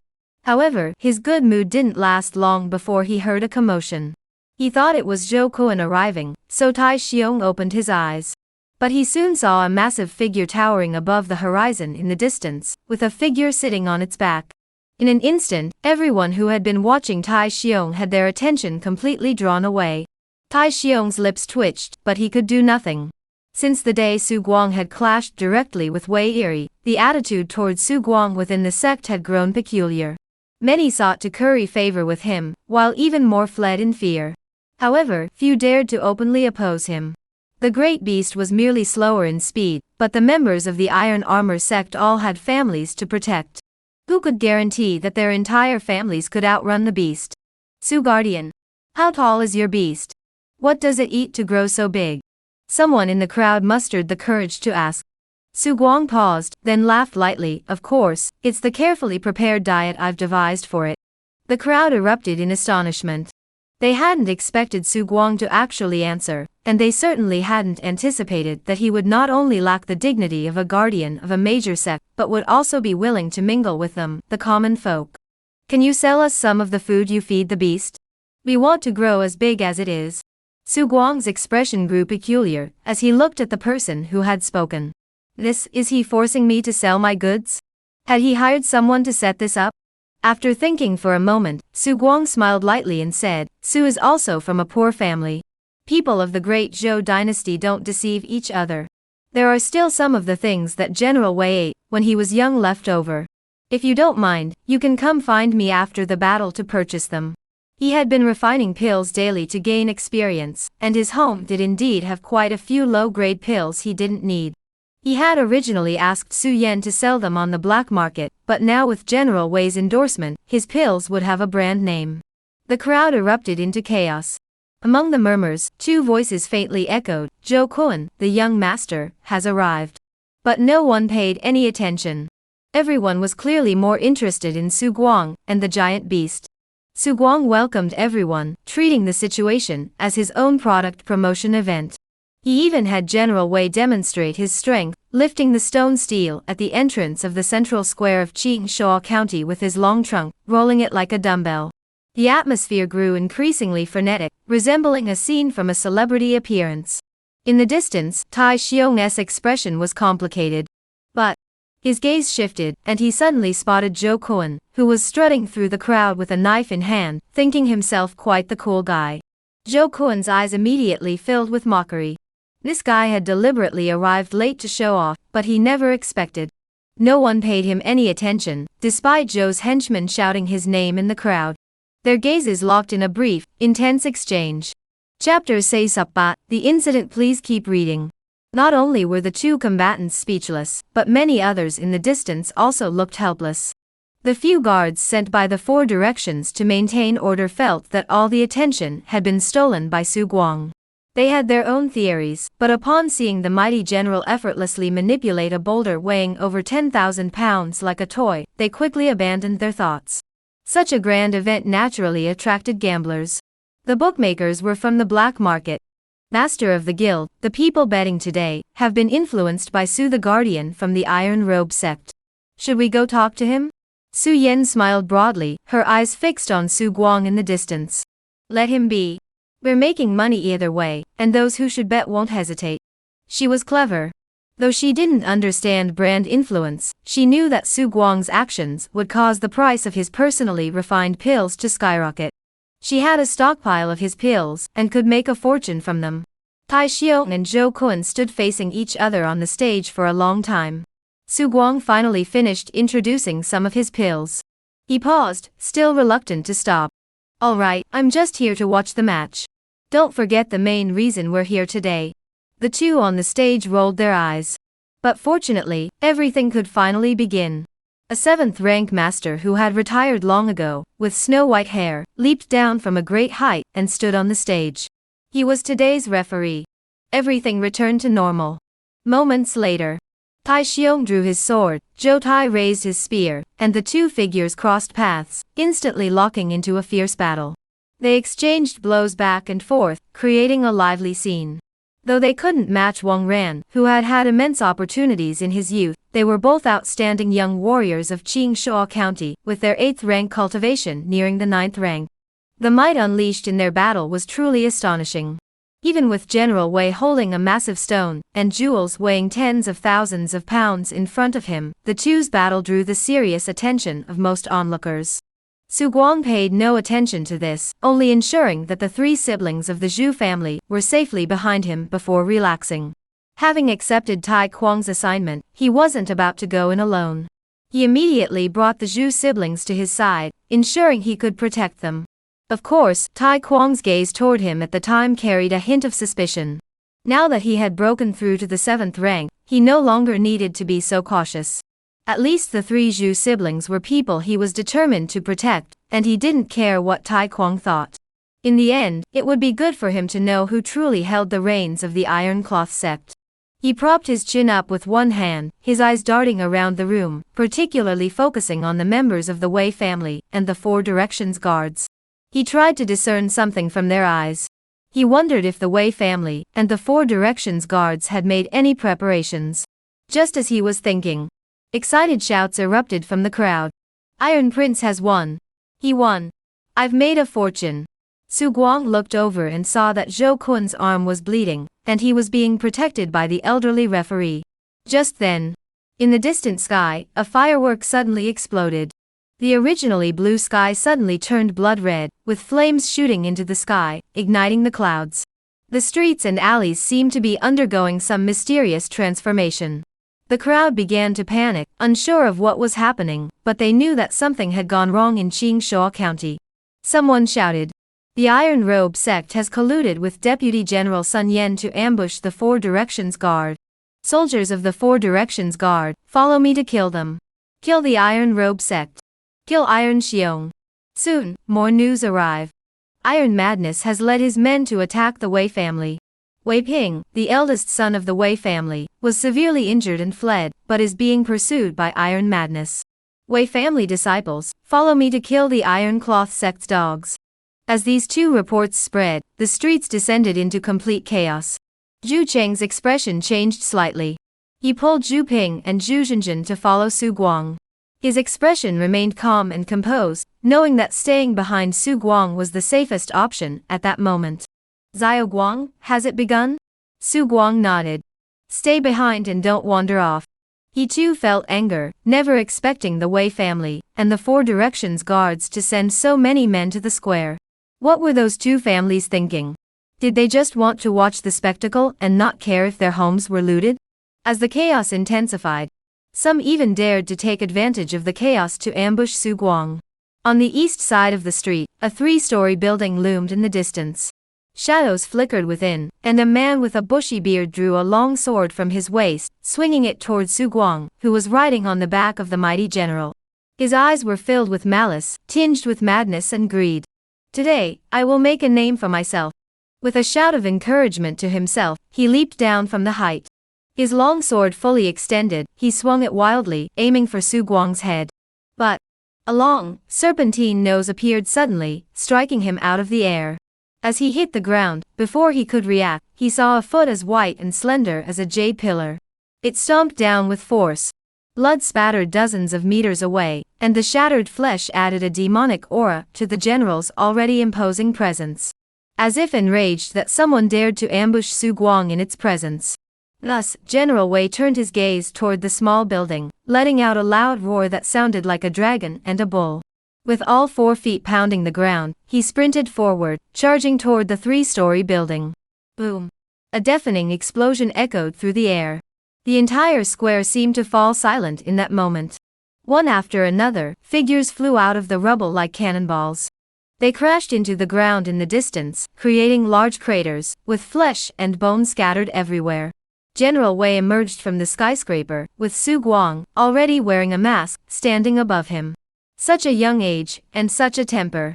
Su Guang patted General Wei on the shoulder. Fortunately, he had learned his lesson and prepared a mask in advance.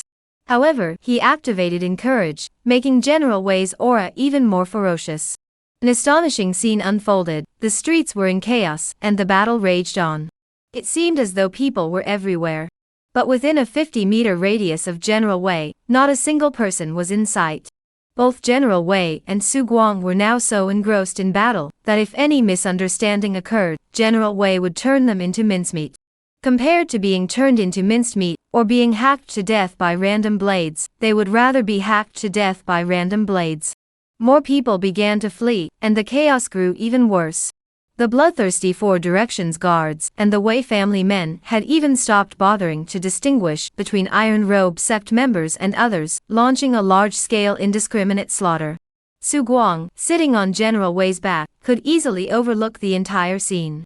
His expression was solemn, and he sighed. Suddenly, he spotted Tai Xiong being surrounded and attacked by Zhou Kuan and his men in the distance. Without the expert who had been backing Tai Xiong, the men Tai Xiong had brought were no match for Zhou Kuan's forces. Soon, they were surrounded. General Wei was too conspicuous, and Tai Xiong naturally spotted Su Guang. "Su brother, save me." Su Guang remained unmoved. "Su guardian, save me."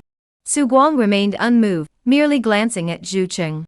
Zhu Cheng noticed Su Guang's glance, said nothing, and signaled for him to take charge.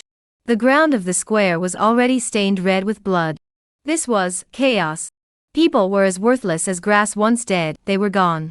Seeing Zhu Cheng's indifference, Su Guang understood Zhu Cheng's intentions. Finally, amid Tai Xiong's desperate cries for help, Su Guang shouted loudly. "Iron brother, hold on. I'll go get reinforcements." Tai Xiong's mouth dropped open. "Rescue?" Go to hell. Su Guang. You're letting him die. Iron Brother, hold on. General Wei stood at the entrance of a small courtyard, with the Zhu family's 3 siblings following behind him. Together with Su Guang, they watched silently as Iron Xiong was swallowed up by the crowd, no longer making a sound. Su Guang felt no pity whatsoever. Only after confirming the other's death did he lead General Wei a few steps in that direction, going through the motions. Before Zhu Qing could utter a word of gratitude, he was stopped by Su Guang. Another half-hour passed, and everyone who could leave had already departed. Second brother, it's your turn to prove yourselves. You must kill Zhou Kun and avenge Iron Brother. Su Guang winked at the 3 members of the Zhu family behind him and spoke. Zhu Qing heard this and felt a stir in his heart, his emotions becoming complicated. He was somewhat moved by Su Guang's decision to abandon them in their hour of need. Su Guang knew that the true mastermind behind the Zhu family's downfall was Tai Kuang, so he had chosen the Zhu family in exchange for the opportunity to earn great merit by saving Tai Xiong. In Zhu Cheng's eyes, this meant that Su Guang had chosen the Zhu family over the Iron Cloth Sect. This was undoubtedly a difficult decision. Second brother, don't think too much about it. After Su Guang finished speaking, General Wei suddenly swung his long nose, piercing through the wall with force, and a piercing scream echoed out. It was an 8th rank expert from the 4 Directions Guard, eavesdropping on Su Guang, and the others from outside the wall. Zhou Tai had been severely injured by Deputy General Sun Yan, and the ironclad gate men, and his condition was critical. They hated the ironclad gate men to the core, and 1 Iron Xiong was not enough to satisfy their anger. Chapters say sup gao, scene team please continue reading, please vote for this month. Among these people was Zhou Kun. However, his goal was not to kill Su Guang, but to kill all the Iron Armor Sect disciples equally. Of course, he also harbored the delusion of seizing Su Guang to command the Great Beast. The battle between General Wei and Wei Yiri, as well as their display of strength before today's duel, had captivated Zhou Kun. At this moment, with his father's life hanging in the balance, Zhou Kun's strength was clearly insufficient to handle the impending crisis. Su Guang and Zhu Qing could see through Zhou Kun's intentions, which were not difficult to guess. Upon realizing Su Guang's intentions, Zhou Kun, though reluctant, was dragged away by the 2 guards of the 4 Directions. Originally, given General Wei's speed, it would have been difficult to catch up. But the terrain here was complex, with alleys everywhere. Wei Jiangjun let out a long howl, and his 2 tusks swept through like bulldozers. One after another, courtyard walls collapsed. Zhou Kun turned around, his face pale with shock. Just as he was about to flee, General Wei's long nose swept up a massive boulder, and flung it forward. A loud crash echoed. Zhou Kun was struck by the boulder, plummeting from the roof like a meteor. A spray of blood exploded into a mist in the air, and his fate was unknown. But at worst, he was severely injured. Su Guang looked at Zhu Qing. Second brother, it's up to you. Su Guang rode atop General Wei, strolling leisurely as if taking a walk, even taking the opportunity to advertise. Zhu Qing nodded vigorously, a flash of excitement crossing his face. Over the past few months, he had exhausted all of the Zhu family's resources, and with Tai Kuang's deliberate efforts to win over the hearts of the people, he had been given ample resources. He had now broken through to the 8th rank. Killing Zhou Kun, who was at least seriously injured, would not be difficult. As he spoke, General Wei stepped forward, driving away the 4 Directions guards who had intentions of rescuing Zhou Kun. Remember to buy my pills later. They can enhance your strength. Don't throw away any leftover pills, I'll buy them back. Occasionally encountering passers-by, Su Guang politely bowed his fist, causing the crowd to be overwhelmed with gratitude. They all pledged their future support for Su Guang, who then instructed them to follow General Wei so he could lead them to safety. After tasting the benefits of rescuing Lu Yu, Su Guang came to appreciate the importance of a good reputation.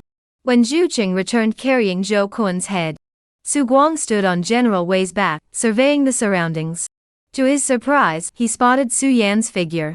Her departure seemed even more effortless than his own, protected by the 2 generals Yang and Lu, 2 7th-rank experts, and numerous 8th-rank experts trained in the black market. No one could come near her.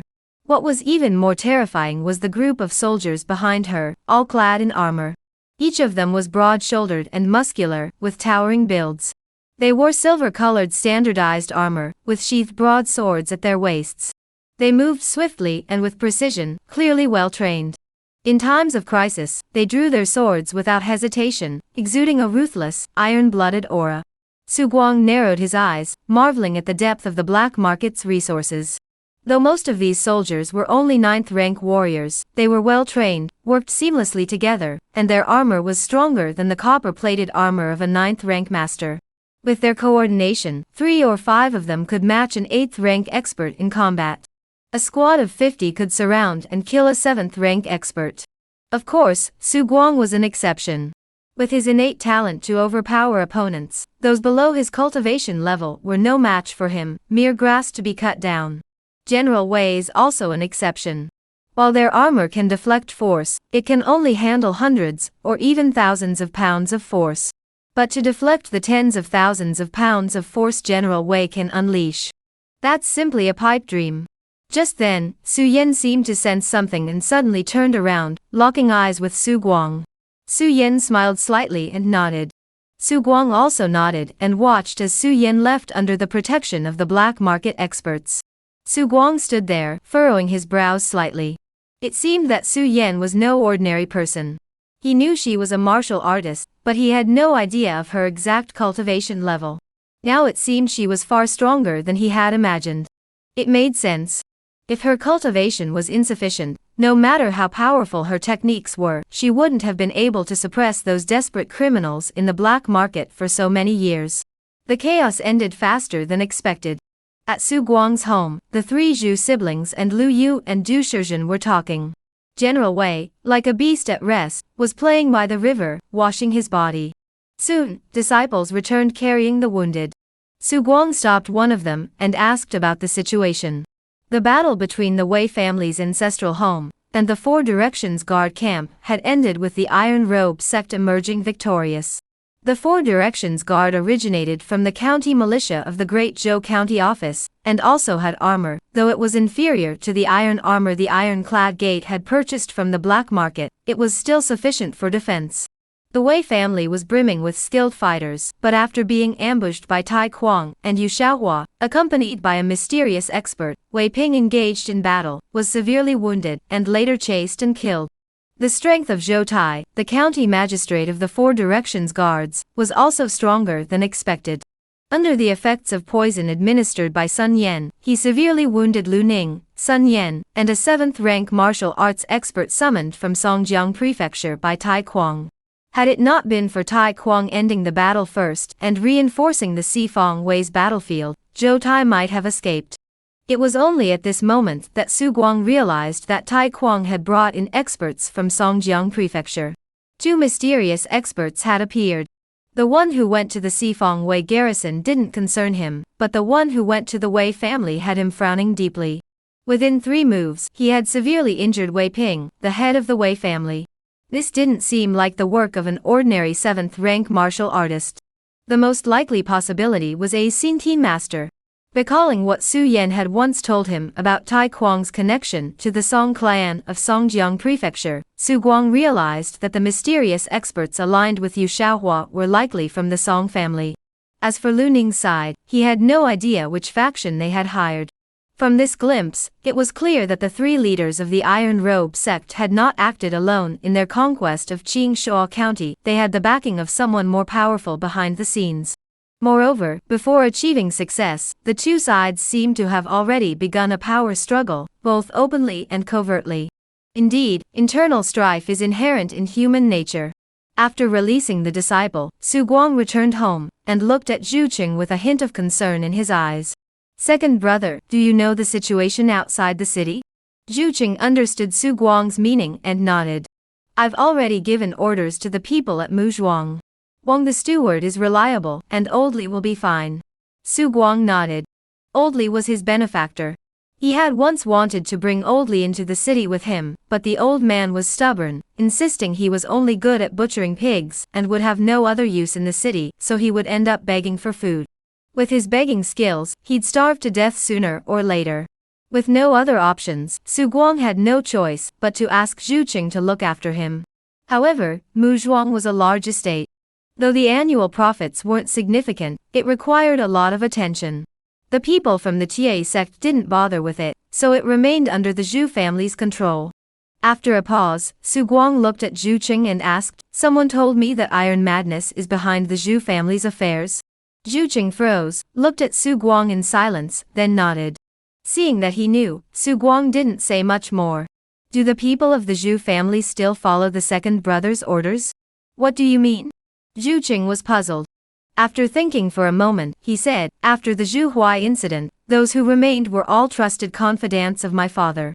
Though I haven't been in contact with them much, they should be reliable." Su Guang remained expressionless. "Then wait until things calm down. Second brother, you should begin efforts to reorganize the Zhu family." He paused, his expression complex. As for revenge, though he didn't like Tai Kuang, he had no intention of killing him. He could repay a debt of gratitude, but he wouldn't help the Zhu family seek revenge. Zhu Qing first smiled, then looked deeply moved, stopping Su Guang from continuing. "Revenge is the responsibility of the Zhu family. You have already done enough for us. The matters between the Zhu family and Tai Kuang and Song Di have nothing to do with you. From today onward, General Wei truly belongs to you, and has no connection to the Zhu family." This was merely a formality, though in truth, General Wei had already belonged to Su Guang long before this. The two understood each other implicitly. This was telling Su Guang that he would no longer owe the Zhu family anything. Su Guang added, "The friendship between us will never change." He was referring to his relationship with Zhu Qing, not with the Zhu family. Zhu Qing said nothing more, but felt a hint of regret in his heart that Su Guang had not taken an interest in Zhu Zhenjun. 2 days later, at the Iron Robe sect. The death of Tai Xiong caused a huge stir within the Iron Cloth sect, much like when Lu Ning lost his disciple Wang Ran. This time, it was Tai Kuang's turn to suffer, and even the reason was the same. In times of turmoil, stability must be prioritized. Of course, the evidence of Tai Xiong's death was irrefutable.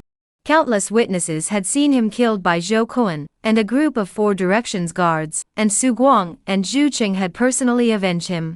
Although Tai Kuang had suspected Su Guang and Zhu Qing, it was not the right time to pursue the matter further. So upon seeing Su Guang, he didn't even mention the matter. "Su the Guardian, you're here." Tai Kuang's tone was weary, but his eyes were sharp. After sweeping away the main forces of the Wei family, and the 4 Directions guards in a single battle, he had effectively taken control of Qingshuo County. This marked a new beginning for his career. There are still many remnants of the Wei family, and the 4 Directions guard. In the coming days, I will lead a force to eliminate them. Su Guangfu, please assist Yun Elder, and the others with matters within the sect. As he spoke to Su Guang, his gaze was fixed on General Wei.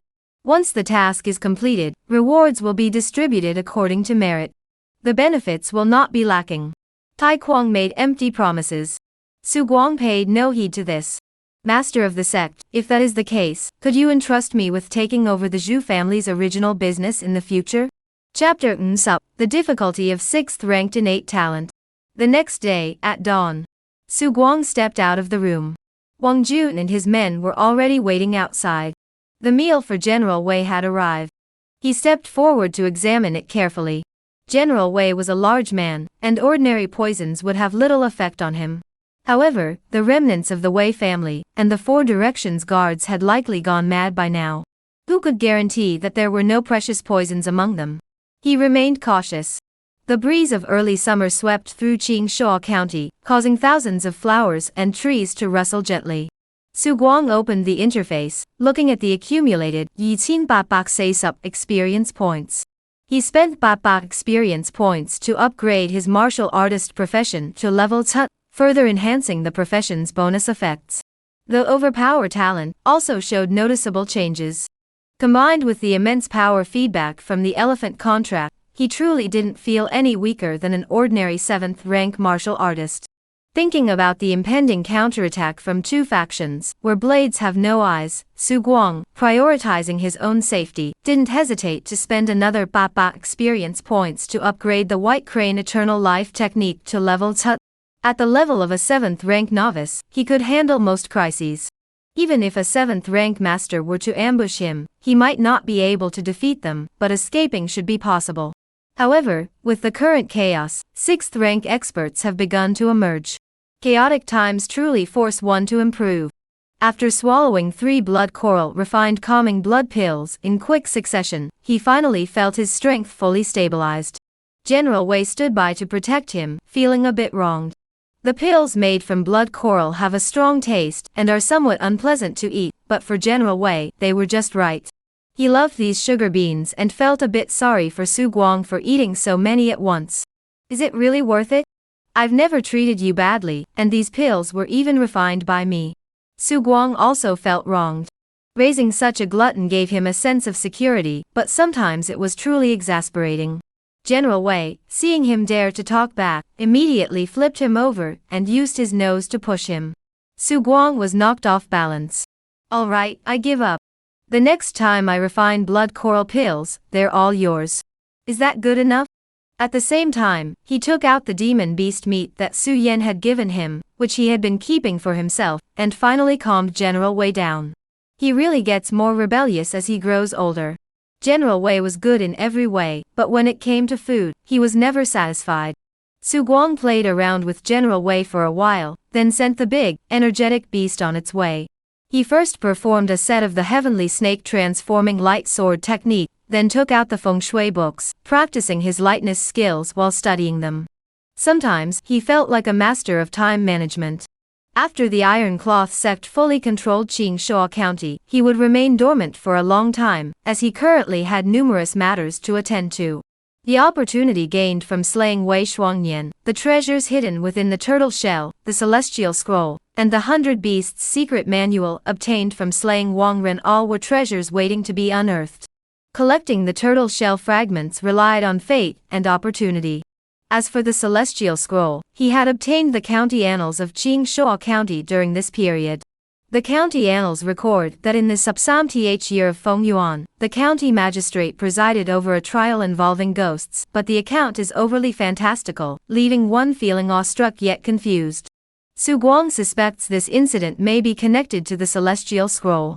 As for the 100 Beasts secret record, he prefers to postpone cultivation for now, as there aren't many demon beasts around that catch his eye.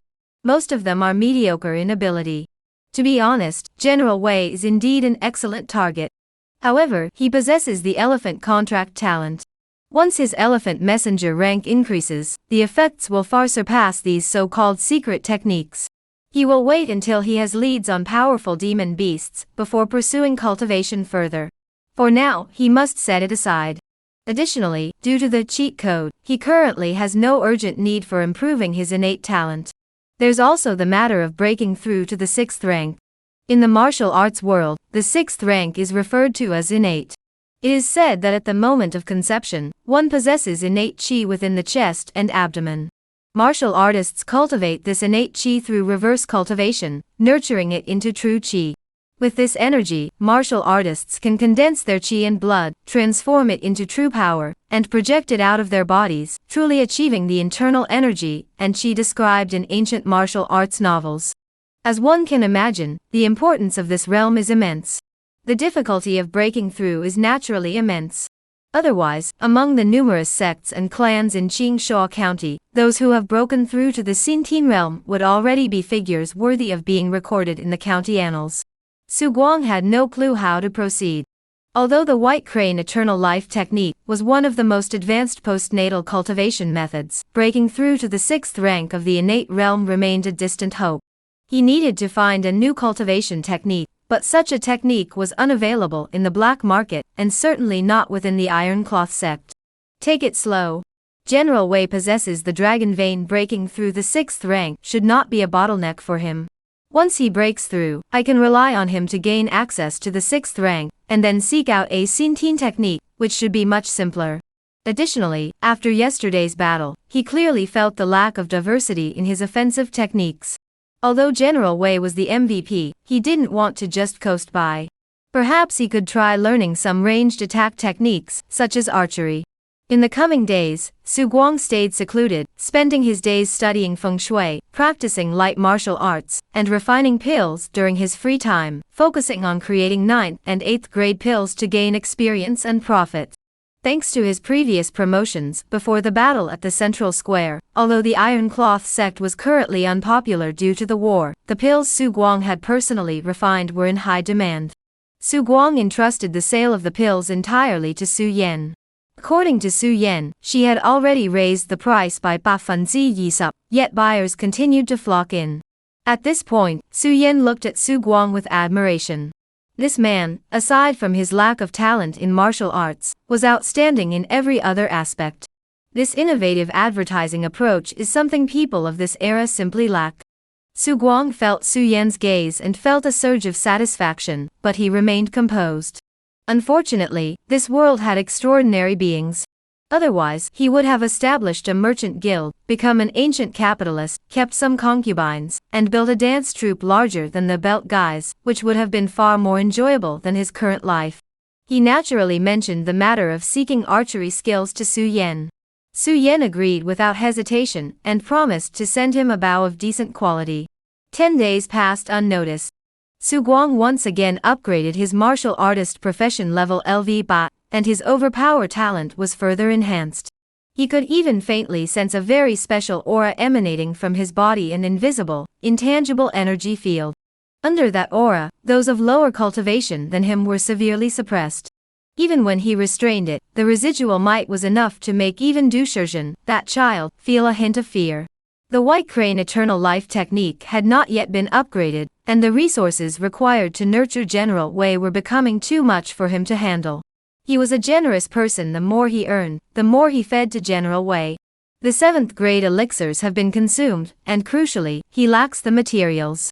While the black market has some rare elixirs, he can't expect Su Yan to simply hand them over.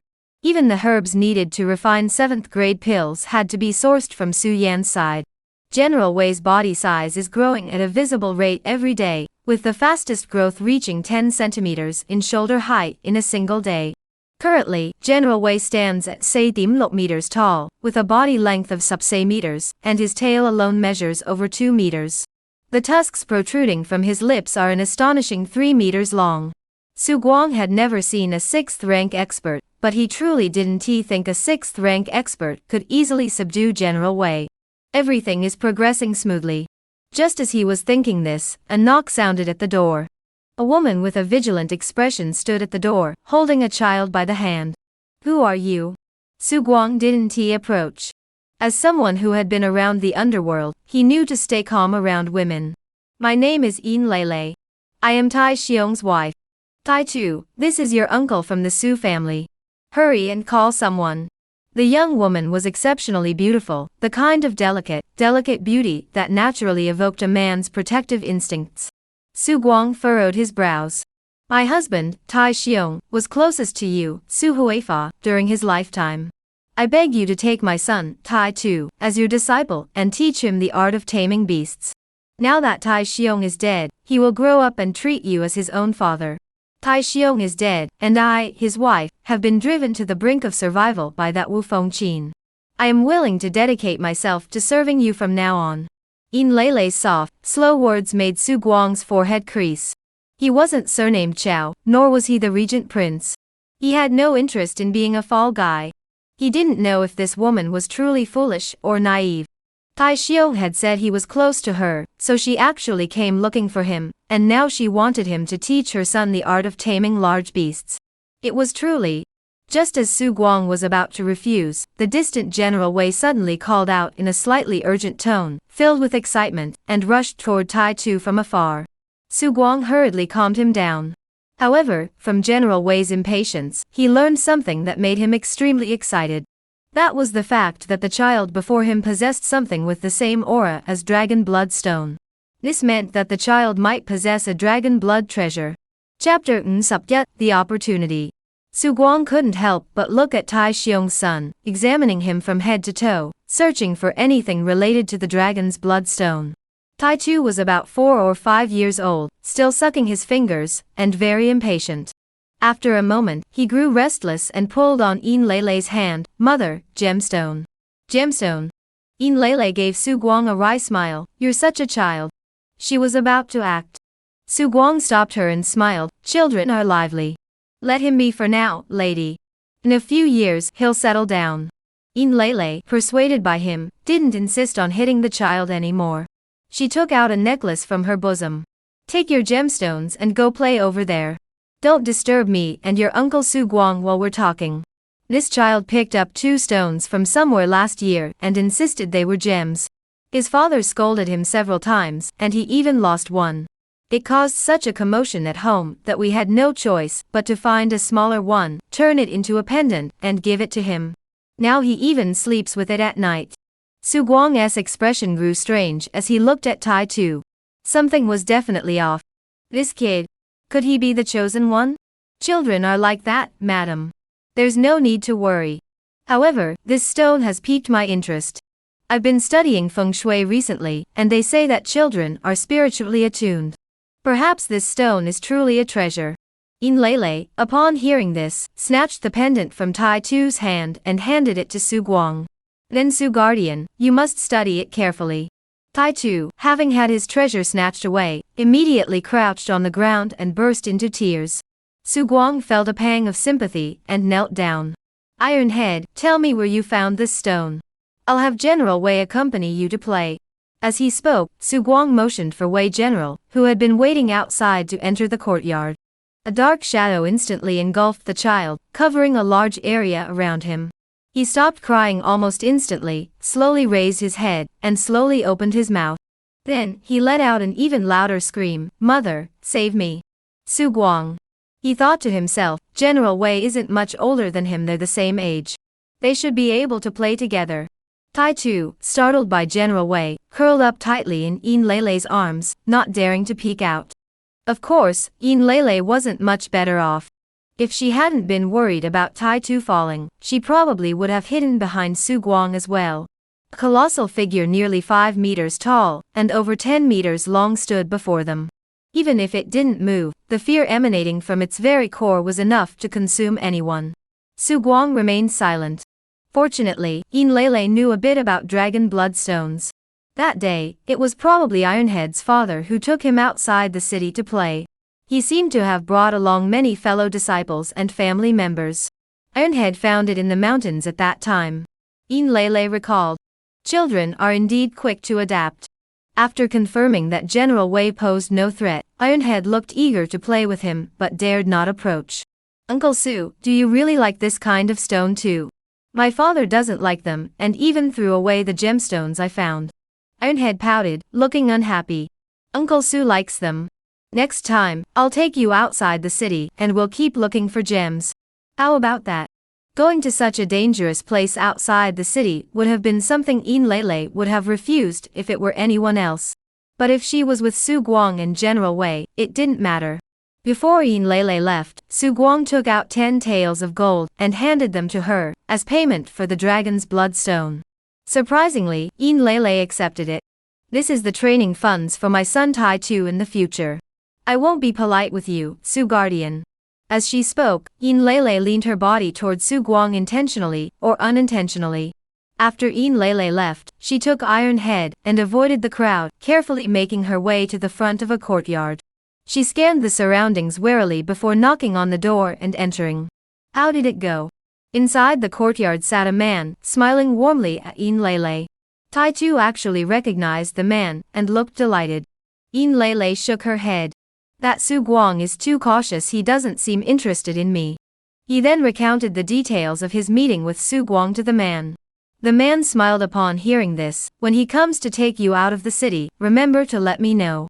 Lele nodded, and a hint of seduction flashed in her eyes. A lecherous expression also flashed in the man's eyes. Ironhead, go play with the big wooden horse in the back. I need to talk to your mother about something. As he carried Lele into the house, a look of deep thought flashed across the man's eyes. The death of Wei Shuangnian, does it have anything to do with you? The heavenly scroll, is it in your hands? Black market. Young Lu and Heir Jiang entered the guard room. Stability was the most important thing in the black market, and this required a strong presence. Every night, the black market would send elite guards to stand watch. This was the duty station. Following the disappearance of Xiefeng, the subsequent investigators, Qian Jin and Xiang Gu, 2 black market envoys, also vanished here. The two generals were sent by Su Yan to investigate personally. Were there any unusual activities before the three went missing? Yang Jiang, the more intelligent of the two, asked. The servant following behind replied, no, the three officials were all from out of town. They only had a few concubines here, and those women have been under constant surveillance recently and haven't left. Brother, something feels off. It's cold here, like when we were at the mountain god's temple back then. Lu Jiang sensed something and whispered in Yang Jiang's ear. Yang Jiang froze.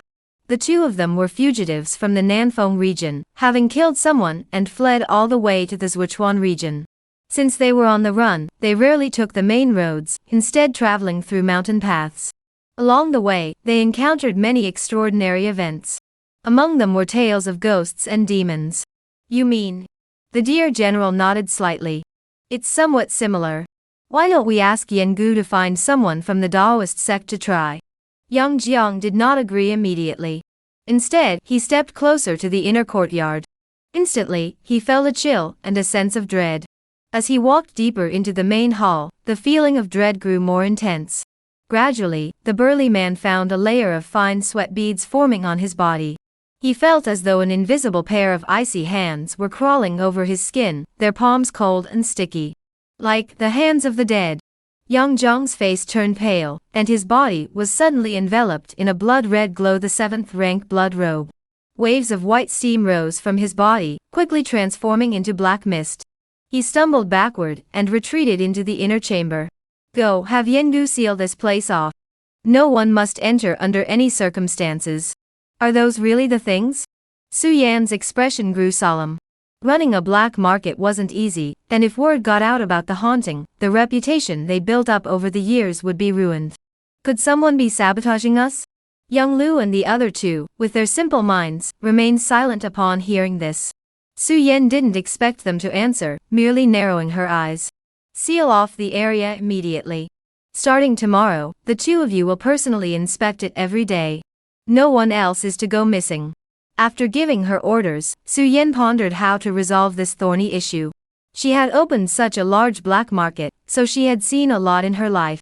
As the time the imperial family of the great Zhou dynasty had been missing grew longer, the number of incidents involving ghosts and demons also increased, as if the existence of the imperial family truly had the power to deter all ghosts and demons in the world. The ghosts in this black market were indeed skilled at hiding, having been concealed for who knew how many years. They had already grown powerful enough that even the 7th rank generals Yang and Lu had little confidence in dealing with them. She wasn't overly concerned, however. Among the 36 great bandits, there was one who specialized in suppressing ghosts using divine rituals. During the Iron Robe sect incident, she had already sent a message to Zhai Kong, planning to sell some items to the Iron Robe sect for a substantial profit. She would simply hand it over to Zhai Kong to handle. Although Su Guang was filled with anticipation for the Dragon Bloodstone, and longed to rush out to the city to search for it. However, with Tai Kuang and Lu Ning still absent, and remnants of the Wei family, and the 4 directions guards lurking outside the city, one may love wealth, but one should not stand under a crumbling wall. He temporarily suppressed his urge. Moreover, staying at the iron workshop was part of his duty. He needed to do his best to protect the workshop while Tai Kuang was away, in order to secure Zhu's family's independence. As for Yin Lele, he sensed something off about this woman.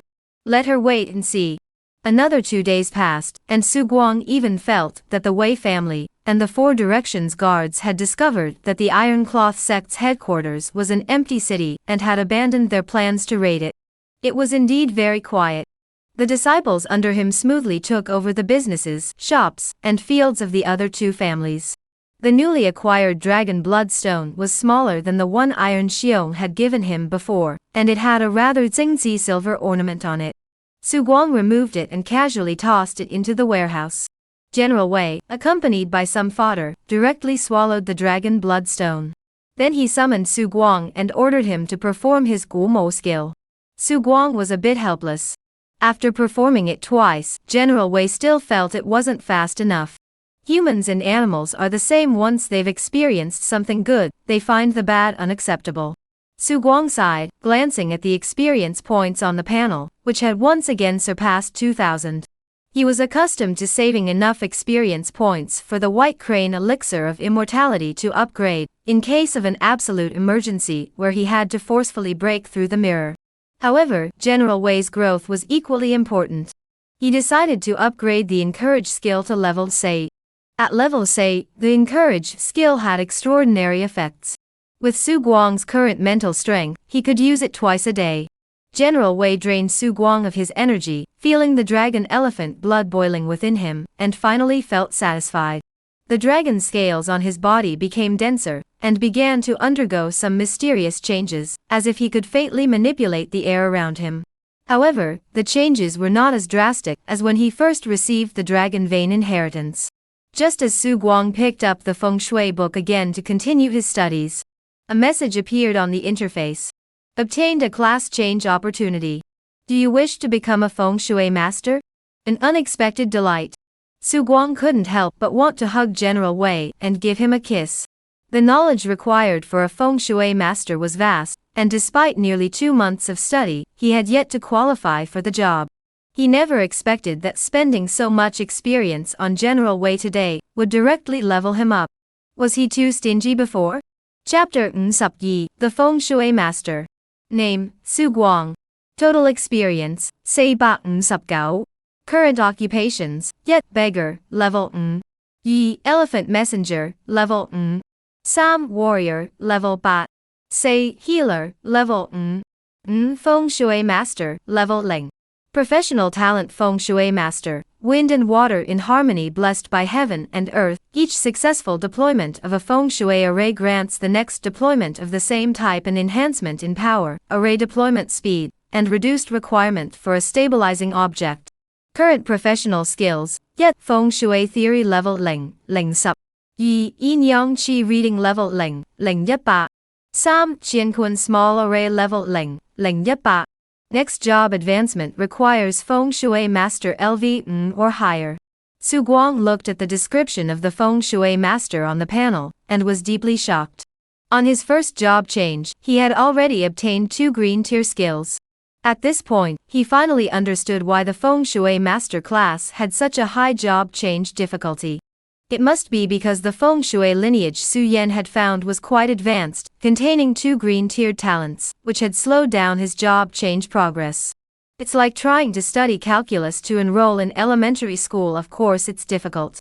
Without cheating, he could have completed the career change in 2 months, which suggested he truly had a natural talent for feng shui. Su Guang couldn't help but marvel inwardly. He never expected that besides his talent for begging, he also had such a prestigious talent for feng shui. He spent 300 sub experience points to first upgrade his profession level and several skill levels. He then sought out some incense ash, applied it to his eyelids, and performed the yin yang qi gazing technique to observe the feng shui of his courtyard. In an instant, his eyes rolled back, and the incense ash vanished mysteriously. In its place, a strange grayish-white hue appeared on his eyelids. The courtyard was filled with young energy, and all evil spirits fled. This courtyard was originally built after the Iron Robe Sect consulted a feng shui master, so the overall layout was fine, but the details. From Su Guang's current perspective, there were numerous minor issues. Had he not been a 7th-rank martial artist with abundant vital energy, those minor issues would have attracted malevolent spirits, not to mention an infestation of snakes, insects, and rodents. He continued his inspection and suddenly felt as though he had seen the sun. His eyes stung sharply, and tears began to flow. The sun was still moving. "General Wei, stay away from me. My eyes are going blind." Finally, Su Guang realized what the moving object was. He couldn't help but scream out loud, reaching up to remove the incense ash from his eyelids. General Wei was curious about Su Guang's ability to change the color of his eyes, so he extended his long nose and touched Su Guang's forehead, urging him to demonstrate it again. Su Guang rolled his eyes and slapped his long nose with his palm. It didn't budge. He felt dejected. He had originally thought that the vibrant energy in the courtyard was due to his 7th-rank cultivation, but now he realized that his influence was even weaker than a fart from General Wei. Being big and tall doesn't mean anything. Only by using qi reading techniques could one discern the gap between a 7th-rank martial artist and General Wei. The blood qi within his body was at least 100 times greater than his own. That was an innate difference between species, the result of millions of years or even longer of evolution by his ancestors. How dare you, after just decades of cultivation, think you could stand equal to him? However, Su Guang was certain that with General Wei present, any so-called wandering spirits would dare not even glance at him. Having just switched professions, Su Guang was curious about everything related to feng shui. After driving away General Wei, he climbed onto the roof and surveyed the feng shui layout. The planning of Qingshuo County was relatively reasonable. At least, there were no places where yin qi was surging into the sky. It might also be that his level of qi observation was not high enough to see the details. Su Guang wasn't in a hurry. With the yang energy on General Wei's body, even if there were ghost kings capable of slaughtering an entire city, they probably wouldn't dare to lay a finger on General Wei. Since that was the case, he would just have to slowly improve his level. Having understood the effects of divining the energy of a place, Su Guang began to cast the Qianquan small array to address the minor feng shui issues in the courtyard. He moved a stone that was stuck to the green stone slab. Feng Shui Master's Log, successfully cast the Qianquan small array, cleared the feng shui, extended longevity, Feng Shui Master experienced Ga Supn. Su Guang widened his eyes. He had just casually tossed a stone, and gained so much experience. Should he rush to do more? Of course, as he continued to alter the feng shui, Su Guang discovered that the experience points he could obtain were not as high as he had imagined. This was also because his skill level was insufficient, and some minor issues required more effort to resolve. Su Guang spent the entire morning rearranging the layout of the small courtyard, adjusting the direction of every blade of grass, every flower, every chair, and even every tree. In total, he gained over 300 experience points, more than the combined experience of all other professions. However, feng shui modifications only yield significant experience the first time in the same location, and do not provide sustained benefits. The early summer sun was already quite hot, but after Su Guang's feng shui adjustments, the courtyard felt oddly cool even at midday. This was merely the most basic level. Su Guang utilized the yang energy generated by General Wei's actions, and placed several pieces of Tai Shan stone to suppress it, creating a unique magnetic field. Practicing martial arts within this field could subtly enhance one's cultivation speed. The art of feng shui is truly vast and profound. Su Guang couldn't help but marvel once more. He discovered that so-called reading the qi could also serve as a detection method. Qi and blood belong to the yang, and living beings belong to the yang. However, the yin exists everywhere in the heavens and earth. Because of the existence of the yin, the existence of the yang becomes incredibly evident. All things in the world carry yang, which interacts with the yin of the universe to form an energy magnetic field. The more energy a thing possesses, the stronger its energy magnetic field becomes, and the greater its influence on yin. In a certain sense, feng shui masters possess a certain ability to appraise treasures. Su Guang took out the turtle shell he had obtained from Wei Shuangnian, and examined it using the technique of observing energy.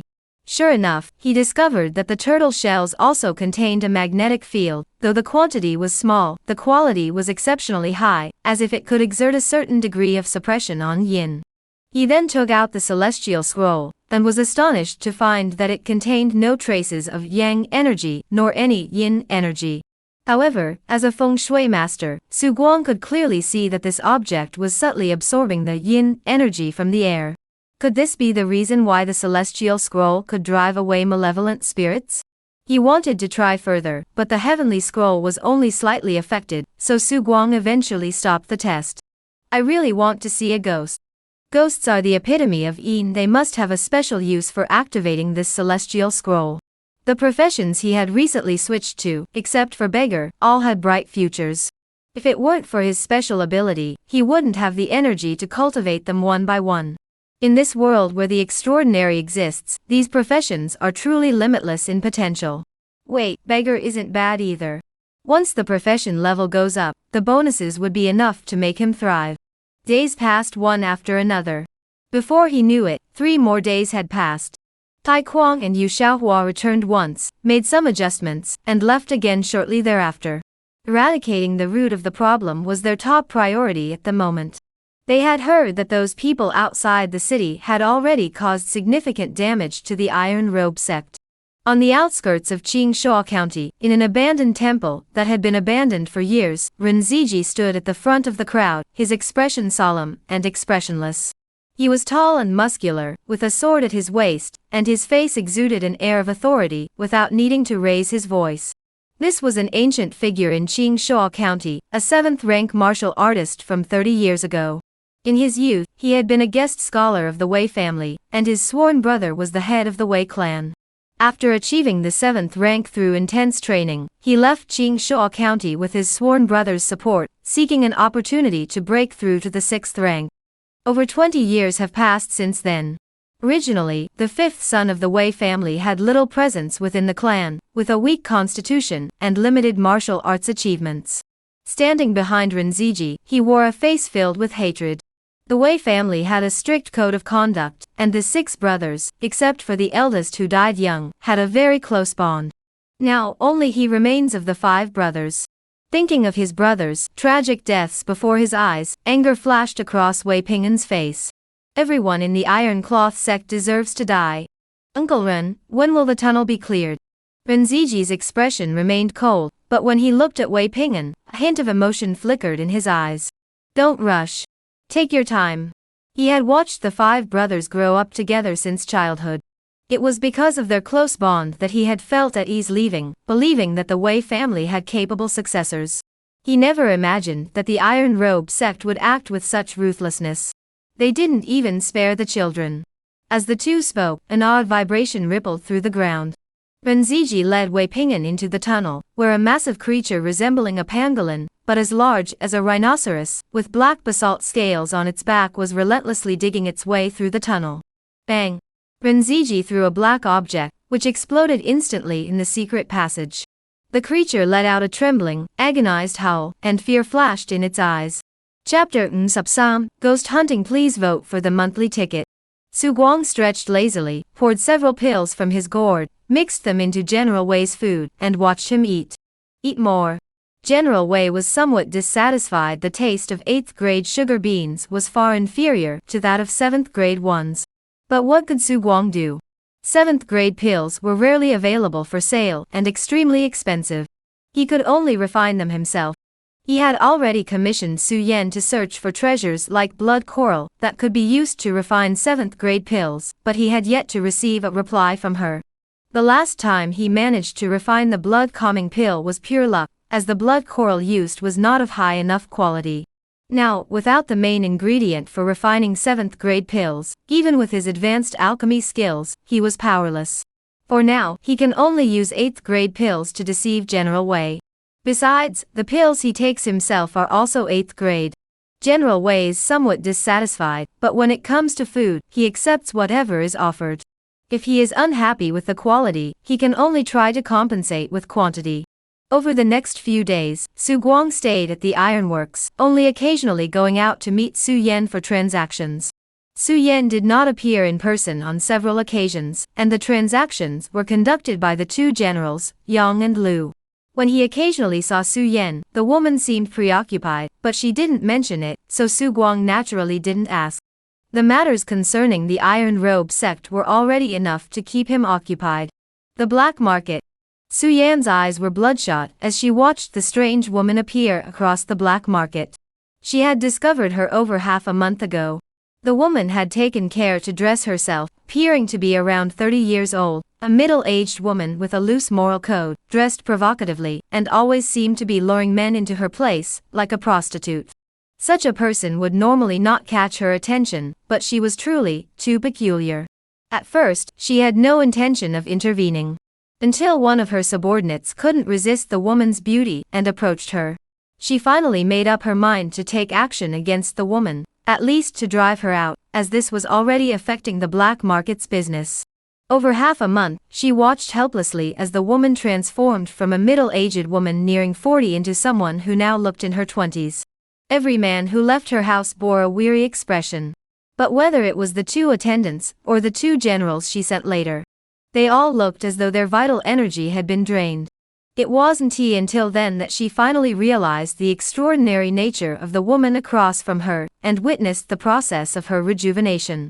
More importantly, the sheep general provided an extremely terrifying theory. Yengu, that woman isn't human. She's a demon who can drain people's vital energy. In the afternoon, Su Guang met someone. Su Yan. Here's what you wanted. Su Guang glanced at the box. It contained quite a few items, but what caught his eye most were 2 blood coral stones of exceptional quality, and a pile of turtle shell fragments. Thank you, shopkeeper. One of the turtle shell fragments was exactly what he needed. He remained calm.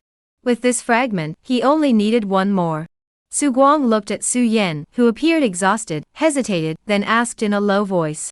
Has something happened to you, Master Su? Su Yan glanced at Su Guang, thought for a moment, and said in a solemn voice. The black market might be haunted. What caught Su Yan off guard was that as soon as she finished speaking, she had expected Su Guang's face to show fear. After all, it was an evil spirit, something that only existed in legends. But Su Guang remained calm, and even his eyes held a look of joy he had never seen before. When it came to ghosts, why was this kid so happy? Su Guang was indeed happy. He had switched careers to become a feng shui master specifically to deal with ghosts, and he had always had an idea, to try exorcising a wild ghost and see if the General of Might could physically exorcise it. Now that he had finally encountered a wild ghost, he was naturally thrilled. Are you serious? Su Yan didn't know what Su Guang was so excited about, but she nodded anyway, her expression solemn.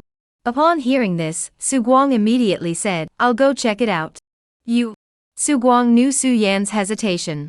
She had invested a lot in him, and was hoping for a return on her investment, so she naturally didn't want anything to happen to him. I've made some progress in feng shui recently. I'll take a quick look from a distance. With General Wei protecting you, even if I can't handle that vengeful spirit, I can at least check the feng shui for you. With that said, Su Yan couldn't refuse, and she felt a bit moved inside. Previously, she had always thought that Su Guang's loyalty and righteousness were just a facade, but now she realized that everything he did seemed to come from the heart. He truly wanted to help her. Under the pretext of visiting Fengcheng, Su Guang made his way to the black market. This was Su Guang's first time at the black market. He had imagined it to be a place where the truly powerful hid in plain sight, but to his surprise, the black market in Qingshuo County was located in an abandoned cave on the eastern outskirts of the city.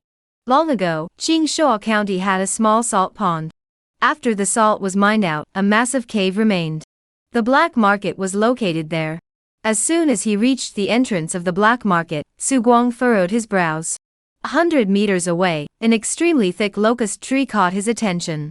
In feng shui, the locust tree is a highly unusual tree. Though classified as yang, it attracts yin energy. The locust tree before him had likely grown for countless years, and even before entering the black market, Su Guang could clearly feel a chill, as if the hands of a dead woman were gently caressing his back. This locust tree. It's been here for a long time. They say it's over 1,000 years old, and is one of the black market's landmarks. Since I took over the black market, I've never touched it. What's wrong? Su Yan asked. Su Guang nodded, took a deep breath, and asked with some confusion, didn't you consult a feng shui master about the black market's feng shui? The previous black market leader had a renowned feng shui master from Rongchuan County inspect it. The master said the locust tree has become a sentient being, bringing endless benefits. As Su Yan spoke, she pointed to some red ribbons on the tree. Every year, many people come to worship this tree. After all, living for 1,000 years isn't easy. Su Guang rubbed his temples, said nothing, and continued forward with Wei Jiangjun. Soon, they arrived at the woman's location. Su Guang inhaled the incense ash and scanned the area with his qi. The yang qi emanating from General Wei, as intense as the midday sun, transformed into surging currents as he walked, spreading outward in all directions. In the courtyard, streams of black mist collapsed continuously as General Wei walked by. However, the courtyard seemed to generate its own yin energy, causing the black mist to dissipate, but not vanish completely. It flickered like embers in the wind, appearing to be extinguished, but reigniting in an instant. General Wei, charge in. Su Guang gave the order, simultaneously activating Encourage. General Wei, slightly excited, let out a loud shout and immediately took a few steps forward, sprinting toward the nearby courtyard. In an instant, it was as if a bulldozer had struck the fragile courtyard wall, which could not withstand General Wei's single charge. Su Guang's speed was too fast for Su Yan to stop him, and General Wei charged forward, the overwhelming aura he generated leaving Su Yan speechless. This was the first time she had seen General Wei's overwhelming might up close. Her eyes widened in shock, and she couldn't help but feel a strange emotion welling up inside her. The impact of such a massive creature was truly awe-inspiring. Her desire to summon another giant beast grew even stronger. The two generals, Yang and Lu, stared in disbelief at the destruction caused by General Wei. They had always boasted of their superhuman strength, but compared to General Wei, they were no better than children. They even recalled their previous boasts about wanting to challenge General Wei's strength, and now they felt a bit ashamed. To withstand a single charge from General Wei, they should have been laughing. But soon, everyone's attention was drawn to the chaos in the courtyard. The courtyard was covered in mud, but unlike the mud after a heavy rain, it carried a thick, eerie aura. Just one glance made one feel as though Yunhan was rising to the heavens, stirring a sense of hatred in one's heart. However, this feeling vanished as soon as General Wei entered the courtyard. Suddenly, a series of heart-wrenching cries, sounding like both male and female voices, rang out in broad daylight. Su Guang, as if he had anticipated this, opened the package on the elephant's back. Inside were various jade stones and weapons. These items were known as talismanic objects in the art of feng shui. These were the most young energy-infused objects among feng shui talismans, especially weapons that had been used by martial artists. Trivial tricks. How dare you show off in front of a master? 7 or 8 weapons fell to the ground, appearing chaotic but actually harmonizing the principles of yin and yang. In the world invisible to Su Yan, the black mist in the heavens suddenly stilled. However, she could feel that the resentful energy affecting her state of mind had diminished significantly. Standing outside the courtyard, she was amazed by Su Guang's skills. He had actually mastered the techniques of a feng shui master. And he was even more skilled than the feng shui master she had heard of in Rongchuan County. But how long had Su Guang been studying feng shui? How was this possible? Chapter Nsupse, the Ghost Treasure. Please vote for this chapter, and continue reading. Su Guang ignored Su Yan's thoughts and furrowed his brows. Everything in the courtyard had been reduced to ruins by General Wei's violent collisions and brutal trampling. But a small hut on the western side had remained standing all along. Though it looked like a dilapidated structure, it somehow withstood the violent young energy emanating from General Wei's body. Su Yan and the others also noticed this. Su Guang. Don't go in. Su Guang interrupted sharply. The courtyard was currently shrouded in an overwhelmingly yin energy. Without the yang energy of General Wei to protect them, entering would allow the yin energy to enter their bodies. Even if they didn't fall ill like ordinary people, they would at least suffer from a deficiency of both qi and blood. His eyes were fixed on the small house in the courtyard, and a strange expression slowly appeared in his eyes. The celestial scroll he had brought out specifically for this occasion now began to emit a faint warmth from above. Still not coming out? General Wei, charge forward. I want to see what's causing this commotion. General Wei excitedly responded and charged forward with Su Guang. Just as the ivory touched the front of the small wooden house, it suddenly exploded like a mushroom cloud, sending a thick black mist billowing upward. This was genuine black mist visible to the outside world, containing power that had already reached the level of the material world. Everything in the small courtyard vanished from Su Yan and the others' sight. Su Guang. Su Yan called out. There was no response. Her expression darkened instantly. Before reaching the innate stage of martial arts cultivation, one was completely at a disadvantage against yin ghosts, relying solely on one's own bloodlust to drive them back. However, completely annihilating them was extremely difficult. Yang Lu and the other 2 generals stepped forward to block Su Yan's attempt to enter. Yengu, you can't go in. They weren't stupid, they just didn't want anything to happen to Su Yan. Su Yan's expression was as calm as water. She glanced at the 2 of them, but said nothing more. General Wei's ivory still pressed against the small wooden house. Amidst the swirling black mist, Su Guang caught sight of something unusual. It was a pale, grotesque figure with only a black line remaining where the eyes and lips should be, its gender indistinguishable. It stood at the window, glaring at him with hatred. Upon sensing Su Guang's gaze, the woman suddenly thrust her entire face forward, pressing it tightly against the wooden window. Her pale face contorted severely, as if it had no bones, and blood began to seep out. Originally, Su Guang had thought that encountering such a ghostly entity would terrify him. But now, he felt like laughing. Such a trivial display of supernatural power wasn't enough to scare him. Just as he was about to speak, the woman suddenly vanished. Immediately afterward, there was an unbearable, strange noise coming from the small wooden house. Suddenly, Su Guang felt a chill run down his spine, as if something was rushing toward him. Turning around, he saw the strange woman he had seen earlier, now standing several meters away. Teleportation? Another blink. The woman was even closer. Another blink. The woman collided with General Wei, and was immediately sent flying backward. A heart-wrenching scream echoed throughout the entire Qingshuo County. The terrifying young energy sealed within a 5-meter radius around General Wei by the Jade Stone erupted violently at that moment. Su Guang slowly raised his hand and gave the female ghost a thumbs up. "You're really impressive. Yin ghosts are most afraid of those with strong young energy, even if those with strong young energy do not possess the means to suppress yin ghosts. There's a saying about being a tiger's henchman. In reality, the tiger's young energy is so powerful it's unimaginable, and its tiger skin naturally possesses a mysterious suppressing force. Thus, wild ghosts in the mountains are easily captured by the mountain lord's tiger skin, and become his henchmen.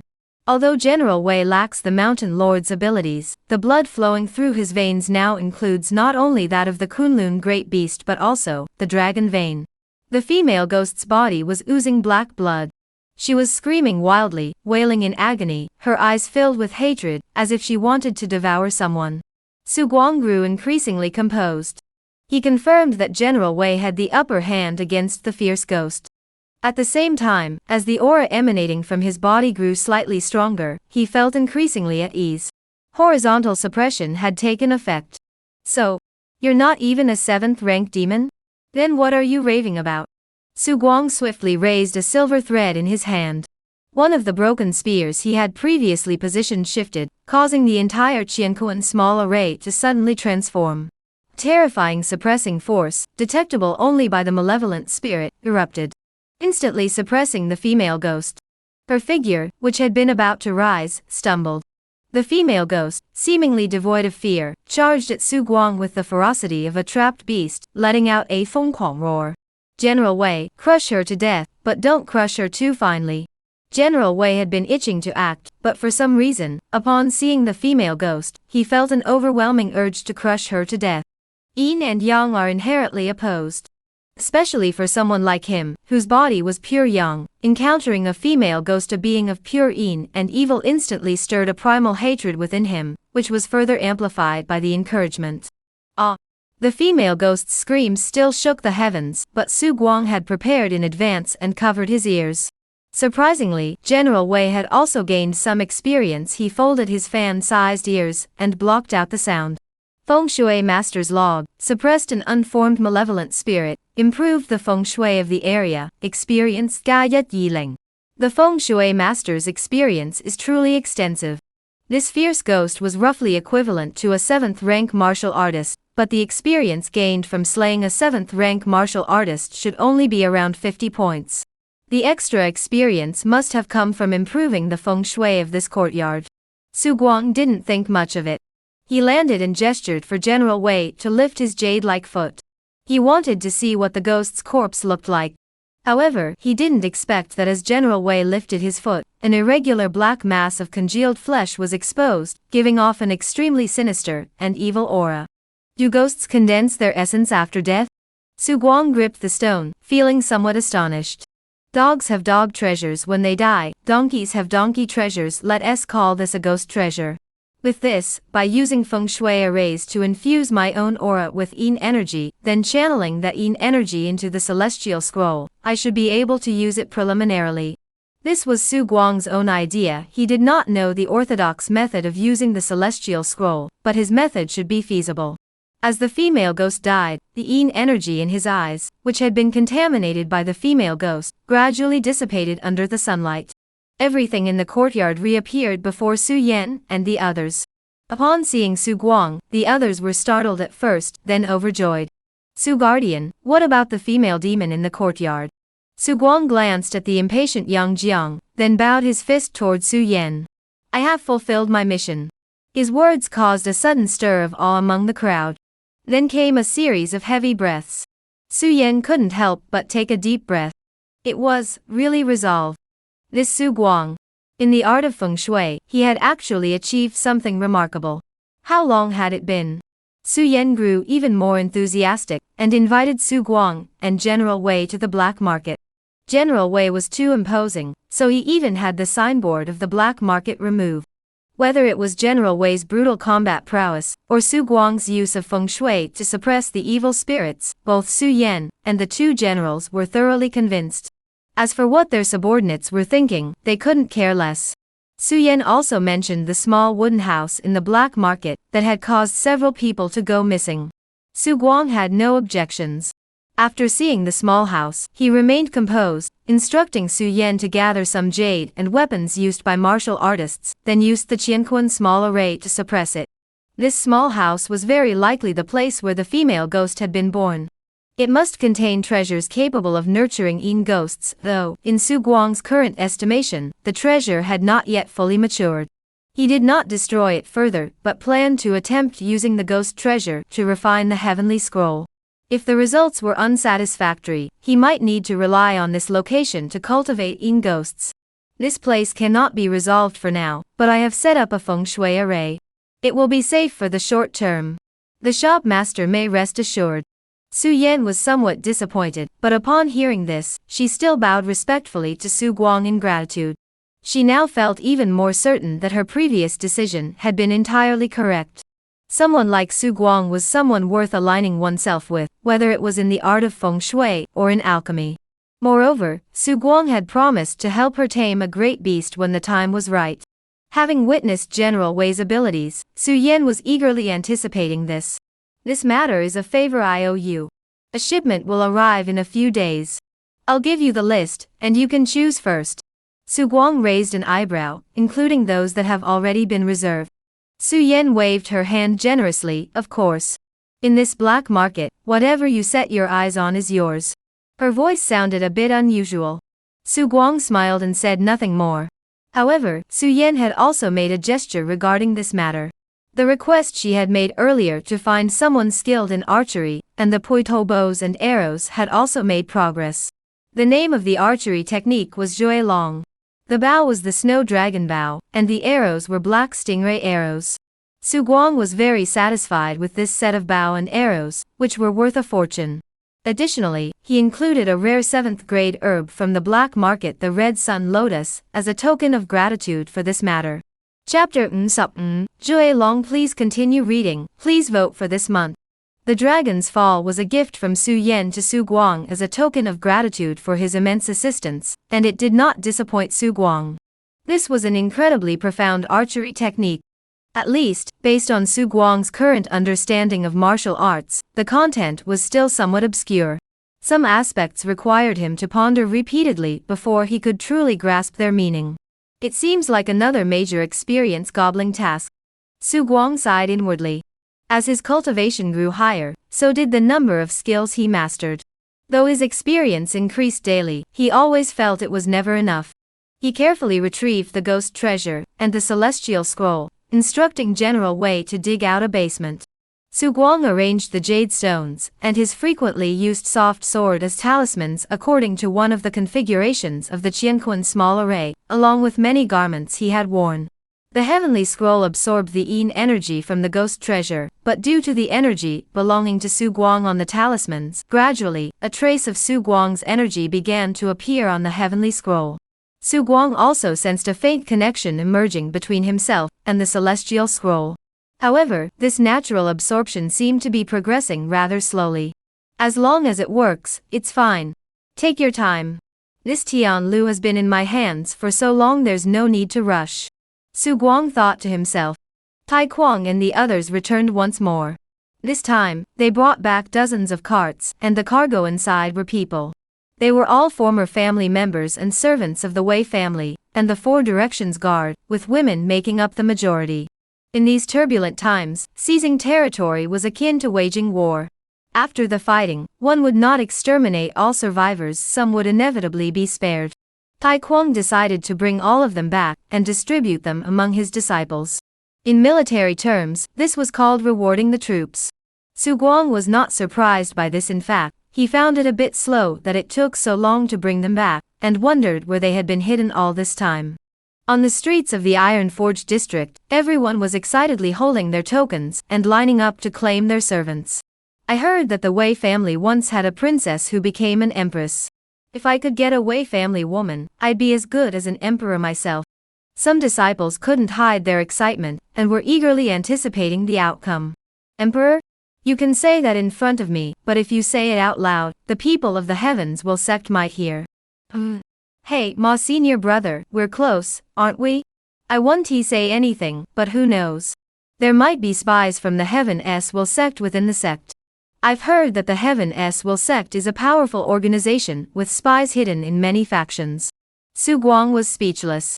The Heavens will Sect liked to send spies, but what was so special about the Iron Robe Sect that they would send spies here?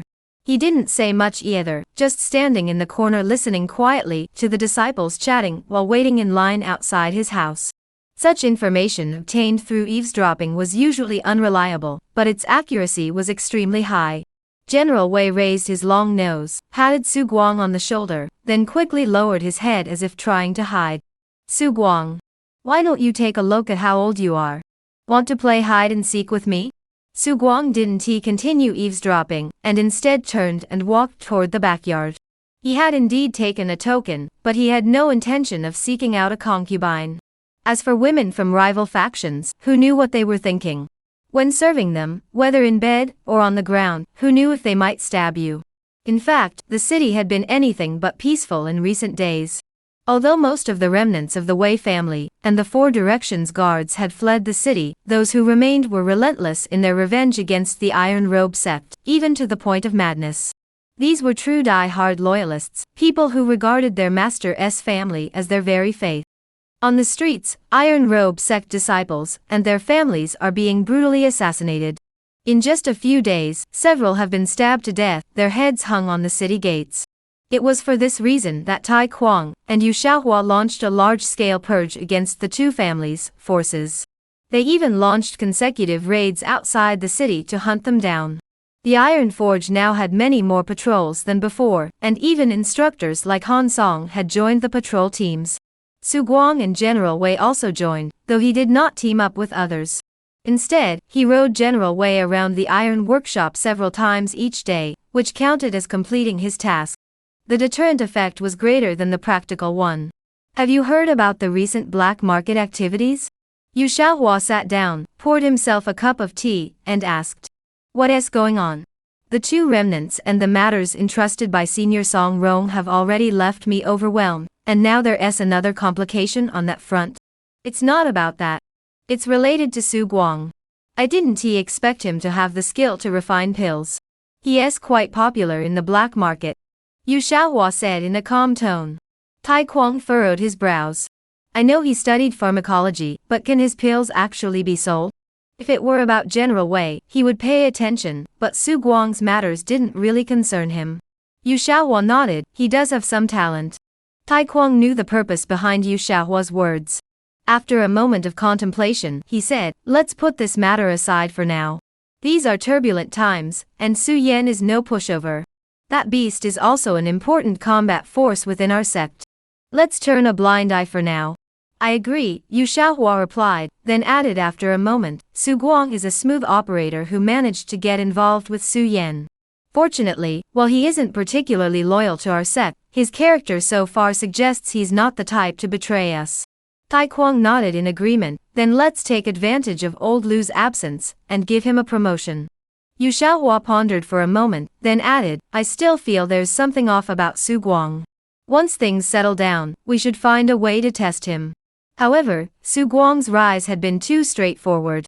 Just a few months ago, he was begging on the streets, and many had seen him.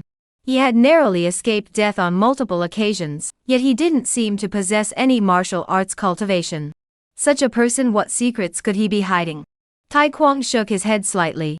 There's no need to test him. I have my own plans. Since he's already connected with Su Yan, bring him along when we deal with the black market in the future. It wasn't that he didn't want to test Su Guang, it was just that he saw value in him. The giant beasts under his command were incredibly powerful, and they could play a significant role in the future. Tai Kwang was a pragmatic man. He always weighed the costs and benefits before acting.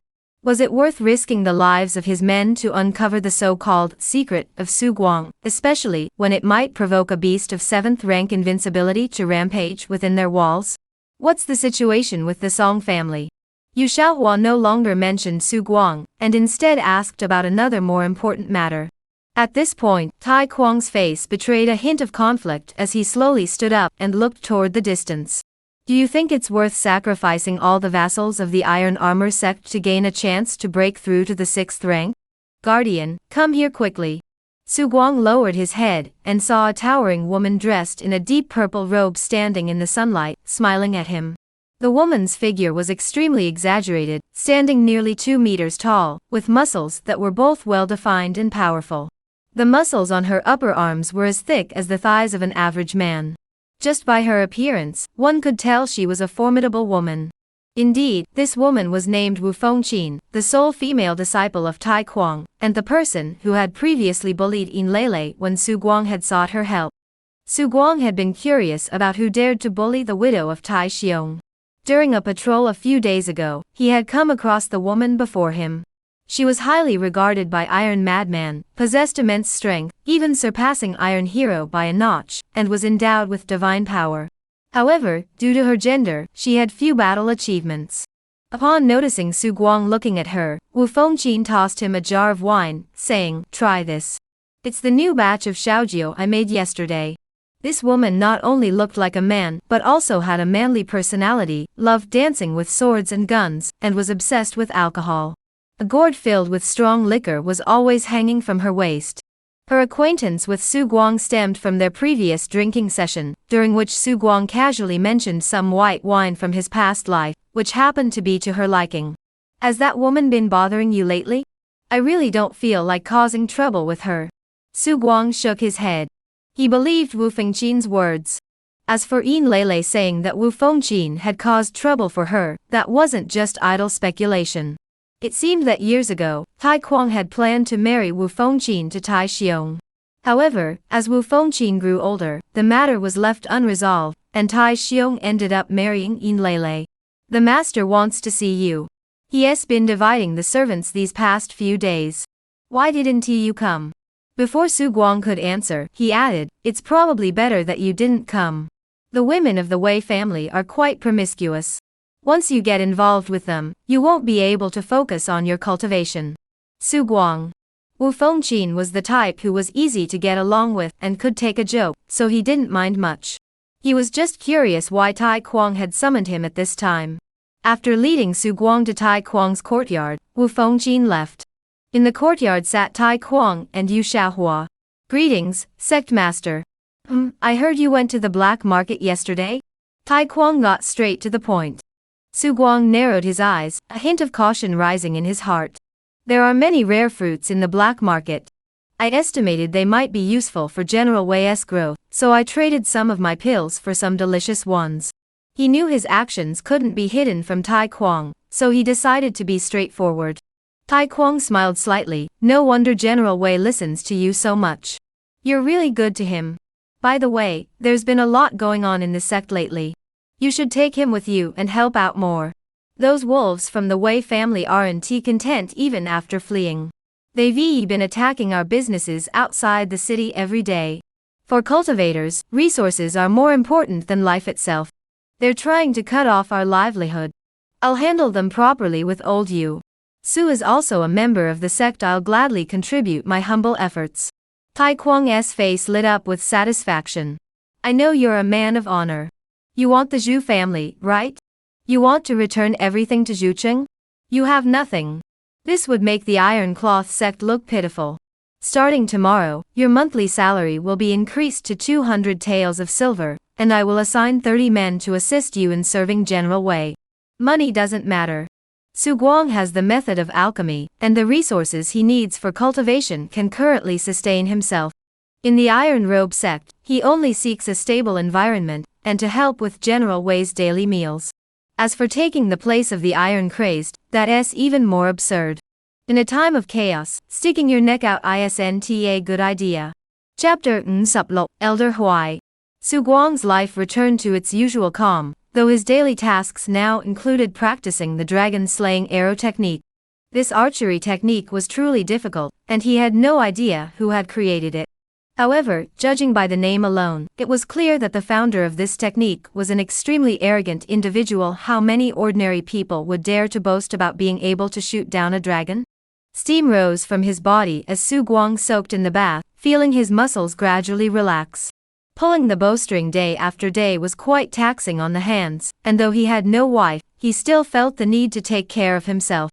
Amidst his scattered thoughts, he couldn't help but ponder some of the key principles of the dragon-slaying arrow technique. The dragon-splitting archery technique emphasizes the word power. The greater the power, the greater the destructive force. It emphasizes gravity and momentum. Su Guang suddenly rose from the bathtub, grabbed the snow dragon bow nearby, and, naked, drew the bowstring. Whoosh! The creaking sound echoed throughout the small room. A sudden aura of authority emerged from his body, enveloping him. Countless memories that instilled confidence flashed through his mind, and gradually, this aura grew increasingly powerful. This was the aura generated by his innate talent. He let go. The air ripped apart like torn fabric, exploding outward. Waves of energy spread out with the air, stirring the dust on the green bricks, and causing ripples in the water of the bathtub. There's some skill to this. Su Guang's face flashed a smile. Another 7 days passed. Su Guang sat on General Wei's back, holding the snow dragon bow, his entire body in an odd posture, his toes touching the long hair on General Wei's back, as if he were hanging upside down. Heavy breathing echoed from his nostrils, as if he were lifting a heavy object, and a faint, sorrowful dragon's roar resonated from his abdomen. Feeling the scorching heat coursing through his abdomen, he grew restless, his entire body trembling. Time ticked by slowly. Su Guang slowly released the bowstring, and exhaled deeply. Glancing at the interface, he saw that the dragon-slaying arrow skill was still absent. A flash of disappointment crossed his eyes. It was always just a little off, and he couldn't figure out where the problem lay. He felt he had mastered the fundamentals of the martial art, but he couldn't seem to break through the barrier, and a sense of impatience began to grow within him. However, although he hadn't mastered the dragon-slaying arrow, Su Guang had made some progress in his archery practice during this time. Though he couldn't claim to be an expert, with the immense strength provided by his heavenly contract talent, even a casual arrow could pack a surprising punch. If it hit its mark, it should be enough to kill an 8th-rank expert. As night deepened, Qingshou County had not seen rain throughout the spring, but once summer arrived, it poured steadily without cease. Su Guang stood on the roof, feeling the rain's impact on the feng shui array he had set up today. Rain carries yin energy, which significantly weakens the effectiveness of the feng shui array. This was consistent with the fact that demons and ghosts often appeared during stormy nights. He paid no heed to such matters, quickly returning to the room to examine the demonic treasure and celestial scroll, which were being suppressed by several weapons. After several days, he had already begun to sense the aura of the celestial scroll, faintly perceiving some of its mystical properties. It could slowly absorb the yin energy of heaven and earth, improve the master's physical body, and regulate their qi and blood. Not to mention the ability Wei Shuangnian had demonstrated to control malevolent spirits. Finally, he understood why the celestial scroll was so coveted. It was truly a treasure of the heavens and earth. Once he fully mastered the celestial scroll, he would surely uncover its true yongtou. General Wei grew restless, rising from the muddy pit from time to time to sense the ground with his feet. Its massive body was too large, and it loved this muddy swamp, as it helped alleviate much of its own weight. What's wrong? General Wei extended his long snout, and gently brushed it across Su Guang's body. Is there movement underground? Su Guang froze, unconsciously thinking of the remnants of the Wei family, and the Four Directions guards. Compared to the Four Directions guards, the more united Wei family posed a greater threat. Are they from the Wei family? Su Guang slowly narrowed his eyes, and then leaped down from the roof. Outside the door, guests had arrived. The timing was rather coincidental. Outside the city, the urgent hoofbeats of horses sounded as dense as raindrops. A group of over 10 warhorses galloped forward, with Tai Kuang and Yu Xiaohua leading the way. Tai Kuang held a heavy broadsword in his hand and glanced at a young disciple by his side. Are they really from the Four Directions Guard? I do not know, but there was indeed a group of people selling their belongings in the mountains outside the city. The disciple paused for a moment before speaking. Tai Kuang and Yu Xiaohua exchanged glances, a flash of murderous intent flickering in their eyes. Better to kill the wrong person than let the guilty escape. The Wei family and the Four Directions Guard had been operating in Qingshua County for many years. This time, they were able to destroy both families thanks to favorable timing and location, as well as external assistance. However, the two families were not entirely without the strength to make a comeback. Finally, we've found you.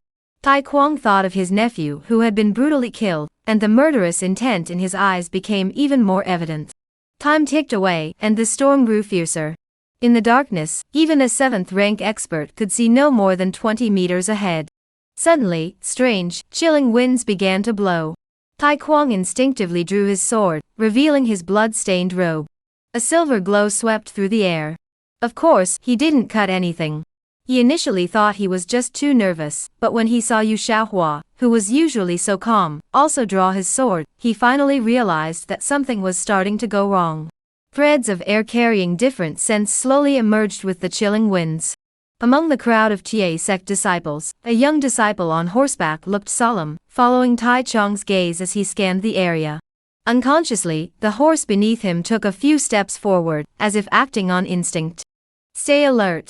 Iron Mad roared, sensing that the atmosphere in the air was off. The disciples responded with angry shouts. Yes.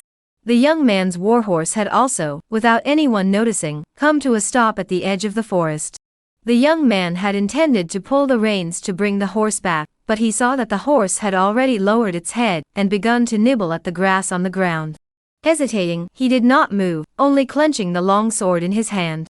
The horse continued to nibble at the grass. These horses had been newly acquired from Yuan Mang, each carefully selected from hundreds, capable of carrying 1,000 pounds while galloping at full speed. Each was worth 3,000 taels of silver, and even the Iron Robe sect had only managed to acquire 30-odd such horses at the time. Suddenly, just as the horses' hooves touched the edge of the forest, a hideous, black water-covered hand shot out from the shadows like a bolt of lightning. The young man was one of the most outstanding members of the Iron Robe sect's younger generation, but at that moment, he was as helpless as an ordinary person, watching in horror as the hideous bone hand, seemingly made of nothing but bones and skin, pressed against his face. A damp sensation washed over him. Ugh! He couldn't even utter a louder sound. But it was enough to catch the attention of Tai Kuang and Yu Xiaohua. The two turned around instantly, their expressions changing drastically in an instant. On guard. A tall teenager, clad in the standard armor of the Great Zhou dynasty, stood atop a distant mountain peak, holding a black arrow in his hand. This was Zhou Qian, the older brother of Zhou Kuan. The arrows in his hands were said to be the divine arrows of the Great Zhou dynasty, capable of suppressing evil spirits. They were renowned for their ability to bring down a city with a single shot. Since the disappearance of the Zhou royal family, the bow and arrows had undergone a strange transformation, as if corrupted by evil spirits, yet their power had grown even more formidable, appearing and disappearing unpredictably, making them nearly impossible to defend against. The only thing that makes it truly terrifying is the consequence of using this bow. Once drawn, it consumes 10 years of one's lifespan.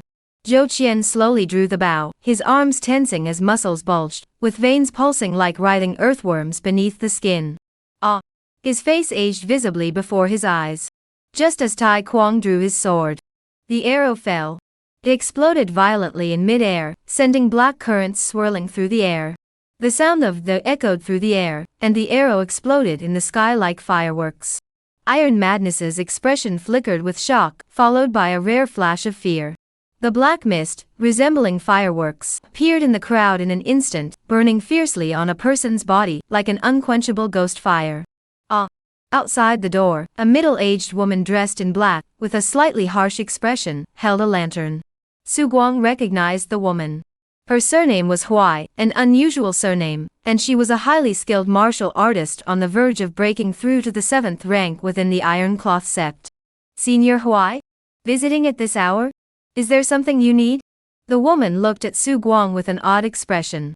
Her face was harsh, her forehead dark, and she had the appearance of someone who had died young. However, her eyes were exceptionally bright, like stars. She scanned everything in Su Guang's courtyard with a look of astonishment. I hear that Guardian Su is skilled in beast taming and controls the Iron Robe sect's most powerful weapon. I never expected that Guardian Su also has such achievements in the art of feng shui. Her voice was hoarse, as if she hadn't spoken in years. Upon hearing this, Su Guang's heart tightened. The feng shui in his courtyard had been meticulously arranged by him, but it wasn't something an ordinary person could discern at a glance. Was the other person also a master of this art? I don't quite understand what Elder Huai meant. As he spoke, General Wei began to fidget uneasily. If this man causes trouble, just kill him. With Tai Kuang absent, if Su Guang is willing, we could slaughter everyone in the Iron Robe sect's current headquarters. Elder Huai did not notice Su Guang's murderous intent, or perhaps she was extremely confident in herself.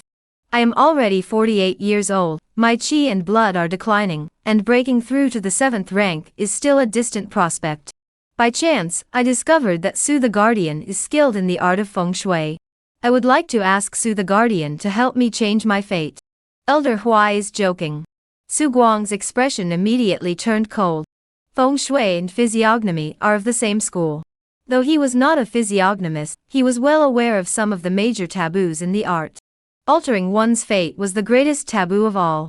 The so-called altering one's fate actually involves using various talismans to forcibly influence a person's internal magnetic field.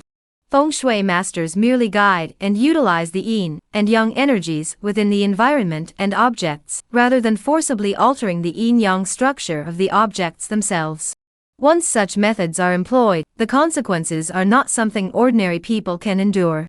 The gradual disappearance of physiognomy practitioners in this world is closely tied to their frequent use of such methods.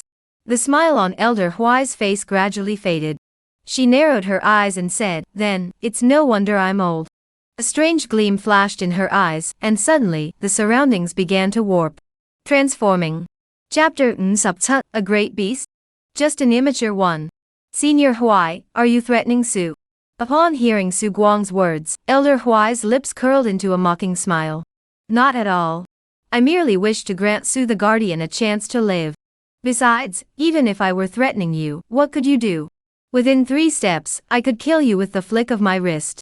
Before he could finish speaking, bang! A massive trunk suddenly swung down from the sky. Amidst the agonizing screams of awe, came the sounds of bones shattering. Hui Elder felt the intense pain coursing through his body, his face turning pale. Despite his half-shattered body, he charged toward Su Guang.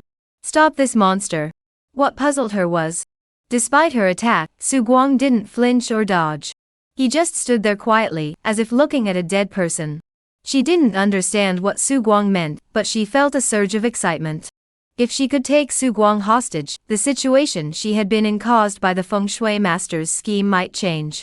As she drew closer, the details of Su Guang's face became increasingly clear, and she could even see the faint downy hair growing at the corners of his mouth. Just one more step. A hand suddenly appeared on her neck. Su Guang's hand was warm, giving off a fiery sensation. But the smile on Huai Elder's face vanished. The smile shifted to Su Guang's face. With a touch of mockery.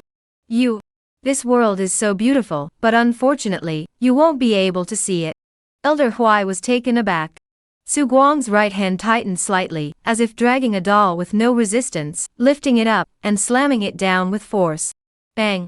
The surrounding earth and rocks exploded, and Su Guang knelt on one knee, with a 1-meter wide crater beneath his fist. Now, behave yourself. I ask, you answer.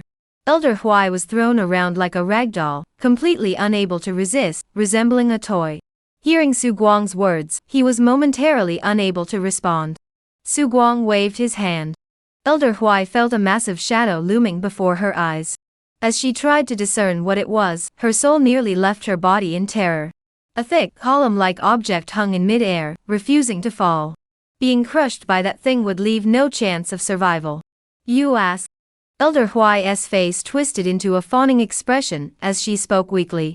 This was a person far more cunning and ruthless than she was, with complex methods and unimaginable strength. After years of wandering the martial arts world, she had long since realized that in the hands of such a person, the only thing she could do was cooperate. How did you know I understand feng shui? Elder Huai told Su Guang everything in detail. As the questions continued, Su Guang's expression grew increasingly peculiar. This Elder Huai was not from Qingshuo County but from Rongchuan County, another county in Songjiang Prefecture. She had once been a prominent young lady from a wealthy family, but she had become obsessed with feng shui after being influenced by her elders. She had sought out a feng shui master in Rongchuan County to learn the art. When she was rejected, she kidnapped the feng shui master's only son as leverage. Unfortunately, she accidentally caused a fatality.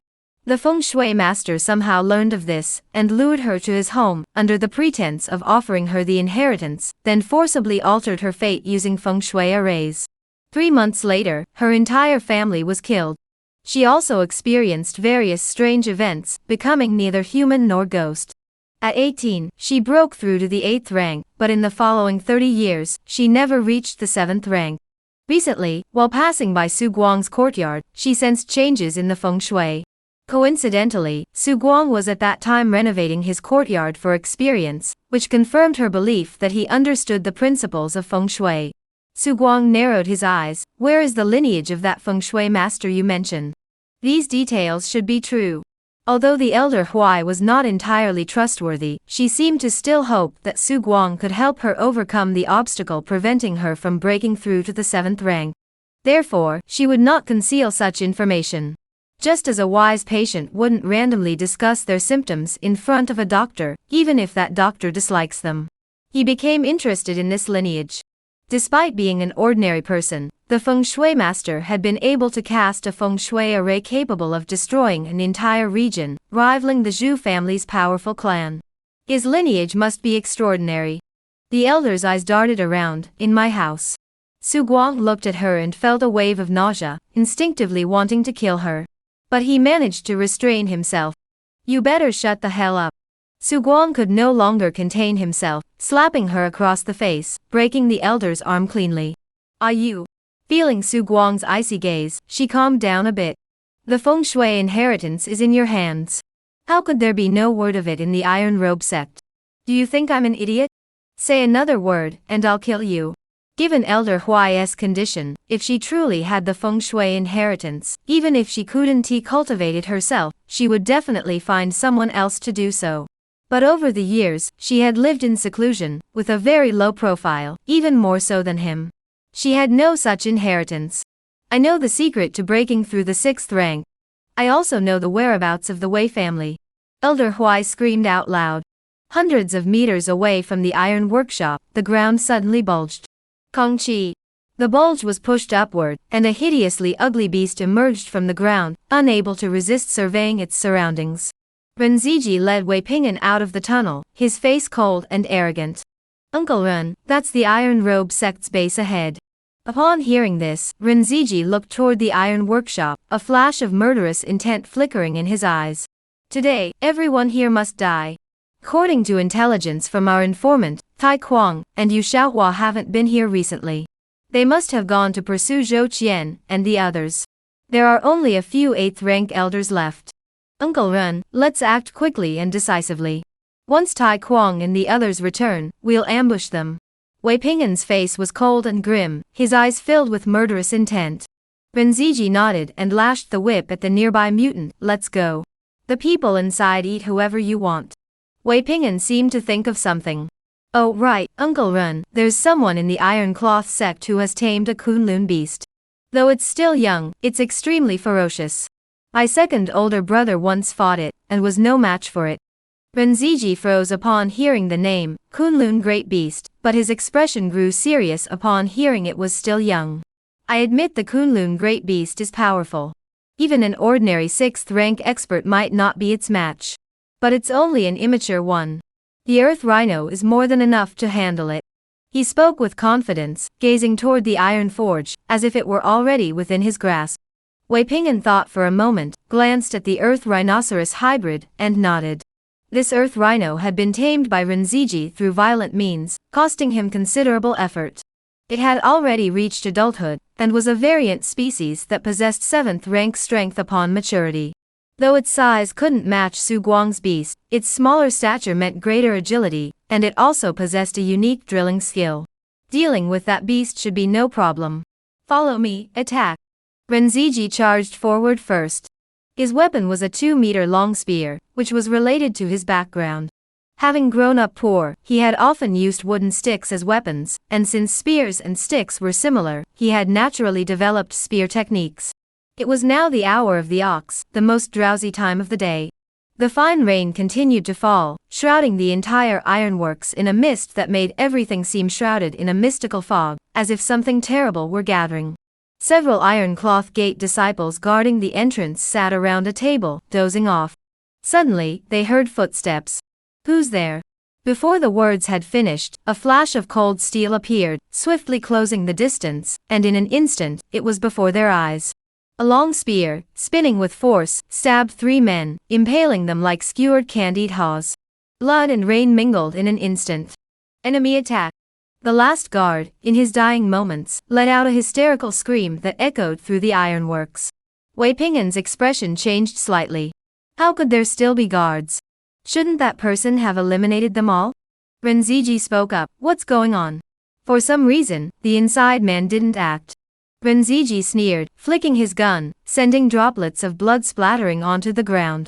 Cowards who fear death, what difference does it make if they live or die? They're nothing but worthless dogs. Earth Rhino, charge. Follow me, kill. The remaining retainers of the Wei family drew their swords. Kill. In the distant night sky, a figure stood atop a massive structure, gazing intently in this direction. Rain mixed with blood, the ironworks was nearly a sea of blood. Su Guang silently watched the distant battlefield, his eyes filled with an unprecedented calm. When his gaze swept over Renziji and the Earth Rhino, a slight ripple of emotion flickered across his eyes. General Wei had noticed the commotion on the ground long ago. When Elder Huai arrived, General Wei realized that the commotion underground was actually heading toward this direction. Su Guang did not know the strength of the people below, so he decided to withdraw from the ironworks first. As always, contributing effort was acceptable, but risking one's life was out of the question. The depth of these aristocratic families is truly terrifying. Even though Iron Madness had already destroyed most of the Wei family's forces, they still had such a powerful expert hidden away. Su Guang's gaze fell on the strange Earth Rhinoceros. He had also overheard the conversation between Renziji and Wei Ping'an. This Earth Rhinoceros was here to deal with General Wei. In terms of size, the Earth Rhino was no match for General Wei, but its thick armor and its ability to dig tunnels out of nowhere were indeed troublesome. General Wei, can you handle that beast? General Wei's golden, clear pupils glanced upward with a touch of contempt. It doesn't know what true strength is. Chapter Nsapbat, Assassin? Tank. Please keep reading. The Fenghuang slaughter continued unabated. In just half an hour, the ironworks were drenched in blood, with over 100 people already dead.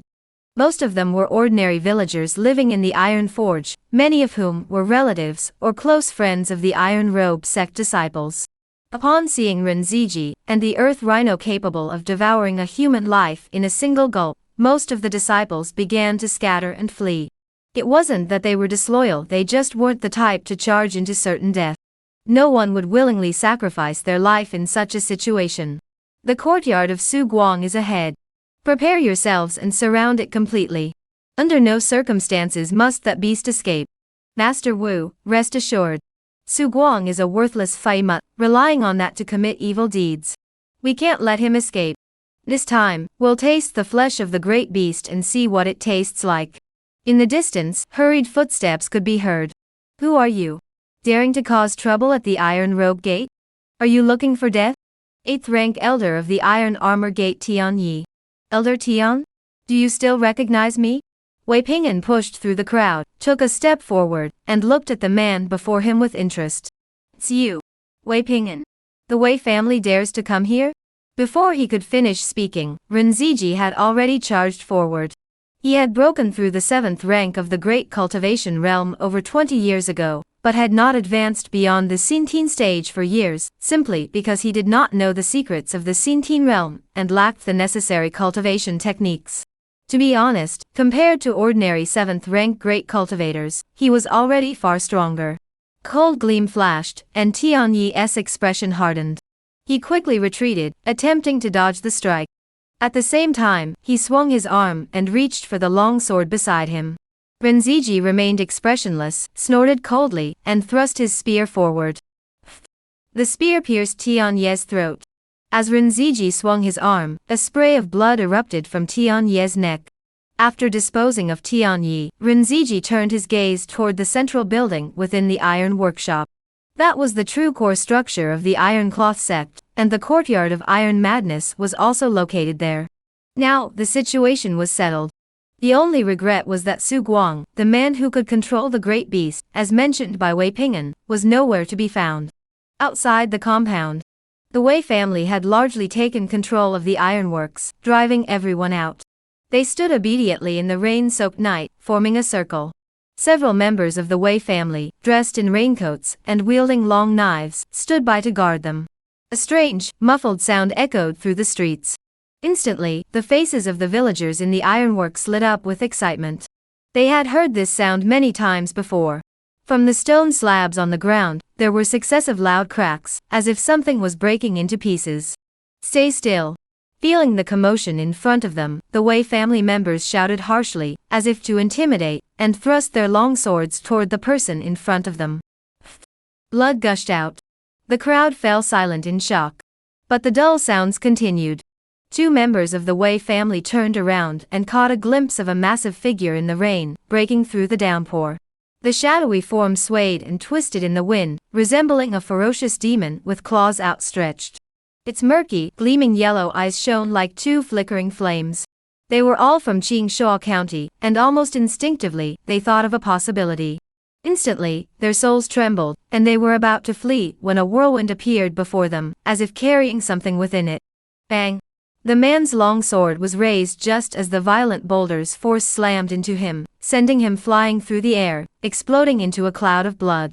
Another person tried to flee, but the monster stomped down, causing the ground to tremble violently, as if an earth dragon were turning over. An invisible wave seemed to spread across the ground, causing him to lose his balance. As his body regained its balance, he felt a shadow looming overhead. Bang!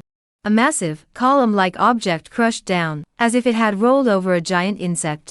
Blood mixed with rainwater on the ground, leaving no sound behind. An eyeball rolled out of the burst flesh, landing before the eyes of the ironworks villagers. Through the rolling eyeball, one could faintly see the terror of its former owner. A shadowy figure clad in a raincoat stepped forward, and with a loud thud, crushed the eyeball underfoot. Immediately afterward, the shadow crouched down, as if picking something up from the ground. A massive tentacle resembling a giant serpent extended from the beast's body, wrapping around the shadow, and lifting it onto its back.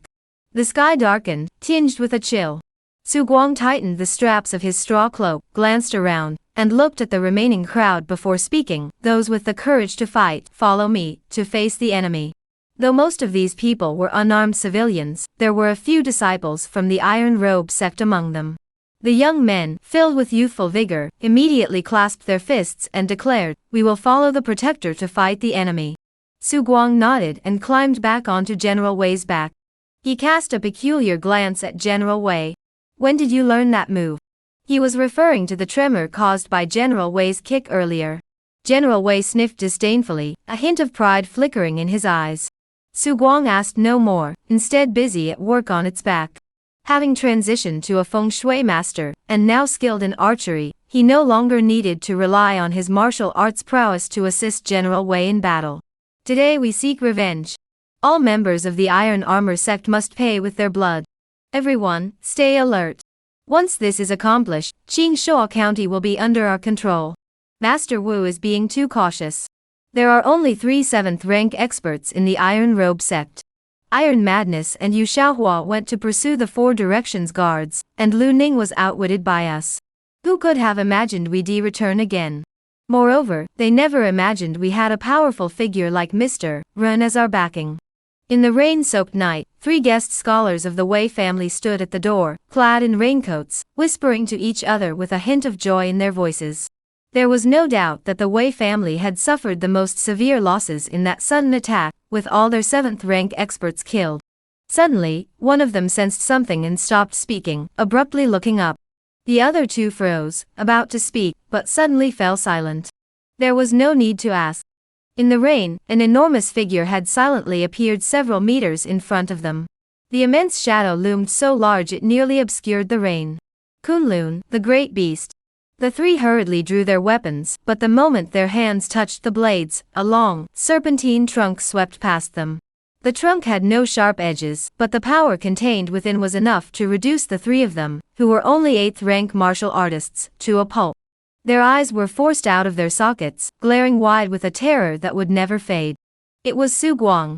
Su Guang has appeared. Hurry and report to Mr. Ren. This was their final thought, but it was nothing more than a fleeting notion. After dispatching the 2, Su Guang rode atop the elephant's back, his expression calm. He picked up the 3 men's long swords and placed them quietly, once again concealing the aura of the General of Might. He was quite pleased with his ingenious plan. This was a clever application of feng shui array techniques, using various talismans to conceal the movements of the General of Might as he moved. A tank can also be an assassin. Among this group, there were actually only 2 individuals at the 7th rank level. One was the Earth Rhino, and the other was Renziji. Although he had already reached the 7th rank minor cultivation realm, he had no confidence in swiftly defeating either of them in a short time. Therefore, it was best to leave it to General Wei. His true strength should remain hidden. As for if Renziji is aiming to capture the leader first. Rainy night. A colossal beast as tall as a mountain. Just then, a figure darted out of the darkness, and there was another person, who had remained motionless. General Wei had not sensed their presence. As the figure stepped out of General Wei's attack range, Su Guang curled the corners of his lips into a smile, and drew the snow dragon bow he had prepared earlier from beside General Wei. He drew the bow. He knocked an arrow. Bang! The sound of a heavy object hitting the ground was drowned out by the distant sounds of battle. The rain continued to fall. Chapter Nsupgao, Startled Retreat. The inner sanctum of the iron armor gate stood with its gates wide open, the sounds of battle echoing everywhere. Here lies everything the Iron Robe sect holds dear: its heritage, its foundations, its wealth. True disciples loyal to the Iron Armor sect were engaged in a fierce battle with the Wei family's men. Renziji charged forward, like a tiger among sheep, his great spear trembling as it claimed several lives. The ferocious Earth Rhino, as if venting the pain it had suffered at Renziji's hands, unleashed its fury upon the disciples of the Iron Robe sect. Though one group was clad in simple raincoats, the other was fully armed, their bodies wrapped in armor. But when it came to actual combat, they were no match for him. Renziji was covered in blood, yet he laughed wildly. Good. This is a satisfying fight. No matter how they were killed, few managed to escape, as if they were truly determined to go down with them. Their faces were hidden behind iron masks, their features indistinguishable. Su Guang stood atop a high vantage point, silently observing the scene, his expression devoid of emotion. He silently rode the General of Might, stepping over the corpses littering the ground, heading toward the Fenghuang Earth Rhino in the distance. It wasn't until he appeared at the edge of the battlefield that the Earth Rhino finally sensed a terrifying aura. But at that moment, it too was fighting with wild abandon. It suddenly turned around and charged toward the direction where the General of Might stood, its eyes glowing red. Kill. Though massive in size, it moved swiftly, charging toward General Wei like an enraged bull. But the rain on the ground clearly reflected General Wei's figure. In an instant, reason returned. The survival instincts of the jungle beasts finally resurfaced in its mind. Upon realizing what it was about to collide with, it let out a roar, filled with terror. Squeak! A sound like brakes screeching suddenly echoed. The Earth Rhino came to a halt 20 meters away from General Wei. But it was already too late. General Wei had already been enraged by the creature before him. Though it had spent little time in the wild, its innate arrogance was ingrained in its very bones. As the absolute ruler of the Kunlun Mountains, and a demon beast flowing with the blood of dragons and elephants, the Earth Rhino's actions were nothing short of a provocation. General Wei charged forward, his 3-meter-long tusks plunging deeply into the Earth Rhinoceros's body. Squeak! A series of bone-chilling scraping sounds echoed through the air, accompanied by dazzling flashes of light. As General Wei continued to advance, the Earth Rhino, huddled into a ball, kept retreating while scraping against the ground. The ivory tusks pierced firmly and slowly into the ground Rhino's shoulder armor. The Earth Rhino, feeling the pain, straightened its body and prepared to launch a fierce attack on General Wei, but the elephant's trunk suddenly descended, wrapping around the horn on its head. The battle between the two was so intense that it could no longer be concealed by Su Guang's feng shui formation. Renziji turned around instantly and saw Su Guang and General Wei. "Uncle Ren, that's Su Guang. You dared to come back after escaping? You're asking for death." Renziji's spear trembled as he charged toward Su Guang and General Wei. General Wei directly curled up the ground rhinoceros's single horn, forcibly lifting its nearly 10-ton weight off the ground, and swung it like a chain hammer. Bang! The ground erupted with countless cracks, and dust was swiftly dispersed by the rain. Renziji leaped backwards several meters, but those around him were not so lucky. In an instant, they were swept away by the massive wave. One after another, they were sent flying through the air by the massive shockwave. Renziji looked at Wei Ping'an. "Are you sure this beast is still a juvenile? You call that an immature beast?" Wei Ping'an's expression was bitter, his eyes filled with a hint of resentment. "You said the Earth Rhinoceros could handle these beasts, didn't you? How did it end up being used as a weapon to attack people?" Renziji took a deep breath, knowing that with General Wei's size, killing the beast wouldn't be something that could be done in a short time. He fixed his gaze on Su Guang, intending to kill him. This beast, now without its master, would likely soon fall into a frenzy. "Young man, at your age, you can control such a massive beast, that's truly remarkable. Unfortunately, in my hands, you won't be able to make much of a splash." Renziji spoke with confidence, shaking the water droplets off his spear as he stepped closer to Su Guang. Su Guang heard Renziji's words and narrowed his eyes. "You dare to speak to me like this in front of General Wei? Let me see what qualifies you to be so arrogant." "General Wei." General Wei sensed Su Guang's thoughts. In an instant, the muscles beneath his long hair tensed and swelled, terrifying power surging through his muscles as thick as mountain rocks, with blood roaring like the Yangtze River. The long-nosed creature gripped the unicorn's horn even tighter, wielding it like a weapon with increasing ferocity, wildly swinging it through the air. No one could have imagined that the battle between the two colossal beasts was being conducted by General Wei in a manner that was nearly overwhelming. The brutal force almost drew everyone's attention. This collision of pure strength was the kind of romance that men truly loved. The brutal force and extreme muscles collided head-on in an absolute clash. Renziji moved like a monkey, darting swiftly through the complex terrain, constantly dodging. Each time he landed, it was like an earthquake. In the blink of an eye, the ground was reduced to a chaotic mess, almost resembling a wasteland. General Wei was enraged by Renziji. This kind of evasive enemy was the one he hated encountering the most, and he grew even more frenzied. In the mental connection, Su Guang and General Wei exchanged a fleeting thought. Renziji finally seized an opportunity, his eyes fixed solely on Su Guang. The massive spear in his hand seemed to transform into a dragon, charging towards Su Guang with lethal intent. He could almost see the gruesome sight of Su Guang being pierced by his spear, leaving a large hole in his body. But, clang! His spear had indeed struck its mark. But what it pierced was General Wei. He looked at General Wei's slightly raised front leg with a grim expression. Golden light suddenly burst forth from his long spear, piercing General Wei's face. A small wound appeared, and viscous blood slowly trickled down from the wound. Su Guang was startled. That didn't seem like the technique of a 7th-rank expert. "You can't kill me."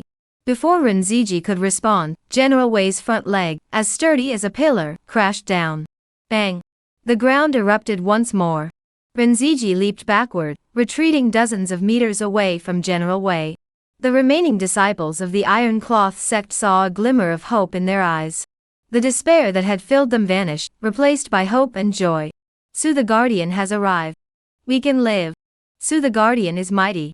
General Wei is formidable. For a moment, the resistance grew significantly. Wei Ping'an knew that after General Wei had demonstrated his strength, there was nothing more to be done tonight. Renshu, let's go. Ren Ziji's eyes flickered with reluctance, but as he watched the tower where the Iron Robe sect's legacy was being passed down engulfed in flames, he finally made up his mind. His gaze fell on Su Guang, cold as ice. I will remember what happened today. Once I kill Tai Kuang, I will come back to play with you, you beast. After witnessing General Wei's strength, he had no confidence in killing him, and even felt that continuing to engage with General Wei could be deadly. It wasn't that he didn't want to avenge the Wei family, but his cultivation had reached a critical juncture. He had already obtained part of the innate cultivation technique, and had leads on the innate spiritual object.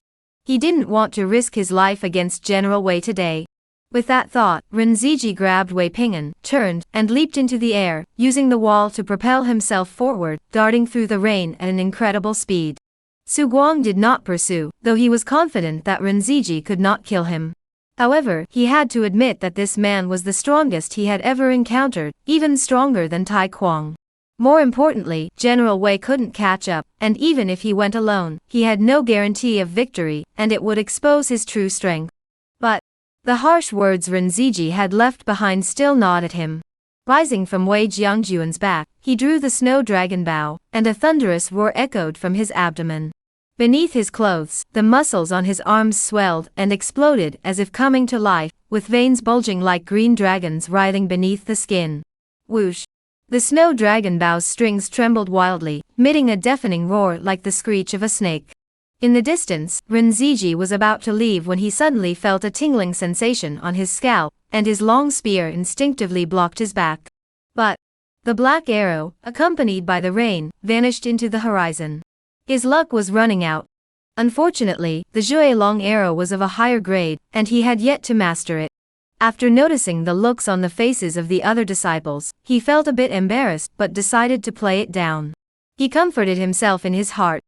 The battlefield quickly fell silent. Over a dozen Iron Robe sect disciples stood behind Su Guang, their eyes burning with fervor, as if they had seen a savior. Greetings, Guardian. Su Guang, mounted on the back of the mighty general, swept his gaze across the blood-stained ground. Put out the fires, then clean up the battlefield. Yes. The synchronized voices echoed through the night sky. Su Guang slowly raised his head, and raised his hand to shield himself from the rain falling from the sky. He sighed softly. It's truly impossible to live in peace. However, after today, things should be peaceful for quite some time. Su Guang believed that with the help of the Golden Finger, his future was bright. Taking action tonight was a well-considered decision, both to secure a stable environment, and to send a warning to Tai Kuang. He didn't want to confront him openly. He hoped Tai Kuang would be sensible enough to understand. But killing Ren Ziji was also for this reason. External pressure could promote internal cooperation, giving Tai Kuang something to focus on and preventing him from targeting Su Guang. He looked at the severely injured and unconscious Earth Rhino. Tonight, he had reaped significant rewards. Whether it was the Elder Huai or this unconscious colossal beast, both were his gains. From these two, he should be able to extract a great deal of value. He felt a sense of anticipation. On that day, the news of the remnants of the Wei clan ambushing the Iron Armor Gate at night spread, and it was quelled by General Wei Xiang. Dawn. Su Guang stood in the courtyard. Today, he was far superior to his former self. At the entrance stood the managers in charge of various sections of the Iron Robe Gate, numbering over 50 in total. In addition, there were the dozen or so disciples who had guarded the Iron Armor Gate's inheritance hall yesterday, along with a few scattered outer sect elders. Of course, Su Guang did not believe that these were the Iron Armor Gate's entire remaining forces. They must have kept their trump cards hidden. Reporting to the Guardian, in yesterday's battle, our side lost 38 official disciples, and over 300 civilians and laborers. Additionally, Elder Huai is missing, and Elders Tianyi, Han Shuo, and Niubei have been killed. We killed a total of 74 of their men, many of whom were left with no remains. The items on the cart are their belongings. All of them are General Wei's war spoils. The lead disciple cautiously looked at Su Guang and reported loudly. Although Tai Kuang had not appointed Su Guang as the temporary head of the Iron Forge, and even after Tai Kuang left, various factions had openly and secretly vied for the position, after last night, everyone tacitly agreed that Su Guang would be the temporary head of the Iron Forge. There was no other reason. The power General Wei had demonstrated was simply too overwhelming. It even surpassed Iron Crazy's status in their hearts. During the day at the scripture hall, they had finally witnessed General Wei's destructive power. Thinking of this, everyone couldn't help but glance at General Wei in Su Guang's courtyard. Su Guang heard his disciple's report and understood everything. He merely glanced at the lead disciple. He remembered that this man was named Song Chun. Alright, have the others prepare to begin reconstruction. Additionally, inform the sect master and the others about what happened within the sect as soon as possible. Song Chun nodded in agreement upon hearing this, but couldn't help but wonder in his heart, if Iron Madman were to learn of what had transpired within the sect, how shocked would he be? Chapter looks up, Gunmanship, Capturing the Flag, Refining the Heavenly Scroll. Please continue reading. After Song Chun, one after another, the officials stepped forward, intending to report their work to Su Guang. Su Guang was too lazy to listen to them, and simply assigned Zhu Qing to handle these matters. Zhu Qing nodded gratefully toward Su Guang. Master Su, rest assured. In formal settings, he addressed Su Guang as guardian. Su Guang nodded and returned to the courtyard to tally his gains. First, in terms of experience, although most of the credit went to General Wei, he had earned a significant share through his elephant messenger profession, totaling over 800 points. Next came intelligence. The secrets that Elder Huai had hidden were far more numerous than he had imagined. However, to extract the truth from her, he would need to employ some tactics. Torture, Su Guang felt, was unreliable. He planned to combine feng shui and alchemy to create a truth-extracting method and thoroughly interrogate this old woman. At the NTH level of pharmacology knowledge, he was already considered a half-master in the martial arts world. Pharmacology often lacked innovative ideas, but he had access to various bizarre concepts and ideas from his previous life's TV shows and movies. With those ideas, he could formulate a pill similar to a truth-revealing agent based on the properties of the herbs, which should not be too difficult. The final reward would be substantial, a 7th-grade demon beast, whose meat could be eaten, blood used to cultivate secret techniques, and whose bones and armor could be crafted into weapons and armor. Though this earth rhino was no match for General Wei, it did possess several remarkable traits, such as its nearly unmatched regenerative speed, and its peculiar ability to dig tunnels. Su Guang glanced at the earth rhino being trained by General Wei. This was an exotic creature tamed by Rinziji. Since Rinziji was still alive, who knew if he might suddenly appear? However, this creature's ability to dig holes is a rare skill, and he hadn't yet decided how to handle it. Why not just kill it? This creature is so large that feeding it would be a major problem. Moreover, it is cowardly, bullying the weak and fleeing from the strong. Keeping it would be a pure waste of food. Su Guang's thoughts flickered, and General Wei's eyes immediately gleamed with murderous intent. This earth rhino had already been tortured by Rinziji for half his life, and then brutally beaten by General Wei. At this moment, he feared General Wei to the core. Can he survive on dirt? Su Guang narrowed his eyes, a thought forming in his mind. This was the best material for para. Not only would it not require feeding, but it could also work. Why not try using this earth rhino to change the feng shui of the entire city of Qingshuo County? If successful, the experience gained would be immense. As for the meager gains from the Wei family, they're better than nothing. Keep some as weapons or feng shui talismans, and send the rest to the black market for Su Yen to wholesale. After finishing the inventory, Su Guang took out over 10 pounds of demon beast meat, and rinsed General Wei's mouth with it. Su Guang had unexpectedly discovered thousands of pounds of demon beast meat, while rescuing the Iron Robe Sect's core resources yesterday, all of which were 8th grade demon beast meat, with a small portion being 7th grade. Su Guang immediately seized this for himself. While it was wrong to embezzle company assets while safeguarding them, he felt it was still reasonable to have the company reimburse the fuel costs, though the amount was substantial. But then again, high energy consumption naturally leads to higher fuel costs. Su Guang felt justified. However, the iron armor gate's true resources were indeed scarce.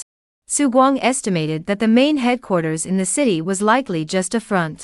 This made sense, as Iron Madness didn't trust him much, and wouldn't entrust the family's true assets to him.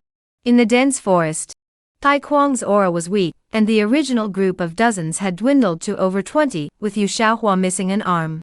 We were a bit too hasty. The Wei family and the Four Directions Guard are the true local powers in Qingshuo County. Their foundations are truly formidable. Fortunately, the remnants of the Four Directions Guard have been mostly cleared out. Yu Xiaohua's face was pale as he tightly bound the bandage on his arm to alleviate the pain. He sighed bitterly upon hearing this. This is the price. Do you regret it? Tai Kuang laughed, shaking his head slightly. Reaching the 6th rank is too difficult. For the sake of innate talent, the sacrifice is worth it. It's just that There was genuine affection between him and Yu Xiaohua. Losing an arm was something he truly felt guilty about. Just then, a disciple rushed in from outside. Master, there's a letter from the sect. Tai Kuang stood up and took the letter from the disciple. His mood was low. The siege bow of the Sifang Guard was too terrifying. Though he didn't know the true strength of the Wei family, he suspected that Lu Ning's side wouldn't be faring well either. A letter arriving at the sect at this time was likely bad news. He opened the letter. His expression grew peculiar. What's wrong? Yu Xiaohua forced himself to stay composed and looked at Tai Kuang. He handed the letter to Yu Xiaohua. That huge beast was so ferocious? Yu Xiaohua and Tai Kuang's expressions grew strange. Neither of them had expected such a thing to happen. It was truly shocking. What do you think we should do? Tai Kuang's tone grew peculiar. He had to admit he had underestimated Su Guang, or rather, underestimated that massive beast. Although its speed was lacking, its combat prowess in close combat was nearly unmatched, truly terrifying. I underestimated this man.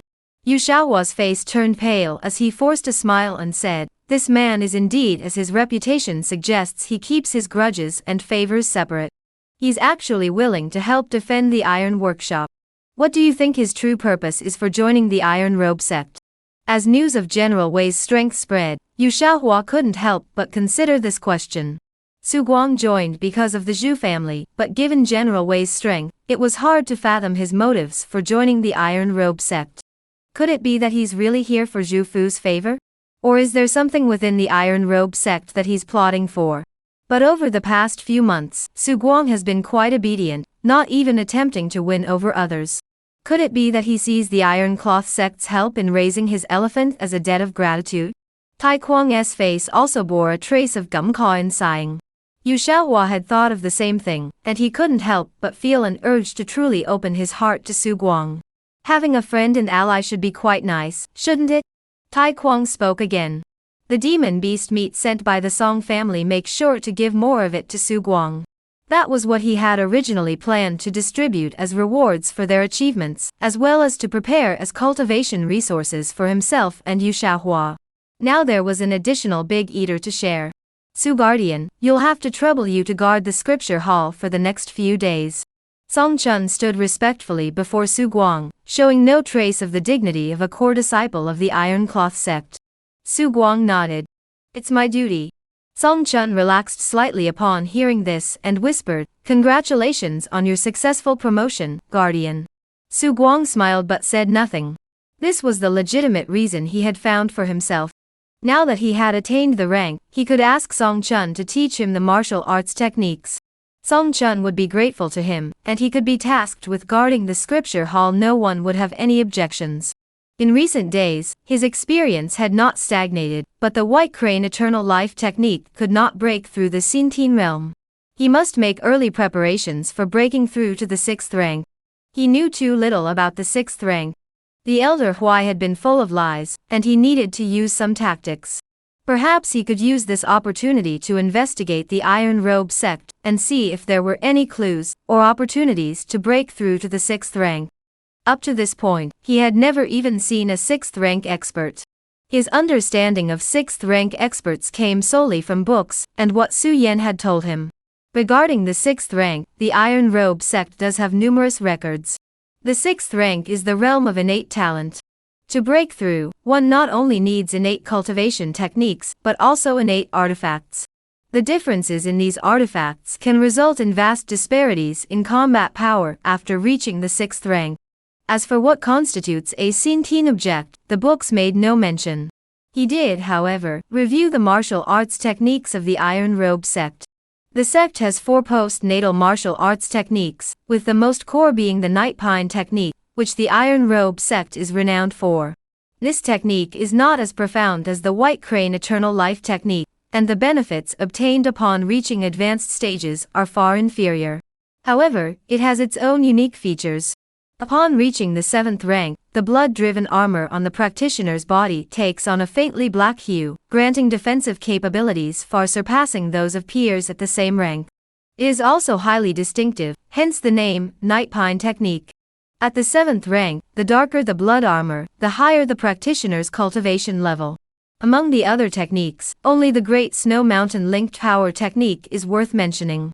When cultivated to a high level, it can produce a special effect. At the 7th rank, the blood marrow undergoes a transformation, enabling continuous power releases, equivalent to a 2-hit combo, though the second strike only possesses Bafunzi Tsup of the first's power. Nevertheless, it is undoubtedly an upper-tier postnatal cultivation technique. In comparison, the White Crane Eternal Life technique, aside from extending lifespan, only boasts enhanced endurance as its sole feature. But I doubt anyone in the martial arts world could resist the temptation of extended lifespan, right? Apart from breathing-based internal martial arts, Su Guang also discovered a spear technique that piqued his interest. It was not the red-plumed spears used by spearmen, but rather the 3-meter-long lances wielded by knights on horseback, also known as shao. The spear technique is named flag snatching. It was clearly of military origin. The techniques are simple, with few variations, but they excel in using the weapon to overpower opponents. Only those with innate strength or a powerful mount can master it. However, General Wei was too tall, so if he were to use this technique, he would need to forge a spear long enough at least 6 meters or more. Su Guang copied down this spear technique, intending to practice it in his spare time. Thinking of this, Su Guang sat cross-legged once more, and began to refine the heavenly scroll. Since slaying the female ghost in the black market, nearly a month had passed. The ghost treasure was nearly depleted, but fortunately, the refinement of the heavenly scroll was also nearly complete. Another day passed. Su Guang slowly extended his hand. The heavenly scroll, which had once resembled jade, now flowed like water, slowly melting into his palm and forming a unique seal script between his fingers. As it merged, a strange sensation surged through his mind. 9-rank Heavenly Scroll Remnant Borrowed Soldier. Su Guang narrowed his eyes. With a sudden realization, he stood up. The celestial scroll in his palm flowed like water, winding around the soft sword wrapped around his wrist and flowing continuously. Su Guang raised his hand without exerting any force, yet the soft sword seemed unstoppable, piercing 3 inches into the ground. Embedding the sword, guiding the yin energy of heaven and earth into the weapon, with the celestial scroll greatly enhances its power. But why isn't it summoning ghosts? Does the celestial scroll change its original attributes when it recognizes a new master?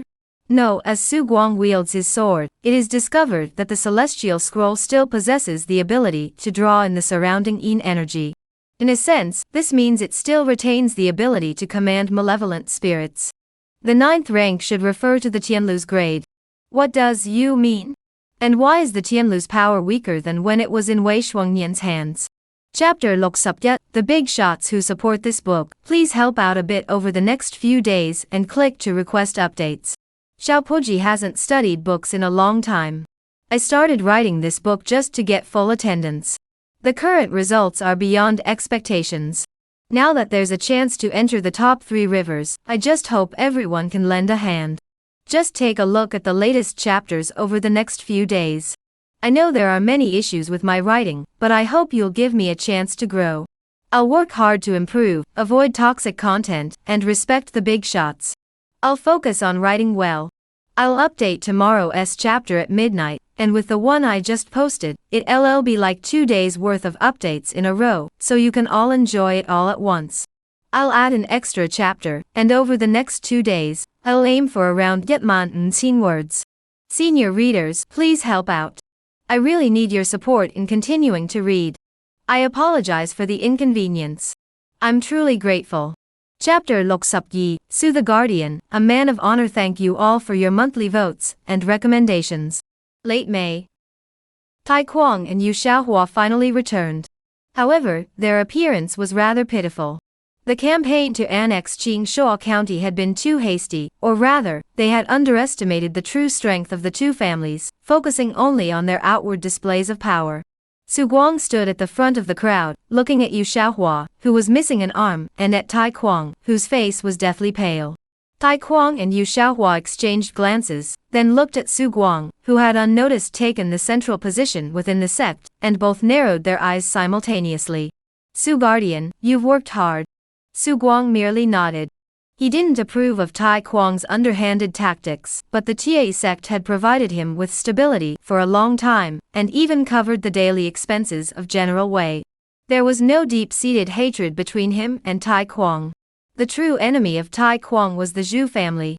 As for matters of gratitude, he had his own sense of justice. After deciding to help the Zhu family re-establish themselves, and use Tai Xiong's life to avenge them, he owed the Zhu family nothing. Therefore, regarding the Zhu family's true enemies, Zhu Qing would seek revenge if he could, and if not, he would let it go. Unless Tai Kwang had intentions to harm him, he would not initiate hostilities against Tai Kwang. Lately, he had been making too much of a splash, which went against his plan to lie low and bide his time. Perhaps his name had already appeared on the desks of various faction leaders, and he really wanted to lie low for a while. It was merely my duty. The two sect leaders have been relentlessly pursuing the corrupt officials of Qingshuo County. That was truly arduous. Su Guang slowly lowered his head on the elephant's back. However, his gaze inadvertently swept past a middle-aged man behind Tai Kwang, causing his pupils to contract sharply. That was. His heart raced. Let's all go inside. This is Song Rong, an elderly predecessor from the Song family, who has come to assist us in restoring order in Qingshuo County. Tai Kwang looked at the mighty beast, its eyes flashing with a hint of envy. After learning of the beast's battle achievements, he now truly envied Su Guang. Su Guang was also deeply shaken. This man had come again? Could it be that Tai Kwang intended to betray him and turn against him? Or had he turned against the elder Lu Ning, and was planning to lure him into a trap? He felt uneasy.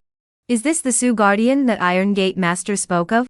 He truly is a man of remarkable appearance. Song Rong's slightly hoarse voice echoed, not very loud, but the air seemed to tremble slightly with his words. Su Guang dared not take any chances. This was the first Xintian he had ever encountered in real life, and since he didn't know the exact difference between a 6th rank and a 7th rank Xintian, playing it safe was the wisest choice. Greetings, Senior Song. Song Rong's attitude towards Su Guang was surprisingly cordial, better than that of anyone else present. I've heard the 6th young master mention you. You're a rare talent. 6th young master? Song Di? Su Guang just smiled awkwardly. That Song young master had paid a huge price to obtain the celestial scroll, yet it was now in his hands, and to make matters worse, he knew little about it. The 6th young master is too kind. Song Rong and Su Guang exchanged a few polite words, before being led away by Tai Kwang to the Iron Robe Gate. With Tai Kwang and Yu Xiaohua returning to the Sect, the Iron Robe Gate once again fell into calm. Everything seemed as though nothing had ever happened, everything remained the same.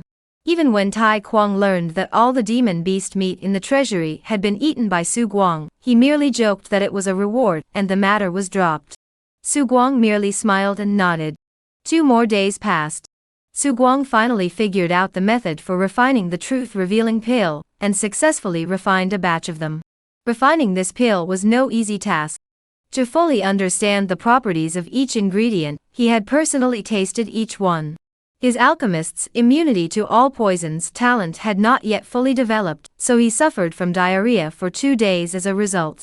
It was truly no easy feat. He hurried to the backyard. Here, the earth rhino had dug out a large hole, inside which was an iron cage. Inside the cage lay the dying Elder Huai. Su Guang fed the pill to Elder Huai. Soon, Elder Huai began to drool, his body convulsing uncontrollably. However, fortunately, he was still able to respond to questions. Su Guang didn't mind and asked directly. Do you know the secret of the innate? I know. To break through the innate realm, one needs the essence of the innate. What is the essence of the innate realm? Su Guang asked quickly, noticing that the elder Huai couldn't answer many questions. He had to act fast and ask as many questions as possible. The essence of the innate realm is the 5 elements spiritual treasures. The number required varies depending on the cultivation technique. Su Guang asked several more questions, all of which were answered honestly. His mouth grew increasingly dry, and his body convulsed more violently. Do you have the feng shui inheritance? No. Just as he finished speaking, Elder Huai changed his tone and said, yes, it's in my father's grave, but I don't know if it's genuine. Su Guang didn't expect this man to be hiding so many secrets. Do you have any other secrets hidden deep within your heart? He didn't know what else to ask, so he just blurted it out, wanting to hear what she would say. I have connections with the Wei family. They told me. As she spoke, Elder Huai seemed to realize what she was saying. Her body began to convulse violently, as if she were having an epileptic seizure, and her limbs trembled uncontrollably. Moments later, his neck jerked to the side, and he collapsed, foaming at the mouth. Su Guang narrowed his eyes, paying no attention to Elder Huai.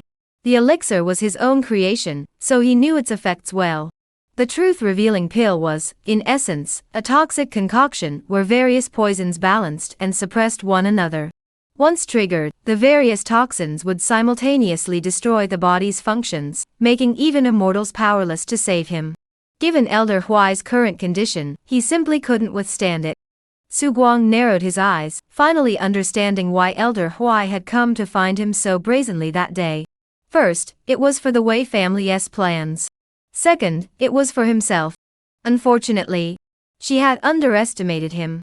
Su Guang thought to himself, then drew his great bow and walked toward the exit. With the return of Tai Kuang and the others, the recent situation had stabilized somewhat.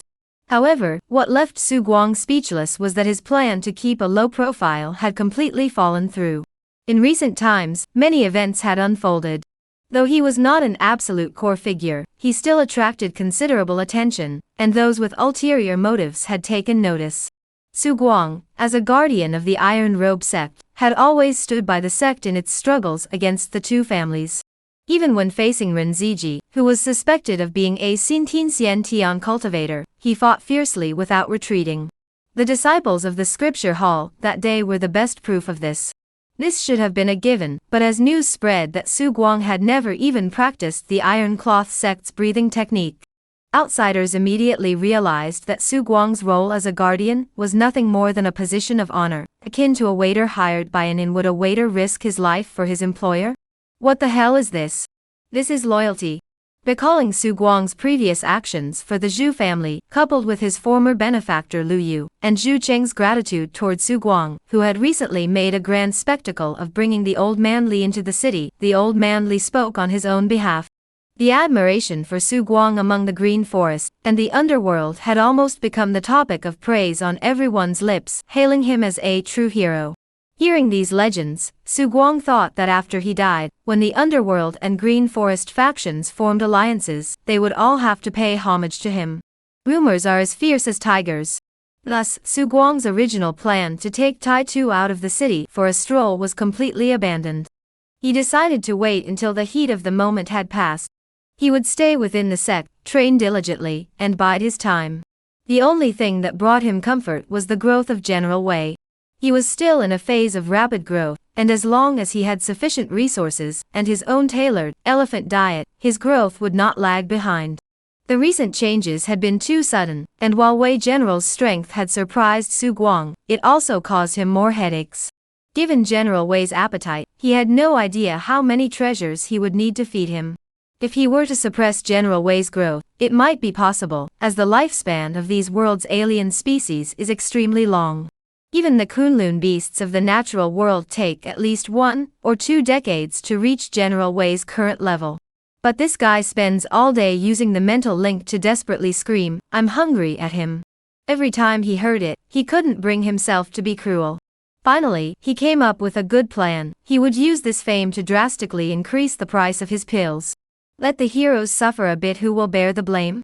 Chapter Loksapsam, March. Thank you all for your monthly votes and continued reading. Have you heard? The elixirs Su the Guardian recently refined have all been bought up. Su Guang, a level Ng alchemist, crafts pills that are more potent than those made by ordinary alchemists. Damn it. Who was it? Su Huifa's pills are so effective. My second son hasn't been able to advance in cultivation for 3 years, but after taking one of Su Huifa's pills, he succeeded. I only trust Su Huifa's pills. Who was so greedy as to buy them all? Someone immediately came forward to confirm the story. I know about this. Originally, Su Guang planned to continue selling them on the black market. But somehow the information leaked out. Someone used Su Guang's former benefactor as leverage, forcing him to sell all the pills to them. You all know Su Guang is a man of honor and loyalty. He had no choice but to agree. It was a huge batch. What a despicable and shameless villain. Daring to bully a man like Su the Guardian. Someone spoke angrily. Who says otherwise? Damn it, I came all the way from Rongchuan County. Rongchuan County? Brother, has Su Hufa's reputation reached that far? Of course. The outlaws of the Green Forest have no fixed abode, but anyone from your Qingshuo County mentions Su the Guardian's name whenever they speak. Unfortunately, I have yet to see Su the Guardian in person. Many people from Qingshuo County felt proud. Just as these people were gathered around the black market discussing the matter, a piece of news spread like wildfire. The group that obtained Su the Guardian's pills is selling them outside the city, but the price has doubled. Are they crazy? They must be desperate for money. Don't buy them. Everyone, don't buy them. Let's wait until Su Huifa releases more pills. That won't work. Those people said they're only making money this once. Once they leave, Su Huifa will release the pills. Otherwise, they'll kill Su Huifa's benefactor. Su Guang had a book of favors, which had already been made known to the people through Li Laotu's propaganda. Everyone knew that Su Guang had many benefactors. Hearing this, everyone was speechless. But they also knew that, given Su Guang's reputation for keeping his word and valuing righteousness, it would be very difficult to make him break his promise. 2 more days passed. The price has dropped. The price has dropped. Those people can't sell them, so they've lowered the price by 20%. I knew it. They can't sell them, so we'll just not buy them. Exactly, they can't sell them, so they'll have to lower the price again. But soon, news came again. No way, those people said they really can't sell them, so they're going to sell them elsewhere. They might not come back for 10 or 20 years. As long as they Haven Tea sold everything, they're not allowed to sell Su Hufa's pills on the black market. How despicable. I'll buy them. It'll be like helping Su Hufa out. Everyone, remember my name is Yu Lu. I'm the first one to buy Su Hufa's pills at a high price. Everyone exchanged glances, surprised that there was such a way to gain fame. They all followed suit. A few days later, the unscrupulous merchants finally sold everything and left. Su Yan looked peculiar, as if she wanted to say something. Having grown familiar with her, Su Guang was already accustomed to her charm. He sat down beside her, took out the watermelon prepared by the iron cloth gate for General Wei, and began to show it off. Your method actually worked? As Su Yan spoke, she couldn't believe it. It was sold at nearly twice the price. Who could have thought of such a method? For a moment, she was bewildered. She had been in business for so many years, had tried every trick in the book, but she had never seen anyone like Su Guang, who could make people hand over their money so willingly. Su Guang handed her half of the watermelon, thinking she might feel guilty. He was also a bit embarrassed. After all, it was his first time being a shrewd merchant. Let us just do this once. Don't worry about it. How can we only do this once? Su Yan suddenly became excited. Su Guang. Alright, I know you have no conscience. This really could only be done once. Doing it too often would ruin the carefully crafted persona he had built up. In these chaotic times, having such a good reputation is crucial. Even if the enemy's army is at the gates, we still have a chance to survive. Don't worry, there's still the next step. With the money from this, we should be able to buy quite a few good things, right? The supply of medicine is secure, isn't it? Don't worry, after all these years, my suppliers have never let me down. After saying that, Su Yan counted on her fingers. Your share should be enough for 8 doses of 7th grade treasure medicine. I'll try to round it up for you. But what exactly is the next step you mentioned? They had worked together many times before, so Su Guang didn't mind such details. After thinking for a moment, he added, Spread the word that I know about this matter. Anyone who bought the elixirs is my family. Anyone who purchases elixirs within 3 months will get a 百分之10 discount. Family? Su Yan was a bit confused, but she quickly recalled Su Guang's background, a beggar with no parents. Calling his brothers family wasn't that out of line. Why lower the price again? This time, we need quick cash to procure the herbs. From now on, we'll focus on selling at a lower profit margin, but in larger quantities, with a time limit to recoup the silver as soon as possible. Su Guang explained. Su Yan wasn't stupid. After a moment's thought, she understood the deeper meaning behind Su Guang's actions. You were really a beggar before? Her expression was utterly bizarre. You came from Taizhou. I heard that the Liu clan implemented land reform there, enforcing equal distribution of property. Are you all crooks who escaped because of that? Su Guang. He was at a loss for words. By the way, could you speak to Tai Kuang on my behalf? I don't want him to set his sights on my interests. Su Guang truly didn't trust Tai Kuang. After the Zhu family incident, he had labeled this man as someone who liked to pull strings behind the scenes.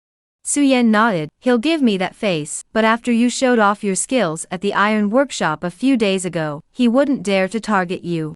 Su Guang shook his head. Better to be cautious. Just make money and keep a low profile. Hopefully, it won't attract any trouble.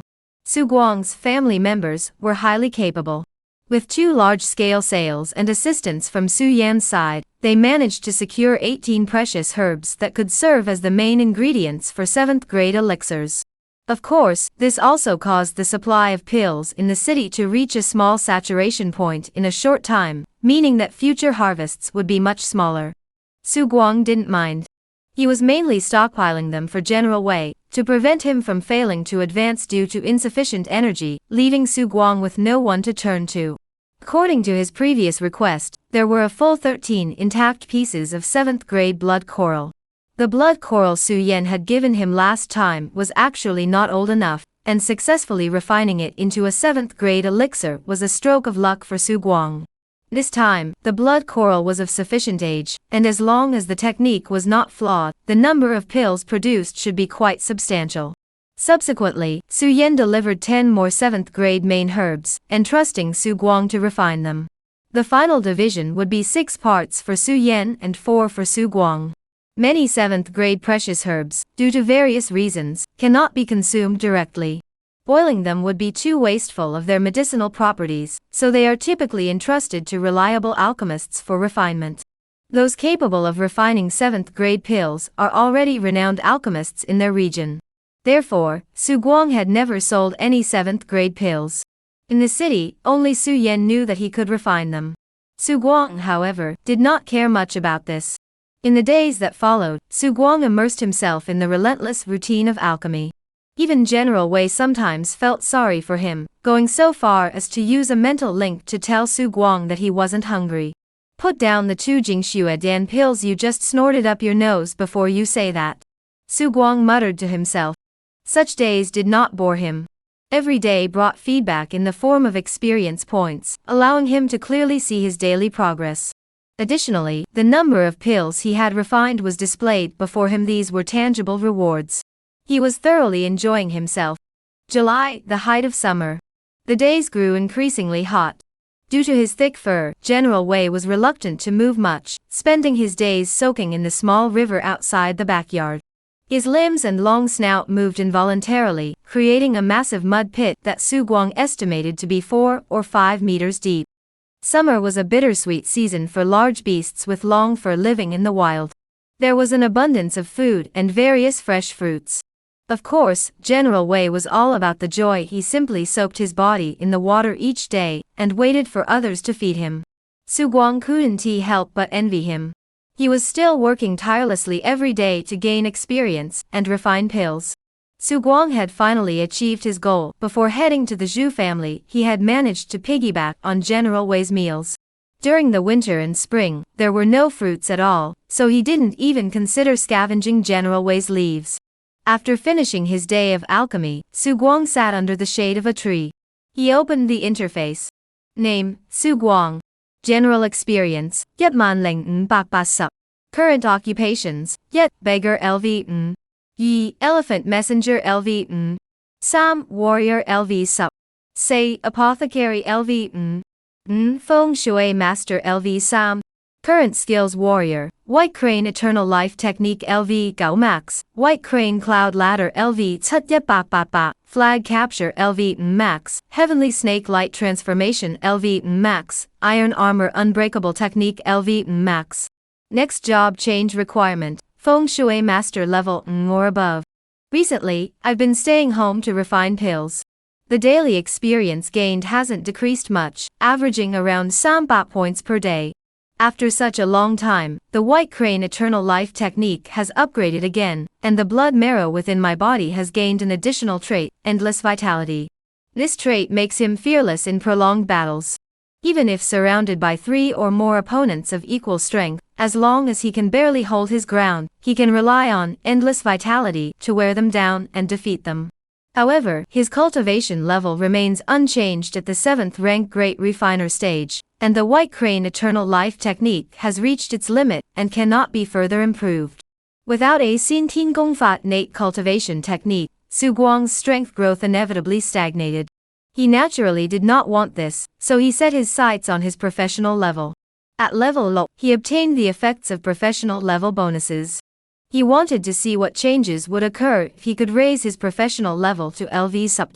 The reason he had accumulated so much experience was that the amount required to reach level Sup was 10,000 points. Chapter Lok Sup Say, New Features at Professional Level Sup Bonus Chapter. Warrior LV Sup to LV Sup. General experience points are directly reduced by Yetman. This made Su Guang feel a bit heartbroken, as it was nearly 3 months of his hard work. If he couldn't satisfy him, all that experience would be wasted. As the interface faded and reappeared, a strange message appeared in Su Guang's mind. Martial Artist Level Sup. Martial Arts Potential Enhanced. Unlocked, Martial Arts Skill Simulation. Spend a certain amount of experience points to simulate martial arts skills, allowing skill grades to evolve. Note, martial arts simulation is related to Su Guang's martial arts potential and skill compatibility. Su Guang abruptly stood up, his expression growing solemn. Skill projection? Does that mean he could use simulation to transform the White Crane Eternal Life technique into a higher quality skill, and transform his postnatal cultivation technique into a prenatal cultivation technique? Related to martial arts aptitude? But martial arts aptitude has never been a quantifiable trait. It could be related to one's physical constitution, intuition, or mental focus. It must be related to the type of martial arts technique. Since a new feature has been unlocked, Su Guang naturally wants to give it a try. He focused his mind on the White Crane Eternal Life technique, and a strange message appeared. Simulation. Current experience points are insufficient for deduction. You may choose to proceed with deduction to gain a minor skill boost, which will accumulate over time. Screw that. Su Guang closed it immediately. His expression wasn't good. Despite reaching level Sup in his profession, the improvement wasn't as significant as he had imagined. Simulating skill advancement was undoubtedly a great feature, but the key was, this thing is clearly a huge experience point sink. This is bull. After thinking it over, Su Guang couldn't give up, and tried simulating the already maxed out flag stealing spear technique, and heavenly snake transforming light again. To his surprise, the flag capturing spear technique was fine, but the heavenly snake transforming into light sword. Current skill is highly compatible with Su Guang. Proceed with simulation? Su Guang raised his soft sword and casually swung it around. He was suited for a soft sword. Even Su Guang hadn't considered that. In fact, compared to the effeminate soft sword technique, he preferred the bold and sweeping long weapons. But now that he's been certified by the plot device, what can he do? Well, he'll just have to improve. In a daze, Su Guang appeared under the blazing sun, holding the sword in one hand, and began to dance in the courtyard. The soft sword in his hand seemed to be a spirit snake constantly flickering its tongue. After completing the sequence, he fell into an odd state. He pondered how to further refine this sword technique. The soft sword was not suited for direct frontal attacks, but was better suited for ambushes, assassinations, and other such tactics. He pondered all his advantages: his immense strength, his endless endurance. Time ticked away, until suddenly, Su Guang stepped forward again, this time holding a long sword in his hand. You performed a skill simulation, and selected, Heavenly Snake transforms into light sword. You discovered a path for improvement, but you were dissatisfied with the power of the soft sword after enhancement. You drew the long sword. You have once again found a path for improvement. The long sword is the dragon, the soft sword is the snake. The dragon is swift, the snake is slow, the dragon is strong, the snake is cunning. When dragon and snake converge, the heavens are overturned. Heavenly Snake into light sword LV dragon, and snake split light sword LV yet. In a daze, Su Guang slowly opened his eyes, his gaze tinged with a touch of world weariness. It turns out, this was skill simulation. He was certain that what had been simulated was his own thoughts. In that wondrous world, he had spent 2.5 months, but in reality, it had only been an instant. How Sun K. It was like falling asleep. Dragon snake splitting light sword LV yet max, vague sounds like the cries of gods and demons, with dragons and snakes constantly moving about. This is a dual sword martial art technique. What sets it apart is that the snake is concealed within the dragon, so to outsiders, it appears as a single sword. Su Guang pondered carefully. This ancient silver coin sword technique was precisely what he had always desired deep within his heart. With a flick of his mind, he drew a long sword from the weapon used as a talisman nearby and, in conjunction with the soft sword in his hand, immediately began to demonstrate the technique in the courtyard. After completing the sequence, he was drenched in sweat, yet his heart felt utterly refreshed. This sword technique was truly suited to him, truly effective, and exquisitely refined. Glancing at the remaining universal experience points, he found they had all been consumed. It seemed that, with his current talent, upgrading a white quality skill to green would require roughly 10 points, though this could vary depending on talent and skill compatibility. However, upon seeing that the level cap for the dragon snake splitting sword was LV yet, Su Guang was completely taken aback. He knew that the sword technique he had created might not be perfect, but such a low limit was simply too low. Su Guang's brow furrowed in frustration. The functionality of this skill simulation is truly excessive. He dared not imagine how much experience would be required to break through to the 6th rank with the White Crane Eternal Life technique using simulation. Let us pin our hopes on General Wei instead. General Wei's long nose swept over him. Su Guang patted it and sighed. Since things have come to this, let's eat first. In the calm before the storm, something happened at the ironclad gate. One concerned Wu Fengqin, who had gotten married. Her husband was a blacksmith as tall and muscular as she was. It is said that he is a wandering craftsman, who was stopped by Wu Fengqin to forge weapons. Over time, they grew familiar with each other and eventually got married. A rather ordinary love story. Wu Fengqin and Su Guang were friends, and Su Guang sent a wedding gift. I wonder what Wu Fengqin was thinking, giving herself to someone like Xiong Kuei. What's wrong with Xiong Kuei? He's still so young, yet he can forge weapons with 1,000 strikes. It's only because he was attracted to Wu Fengqin that he agreed to stay in our Qingshuo County. He's still not worthy of Wu Fengqin. Tai Xiong and Wang Ran are both dead, but the sun still rises for the Tie Sect. The title of first disciple of the inner sect has quietly fallen on Wu Fengqin, though due to gender differences, she hasn't had many opportunities to demonstrate her skills. I heard the sect master doesn't approve of this. That's why he didn't come. Su Guang listened to the occasional whispers around him, his expression unfathomable, not giving it much thought. He and Wu Fengqin were merely drinking buddies. Occasionally, when she felt like it, she would come to drink with him. Aside from that, she would occasionally brew some new wine, and have someone send it to Su Guang for him to taste. As for the current first-ranked inner sect member, Su Guang felt he was better than Wang Ran and Tai Xiong. Su Guardian. General Wei was a towering figure, and Su Guang had been noticed by many along the way.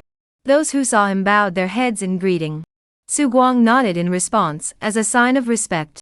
The disciples' eyes still bore traces of fatigue. Digesting the assets left behind by the Wei family, and the Four Directions Guard was a tedious task, and they had been exhausted during this period. Now that Wu Fengqin had gotten married, they could finally take a breather. Everything was calm and smooth, and Su Guang saw many familiar faces.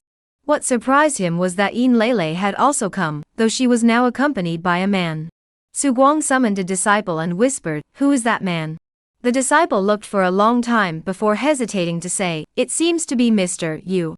Recently, many places in the city are being rebuilt, and numerous merchant caravans have arrived from outside. Mr. Yu's caravan is very powerful. Su Guang narrowed his eyes. He seemed to have forgotten to investigate Yin Leilei's background. As the wife of Tai Xiong, she couldn't be an ordinary person. He simply watched Mr. Yu and planned to follow him later. He couldn't shake the feeling that Yin Leilei's arrival that day had been odd. Tai Kuang really didn't come, but Yu Xiaohua did. The elder Lu Ning had yet to return, and no one knew what he had gone to do, whether he was alive or dead. Su Guang occasionally thought about it, but didn't dwell on it. This was a chaotic world. Anything could happen when one was out in the world. Perhaps he had encountered a powerful martial artist blocking his path, or a bandit, or perhaps he had accidentally entered a dangerous place. In any case, it had nothing to do with him. He was like a guest attending a ceremony, quietly watching Wu Fengqin's wedding come to an end. In the end, he left behind a bottle of 8th grade elixir as a wedding gift and departed with General Wei. Master of the gate, that boy Xiong Kuei is quite good. Why won't you agree? Yu Xiaohua walked in with a smile. He had gone in place of Tai Kuang today, and had gained some understanding of the blacksmith Xiong Kuei. Tai Kuang furrowed his brows. I just feel something's off. The timing of his appearance, don't you think it's similar to that woman, Yin Leilei? Yin Leilei had married Tai Xiong, and he had initially opposed it. However, Tai Xiong had mentioned that Yin Leilei had a 6th grade patron, so he had reluctantly agreed. He had once considered targeting Yin Leilei's backer, but the backer had never shown up. He would occasionally send gifts to Yin Leilei, which were of great value. He assumed she didn't want to get too involved with the Ironcloth Sect, especially since his nephew Tai Xiong had already benefited. So he chose to turn a blind eye. Yu Xiaohua also fell silent. He didn't find it strange, but since Tai Kuang was overly suspicious, he didn't dare to say much. Yu Xiaohua also fell silent. He didn't find it unusual, but Tai Kuang was overly suspicious, so he didn't feel it was appropriate to say much. Chapter Loksop Internal Reform. In a mountain forest, an old man and a young man were walking through the mountains. The old man wore a look of disdain on his face. This godforsaken place has hardly any spiritual energy. If it weren't for chasing after that traitor Yu Rong, I probably wouldn't have set foot here in my entire life. The stunningly beautiful young woman beside him merely glanced at the old man, her expression unchanged. She carefully removed a compass from her waist and stared intently at the needle. This is the place. Before they knew it, another 10 days had passed. In the forest, Su Guang lowered his longbow and opened the panel. Falling Dragon LV Leng Yetsin, there is a dragon in the East Sea. Draw the bow with the blood-stained string and bring it down. A blue-tier skill? Su Guang took a deep breath, unsurprised. With his current martial arts knowledge, this archery technique had taken him over 3 months to master. It truly showcased its depth. Su Guang glanced at the over 3,000 points of general experience he had accumulated and exhaled deeply. Let me see just how profound you truly are. Add points. He added points twice, raising it to level Sam. Su Guang stood in place, raising the snow dragon bow with one hand. A special energy surged from his chest and abdomen, flowing out with a thunderous roar, like the sound of thunder. Terrifying power coursed through his body. He suddenly drew the bow. Tearing sound exploded through the air, causing General Wei in the distance to jump up from the water pit as if startled. Su Guang's face turned red, and his entire appearance looked quite ferocious. In a daze, he felt that this arrow could truly pierce a dragon. The arrow streaked through the sky like a meteor, leaving trails of sparks that seemed to burn, spinning wildly. Boom! Accompanied by a deafening roar that seemed to shake the mountains, dust and smoke billowed into the air. This arrow, he couldn't be certain of anything else, but it was enough to kill Renziji. Unfortunately, when Renziji arrived that day, the dragon-slaying bow had not yet been mastered. Su Guang was thoroughly satisfied. After so much time had passed, there was finally no one in the city discussing him. He enjoyed the current state of being unnoticed, quietly developing, and did not wish to disturb the peace for now. Originally, he had planned to wait until his fame had faded before taking General Wei outside the city to search for the Dragon Bloodstone. However, he now discovered that Yin Lele harbored a secret. Su Guang abandoned that idea as well. Safety came first. He needed to uncover the truth behind her before taking any further action. He tried to follow the person, but found that they rarely left the house, staying locked up inside. When he tried to get closer, he discovered that the person's senses were incredibly sharp, making it impossible to approach. Su Guang had no choice but to give up. As for directly killing him, that was also difficult. The person's sixth sense was terrifying. After that, he never saw the person again, and it was unclear whether they had left the city. Su Guang speculated to himself that the man surnamed Yu must be involved in something, which is why he was so cautious. Plus, he disappeared again after just a few days. We must keep an eye on him. Upon returning home, Wang Jun and the others were already waiting. Unbeknownst to him, the number of people he had gathered to search for food for General Wei each day had already reached over 40. These people had been selected by Su Guang from the streets, mostly from nearby respectable families. Though they received stipends from the clan, they remained loyal to Su Guang. He felt he would have to remain at the 7th rank for some time, and the days of lying low might be long. He planned to cultivate his own inner circle, so at least he wouldn't have to rely entirely on eavesdropping, or Su Yan for information. Guard. Su Guang smiled and nodded at Wang Jun, then took out some shoyuan. Brothers, you've worked hard. Here's some money for you to share. It's the summer heat, it's not easy for anyone. Wang Jun looked grateful. Thank you for your concern, Guardian. After sending Wang Jun and the others away, Su Guang looked at the hay that had been roughly processed. He swatted away the nose of General Wei, took out some medicinal powder, and began stirring it in. Once I gain more experience, I'll first level up the elephant messenger profession to level Subjet, perform a simulation on the elephant chef, and hopefully create something similar to those high-energy bars. General Wei seemed to sense the hostility, and wrapped his trunk around Su Guang's body. Just kidding. In the afternoon, an unexpected visitor arrived. Wu Fengqin. The master has emerged from seclusion. Her face bore a hint of joy. Su Guang was taken aback. Has he broken through to the Xintian realm? Wu Fengqin shook her head slightly. I heard he's still a bit short. Although the master has close ties with the Song clan, they wouldn't just help him break through so easily. The atmosphere grew silent for a moment before the two continued drinking. There's another battle at Chongsong Mansion. I heard 2 Xintian have been killed. It's getting more and more chaotic. Su Guang had no sources of information about matters involving the outer regions. Su Yan occasionally mentioned them, but he didn't see her every day, so he wasn't very clear on these matters. Wu Fengqin continued, the sect has grown larger, and the master intends to reform the management structure. If there's any position you're interested in, I can put in a good word for you. Su Guang was taken aback. He hadn't expected Wu Fengqin to offer to help him.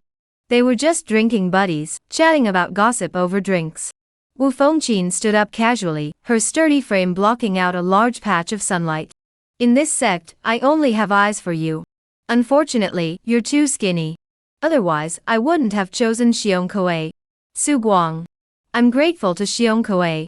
Besides chatting with him, Wu Fengqin also brought him a long sword. This is the long sword my old bear forged for you. It's of the highest quality, very impressive. Su Guang took out the sword, drew it slightly, and it gleamed coldly, reflecting a deep blue light in the sunlight. How much is it? I know you've made a lot of money on the black market, so I won't haggle with you. 3,000 taels. Su Guang remained silent, returned home, and took out a bottle of pills. This is a bottle of 8th grade bone forging pills. There are 3 left inside, and they're worth more than your sword. You're not getting the short end of the deal. Wu Fengqin snatched the pills from him. You can actually refine bone forging pills? That's impressive. Please keep this a secret. Rest assured. He didn't mind that much. Though the bone forging pills were precious, he believed that Tai Kuang wouldn't say anything now that he knew. After Wu Fengqin left, Su Guang sat in the courtyard, unable to put down the newly forged long sword. A sword of 1,000 forged standard was indeed extraordinary. Though most of the materials were ordinary iron, what was truly precious was Xiong Kuei's craftsmanship. Since the blade is blue, let's call it Zanlin. Reform was never an easy task. Tai Kuang wanted to reform, but it wouldn't be that simple. Lu Ning wouldn't agree, and even Yu Xiaohua might not support it. Su Guang had thought this matter would drag on for a long time, or wait until Tai Kwang truly broke through to the Xintian realm. But unexpectedly, an unforeseen event occurred. It involved the daughter of a wealthy merchant in the city. A disciple from the inner circle of the Iron Cloth sect, after drinking, forcibly entered the merchant's residence and insulted the merchant's daughter. This was a classic case of arrogance. After all, the Iron Cloth sect was currently suppressing the Wei family and the Four Directions Guards at the height of its power, and in Qingsha County, it was nearly unrivaled. It wasn't just this disciple, many others in the sect had also done things they would never have dared to do before. Thus, the matter escalated. The wealthy merchant didn't spend much time in Qingsha County, but his business was substantial, and it was said he had significant connections in the provincial capital. He managed to summon a Xintian expert. This enraged Tai to the point of madness. 2 more days passed. After spending 2 days outside the pass, Tai Kwang gathered all the disciples and elders of the sect. Su Guang rode on the back of the general, accompanied by Han Song. Despite the intense alchemy training during this period, he still went to the martial arts academy every day to sign in. Now, he could sign in faster and faster, taking no more than an hour, which yielded more experience than alchemy. Su Guardian, do you think the sect master summoned everyone because of the matter involving Chen Bao? Su Guang shook his head, having his own suspicions. That incident had escalated too far. Tai Kwang was likely using it as an excuse to take action. Moments later, Su Guang arrived at the deepest part of the iron workshop, the scripture hall, and signaled to General Wei to wait outside. Here stood a massive hall for deliberations, known as the Iron Robe Hall. The layout of the hall resembled a grand auditorium from his previous life, with several tall chairs at the front and rows of seats for disciples behind them. Disciples were stationed at the entrance to guide others inside. Han Song was led to a seat at the back, while Su Guang followed the disciple, who had greeted him toward the front of the assembly hall. There was no vulgar atmosphere, and no disciples looked down on Su Guang, thinking he was unworthy of sitting in the front. After all, many had witnessed General Wei's performance during the surprise attack by Ren Ziji. Finally, Su Guang took his seat in the third position of the Guardians' row. Beside him were the left and right Guardians of the sect, who were also the 2 highest-ranking Guardians. They were brothers who rarely appeared in public, and their true strength was unknown. Upon seeing Su Guang, they smiled at him, appearing quite friendly. Su Guang nodded and returned the smile. Su Guardian's skills in taming large beasts are truly impressive. You two are too kind. You are all seniors, I am just a junior. However, your treatment is a bit lacking. We Guardians all came from outside to join this sect. We're here to compete for resources. The elder of the 2 smiled at Su Guang. Su Guang smiled upon hearing this. The sect master has already promised to improve my Dao. That's good. I heard you've also been ranked. Let's keep in touch. No problem. Those who had been through the hardships of the martial arts world wouldn't show any negative emotions on their first meeting. They were much better at dealing with people than the disciples within the sect. As they were talking, disciples from other areas were also whispering among themselves, with some well-informed individuals discussing the matter loudly in the crowd. Suddenly, the air grew still. 2 sect masters and the long-absent senior elder Lu Ning walked in from outside. Following behind them were their closest disciples. Yu Xiaohua's disciple, Su Guang, was someone Su Guang didn't recognize, a very low-key individual. Behind Tai Kwang was, of course, Wu Fengqin. What surprised Su Guang was that Lu Ning was accompanied by Zhu Ping, Zhu Qing's older brother. However, as Zhu Qing had mentioned, Zhu Ping was a martial arts fanatic with formidable strength. Last year, he was already an 8th rank expert, so he was likely now Lu Ning's top disciple. Lu Ning bringing him along was only natural. Tai Kwang sat down without any small talk. He spoke directly. Now that our sect has expanded its territory and gained more resources, management has become chaotic. But our disciples have truly disappointed the sect. With a loud thud, a hand slammed down on the table. His face was as still as water, and his aura was overwhelming. The half-step to the next level of cultivation made the disciples below him fall silent in fear. From today onwards, the sect will undergo reforms.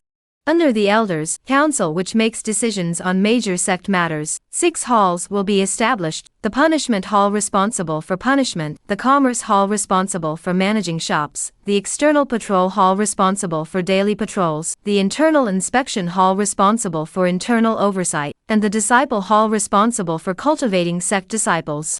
The Senior Elder will oversee the Punishment Hall and the Internal Hall, while the remaining halls will be personally supervised by me and the Sect Master. The rest of the hall leaders will be selected accordingly. Chapter Lok Sup Lok. Deputy Hall Master Su, please vote and follow the story. Those who have been in the sect for 3 years or more may take on duties in various halls, receive salaries based on tasks assigned, and submit a monthly report on martial arts insights and progress to the Hall Master. Remember, the resources I provide are for your cultivation, and to enable you to fulfill your duties. Su Guang remained silent, finding this rather interesting. However, Tai Kuang's vision was commendable. This reform should be beneficial, at least better than the current somewhat disorganized and casual management style.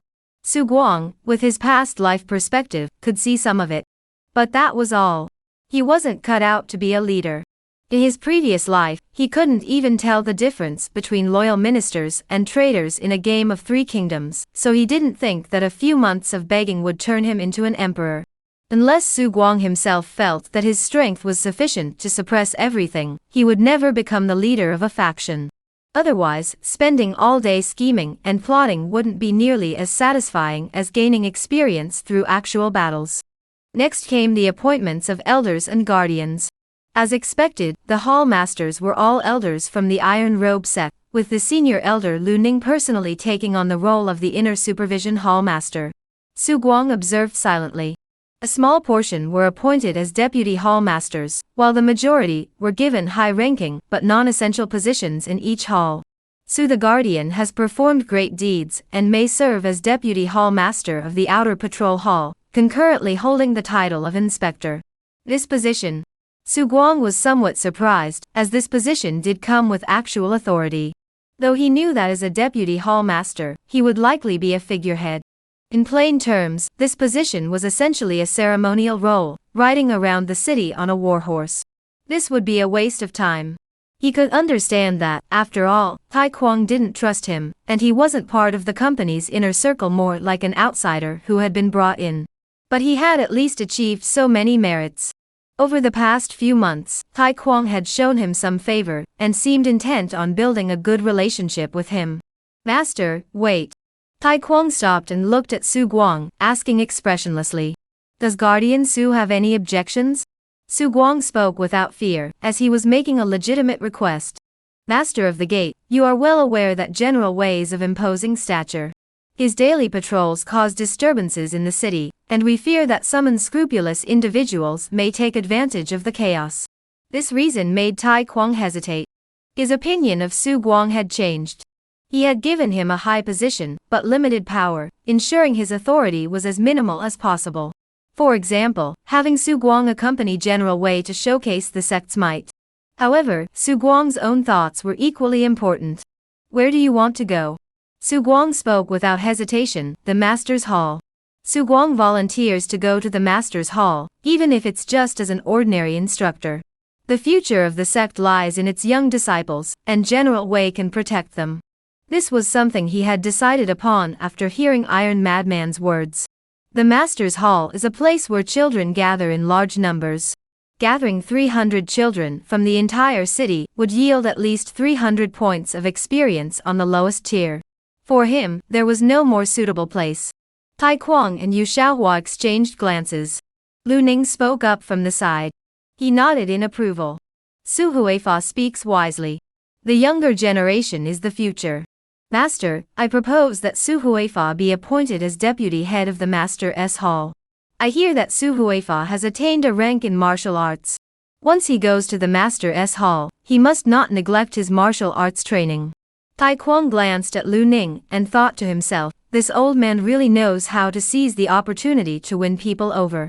If Su the Guardian goes to the Master's Hall, then Elder Yao can take the position of inspector at the outer patrol hall. But just then, I refuse to accept this. The speaker was a man in his early 30s. It was none other than Elder Yao. Elder Yao glared angrily at Su Guang. Why? I've been teaching disciples in the sect for years. Who knows better than me how to guide disciples to attain their ranks? And if he was being sent to the outer patrol hall, why was he being demoted from deputy hall master to patrol officer? Tai Kuang glanced at Su Guang, who kept his eyes fixed straight ahead, and knew that he was determined to go to the master's hall. For some reason, before Lu Ning could speak to calm Elder Yao, he spoke up. If you're unwilling, then discuss it with Su the Guardian. Su Guang, dare you fight me? Let's settle this on the battlefield, the winner decides. Su Guang didn't even glance at the man, finding it all tedious. The discussion about the reforms dragged on for half an afternoon, nearly exhausting Su Guang's patience before it finally came to a halt. Most of the disciples had made up their minds, and were waiting for the meeting to end so they could find a way to go to the halls they desired. Additionally, Chen Bao has been handed over to the Xian family. He will be executed in 3 days. Chen Bao's case should serve as a lesson to all of you. Do not do anything that brings dishonor to the sect. Tai Kuang finished speaking and said no more. After he left, the assembly hall erupted into chaos. The elder Yao was still pressing Su Guang relentlessly, shouting at him incessantly. Su Guang remained silent, merely glancing at Tai Kuang in the distance. Elder Yao stepped forward to grab Su Guang's arm, while those around them watched the commotion with curiosity. Where do you think you're going? Come with me to see the hall master. Who do you think you are? You're not even worthy of being the deputy hall master of the master's hall. When it came to matters involving one's most critical interests, no one could remain calm. Moreover, over the years, Elder Yao had always believed himself to be hardworking and deserving of recognition. Though his talent was nothing special, he had hoped to gain support within the sect to break through to the 7th rank. He had been assigned to the outer patrol hall, where the work was busy, but the most crucial issue was his low status. Gathering the necessary resources was extremely difficult. The disciples were whispering among themselves. Su the Guardian is going to lose face. That's right.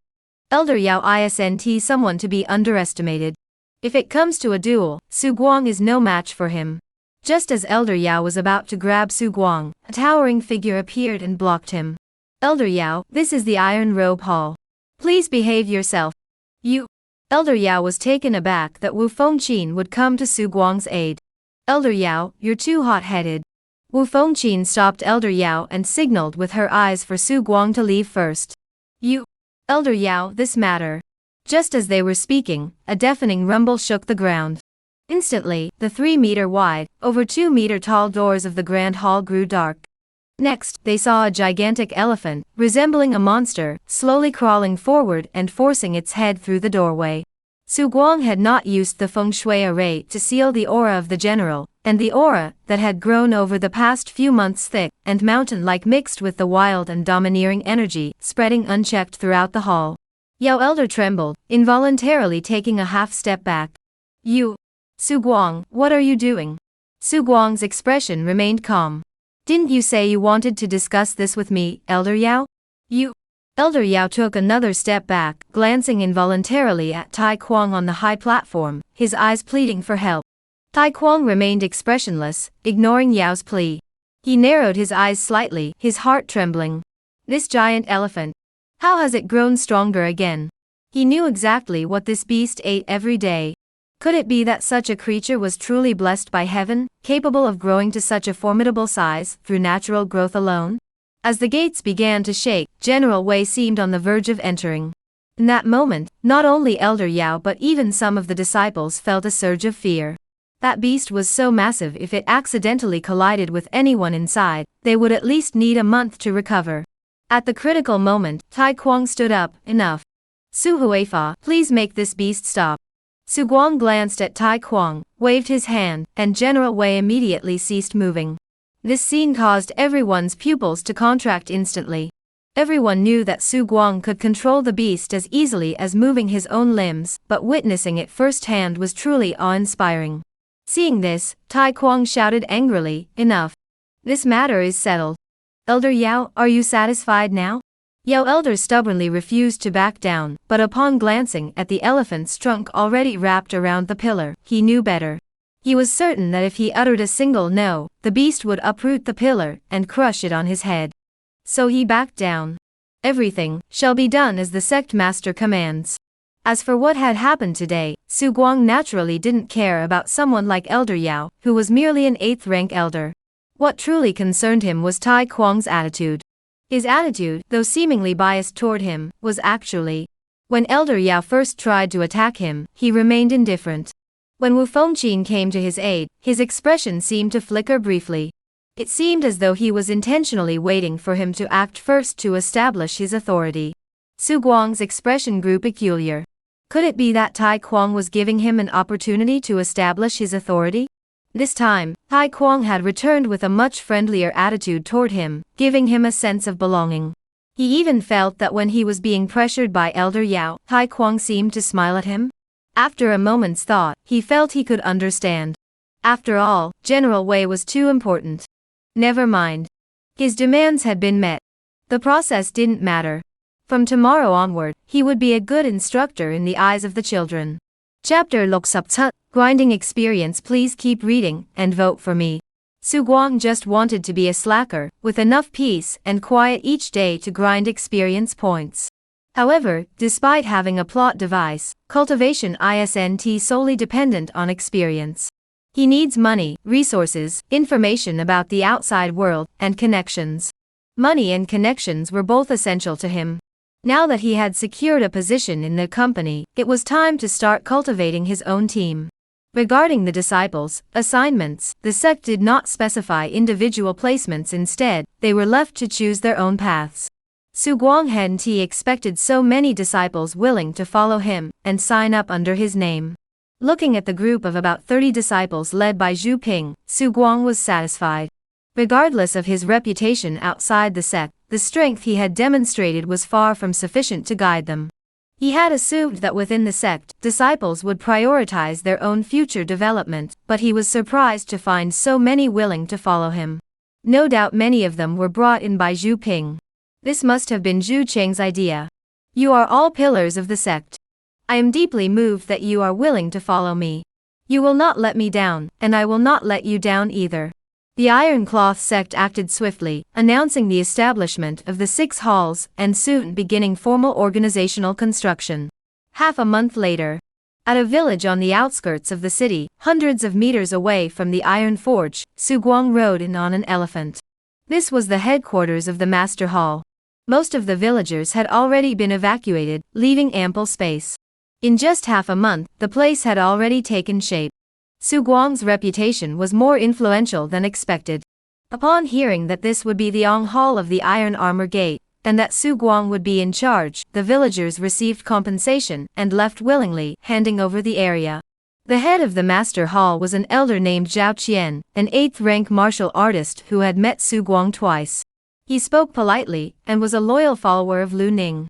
Now that the Iron Robe sect had been established and resources were abundant, Zhao Qian planned to use this opportunity to break through to the 7th rank, temporarily entrusting the affairs of the hall to Su Guang. Based on his own judgment, Su Guang knew that Zhao Qian's heart was not in the Ong Hall. He suspected that once Zhao Qian broke through, he would seek a new position. In the eyes of many, the Master's Hall is not a desirable place. At least for now, there's not much to gain there. With subordinates under him, Su Guang is a true mid-level leader within the Iron Robe sect, a relatively small organization. Master Su, our people have been spreading the word in the city over the past few days, and it's been quite effective. Currently, it's been decided that after the August Grand Festival, Sam Bak Sam Suplok eligible children will enter the Master's Hall. Su Guang furrowed his brows slightly. August? Why wait so long? Is that too long? Han Song hesitated. This year, the Iron Armor Gate had expanded, and the number of disciples they were recruiting far exceeded previous years. Being able to admit them so quickly was already the result of working overtime all night. Su Guang waved his hand. Have the brothers work a little harder. Start admitting them tomorrow. What about our training grounds? Martial artists' cultivation isn't confined by the environment. If the conditions are harsh, does that mean they can't achieve mastery? After speaking, Su Guang looked toward the empty field in the distance. There, the children from the old martial arts academy were practicing, with the youngest leading the way, swinging their long swords with vigor. That was Du Shizhen. He was highly regarded by Su Guang. Recently, Su Guang had come into some unexpected wealth, and with his help, Du Shizhen had officially attained the rank of a martial artist just half a month ago. To repay Su Guang, Du Shizhen had always been the most diligent in his martial arts training. 3 days later. The Master's Hall. Someone asked me, what is talent? I told everyone, talent is effort. So-called aptitude is merely a test. Some people face harder tests, while others face easier ones. But this is merely a test, not your ultimate achievement. Effort is the only thing that matters. Do not let so-called potential undermine your hard work. In the open area, Su Guang stood on a high platform, speaking eloquently. Many people say I have no talent, that I started training late and won't achieve anything. But so what? I'm here to prove to everyone that I can become a martial arts master. Has anyone called me a fraud? I can confidently say yes. But none of them dare to say that in front of me and General Wei, unless they want to taste my iron fists. You train in martial arts for this very day. Now, gather all your courage and attack me. Han Song stepped aside and whispered to a disciple. The disciple's expression was utterly bizarre, as if his beliefs had been shattered. Han Shixiang, has the hall master always been like this? Han Song looked serious. I can assure you that the hall master is striving for the future of our sect. The disciple bowed respectfully, his entire demeanor filled with reverence. Should we do the same in the future? No. Master Su prefers to handle things personally. The disciple pondered deeply. Warrior's Log, 1 versus hundreds. An unprecedented feat, defeating over 100 opponents in a single battle, experience Ga Lok Bat Ling. Su Guang took the towel handed to him by a sturdy woman nearby, wiped the sweat from his face, and smiled with genuine satisfaction. If no one had been around, Su Guang would have been tempted to punch the air. What a rush! This kind of check-in is what makes life worth living. With the Master's Hall as his check-in sanctuary, Su Guang felt like he could tackle anything with renewed vigor. Although it was only the first day, with more children joining as disciples, and the utilization of other professions, he could gain at least 500 experience points daily. How terrifying! In just 1 month, he could elevate his elephant summoner to level Subyat. A mere 10,000 experience points, what's that worth? Days passed one after another, and before he knew it, 7 days had gone by. Su Guang looked at the 13 bat bak say sub bat experience points in the general experience column on the panel and felt elated. It hadn't been long since his last warrior class upgrade, yet he had already accumulated so much experience. The Iron Frenzy modification was truly tailored to his preferences. The overhaul was great, it had to be done. Otherwise, the various martial arts academies of the Iron Armor sect that had recruited disciples were scattered throughout the city, and if he wanted to get all the check-ins, he'd have to spend the entire day running around. General Wei tapped his shoulder with his nose and opened his mouth. Su Guang, being quite considerate, tossed over 2 Jingxue pills. The 7th grade treasure medicine he had obtained last time had been refined into over 300 7th grade pills. The entire Iron Cloth sect might not even have that many pills. General Wei had already eaten half of them. Hey buddy, how many have you eaten already? You haven't even reached the 7th grade limit yet? Su Guang was truly losing his temper. He had gone to great lengths to make the warriors endure hardships last time, all to enhance General Wei's combat strength. But 3 months had passed, and despite consuming plenty of pills, General Wei's aura had grown increasingly powerful. Using the chi-gazing technique, his young energy had at least doubled in strength, and his physique had grown significantly, with his shoulders now reaching 5 meters and 8 centimeters in height. But it still didn't seem to have reached its limit. Su Guang had no idea if he could break through to the 6th rank. After all, based on what he knew, the leap to 6th rank was simply too great. Chapter Lok Sapbat, Commanding Subordinates, please continue reading, and vote for this chapter. The 6th rank was not only an important realm for human martial artists, but also a crucial realm for demon beasts, and other exotic species. At this realm, non-human beings awaken unique innate abilities specific to their species. For example, fox demons develop illusory abilities, known as demonic arts, which is why they are truly called demonic beasts. I wonder what innate demonic arts General Wei will awaken. General Wei ignored Su Guang's words and continued eating. Damn it. I don't believe it. Let's see how much you can eat. Having learned that the divination skill required innate spiritual objects to advance to the 6th rank, his plan was to enhance General Wei's combat power as much as possible, hoping he could withstand a 6th rank expert, thereby allowing him to gain exposure to the 6th rank and then improve his own abilities. I wonder what these so-called innate spiritual treasures are. Su Yan has seen a lot and should know. For now, focusing on helping General Wei improve was the most cost-effective option. With that in mind, Su Guang decided to apply the experience gained over the past few days to his elephant commander profession. First, to enhance combat power, as the profession level increases, the feedback ratio from the elephant contract should also improve. Second, it was for General Wei. He was truly curious about General Wei's current state, but the few elephant messenger skills he had mastered so far had extremely low maximum levels. He wanted to improve those foundational elephant messenger skills, such as elephant traces and elephant feast. He had come this far thanks to General Wei, so helping him first was only natural. 3,000 experience points are just enough to upgrade the elephant summoner profession to level Gao. Let me see what kind of changes the elephant contract will bring. Renziji has been feeling frustrated lately. His breakthrough to the Sintin realm hasn't gone smoothly. After leaving the Wei family over 20 years ago, he's done plenty of dirty work for others, but only obtained half of a Sintin technique. Technically speaking, he doesn't even qualify as half a step into the Sintin realm. He's just a 7th rank cultivator who's slightly stronger than others at the same rank. The 7th rank realm is unique because the stringent requirements for advancing to the 6th rank result in a vast disparity in combat strength. Few dare to claim invincibility at this level. Of course, true geniuses with talent, opportunity, and connections wouldn't linger here for long, striving to advance to the 6th rank instead of wasting their time as so-called invincible 7th rankers. Ping'an, I'm going for a walk.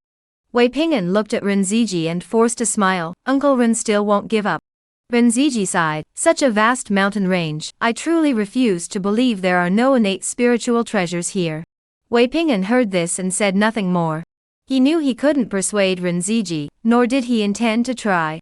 The Iron Robe sect had recently gained several more 7th rank cultivators, though none of them were a match for Renziji. Still, they were no longer as easy to ambush as before. Renziji stepped out of the door and began walking through the mountains. He didn't walk on the ground, but instead took out a map from his robe, following the marked route, and swiftly moved through the forest. Only when he was certain he was far from Wei Ping'an did Renziji take out a golden object from his robe. After years of working for others, the half-step Sintin technique, and this spirit fruit containing a hint of spiritual essence were all he had gained. He planned to find a place to refine it. As for how much his strength would increase, he had no idea. Elephant Messenger level Gao, professional talent, elephant bond, effect enhanced, deeper connection with elephants. Su Guang slowly raised his hand. His cultivation had already reached the 7th rank of the great refining stage, and his strength had not seen significant growth for a long time. But at that moment, Su Guang felt his body undergo a sudden transformation, as waves of violent energy surged from the void and merged into his body. He felt his entire body burning with heat, as the stronger power required a more powerful physical form to contain it. That force continued to transform every aspect of Su Guang's body. After a long time, Su Guang slowly raised his hand and gently pinched the air, which seemed to crackle and shatter. My current strength. He felt that, despite his lack of strength in the White Crane Eternal Life technique, he could easily overpower the two generals, Yang Lu and Air, who practiced brute strength techniques alongside Su Yan. General Wei, let's try. Moments later, Su Guang was helplessly caught by General Wei's long nose and tossed around in the air. I was overestimating myself. The next morning, when Su Guang brought General Wei to the Master's Hall, a Jingzi box was already placed on the table. He walked up to the table, opened the wooden box, and was greeted by the dazzling golden glow inside. Gold? Su Guang raised his eyebrows in surprise. The wooden box was filled to the brim with gold, at least 100 taels at first glance. Han Song stood beside him, fidgeting nervously, and whispered, "It was sent by the Li family from the city. They've made a lot of money recently, and want you to take care of their young master at the academy." Though few words were spoken, Su Guang understood. These merchants were shrewd. In this world, with the black market in operation, wealthy families seeking martial arts training didn't face the difficulties one might imagine. The request for Su Guang to take care of the young master was, in reality, a plea for him to protect the Li family. After all, the Iron Armor sect currently held a monopoly in Qingshuo County, and had no immediate plans to target these wealthy merchants. But who could guarantee that wouldn't change in the future? Securing an ally in advance was only prudent. Su Guang pondered for a moment, then smiled lightly upon seeing the expectant expressions on Han Song and the two disciples at the door. Who says the martial arts hall has no benefits? Since ancient times, parents have always been willing to spend a fortune on their children's education. Those with connections simply send the money directly to him. Those with weaker connections, if they want to enter the martial arts school, must give money to someone else. Moreover, once inside the academy, since it is a closed institution, how will accommodation be arranged?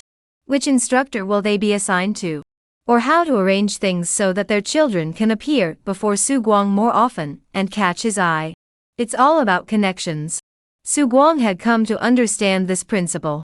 If he doesn't take it, should his subordinates take it? Dare they take it? If they don't take it, how can their loyalty be guaranteed? These relatively simple principles, Su Guang could still understand. Han Song, set aside Pa Fan Zi Yi Sup for the brothers below, and also convey my gratitude to the Li family for their support of our martial arts school. Han Song was overjoyed. Yes. In fact, Su Guang's popularity among the common people was higher than he had imagined. The Li family's donation seemed like a signal. Within just 3 days, 6 or 7 wealthy merchants had come forward with silver and gold, ranging from 50 to 200 pieces of gold. This was already a substantial sum. Su Guang smiled and accepted them all, while giving Han Song 2/10 of the proceeds to his subordinates. Though these people were giving him money, any minor troubles would still be handled by his disciples. Dividing some of the money among them was only fair. As the children gradually enrolled in school, Su Guang's days became increasingly busy. Wei, has that Di Subdet been behaving himself lately?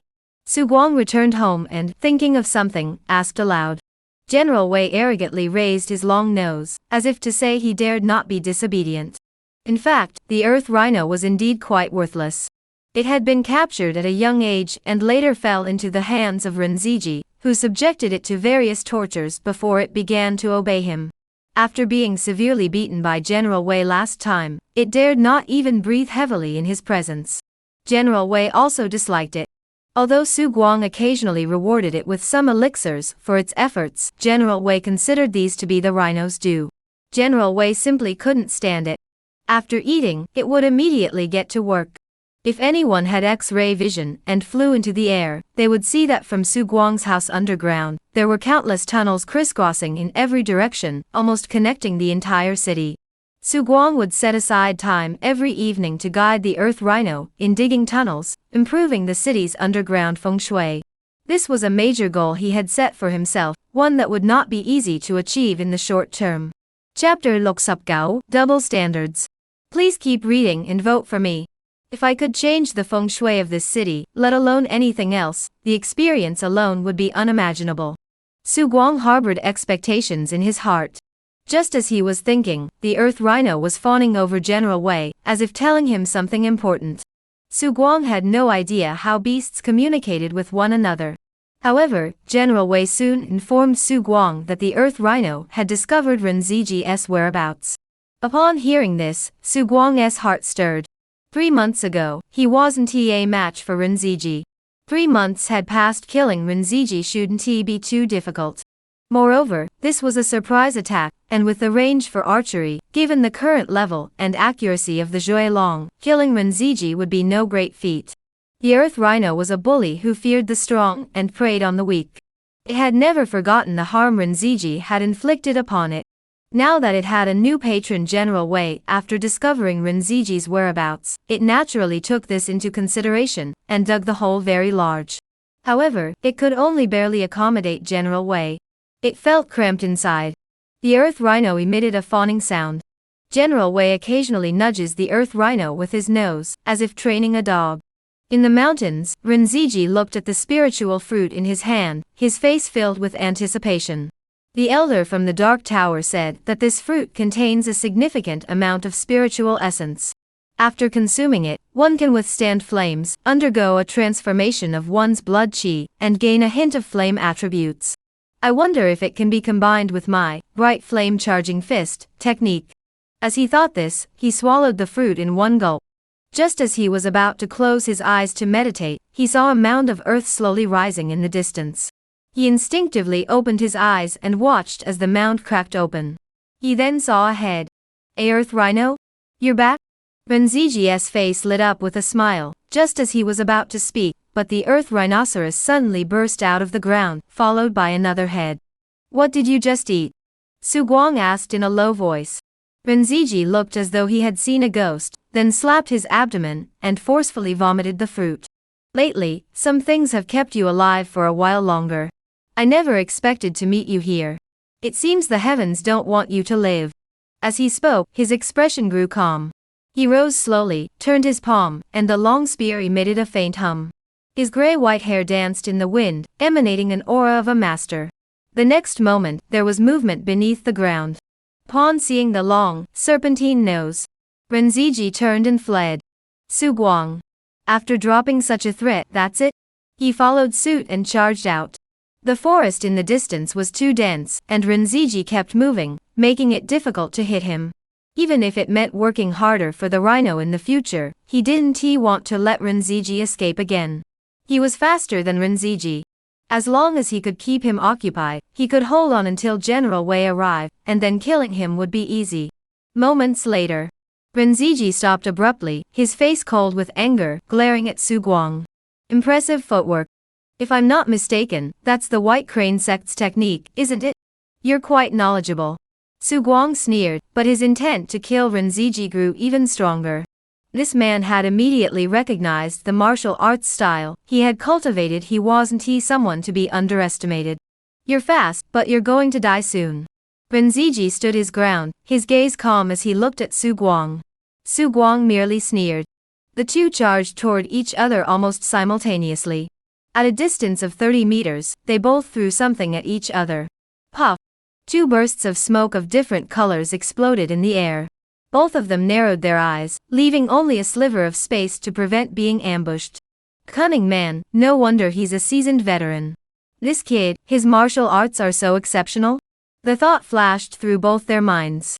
The azure blade drew from its sheath, sweeping through the air, sending Renziji flying as grayish-white powder erupted around him.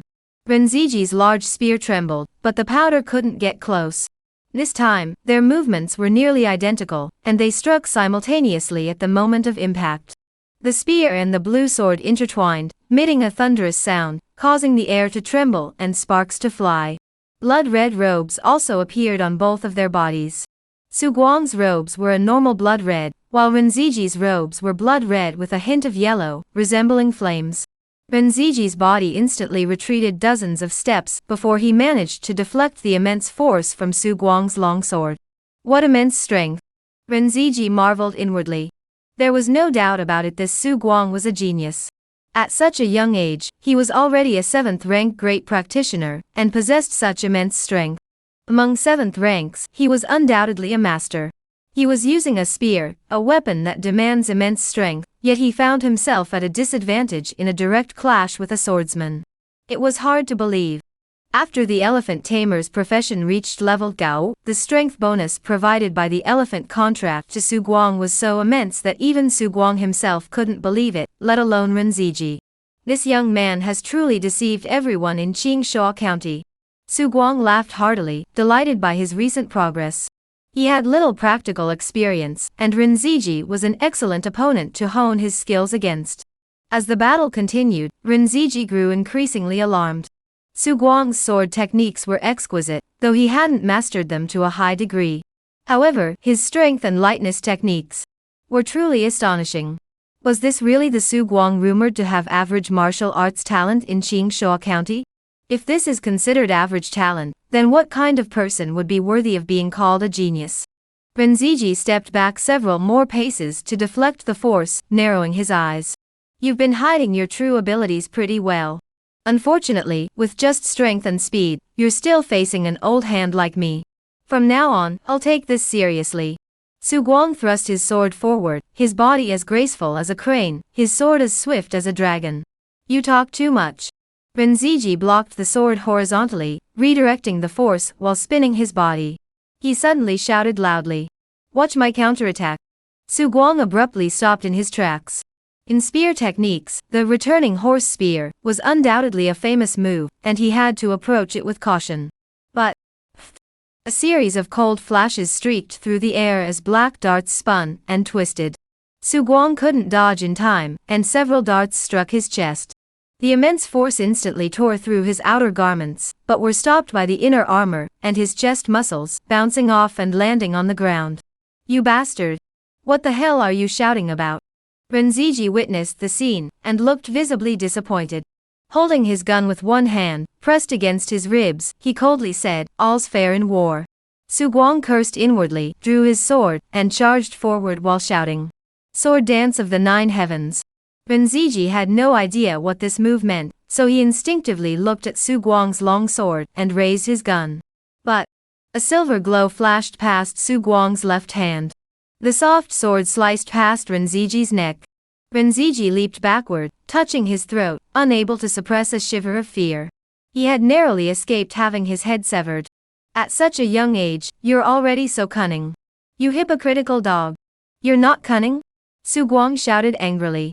You bastard, why didn't you shout out the moves when you were attacking? After exchanging insults, the two moved forward in unison. This time, Su Guang's left soft sword vanished again, and Renziji tensed up, ready to defend himself. Several more moves followed. Black Tiger Heart Punch. Elephant Kick. Crow Flying. Just hearing the names of the moves, one couldn't say they had nothing to do with what the two were doing, they were just random shouts. Su Guang looked at Renziji. After all these years of wandering the martial arts world, you've got no other tricks up your sleeve? All you can do is shout out random moves? One sentence nearly broke Renziji's resolve. You? Then go to your death. Su Guang's gaze sharpened as his long sword danced. In the clash with Renziji, the soft sword suddenly materialized. He now had a clear understanding of his own strength. In terms of raw strength, he was more than 3 times stronger than Renziji, and his speed was bafunzi samsa faster. However, Renziji had the advantage of his thick blood and chi reserves, which granted him greater burst power, and his blood-soaked armor was also more powerful. Additionally, his ability to change techniques mid-move was extremely swift. In terms of cunning, the two were evenly matched. Su Guang was driven by fear of death, while Renziji was simply more experienced in taking losses. To be honest, with such strength, if he wasn't outwitted, killing Renziji was merely a matter of time. He does have some skill, but that's as far as he goes. Renziji used his spear as a fulcrum, flipping his body mid-air. Pointing his long spear, a strange stream of energy erupted from his body. Gun Chi. After 20 years of training, I haven't lived in vain. To die by your chi is an honor for you. Su Guang's expression changed slightly. He gripped his sword with one hand, his chi and blood roaring within him, exploding repeatedly. Defying the gale force energy, he charged forward, his sword in the air twisting and turning like a swallow, changing its form dozens of times in an instant. As the gale energy dissipated, Su Guang charged forward once more. Man! Renziji instinctively looked at Su Guang's left hand, fearing that the soft sword would strike again, while simultaneously blocking Su Guang's right-hand sword. Clang! A single elbow strike sent Renziji flying several meters away, with a hidden soft sword concealed within the elbow. Chapters Hasup, The Great Dragon Gains Strength. Please keep reading, and vote for this month. Renziji was struck in the chest by a sword, blood gushing out. He let out a pained cry, but Su Guang seemed like a phantom, flashing through the air several times, like an electric arc, darting around Renziji. Bang! Renziji landed on the ground. I've learned my lesson. Su Guang said with a serious expression. Fighting against such a seasoned veteran was truly exhilarating. Setting aside the thrill, there was much to learn from this encounter. Renziji's face was filled with grief and anger. But Su Guang's final moves had already severed his tendons, leaving him unable to even stand. Su Guang knelt down and took out the truth-revealing pill. I hope what you know is worth this truth-revealing pill. The truth-revealing pill was extremely expensive, and Su Guang didn't want to lose money on it. He had specially prepared a large quantity of them to deal with stubborn experts. Of course, he also had some poison pills, but their potency left much to be desired. What did you give me? There's someone behind me. Su Guang remained silent. At this point, no matter who was backing Renziji, he couldn't let him live. When Renziji's expression turned blank, he exhaled deeply and began to ask questions. Renziji held on for quite some time.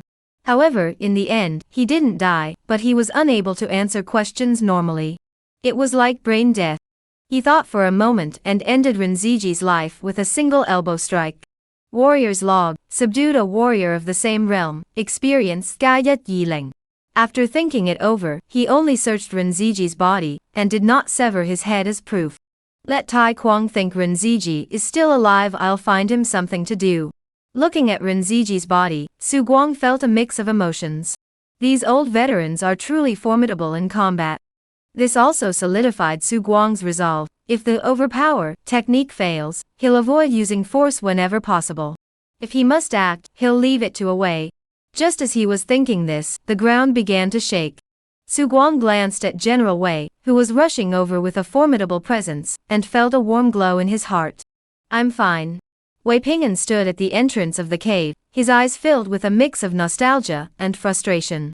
The esteemed sixth master of the Wei family, how had he fallen so low as to live in a cave? His hatred for the Iron Cloth sect had reached its peak. Just then, a voice rang out. Who's there?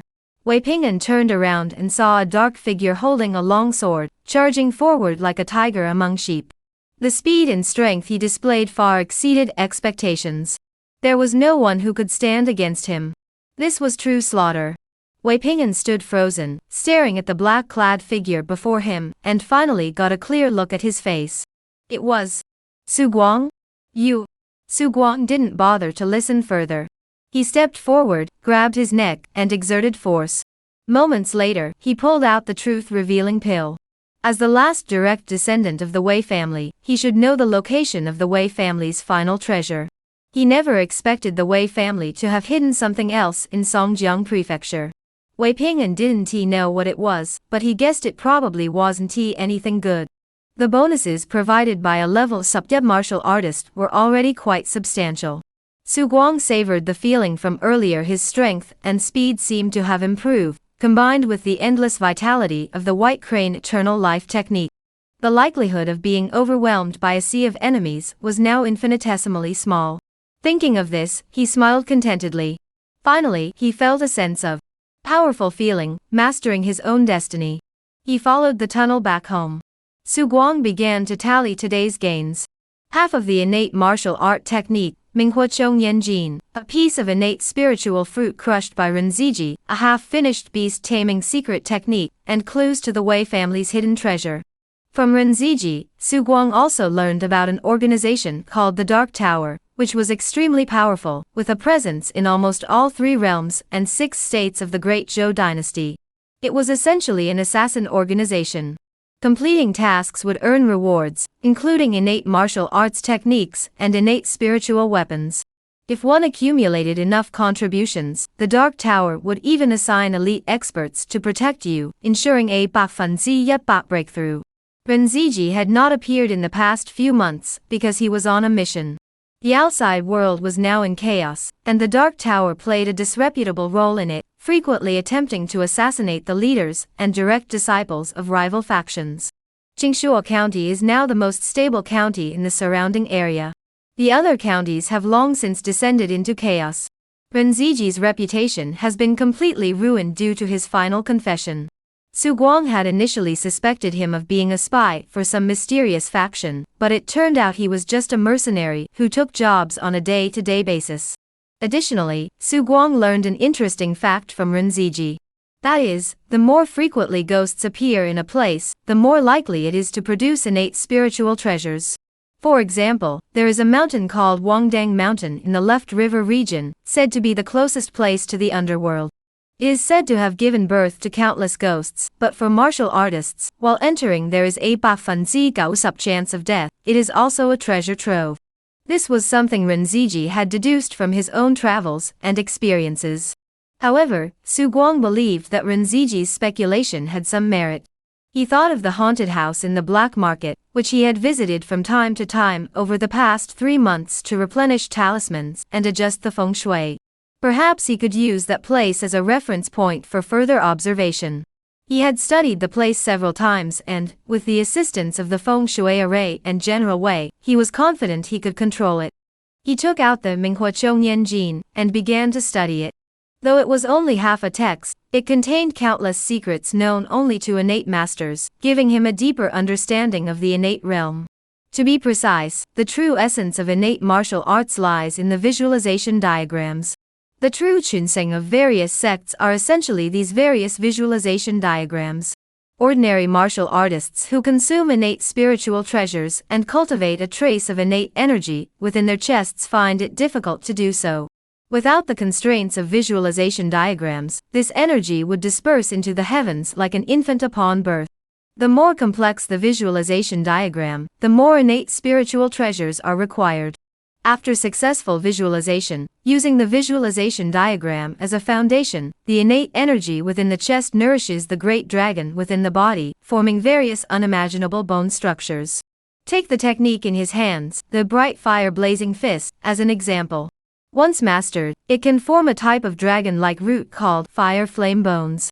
Su Guang closed the book, a hint of astonishment flickering in his eyes. The Xintian Gang is actually like this.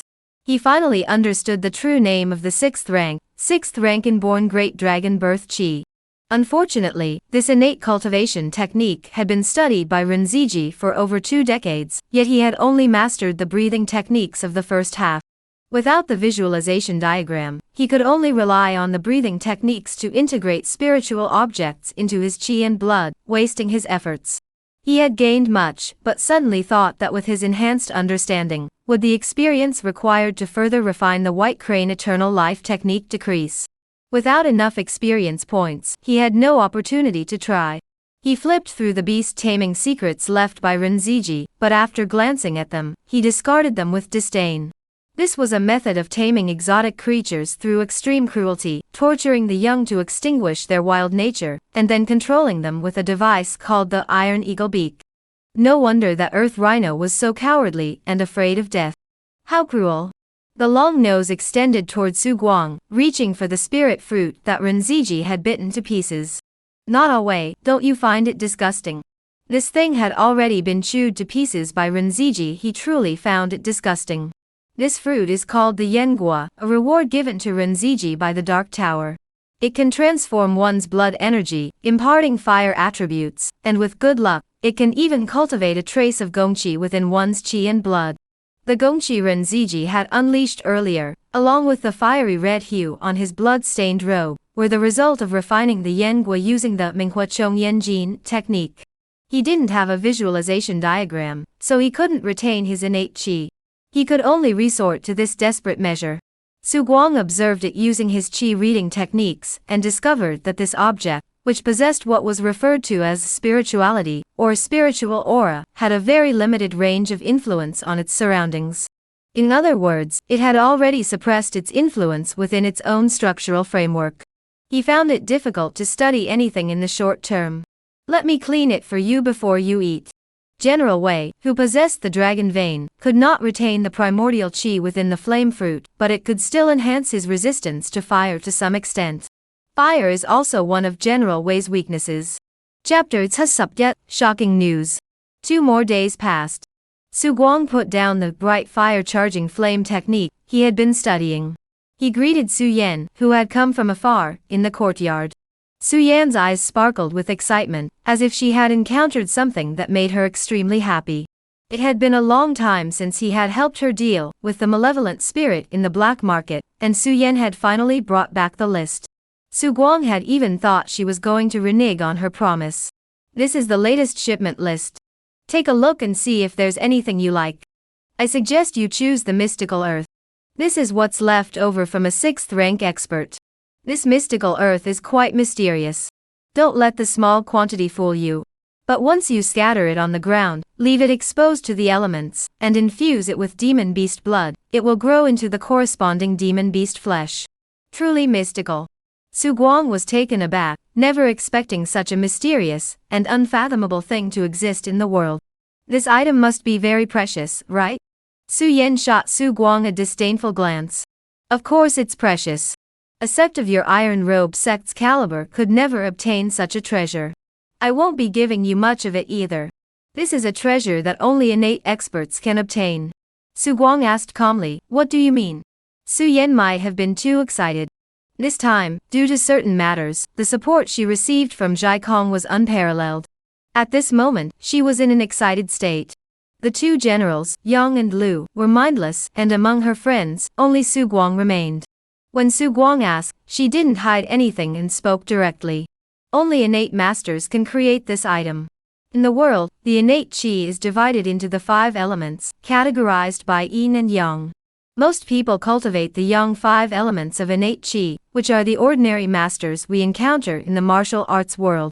Those who cultivate the yin 5 elements are generally from the Taoist sect, specializing in dealing with yin-related ghostly entities. This mystical earth is created by innate young earth masters, who use their innate qi to nurture a region, gradually transforming ordinary earth into mystical earth, capable of producing unimaginable things. Listening to her words, Su Guang's face lit up with understanding. The concept of yin and yang innate energy was something he had never heard of before.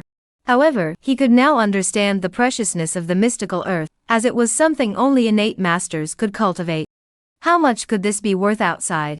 Su Yan shot Su Guang a disdainful glance. You're so vulgar. Can this be measured in money? It's usually priceless, but if you must know, the lowest quality mystical earth is worth 1,000 gold pieces per ounce. Su Guang couldn't help but gasp in astonishment. Sigh. This is ridiculous, they're robbing me. He had originally thought that with his divine talent and terrifying alchemy skills, even a Sinteen master might not be able to earn more than him. If it weren't for raising a powerful general, his wealth would be unimaginable.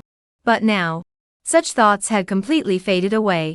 A Sinteen master could effortlessly create some mystical soil, which would take him dozens of days of arduous alchemy to achieve. There's no comparison. Su Guang couldn't help but glance at Su Yan. The power behind this woman was truly beyond imagination. Su Yan didn't seem to notice Su Guang's gaze and simply said, if you don't want the mystical earth, you can take whatever else you like. Su Guang shook his head. I want the mystical earth. Su Yan shot him a disdainful glance. Alright, I obtained a total of 30 taels of 8th grade mystical earth this time. Each tael of mystical earth mixed with ordinary soil can nurture 1 pound of 8th grade demon beast meat in a day. Take 10 taels. She was usually generous, but even now, a hint of reluctance flashed across her face. She didn't mind the dozens of pounds of beast meat per day. But this was different. Xian earth was valuable for long-term possession. A single piece could maintain its spiritual energy for about 50 years before it was completely depleted. For families or factions that relied on it for their development, it was priceless. It was a true family heirloom. If a future generation of the family had extraordinary talent, they could use the mystical soil to gain insights into the techniques of innate masters. Therefore, in the martial arts world, it has always been priceless. Families or sects without innate masters find it extremely difficult to trade for Xuantu. By the way, do you need a woman? Just before leaving, Su Yan suddenly asked. Su Guang felt a bit dizzy. Why was she asking that out of the blue? Su Yan shot Su Guang a disdainful glance. Recently, there have been major battles in many places. The palace mistress of the 100 Flowers Palace in Fenglin County refused the marriage proposal from the young master of the Shen family of Chongsong Mansion, and her palace was besieged and captured by the Shen family. The 100 Flowers Palace is filled with beautiful disciples. If you want some, I can arrange for a few to come to you. You at least have some status now. It wouldn't look right for you to have no attendants by your side. Su Guang remained silent. His mind was in turmoil. This world. What a mess. The brief sense of satisfaction he had felt after killing Renziji had vanished in an instant. All because he had refused a marriage proposal. If one day he or General Wei were to be targeted by some powerful faction or master, how would he handle it? It's no wonder he was worried. General Wei was truly captivating. This world is truly dangerous. Su Yan nodded in agreement, then sighed. It won't affect Qingshuo County in the short term. The Iron Cloth sect isn't particularly strong, but they have powerful backers, so ordinary people wouldn't dare to cause trouble for them. Su Guang nodded in agreement. In this chaotic world, without a background, one would truly be in a dire situation. Only those with innate martial arts prowess are treated as human beings when they venture out into the world. He was deeply grateful for Su Yan's reminder. Has Su Guang ever approached you? Yin Lele leaned against the man's chest, her face filled with love, her eyes brimming with affection. Hearing the man's words, Yin Lele felt a bit unhappy. She didn't like mentioning other men when doing such things. Especially not Su Guang, that lowly slave-born scum.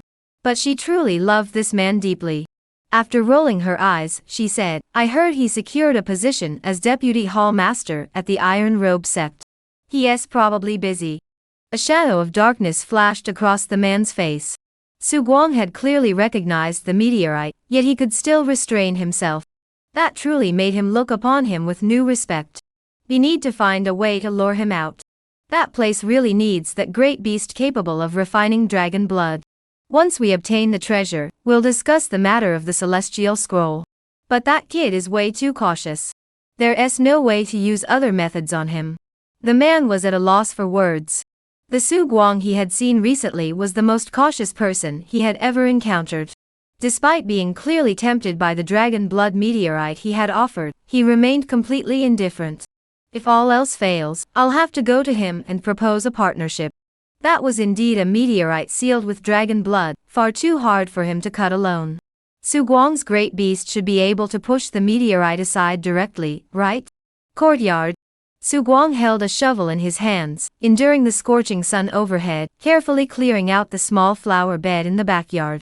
He then carefully scattered the dark soil, which appeared to have large particles, over the ground. He took some blood with a faint metallic odor and sprinkled it onto the soil. In the blink of an eye, the bloodstains on the ground vanished, and the loose soil above began to twist and contort, resembling bamboo shoots, as something broke through the earth. How Sun K. Su Guang watched the scene unfold, unable to suppress his astonishment. Before he could finish his thoughts, however, he suddenly felt a darkness envelop him. It was a literal blackout. Away, I'm busy. Let's play later.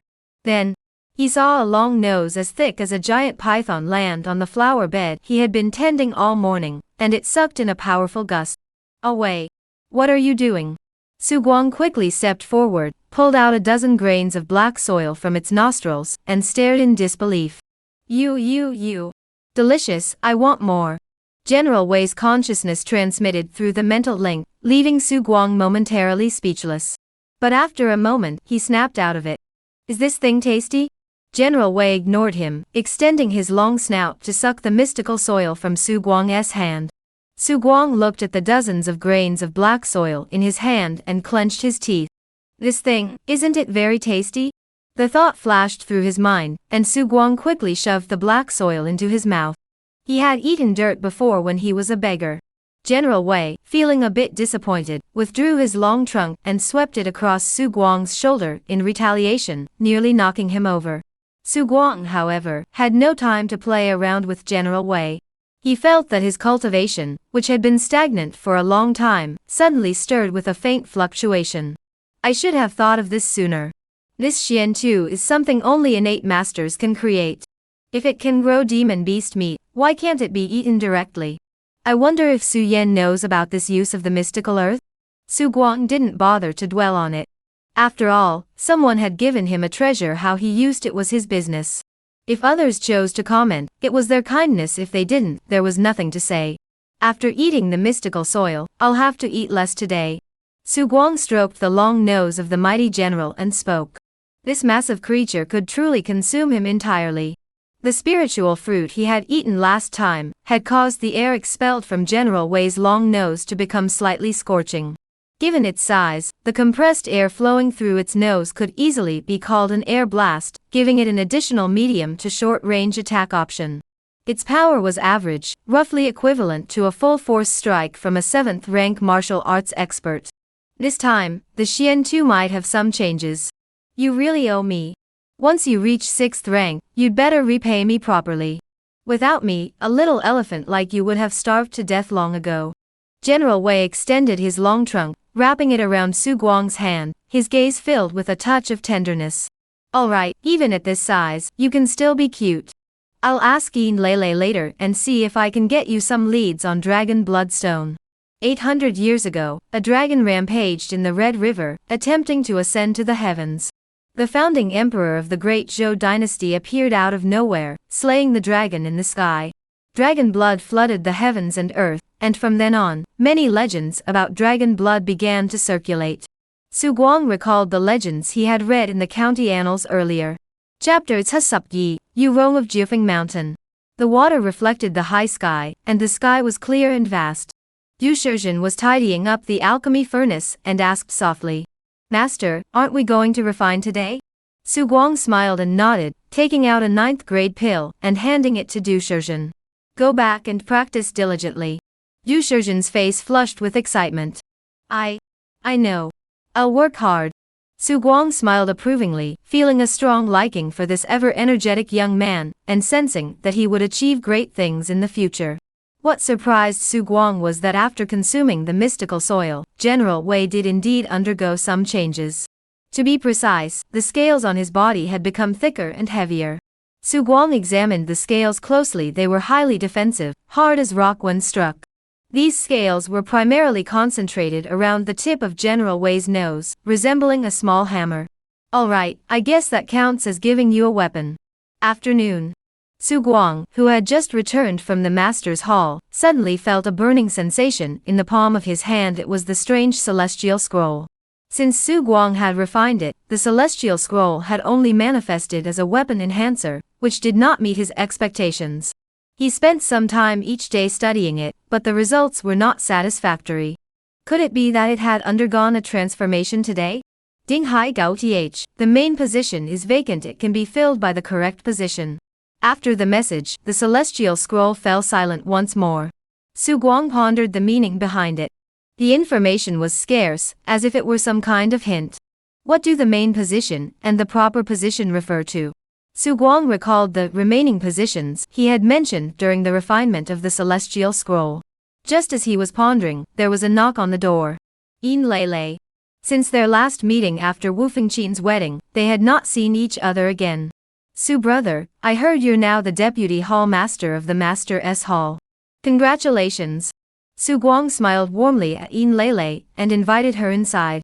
He noticed that the woman before him seemed more voluptuous than before, and the alluring aura around her had grown even stronger. For some reason, he thought of the man he had seen at Wu Fengqin's wedding. Tai Xiong really is in a sorry state. Madam, please speak your mind. Su Guang had no interest in engaging with the woman before him. He knew she had come to see him for a reason. Yin Lele instinctively glanced around before moving closer to Su Guang. A seductive fragrance wafted toward him, causing Su Guang to involuntarily tilt his head back. Yin Lele lowered her voice and spoke in a hushed tone. I found a master. The gemstone I gave to Su Tangzhu last time was truly a treasure. Su Guang sneered inwardly. This woman is truly all brains and no brains. He was happy to play along, though he didn't think much of Yin Lele. But her flirtatious manner and her voluptuous, fair skin teasingly swaying before him looking wasn't a crime, was it? Oh, what kind of treasure is it? The expert said it's a meteorite from outer space, and there's a rare treasure sealed beneath it. Su Guang shifted his gaze from her chest to her face with interest. So the lady asked me to come? General Wei is invincible. That meteorite is indestructible, and ordinary experts can't move it, but General Wei certainly can. The sage wants to collaborate with you. Su Guang scoffed inwardly. This woman was speaking so simplistically.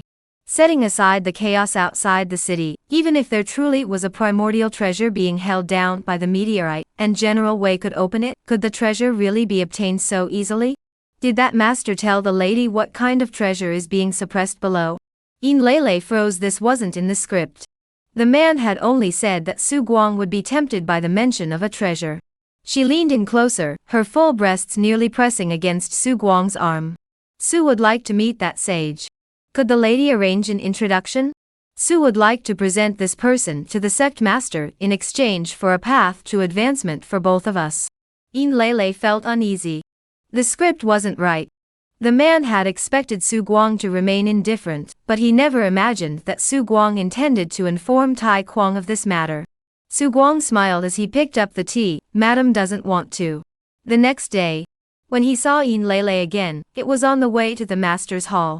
Yin Lele was standing at the entrance of a mansion, waving at Su Guang. A smile played at the corners of Su Guang's lips, and a hint of amusement flashed through his mind. Finally, he would find out who was behind Yin Lele. After confirming that he couldn't break through the 6th rank by training in isolation, Su Guang had no choice but to take some risks. That meteorite containing dragon blood had piqued Su Guang's interest. General Wei was in Yizhong, a different kind of being. For Yizhong, as long as their bloodline was strong enough, the 6th rank was no obstacle. General Wei stopped in his tracks, and the disciples of the Iron Cloth sect immediately halted as well, turning their gaze toward Su Guang. Master? Su Guang waved his hand and smiled lightly, saying, I've met an acquaintance. Wait here for me for a moment. In the courtyard, Su Guang spotted the person who had piqued his curiosity. It was a handsome middle-aged man with a touch of world-weariness in his brows, a red mole between his eyebrows, and a faint air of otherworldly elegance. However, upon closer inspection, one could discern a hint of cruelty in his demeanor. He wore a gray-blue robe, the kind that would attract young women. He was observing the other man, who was also watching him, his gaze occasionally glancing at the palm of his hand. However, it was done subtly, easily overlooked by the average person. Both were cautious. The man stood inside the courtyard gate, Su Guang stood outside, and General Wei stood behind Su Guang. This humble one is Zhuchuan Dao Jiufeng Shan Yurong, paying my respects to Su Tangzhu of the Iron Cloth Sect. Upon hearing this, Su Guang narrowed his eyes. Su Yan and Wu Fengqin had mentioned to him during their free time about the powerful sects and clans in the vicinity. Jiufeng Mountain was a sect from Mingjiang Prefecture, highly powerful, and reportedly held an exalted status in Mingjiang Prefecture, with strength surpassing even the Song clan behind the Iron Robe sect, boasting over a dozen innate experts. Most importantly, Jiufeng Mountain acted with great arrogance, claiming that one drop of blood from Jiufeng means a life in the martial arts world. However, despite their domineering ways, Jiufeng Mountain had a fairly good reputation outside their territory, and was considered one of the leading sects of the righteous path in the Left River region. The city of Mingjiang, where it is located, is also one of the most stable major cities in the Left River region. From this perspective, the Nine Feng Mountain is indeed a reputable sect. So you're a master from the Nine Feng Mountains. My apologies. Earlier, Lila mentioned that Su Tangzhu wanted to meet me. How did it go? Did you disappoint Su Tangzhu? Yurong turned his gaze back to General Wei, his face filled with admiration. No wonder you're a demon beast capable of refining dragon blood, you're truly majestic. Su Guang smiled and shook his head. Emir, you is a man of exceptional talent and grace. How could you say I've disappointed you? The matter Mrs. Yin mentioned to me yesterday is of great importance. I dare not make a decision on my own. If you are interested, I would be honored to introduce you to our sect's Iron Gate Master. Ha, Su Tangzhu is joking. Pardon my frankness, but I only wish to collaborate with Su Tangzhu. As for your Iron Gate Master, what kind of reputation does Su Hall Master have? His Iron Madman is nothing. I have the Nine Feng Mountain as my backing. Our cooperation needs no one else. I've already told you everything. My disciples from the Nine Feng Mountains act with integrity. Su Hall Master, please help move the meteorite away. The meteorite is yours, and the spiritual treasures below are mine. No problem, right? Though his tone carried a hint of doubt, his expression was unwavering. From his posture to his demeanor, everything was consistent with the style of a disciple from a major sect. But Su Guang couldn't help but feel something was off. Yin Lele's excuse from yesterday seemed a bit forced. This matter involved the Dragon Bloodstone and innate spiritual treasures, and it concerned the future of General Wei. He had to take it seriously and be cautious. Using underhanded methods was an option, but he was wary of the Nine Feng Mountain behind them. Such a sect that fiercely protects its own in the martial arts world is a headache for every martial artist they encounter. Yurong looked at Su Guang with a half-smile. I am at the half-step Xintian realm, and have the inheritance of the 9 Feng Mountains. The dangers within the mountains are no match for me. Su Guang noticed that this man's position was precisely where General Wei could not reach him. A half-step to the Xintian realm refers to a master who has already cultivated the Xintian techniques, successfully visualized the realm, and only needs to refine a Xintian spirit object to fully ascend. At this point, Su Guang completely lost any desire to act.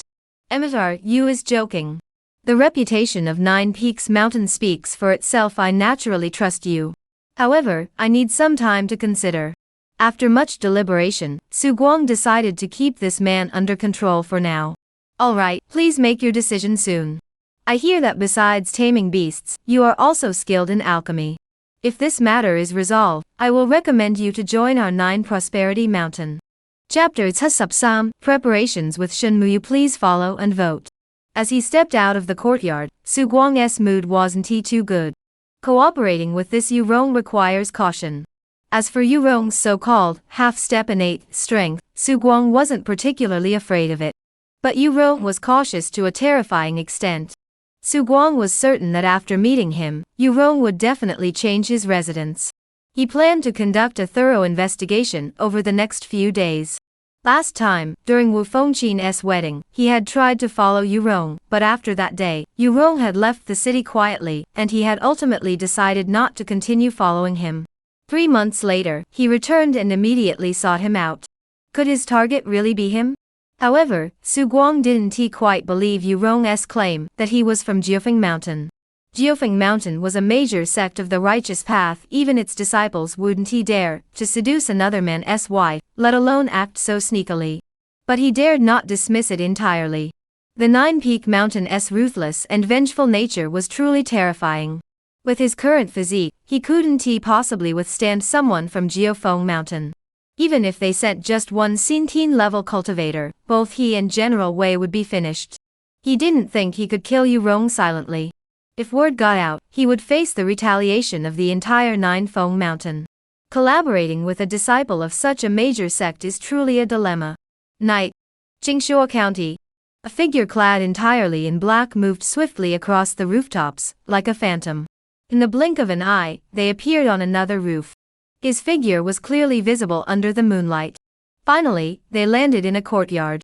The black-clad figure listened to the sounds of a man and woman breathing heavily inside the house and furrowed his brows. Moments later, Yu Rong emerged from the room, his coat open, revealing his chest hair, with a lecherous grin on his face. "You've finally arrived." The other man glanced at Yu Rong. "Disciple, I hope the information you provided was worth the trip." He was highly reluctant to come to such a remote place, where there was no trace of spiritual artifacts. Coming here was a complete waste of time. Haha, this place may be small, but that doesn't mean there are no treasures. You should be interested in the Xintian Langtou, right? Yu Rong's laughter carried a hint of strangeness. This is all thanks to Wei Shixiang. That kid originally invited me to open the secret treasure of the Jade Cicada Elder, but unfortunately, he had bad luck and was killed, and the heavenly scroll was lost. The black-clad man's emotions fluctuated. Wei Shuangnian. He was highly regarded by the master, who openly stated that he possessed the potential of a 3rd-rank heavenly sea cultivator. Otherwise, given his abilities, he wouldn't have been granted the heavenly scroll. But now Yu Rong says Wei Shuangnian was killed? Who killed him? Yu Rong shrugged his shoulders. I don't know. There's a suspect named Su Guang, who specializes in beast taming. Beast taming? The black-clad figure's face flickered with a strange expression, like the Northern K-Master? Not even close. However, I didn't call you here for the secret treasure of the Jade Cicada Elder. Wei Shidi has always been cautious. I estimate that anything related to the Jade Cicada's secret treasure wouldn't fall into that young man's hands so easily. What is it? The Xintian Langtou you mentioned? Not just that. Yu Rong's face suddenly lit up with a fervent expression. This is a sacred land. The place where the spiritual soil is located has remained undiscovered because it was sealed by a drop of dragon's blood. From my observations, there are at least 30 pieces of Xintian Lingxing within. The black-clad man's expression changed slightly. Are you certain? 30 spirits, that's enough for 2 people to break through to the Xintian realm simultaneously. Even someone like him, a Sinteen expert, couldn't he remain indifferent to 30 spirit crystals? That's good news, but you're being chased by the people from Jiufeng Mountain. Are you sure they won't come after us? Yurong's expression grew cold, a hint of ferocity flashing across his face.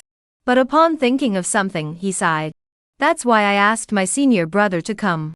The black-clad man nodded in understanding. In his heart, he sneered. What a useless fool to expose his identity like that. What a disgrace to the heavens will Sect. Dawn. Master, that Yurong rented that courtyard 4 months ago, left after half a month, and disappeared for a long time before reappearing. Han Song's face bore an odd expression. Does anyone know his background? Han Song remained silent. Su Guang waved his hand to dismiss Han Song, then fell into deep thought. He didn't place all his hopes on Han Song, and the others either. He also tried to track down Yurong. There was no useful information. There was no denying that the bait Yurong had offered had truly hooked Su Guang. After all, it was a treasure that could help General Wei grow. It was even more important than his own breakthrough to the 6th rank. But he couldn't shake the feeling that Yurong had other motives. Yurong's actions were shadowy and suspicious.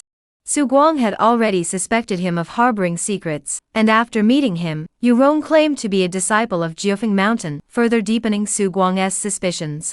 A strange expression flashed across Su Guang's eyes. Whether it was true or not, he would find out by testing it. Xiao Song, bring me a copy of the recent list of people who entered the city tomorrow morning. Additionally, gather all the vagrants in the city. I have some matters to discuss with them. In the courtyard of the martial arts hall, Su Guang fought alone against 100 men, striking them with fists and feet, knocking one after another of the vagrants who had been gathered from the city and stood there daringly motionless to the ground. The vagrants struggled to stay on their feet, feeling the full force of Su Guang's blows. At the same time, they were thinking about the bad things they had done recently. When he grew tired, Su Guang glanced at the panel showing nearly 1,000 additional experience points and nodded. With power in his hands, he naturally had to use it. Moreover, there were other matters to deal with, and any experience points that could be gained must be collected as quickly as possible. This was something he had thought about since becoming the hall master.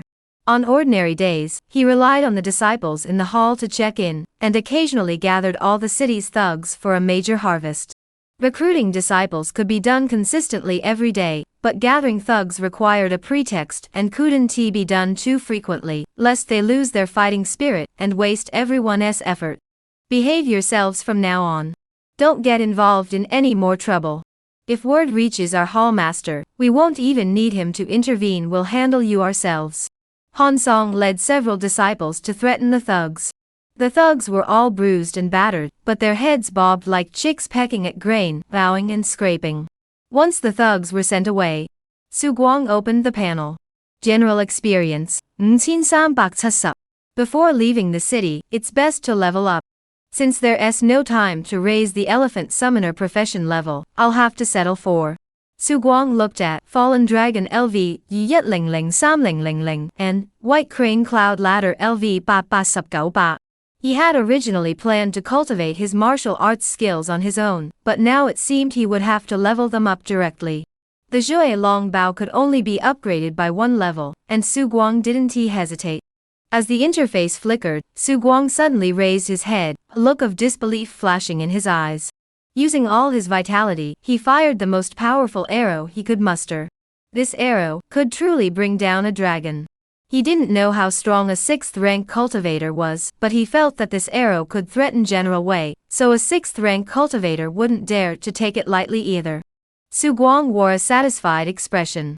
The White Crane Ascending the Clouds technique had been upgraded to level Gao Max, and this lightness technique had reached its limit. Su Guang had also mastered the deepest level of this technique, White Crane Flying West. A mystical technique that approached the ability to fly through the air. In terms of speed alone, this lightness technique was indeed worthy of praise. However, a strange expression flashed across Su Guang's face. The most important thing after upgrading his lightness skill today was to go and report the information. Over the past few days, he had reviewed all the entry lists into the city and personally scouted the area for a long time, identifying several targets. Deep into the night, Shinmuyu held a compass in her hand, walking through the pitch-black streets. She was exceptionally beautiful, and even in the moonlight, her face was almost perfectly visible. What was peculiar was that the needle on the compass in her hand was constantly moving, as if tracking some target. Although Qingshuo County had been thoroughly searched by the Iron Robe Sect, a beautiful woman walking alone on the streets at night was still unsafe. As she made her way through the streets, Shinmuyu had already fended off at least 3 groups of thugs, but she had been careful not to kill anyone. It wasn't that she lacked the desire to kill, it was simply because this was the Iron Robe Sect's territory. Though, given the power of the Nine Fong Mountain behind her, she didn't consider the Iron Robe Sect a threat. Just as she continued forward, her footsteps suddenly halted, and she abruptly turned to look at the drunken men from earlier. 1 2 3 6 1 is missing? Clang! The long sword drew from its sheath. 1 missing? Where did he go? The leader of the thugs, with a swollen face, saw that Shinmuyu had actually caught up to them, and immediately turned pale, cowardly kneeling down. There's only so many of us. Did you mistake us for someone else? Shinmuyu narrowed his eyes and suddenly drew his sword, thrusting forward. A cold gleam flashed in the moonlight. Several thugs closed their eyes simultaneously. Chapter Tsubse, Yu Rong of Jiufeng Mountain seeks death here. Please continue reading. Get out of here. Shinmuyu's cold voice echoed in the night wind. She touched the spot at her waist, her expression icy cold. Who is it? I never expected there to be such a skilled martial artist in Qingshuo County. As she flipped her palm, a piece of paper appeared. It was left by the mysterious expert who had blended into the crowd. It was scrawled with a few words. Yu Rong of Jiufeng Mountain seeks death here. There was also a map, equally crooked, but barely legible. Shinmuyu's expression changed slightly. Who could it be? Piercing sound suddenly echoed from above, and Shinmuyu instinctively drew his sword. He then saw an old man holding a wine flask descending from the sky. Seeing that Shinmuyu was unharmed, the old man sighed in relief. Young master, what are you doing out so late at night? You're talking about Yu Rong, right? Isn't he the traitor Ding Rong we're looking for? Shinmuyu handed the note to the old man. Whether he's there or not doesn't matter, but you absolutely must not get into trouble. The old man looked tense, showing none of the composure one would expect from a master of the inner arts. It was all because of the young girl in front of him. She was far too important to the Nine Fong Mountain. Ding Rong is a demonic cultist of the Heaven-S Will Sect, who has been infiltrating our sect for years. He must not be allowed to leave the Left River Pass alive. Alright, I've come personally this time. What are you still worried about? A figure emerged silently from the shadows. Su Guang watched the 2 figures, an old man and a young girl, depart from a distance, and exhaled deeply. We almost got discovered. This woman must have an extraordinary background. At such a young age, she already possesses the strength of a 7th-rank cultivator, and she's accompanied by a Sinteen expert. She truly is impressive. Su Guang felt fortunate that he had acted quickly, otherwise, he would have been caught by that innate expert. He was certain that the old man with the wine gourd was definitely a Sinteen expert. Because the yin-yang qi gazing technique seemed to have failed. He could faintly sense the terrifying yang energy and magnetic field hidden within the old man, but he couldn't see them. This was undoubtedly the technique of a Sinteen expert. They say that those with innate cultivation can live to be yet years old, and wield extraordinary powers. How envious. Judging from the techniques the young girl had displayed earlier, they bore some resemblance to the martial arts of the Nine Fong Mountain. Jiufeng Mountain is a major sect in the Left River Path, and its 9 Fong sword seal is quite famous. Though the woman's display was brief, some similar traces could be discerned. Could it be that Yu Rong is an imposter? Being chased by people from Nine Peak Mountain? Thinking of the reputation of the Nine Fong Mountain, Su Guang felt he could try to make contact with Shinmuyu. In the Left River region, the Nine Peaks Mountain has a good reputation, and from Shinmuyu's reluctance to kill the thugs earlier, it seemed like he could be approached. If only the one seeking his cooperation were Shinmuyu. Then Yu Rong. He always gives off a sense of harboring ulterior motives. However, he would have to wait and see how things developed. Over the past few days, through the channels of the Iron Robe Sect and the black market, he has learned about the skilled fighters who have recently entered Qingshuo County. Once he breaks through his lightness kung fu, he will inform these experts about Yu Rong. Let us see what happens. A peculiar smile flashed across Su Guang's face. Half an hour later, Yu Rong was holding Yin Lele in his arms as they slept, when suddenly a terrifying sensation made his scalp tingle. He sprang to his feet and rushed out without a second thought. This was a combination of his innate sense of danger and the special sixth sense formed by the secret techniques of the heavens, while Sect the very reason he had managed to escape the relentless pursuit on Jiufeng Mountain on multiple occasions. Though he saw no enemies, he chose to leave without hesitation. What a nuisance! Master, the courtyard you told me to watch last night was visited by an old man and a stunningly beautiful woman in the middle of the night. Before they arrived, Yu Rong fled first. Zhu Ping came to report the situation to Su Guang early in the morning. Su Guang smiled approvingly. Thank you for your hard work, brother. Here's a bottle of 8th grade bone forging pill. Don't tell anyone about this. Zhu Ping nodded vigorously and took the porcelain bottle. We're brothers. I won't tell anyone. Su Guang nodded. He trusted Zhu Ping, the single-minded martial arts enthusiast. His guess was correct. Yu Rong was indeed up to no good. Taking advantage of the White Crane's departure, he had given a note with Yu Rong's address to all the outsiders who had recently arrived in Qingshuo County. Only the woman and the old man went to find Yu Rong. And Yu Rong had already fled. A rough outline of the situation began to form in Su Guang's mind. Yu Rong had sought him out not merely because of General Wei's divine power, but for other reasons as well. This reason was something Su Guang hadn't considered before, but when combined with the fact that Yu Rong was allegedly being hunted down by Shenmuyu, the suspected true disciple of Jiufeng Mountain, a demonic being of destiny lurking in Jiufeng Mountain, and his identity has been exposed? A peculiar smile flashed across Su Guang's face. He had formed a rough guess about Yu Rong's identity. This also seemed to explain why Yu Rong had shown signs of seeking him out long ago, but had left earlier, likely because he had been discovered by the people of Jiufeng Mountain and had no choice but to depart. Thinking of this, he felt a bit fortunate. Just a few months ago, he and General Wei didn't have the strength to go up against someone at the half-step Xiantian realm. Then let Su help the Nine-Fong Mountain cultivator out. However, this Yu Rong was indeed a tough nut to crack. The fact that he had managed to escape from the hands of a Xiantian cultivator was truly baffling. Of course, it was also possible that the old man and the youngster had not taken his note seriously and arrived too late. Back home, Su Guang stared at a secret letter, furrowing his brows. Yu Rong had vanished. After learning that Yu Rong had no backing from the Nine-Fong Mountains, Su Guang searched the city for any news of him. The place was already deserted, leaving only a secret letter marked with the gathering location. The next day, Ironcloth Gate. Master Su has arrived. Please sit. Yu Xiaohua, who had only one arm remaining, greeted Su Guang with a slight air of formality and ushered him inside, smiling as he spoke. Su Guang looked both surprised and flattered. How have you been at the martial arts hall lately?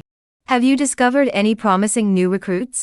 Su Guang mentioned a few names, but judging by Yu Xiaohua's expression, he hadn't remembered most of them. Yu Xiaohua was clearly just making small talk. After a cup of tea, Yu Xiaohua got down to business. The affairs of the Master's Hall are busy, and since you're leaving the city, I won't stop you. However, there are some matters that require your attention, and I've been struggling with them as well. Our sect's development in Qingshuo County has been relatively smooth, but the area outside the city has become chaotic, especially in the Qingniu Mountain region of Dongxiang. There is a very important outpost of our sect there. The underground bunker there has recently encountered some issues. It seems to have been targeted by bandits from the mountains. We are not immediately concerned about them acting now, but if those bandits manage to gather intelligence, they will undoubtedly swarm like hyenas. Currently, I am in charge of the sect's affairs. The senior elder is busy cultivating connections in Songjiang Prefecture, and the sect master is in seclusion to break through his cultivation. Su Tangju is leaving the city this time. If possible, please stay at the bunker for a while. After Yu Xiaohua was severely injured and lost an arm, he no longer obsessed over cultivation, but instead focused more on the operations of the clan. This was a reasonable request. Su Guang controlled the martial arts hall, and although he didn't have much support within the sect, he hadn't caused any trouble either. Su Guang naturally wouldn't refuse, as it was just a minor task. That outpost is of great importance. It is not only a vital route for many of our sect's herb collectors and hunters, but also a crucial supply point for caravans. Please ensure that Su Guang holds it firmly. Yu Xiaohua continued, emphasizing how crucial the location was. Su Guang studied Yu Xiaohua closely before suddenly asking, "Do you know a man named Yu Rong?" A look of confusion flashed across Yu Xiaohua's eyes before he shook his head. Is this related to the matter at hand? The outside world is in chaos lately. This band of ruthless bandits must be remnants of a fallen sect who have taken to banditry and roamed into our Qingshua County. I don't know if there's anyone named Yu Rong among them.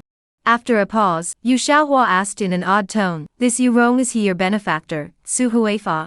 Su Guang shook his head, studied Yu Xiaohua for 3 seconds, then smiled lightly and said, "Su is also a member of the Iron Robe Sect, and is willing to contribute whatever I can." Yu Xiaohua burst into laughter. "Master Su, rest assured. We will not shortchange you in this matter.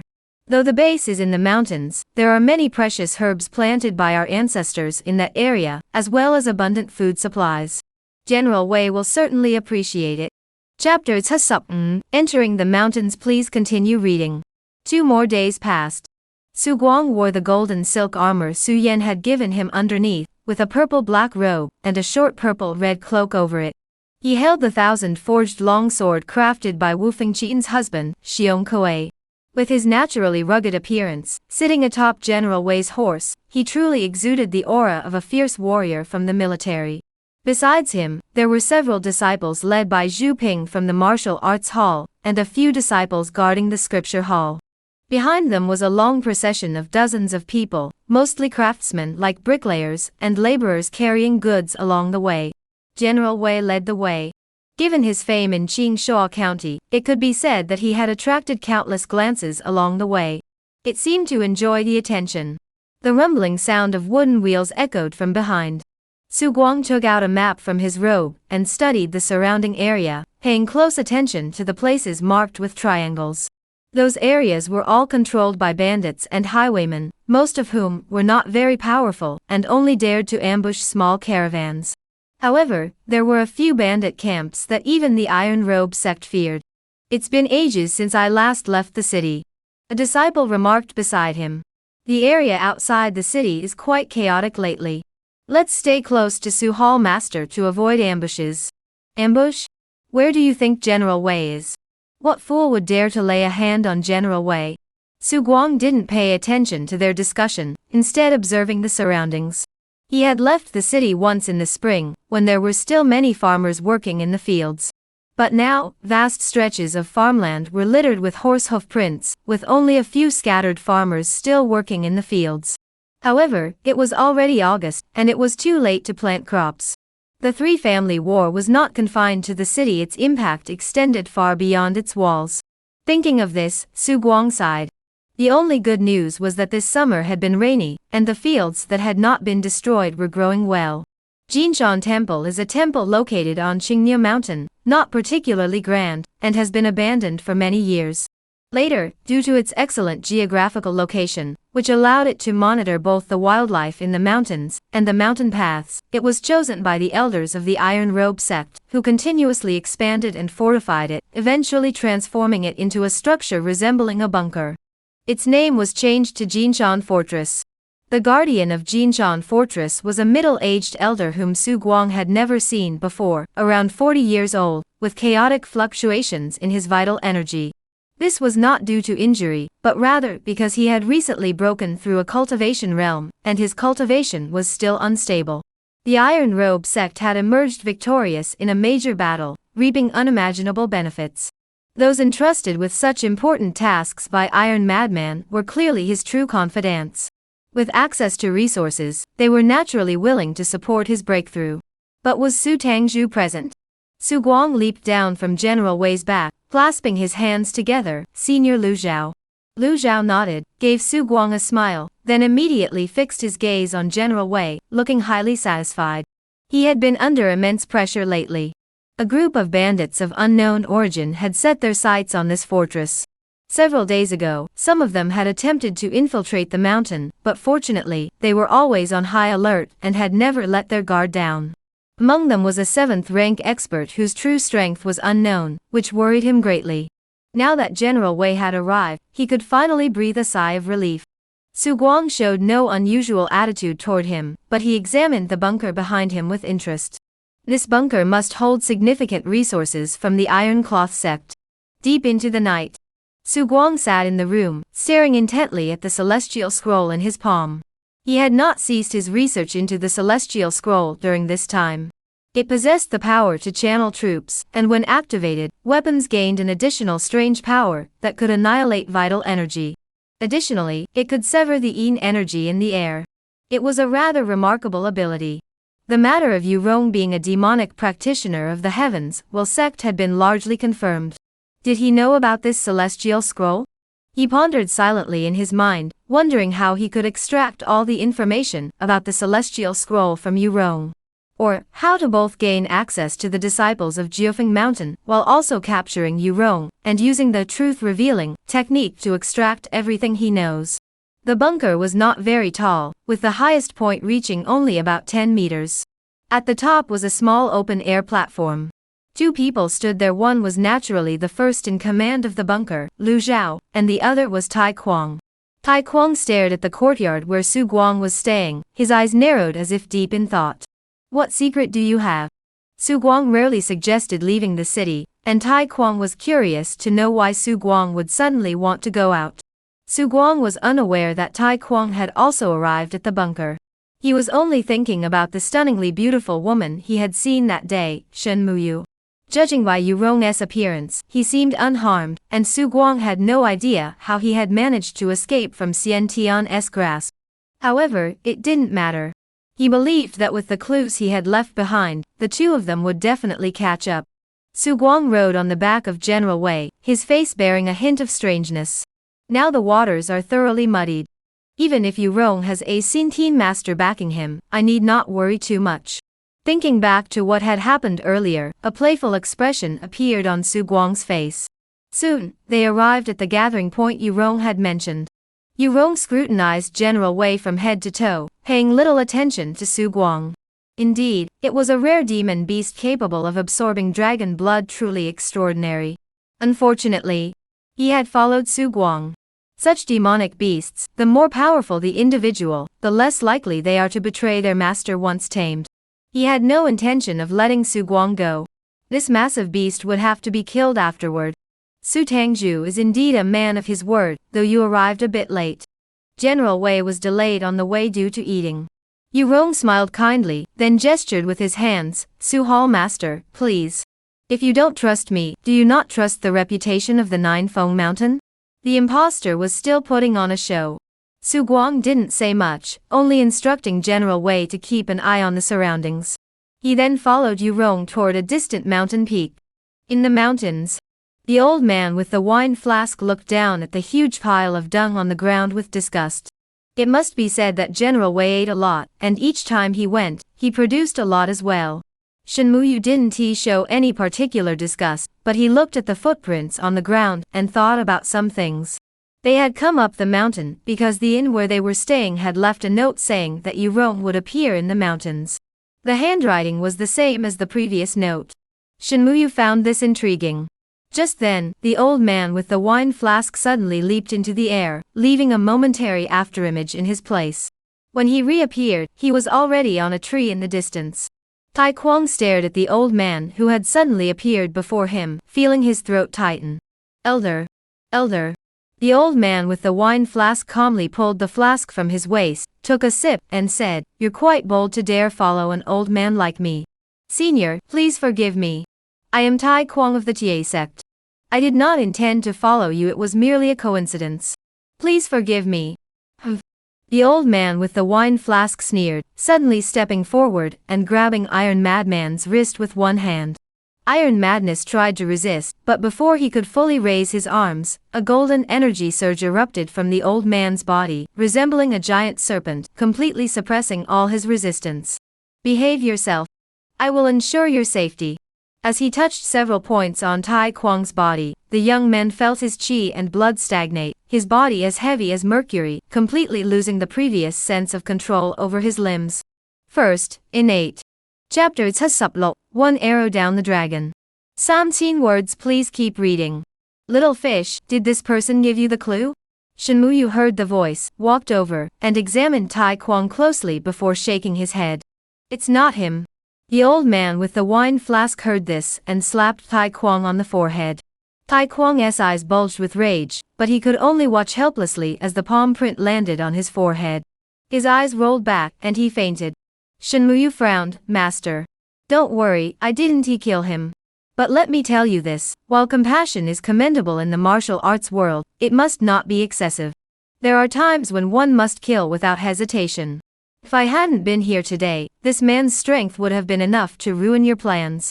Tai Kwang had obtained the Song clan's innate martial arts techniques, and was now considered to be halfway to the innate realm. Hearing the old man with the wine flask begin his lecture on the way of killing again, Shenmuyu rolled his eyes and said nothing more. He simply stared at the dung on the ground, lost in thought. She had been in Qingshuo County for only a short time, but she had heard rumors about some of the big shots in the city. This large pile of animal dung indeed belonged to a hall master of the Iron Robe Sect. Su Guang? That was the name, and he had a good reputation in Qingshuo County. But why would he give me information about Ding Rong? And how did he know they were tracking Ding Rong? Little fish, what do you think Ding Rong came all the way here for? I heard that Qingshuo County hasn't had any ghostly disturbances for many years, so it's unlikely there are any innate spiritual treasures there. Shenmuyu shook her head slightly. She didn't understand either. The smaller and more peaceful a place is, the worse it is for martial artists. There's an old saying in the martial arts world, the easier it is for ghosts to appear, the more likely it is for innate spiritual treasures to be born nearby. She was truly puzzled by Yu Rong's purpose in coming here, just as she was puzzled by why Su Guang was willing to provide them with clues to track down Yu Rong. Of course, she was even more curious about how Su Guang had found out they were tracking Yu Rong. Whether it was the two from Jiufeng Mountain or Tai Kwang, their strength was formidable, and they could control the slightest movement. Wei Jiangjun, who was a bit farther away, found it difficult to sense them.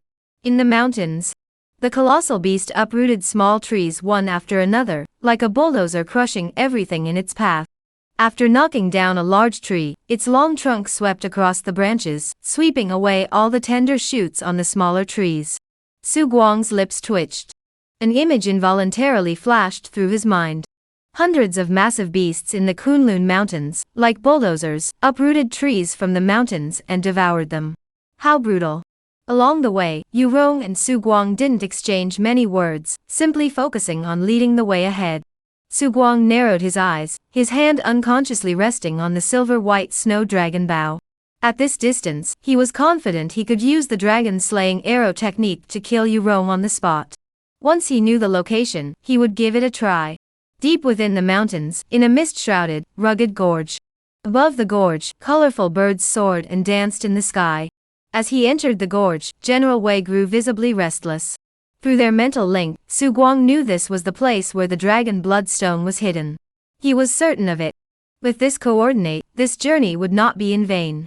As he flipped the incense ash between his palms, a fleeting gray hue flashed across Su Guang's eyes.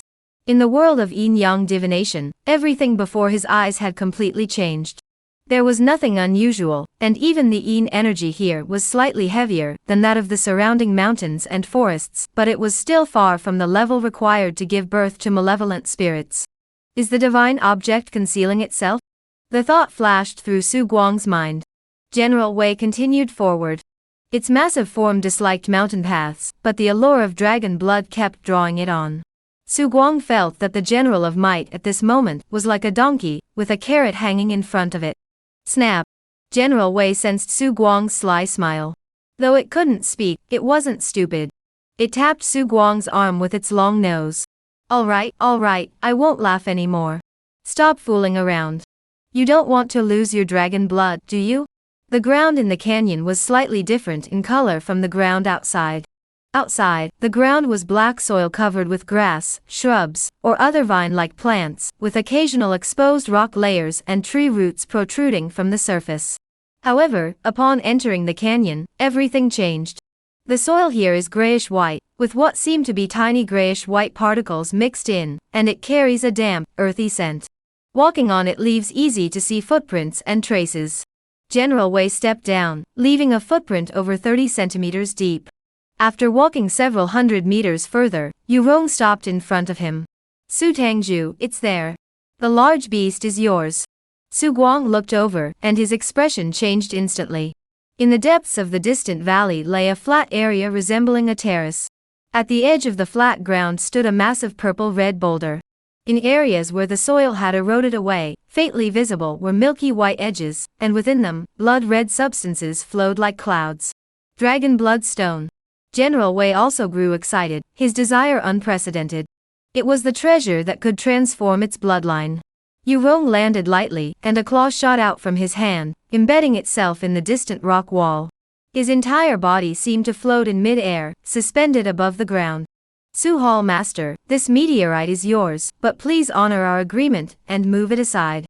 The Dragon's Blood Stone was a treasure, but Yu Rong had no intention of keeping it. After all, it was far too hard to handle. He planned to wait until he and his senior brother retrieved the innate spiritual object below before reporting the Dragon's Blood Stone to his master, using it as a stepping stone for his future cultivation. This Dragon Blood Stone was nearly indestructible, weighing tens of thousands of pounds, and not something that could be moved easily. That was why he had planned to use Su Guang. As for what to do afterward, of course, he would kill Su Guang. Was he supposed to keep him around for the new year? What surprised him was that Su Guang and General Wei were standing 200 or 300 meters away from the purple stone, motionless. What does Su Hall Master mean by this? Su Guang awkwardly smiled. I'm sorry. Su suddenly has a stomachache. Could we reschedule and have General Wei come another day? Yu Rong was taken aback for a moment, then a flash of anger flashed across his eyes. What does Su Guang mean? Having seen the Dragon Blood Stone, Su Guang no longer bothered to play along. I said I have a stomachache, are you deaf? Yu Rong stared intently at Su Guang, but suddenly a strange smile appeared on his face. Do you feel something strange? After speaking, he stared silently at Su Guang, waiting for something. Su Guang casually took a large pill from the leather bag beside General Wei, who sucked it into his mouth. Then he smiled brightly at Yu Rong. I'm a pharmacist, carrying antidotes is perfectly normal, isn't it? Yu Rong's expression turned grim. Damn it. General Wei let out a long, piercing cry. His long nose swept across the ground, and moments later, a boulder half a person's height suddenly flew into the air, hurtling toward Yu Rong like a cannonball. Bang! Although Yu Rong was hanging on the cliff face, it did not affect his movements in the slightest. In the nick of time, he suddenly threw out his claws, and his body shot upward by dozens of meters. What incredible lightness of footwork! Su Guang was secretly amazed and suppressed the urge to draw his snow dragon bow. He finally understood why those senior masters didn't use their ultimate moves at the beginning of a fight. The reason those moves were called big moves was because they had long cooldowns and high energy costs. He didn't know Yu Rong well, though he was confident in his archery skills. But if Yu Rong dodged his arrows, what then? Without that trump card, given General Wei's speed, catching up to Yu Rong in the mountains would be too difficult. He needed to observe Yu Rong's movement patterns, lock onto his chi, and aim for a precise strike. A large rock suddenly exploded on the cliff face, sending a cloud of dust into the air. This valley is very humid, so the dust quickly settled. I underestimated this guy. Yu Rong gripped a rock on the cliff face with one hand, looking down at Su Guang with a cold glint in his eyes. I'll give you one last chance. Otherwise, without the help of that massive beast, moving the dragon blood meteorite would require considerable effort. Su Guang, under Yu Rong's surprised gaze, picked up his bow. We have no grudge against each other. Why do you want to harm me? A cold gleam suddenly flashed in Su Guang's eyes. Yu Rong sneered and suddenly threw 2 pills into the air, which exploded. In an instant, the valley seemed to boil, and black shadows appeared between the cliffs. These are demon beasts? Upon appearing, these demon beasts charged toward General Wei as if possessed. Most of these demon beasts were native to this area. Due to prolonged exposure to dragon bloodstones, their appearances had undergone significant changes, with dragon-like features beginning to emerge on their bodies. General Wei let out a loud roar, as if feeling humiliated. He suddenly took a step forward, and a powerful aura locked onto a wolf-like beast with 2 horns in front of him. His massive leg, as thick as a pillar, rose up. Bang! The ground trembled, and the entire valley echoed with the dull thud of the impact. Blood mist filled the air, and the wolf beast was reduced to a pile of flesh in an instant. This scene caused Yurong's heart to race. This brutal, blood-soaked scene of utter domination was utterly shocking. On the other side, Su Guang's face flashed with a strange expression, as he felt strange forces gathering within his body. Horizontal crush was taking effect. He looked at Yurong with an odd expression. I truly envy you for being able to witness the pinnacle of a 7th-rank realm's attack. Creak! As the bowstring was drawn back, the wind and clouds swirled. In the damp valley, it seemed as though plumes of smoke were rising, constantly gathering, while rain slowly fell from the sky. This was the first time Su Guang had unleashed the full power of the Dragon Fall, which had been upgraded to level 8. His right hand was tightly clenched, as if touching someone he loved dearly. The qi and blood within his body seemed to be locked by an invisible force, surging fengquang ly into the snow dragon bow. Whoosh! Piercing, high-pitched sound. Chaotic, discordant sounds, like the roars and screams of countless beasts. That was the black arrow activating. The black arrow pierced through the rain curtain, emitting a mournful cry, like the roar of a dragon, accompanied by tremors. The entire sky seemed to shake, and the rain appeared to be dyed red. It was the mournful cry of a dying dragon. The black arrows, enveloped by the rain and air, resembled dragons of air. Falling dragon! Falling dragon! As Su Guang drew his bow, Yurong fell into a state of madness. His sixth sense, beyond that of ordinary people, was racing wildly, a terror even the wine monk's pursuit couldn't match. A life or death crisis. He will die. He really will die. This terrifying sense of danger made Yurong feel like he was going mad. Senior brother, save me. Chapter 7. Go distract him, please keep reading, and vote for this month. A dark figure suddenly emerged from the rain. It hovered in mid-air, standing before Yurong. Its body seemed to possess something that even the falling rain dared not approach. In that critical moment, an orange-yellow glow rose from its body. Though not thick, it gave off an indestructible aura. It stood before Yurong, extended a hand, and reached out to grab the black arrow. Young man, you have some skill, but alas, this arrow is useless against someone of my caliber. Bang! The black arrow darted forward like an enraged dragon. In an instant, a series of explosions echoed through the air, as if the atmosphere had been torn apart. The black-clad man's expression changed drastically. The tendons on his arms pulsed with surging energy, and layer upon layer of golden yellow energy gathered on his skin, converging rapidly. In the blink of an eye, his arm swelled to an unimaginable size. The innate energy and the force of the black-tipped arrow collided in the air, compressing, colliding, and exploding. The black-clad man's arm twisted in an odd manner, and he finally let go. The black arrow, without the slightest hesitation, shot forward like a meteor, heading straight for Yurong. Bang! Yurong's left arm exploded into a cloud of blood. He let out a piercing scream. The black arrow finally lost its momentum. He brought the hand that had caught the arrow behind his back, and looked calmly at Su Guang. Young man, how about that? Su Guang. Why don't you take a look at Yurong? Take a look at your hands before you try to act tough. He calmed his inner energy and, under the slightly startled gaze of the black-clad man, drew 3 black-tipped arrows. Impressive. What about the other 3 arrows? The black-clad man's expression changed, losing his previous nonchalance. He suddenly darted forward in the air, shouting, "You're asking for death. Do the 2 of you know Wei Shuangyan?" Su Guang suddenly spoke up. Though the 2 did not respond, Su Guang noticed something unusual in their eyes. He confirmed some of his suspicions. You're about to die, yet you're still stalling for time. If you know what's good for you, tell your beast general to push the giant rock over there out of the way, or else. Su Guang's smile grew even brighter.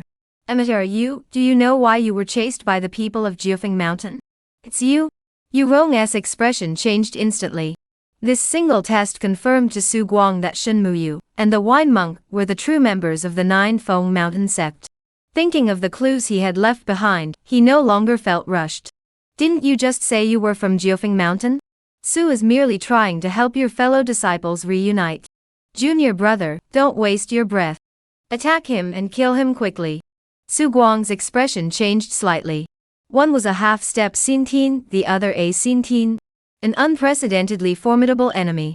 General Wei swept his long nose horizontally, striking a wolf-like demon beast. The beast instantly soared into the air, emitting a mournful cry as its internal organs and blood poured down. The black-clad man snorted coldly, exchanged a glance with Yu Rong, and prepared to strike Su Guang. General Wei's nose pointed skyward, compressing, then suddenly shot forward. A projectile resembling an air cannon hurtled toward the black-clad figure. The black-clad figure dodged at an incredible speed, moving like a phantom, suddenly appearing beside General Wei. His fingers were pressed together, resembling an extremely sharp sword. He effortlessly broke through General Wei's defense. Blood gushed out uncontrollably. General Wei roared in anger, his massive body spinning around, unleashing an immense force that crashed down on the black-clad figure. The black-clad figure's expression changed drastically. He hadn't expected the beast's turning speed to be so fast. General Wei may lack mobility, but his reaction speed in close combat is no slouch. The black-clad figure would not be able to bypass General Wei and kill Su Guang in the short term. Su Guang suddenly spoke again, this time with a serious expression on his face. Don't you wonder why I didn't flee? Yu Rong suddenly thought of something, Suddenly, the two noticed that there seemed to be an extremely powerful aura echoing above the valley. That was, a Xintian? Damn it. This kid must have left a clue for the people of Jiufeng Mountain. Does he know the people from Jiufeng Mountain? How could he have been outwitted by an unknown rookie? The black-clad man felt a surge of resentment, and Yu Rong felt the same, casting a lingering glance at the meteorite in the distance. They knew that in General Wei's hands, they couldn't kill Su Guang. If they were delayed. Thinking of this, they dared not linger and fled instantly. Watching their retreating figures, Su Guang sneered. Wei, do you think these two can escape this time? General Wei let out a low growl, feeling that Su Guang's smile at that moment was somewhat sinister. But he couldn't figure out why. All he remembered was being beaten by those two, and it still hurt. The wounds caused by the black-clad men had stopped bleeding after General Wei had dispersed the qi energy on them. With his abnormal healing ability, they were already nearly healed. Don't worry, you won't suffer in vain. With Yu Rong and the black-clad men gone, all the demon beasts before him were no match for General Wei in a single exchange. As soon as he stepped out of the valley, he spotted 4 figures in the distance, chasing each other madly. A smile flickered on Su Guang's lips. Natural-born masters cultivate the primordial qi, whose blood and qi intertwine within their bodies to form qi energy that can pierce the body, manifesting legendary techniques akin to sword qi or knife qi. In a rugged mountain forest, Yu Rong and the black-clad figure were caught up by Shen Muyu and his companion. Ding Rong, you little bastard, you sure can run. The old man with the wine flask took a sip of wine and watched the two of them leisurely. To him, the two were like mice. If they escaped, he'd have a hard time finding them, but if they encountered him. Upon seeing the two, Yu Rong's expression changed drastically. He didn't know how they had caught up to him. His mysterious senses had been warning him all along, and he had been moving constantly. In this vast forest, how had they found him? Was it Shen Muyu's compass from the feng shui master? Impossible. He had spent a long time on Jiufeng Mountain and knew something about that compass. It could only pinpoint his general direction, but now, Shen Muyu and the other two seemed to know his exact whereabouts. Senior brother, let us go. It's the wine monk from Jiufeng Mountain. Upon hearing the name, the black-clad man's expression darkened, glaring at Yu Rong with a grim expression. Why didn't you mention the wine monk earlier? Senior brother, this isn't the time to ask questions. The black-clad man's gaze was as cold as water. Go distract him, or else. Yu Rong hurriedly said, all right, senior brother, you go quickly and find the master for help. Let's split up. A moment later. Why are you following me? Go distract the wine Taoist. Senior brother, let's go together and kill the wine monk. The black-clad man. As the palm print shaped like a wine jug crashed down from the sky, the black-clad man glared hatefully at Yu Rong and suddenly changed direction. The wine monk casually glanced at Yu Rong, then pointed his finger into the void. Golden energy suddenly split apart, then transformed into a palm print, flying toward Yu Rong. Yu Rong let out a pained cry and fell to the ground. Fortunately, the wine monk pursued the black-clad figure. The mountain winds howled like the wails of ghosts, mingling with the heavy mist in the mountains, giving the entire mountain range an eerie, hallucinatory aura. Shinmuyu. Must you really kill everyone? I have never done anything wrong on Jiufeng Mountain. Why are you so determined to pursue me? Shinmuyu held his 3-foot-long sword, watching Yu Rong leap through the trees like a monkey. She said nothing, only continuing her relentless pursuit. The wine monk had warned her that when facing someone like Yu Rong, a demonic cultist, she must not utter a single word. Kill if you can, flee if you must. Under no circumstances should she speak to him. Shinmuyu had finally gotten the chance to leave the mountain, so she wouldn't give Yu Rong any opportunity. Yu Rong was angry but not panicked. But suddenly, Yu Rong stepped back, and a spirit crystal appeared in his hand. His eyes flickered with a hint of reluctance, and in the next moment, he threw it. Countless frost crystals exploded around Shinmuyu. Shinmuyu was instantly flung backward. The strange frost carried a terrifying force, rampaging across her body. Shinmuyu's expression changed drastically. She never expected that in such a situation, Yu Rong still had such a technique. Yu Rong's face darkened, his eyes gleaming with malice. Shinmuyu, you were the one who tried to kill me. One day, on the path to the underworld, do not hold a grudge against me. Shinmuyu's long sword danced in the air as she formed a seal with one hand, causing the sword to glow with a surge of chi and blood. However, the injuries caused by the frost Yu Rong had channeled into her erupted instantly, causing her to involuntarily let out a soft cry as she fell backward. Yu Rong's face was filled with a murderous glint, his intent to kill evident. But, just as he was about to strike the fatal blow to end Shinmuyu's life, suddenly, a strange roar echoed through the forest. He recognized it was the voice of the great beast of Kunlun. Looking through the dense forest, he could vaguely make out the silhouette of a gigantic beast swaying in the distance. Suddenly, Yu Rong's expression changed drastically. He felt as though he had been locked onto by some immense, otherworldly terror.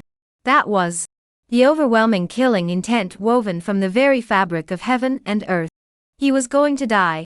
What was it? He instinctively looked around frantically while his feet moved swiftly. Whoosh! A black arrow appeared out of nowhere, and by the time it reappeared, it was already inches away.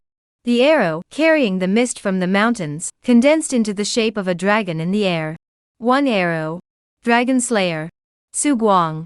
Chapter Sword/ Please keep reading. The overwhelming sense of dread grew stronger, and Yu Rong finally realized where the threat was coming from: the arrow before him. Yu Rong instinctively tried to dodge, but as soon as he moved, he knew it was too late. His intact arm gripped the long sword tightly, blocking it in front of his chest. Bang! Yu Rong let out an agonizing scream as the arrow pierced through his chest. But the arrow continued its relentless trajectory. Whoosh! The sound of the arrow piercing his body was dull and heavy. At that moment, Yu Rong finally saw Su Guang.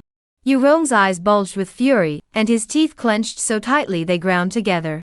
But his entire body was overcome by a wave of weakness and helplessness. He knew he was dying.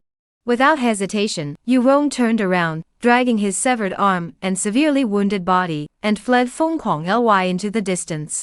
Su Guang, I've met the senior sister from Jiufeng Mountain. Su Guang landed and stood beside Shinmuyu, speaking softly. Shinmuyu's face was pale and weak. She looked at Su Guang with eyes full of caution. Su Guang smiled faintly. Please rest assured, senior sister. Yu Rong cannot escape. The wilderness is dangerous. Please follow General Wei. Just as Shinmuyu was about to speak, she felt a tremendous force behind her, sweeping her entire body away. When she reappeared, her field of vision suddenly widened. She slowly looked down, and a sense of fear welled up from the depths of her heart.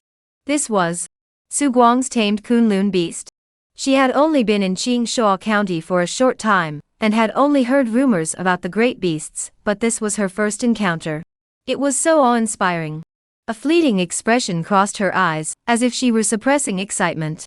You, senior sister, is following General Wei. Su is going to kill someone. Whoosh whoosh.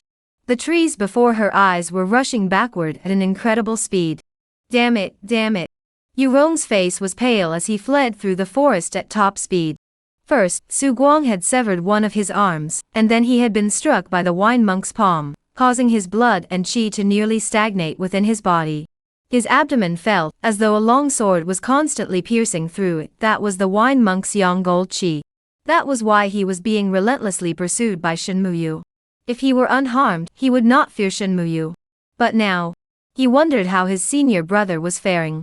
With disaster looming, he had no time to think about anything else. Everything is over.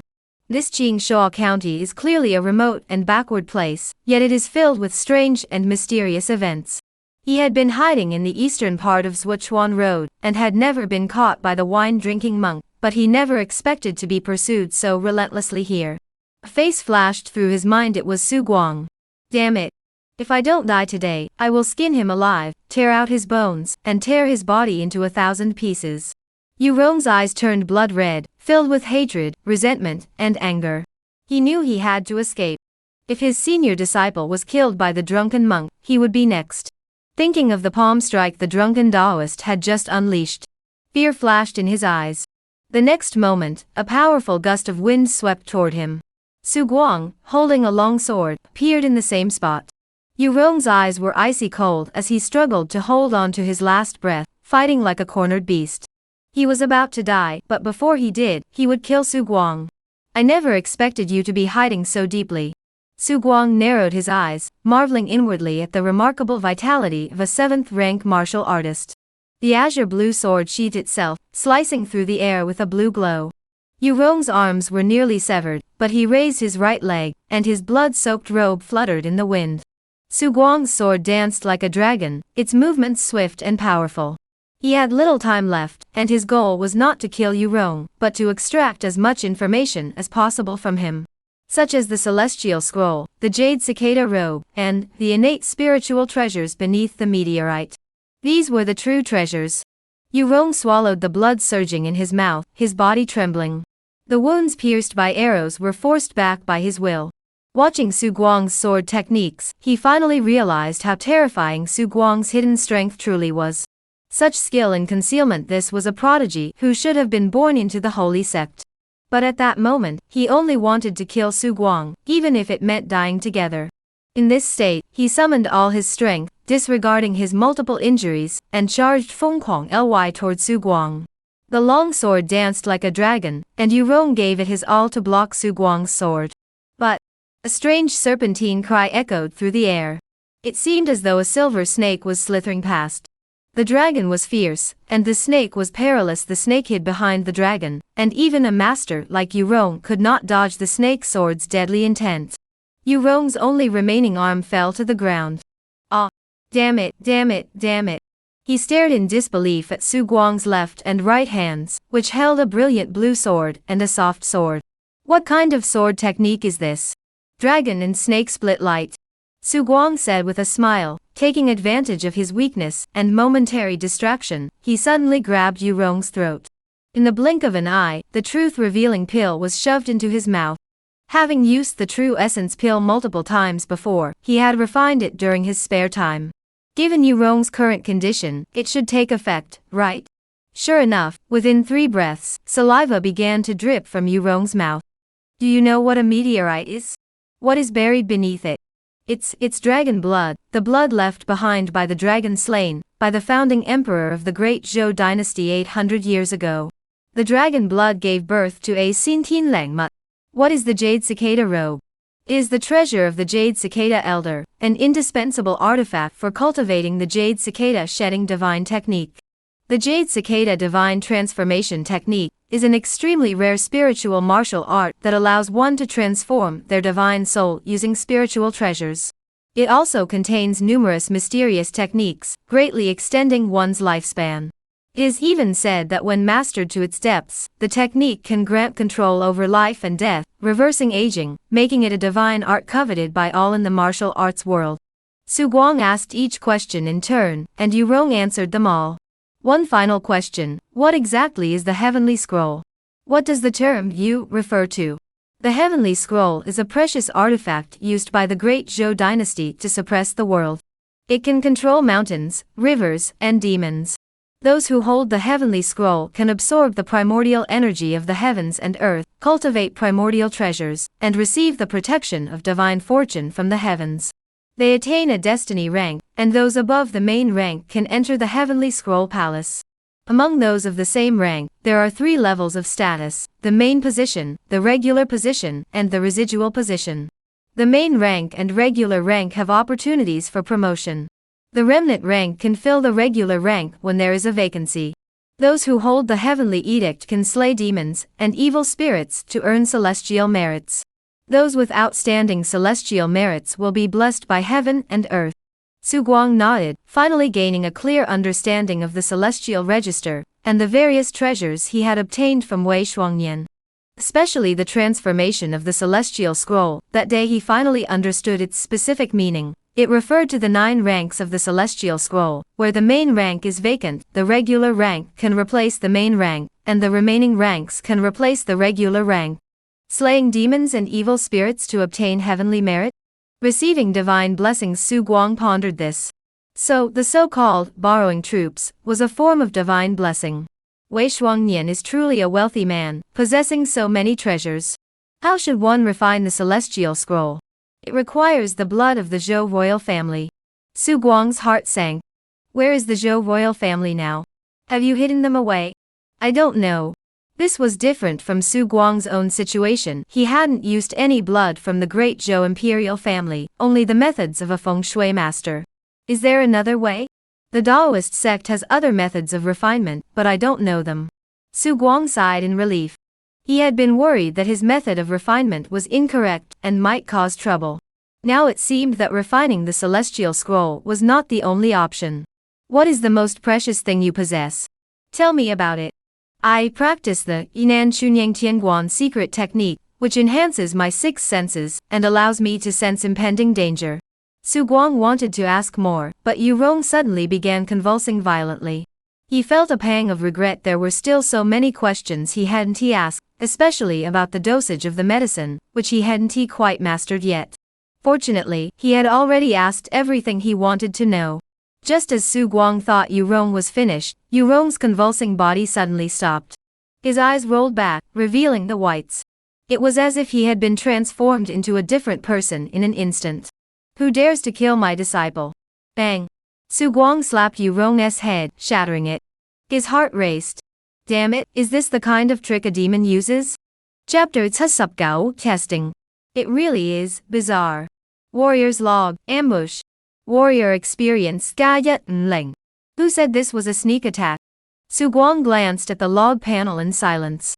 He didn't approach to rummage through Yu Rong's body, but instead waited quietly. Moments later, Shenmuyu and General Wei arrive. She was still riding on General Wei's back, even lying down quite comfortably. Upon seeing Su Guang, Shenmuyu was about to speak when she noticed the disfigured corpse at Su Guang's feet. Su Guang wore a look of joy, his face brimming with satisfaction. Senior sister, rest assured. I have avenged you. However, something strange happened to him, so I dared not hold back and left no survivors. Yu Rong was already missing an arm. The wine-drinking monk had intentionally left him alive. This was something Su Guang had noticed. Now that Yu Rong was dead, he didn't know what Shenmuyu's attitude would be. Shenmuyu stared at Su Guang with an odd expression, seemingly unconcerned about Yu Rong's death. Su Guang felt a chill run down his spine under her gaze, but Shenmuyu's pale face suddenly broke into a smile. They say Su Guang is not skilled in martial arts, yet I never expected you could slash a half-step Xintian with a sword. Su Guang frowned upon hearing this. For some reason, Shenmuyu gave him an extremely dangerous vibe. It was as though Shenmuyu had just harbored murderous intent toward him. But for some reason, it had suddenly subsided. Delusion? How did you know we were looking for him? Su Guang's expression turned serious.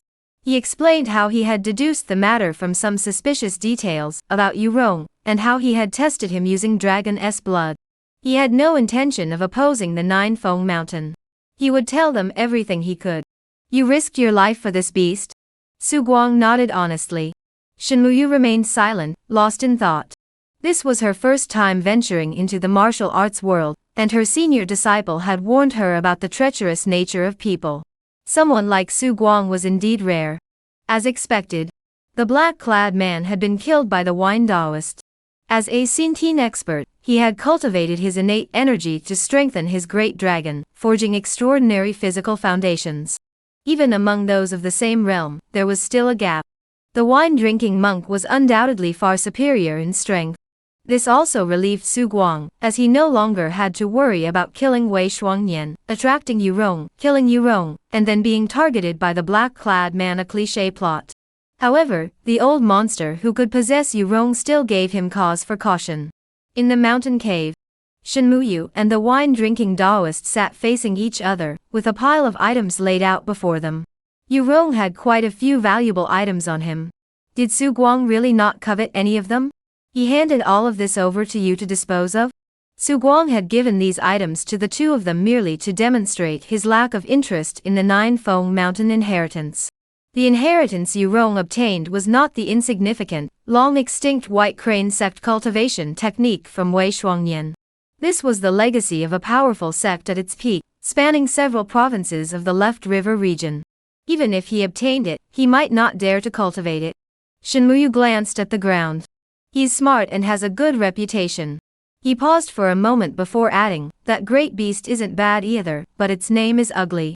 Rename it Bao Xiang. The wine-drinking monk chuckled, his expression odd. You wouldn't be thinking of recruiting him, would you? Shenmuyu's pale complexion vanished, leaving no trace of injury. He nodded. This man has an excellent reputation in Qingshuo County. Both the underworld and the Green Forest praise him.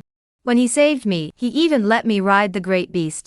When she mentioned riding the large beast, a hint of excitement flashed in her eyes. Isn't Yurong's reputation on Jiufeng Mountain good enough? The Heavens Will Sect is full of cunning demons.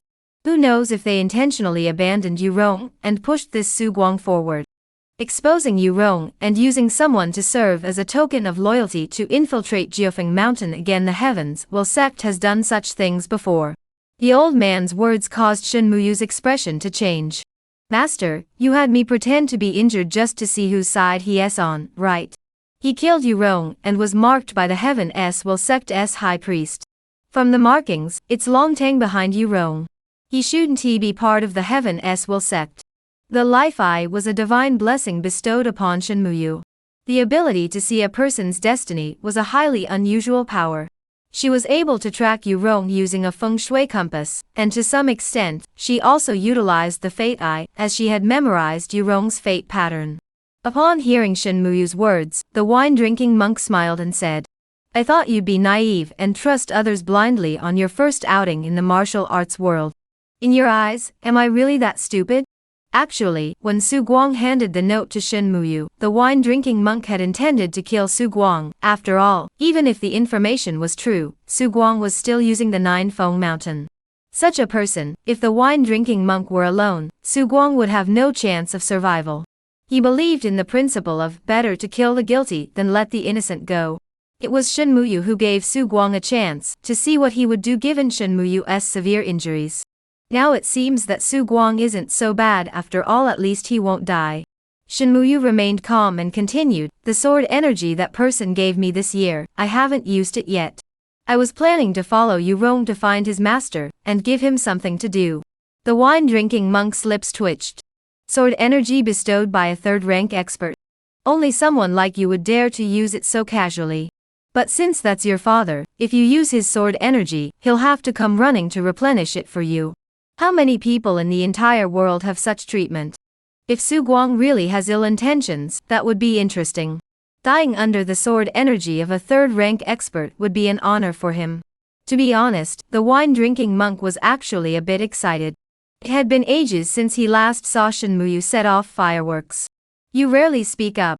If you want him to join the sect, that's fine, but I doubt the kid will be happy about it. The wine monk changed the subject and spoke up. Su Guang's hidden strength is so profound. In such chaotic times, such a person would either have grand ambitions, or be a reclusive hermit simply seeking stability to survive. Given Su Guang's reputation, and the loyalty he showed to General Wei, he's either a tyrant, or the latter. Person who wants to live in peace would not want to join a larger quagmire before facing any major changes. Although Jiufeng Mountain is relatively better off compared to other major factions, Shenmuyu couldn't quite figure it out. In her view, Su Guang should be a cautious person, well, perhaps more accurately, someone who values his life greatly. In the Iron Robe sect, he wasn't safe, but in Jiufeng Mountain, he was. Our Jiufeng Mountain is no match for the Iron Cloth sect.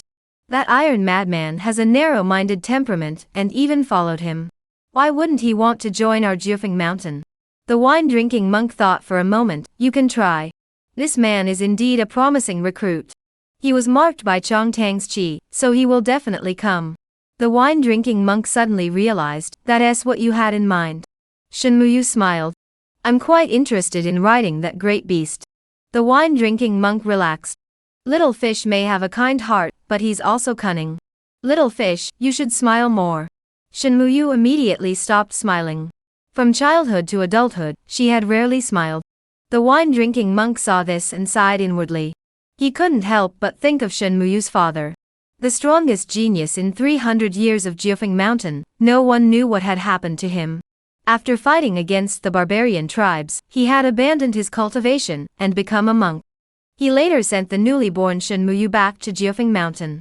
Having grown up in such a background, Shinmuyu's cold personality was easy to imagine. Senior brother, for the sake of pursuing the third rank, you subjected little fish to such hardships over the years. Do you ever regret it? He harbored deep resentment toward his senior disciple. The sect had invested so much effort to cultivate him to the 5th rank, yet at the most critical moment, he had defected to Baoxiang Temple to become a monk, and even named his only daughter Muyu. Is that even acceptable? To avenge the hardships of his childhood, Shinmuyu would randomly waste the sword energy on her body every year, forcing his monk senior brother to travel all the way from Kunlun to deal with it. It seems that ever since she learned about Su Guang, Shinmuyu has developed an interest in him. Especially after seeing Su Guang's massive beast in person, her interest grew even stronger. After all, her master now worships at a temple called Baoxiang Temple. The Baoxiang Buddha her father kneels before she stands up and kicks it. Probably just seeking that kind of thrill. The wine-drinking monk shook his head, daring not to think any further. Chapter Basup, Execute the Buddha. The dragon and elephant transform once more. Do. A series of footsteps echoed. Su Guang, carrying a bamboo basket and dragging a bear-like beast, entered from outside. Senior sister, this is the game I just hunted. Conditions in the mountains are harsh, the two of you can share it. After a pause, he seemed to think of something, and pulled out a jar of wine from the bamboo basket on his back. Senior, this is a strong liquor personally brewed by a close friend from our sect. Why not give it a try? After saving Shinmuyu, he felt guilty for taking advantage of the Nine Feng Mountain while she was alone in the mountains, so he waited with her until the wine Taoist returned. The wine-drinking hermit smiled faintly. You're a smart man. I won't say more.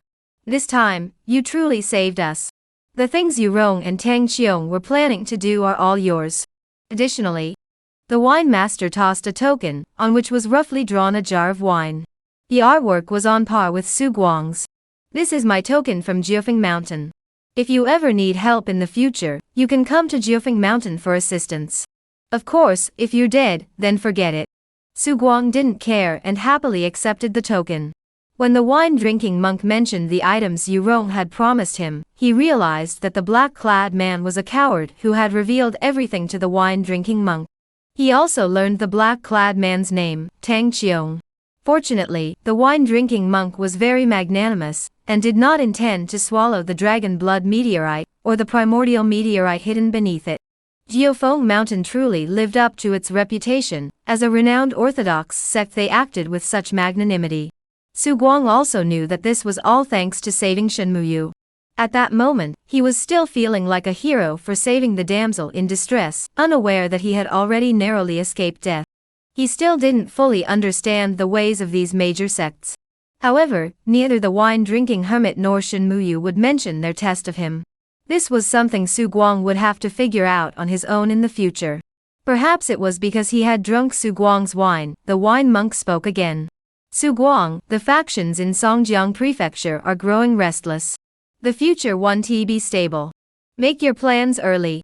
I'll reserve a spot for you on Dueling Mountain. If you wish to join the Mountain Gate and inherit my Dueling Mountain lineage, you'll need to pass the trials. But I'll help you. This was a significant commitment. Su Guang clasped his hands together. Thank you, senior. The wine-drinking monk waved his hand. I will stay in Song Family Manor in Songjiang Prefecture with Xiao Yuer for a few days. If you have made your decision, come to Songjiang Prefecture to find me. He pointed to the pile of items before him. Since Yu Rong was killed by you, these belong to you. The items related to the martial arts of Jiufeng Mountain were taken away in front of Su Guang. Su Guang saw the secret technique for cultivating the sixth sense mentioned by Yu Rong, the pure young heavenly sensing secret technique, and after some thought, took it out and handed it to Shen Muyu. Senior Sister Shen, I am of limited ability and have no master. I have many doubts about martial arts. I will make a copy of this for you. Please review it and write back to guide me. Shen Muyu clearly held a very high status at Jiufeng Mountain. Although the secret technique for cultivating the sixth sense was precious, it was worth it to associate oneself with Jiufeng Mountain. A flash of excitement flickered in Shen Muyu's eyes as she glanced at the wine-drinking monk. She glanced at Su Guang, then looked toward the general Wei outside the cave. The wine-drinking monk remained silent. He could see through Shen Muyu's thoughts and agreed on her behalf, "Little fish, take it. You're more than capable of guiding this young man." However, he also understood that Su Guang had recognized the special status of little fish, and was simply trying to associate himself with her. Never mind, let him have his way. After all, little fish also wanted to ride an elephant. After spending over an hour, Su Guang copied the secret technique and handed it to Shen Muyu. As the two were about to leave, Shen Muyu suddenly looked at the azure sword in Su Guang's hand and unsheathed his own sword. "Master Su is a hero, your sword is a bit lacking. No, I dare not accept such praise. I don't like owing favors. This is my token of gratitude. And for saving my life, I will repay you when you reach Jiufeng Mountain." Along with the sword, Shen Muyu's words fell to the ground. Su Guang watched Shen Muyu's departing figure with a touch of emotion. This young girl was quite proud and stubborn. However, before leaving, she had made a promise to herself, seeming quite certain that she would go to Jiufeng Mountain. "This sword is called Execute the Buddha. Do not dishonor it." Zhuefo. Su Guang was taken aback. A young girl had named her own sword such a name. For a moment, he felt the elegantly crafted long sword in his hands grow uncomfortably warm. Wouldn't the monks come looking for trouble because of this sword? What on earth is going on here? Don't dishonor it, are you telling me to kill more monks? The next day, Su Guang rode an elephant. He once again arrived at that strange gray-white valley. This time, Su Guang examined the valley's environment more closely. There were very few plants and animals here. However, whether plants or animals, their sizes were all larger than those outside. Some animals even had mutated scales on their bodies. It's a bit like a nuclear radiation zone. Su Guang muttered to himself, but he didn't stop the excited General Wei from rushing toward the location of the dragon blood meteorite. He found this object rather troublesome. How was he supposed to get General Wei to absorb the dragon blood inside it? He couldn't very well let General Wei just eat such a large piece of rock, could he? Even if General Wei was willing, he wasn't. Su Guang jumped down from General Wei's back, and the celestial scrolls in his palms floated into the air. One after another, he tossed them down. One of the reasons he had been observing the environment today was to set up a feng shui array. The celestial scroll bestowed its blessings, embedding the troops into the sword of execution, which would serve as the primary talisman alongside his own soft sword. Using the Qianquan small array to create a magnetic field, he forced the dragon blood inside the meteorite to gather in one place, though he didn't know if it would work. Su Guang's face bore a hint of anticipation. General Wei was even more eager, as he had been impatiently waiting for this moment. As time passed second by second, Su Guang could clearly see the cloud-like formations within the purple-red boulder converging toward a single point. It was slow, but it kept moving. Su Guang felt a surge of joy. It took a full 3 days. The dragon's blood inside finally gathered into a stone roughly the size of an infant under the influence of the feng shui array. General Wei could no longer wait. Without giving Su Guang a chance to speak, he swiftly swallowed the stone, which had nearly turned into a golden red hue. A loud roar echoed through the air. Su Guang had no time to reprimand him, quickly sending 3 consecutive encouragement techniques into General Wei's body. At the same time, he nervously retrieved all his 7th grade pills. General Wei let out a long howl, his massive body unable to resist collapsing to the side, as if in immense agony. As he continuously swallowed the pills, he devoured dozens of 7th grade pills in one breath. His entire body turned red at a visible speed, breathing heavily like a bull, with wisps of white mist swirling around him. Suddenly, to Su Guang's astonished eyes, it suddenly collided with the meteorite. The dragon blood inside the meteorite was swallowed by General Wei, and the massive rock shattered like a block of tofu under the impact of his thick tusks. Terrifying forces gathered on his body. Boom. As General Wei underwent a complete transformation, the aura emanating from his body fluctuated wildly. Terrifying heat radiated from its body, spreading throughout the valley. The already thick mist in the valley, upon contact with this terrifying heat and young energy, instantly condensed into droplets of rain. As if the heavens sensed the change, thunder gathered in the sky above. In an instant, a torrential downpour engulfed the valley. But amidst the rain, General Wei's true transformation began. The elephant's hooves, once grayish-green and horn-like, cracked inch by inch, revealing molten red hooves. The patterns of the tusks resembled ancient dragon script, and the bones emitted the sound of metal clashing. Black mist erupted from behind its ears, and the slight cloudiness in its eyes vanished completely, transforming into pure gold, resembling dragon eyes. The scales on its skin began to shatter, and streams of putrid old blood surged forth. Where the skin burst open, dark green flesh buds emerged, rapidly repairing the wounds left behind. The elephant's trunk slowly lengthened, splitting into 5 petals at the tip, as flexible as a human hand. A pair of coral-shaped golden horns pierced through the skin on its forehead, growing into delicate, intricate horns. Su Guang stood in the rain, disregarding his soaked body, watching the changes on General Wei's body with tension. He occasionally cast a encouraged spell while repeatedly running back and forth between the mountains to gather plants and herbs for General Wei, combining them with pills to create elephant food. He was truly worried about General Wei and did his best to handle the logistics. He couldn't match General Wei in combat, but shouting, "Lok ba lok sup lok," was his specialty. Chapter Ba Sup Yet, Release and Three Rivers Comments. The book was released today, and I got back a bit late. The performance of this book has been much better than I anticipated, making it onto the Three Rivers list. It's a result I never dreamed of. Perhaps it benefited from the popularity of the genre. From the start, it didn't feel like a standalone work, and I quickly reached 10 bookmarks. The number of readers tracking the story was around 13, but I'm really not very skilled. The beginning was decent, but the subsequent chapters were only average.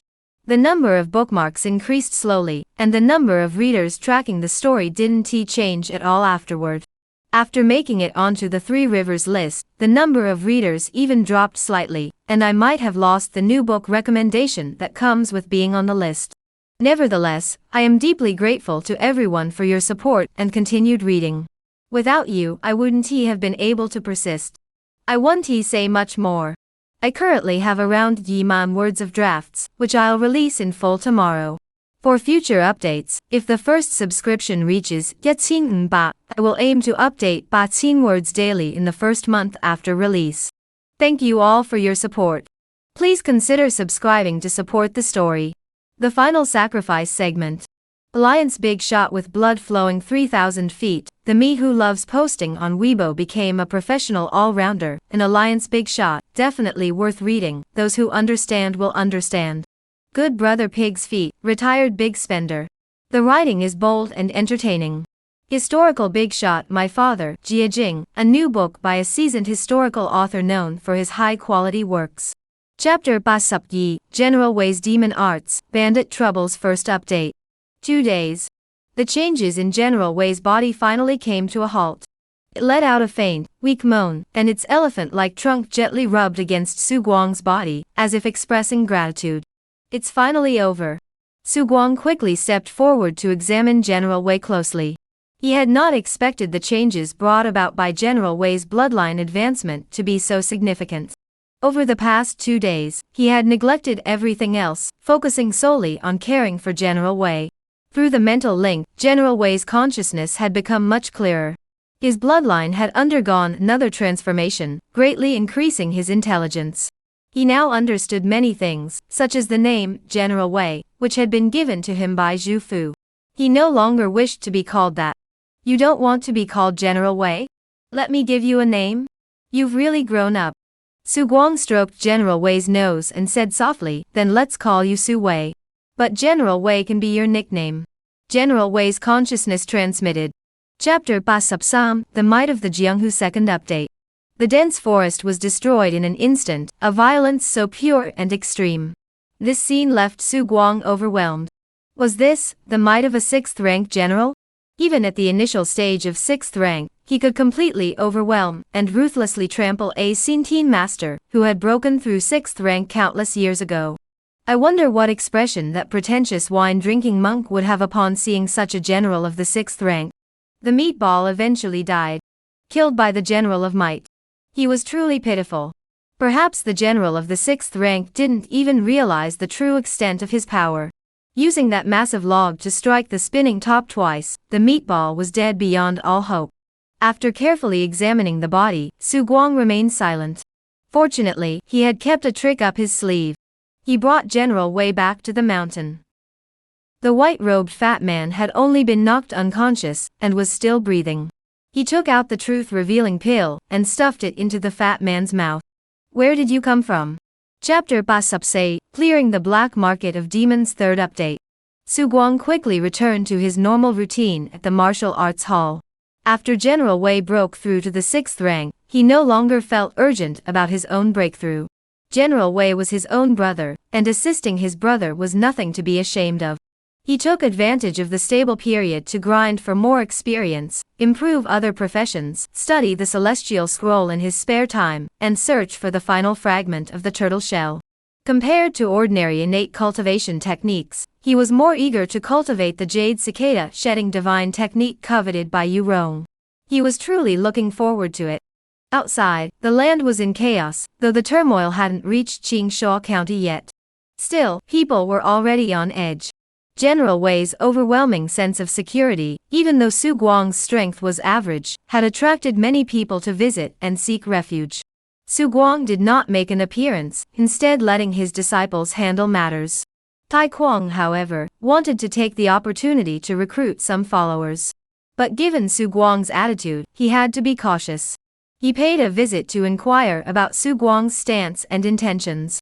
Chapter Basupn, Elephant Envoy LV Subdeath 4th Update.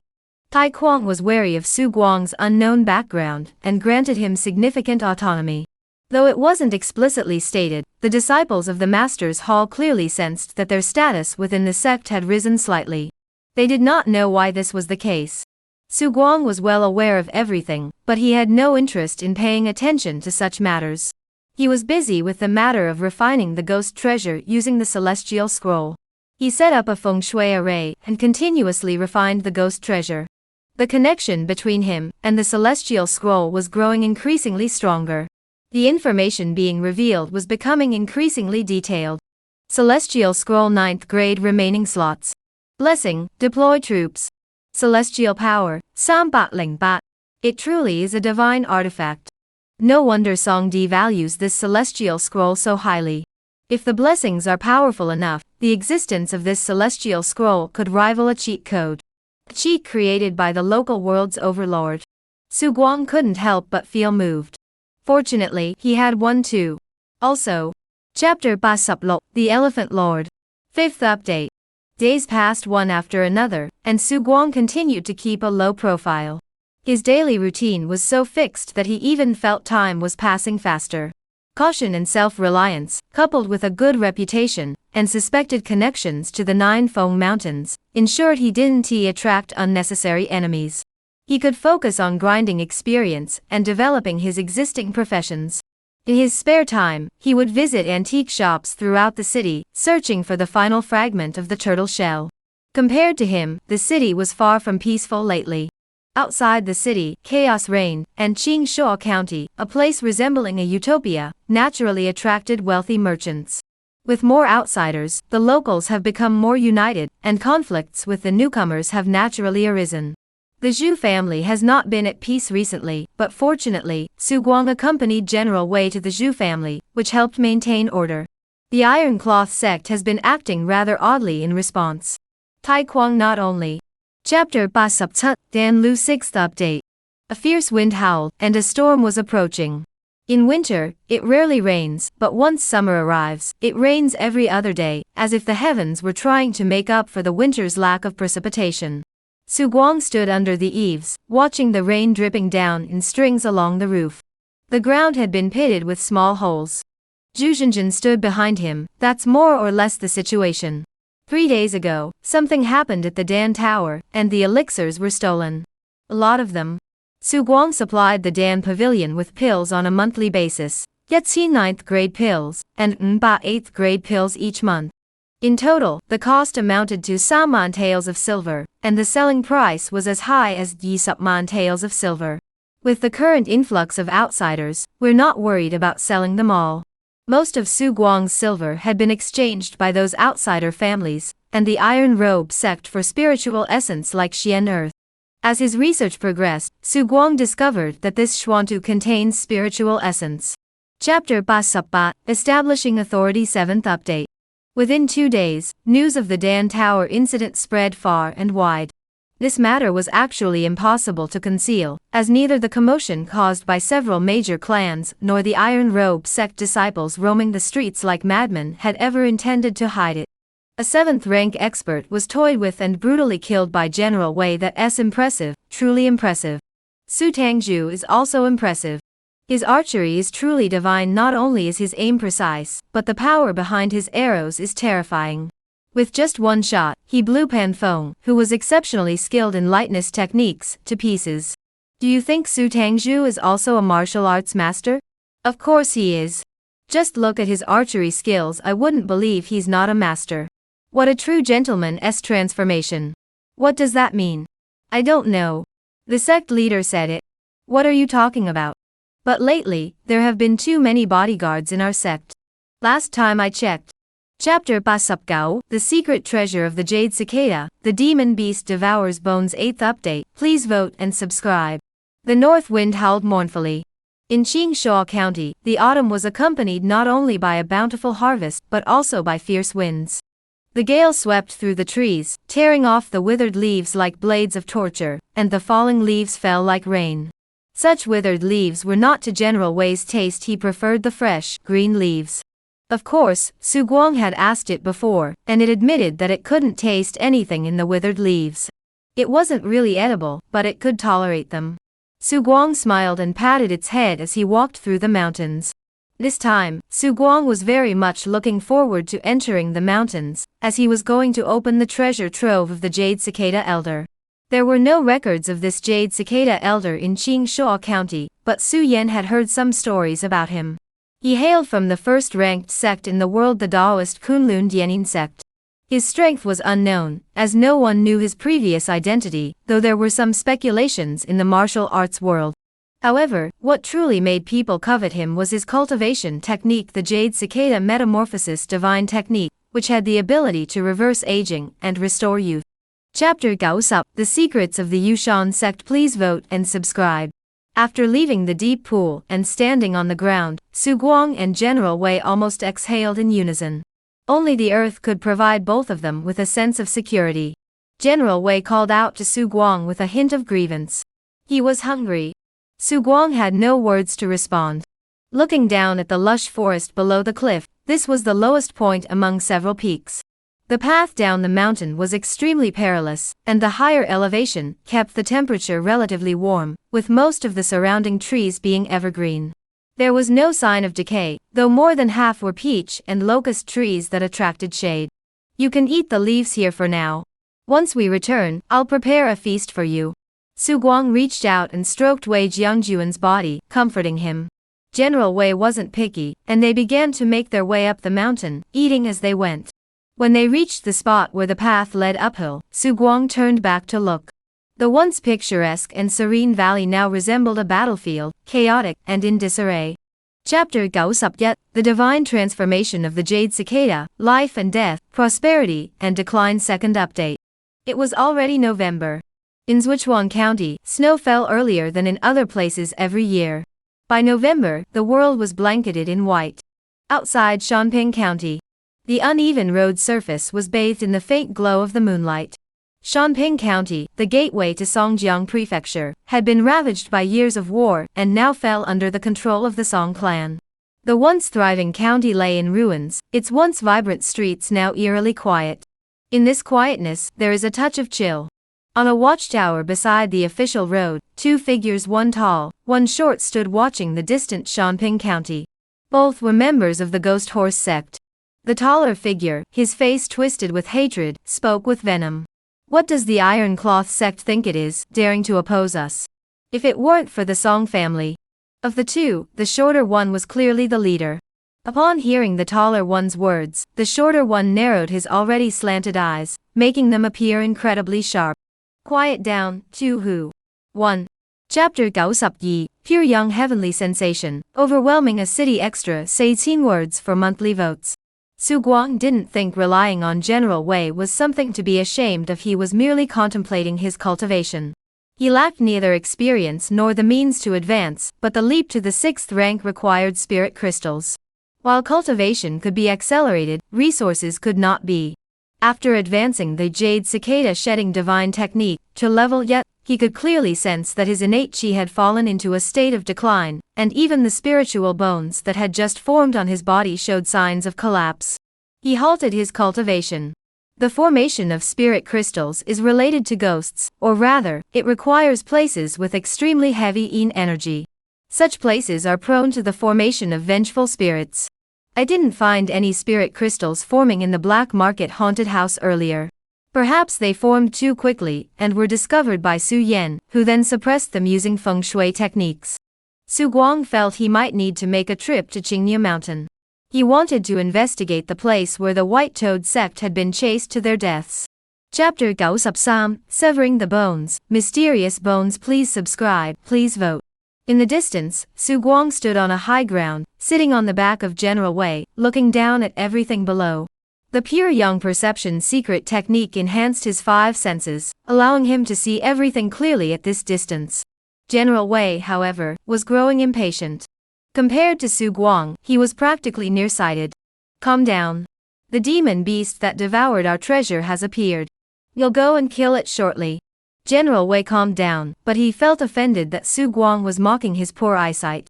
Su Guang smiled and soothed him, but his gaze was fixed on the fierce battle in the distance.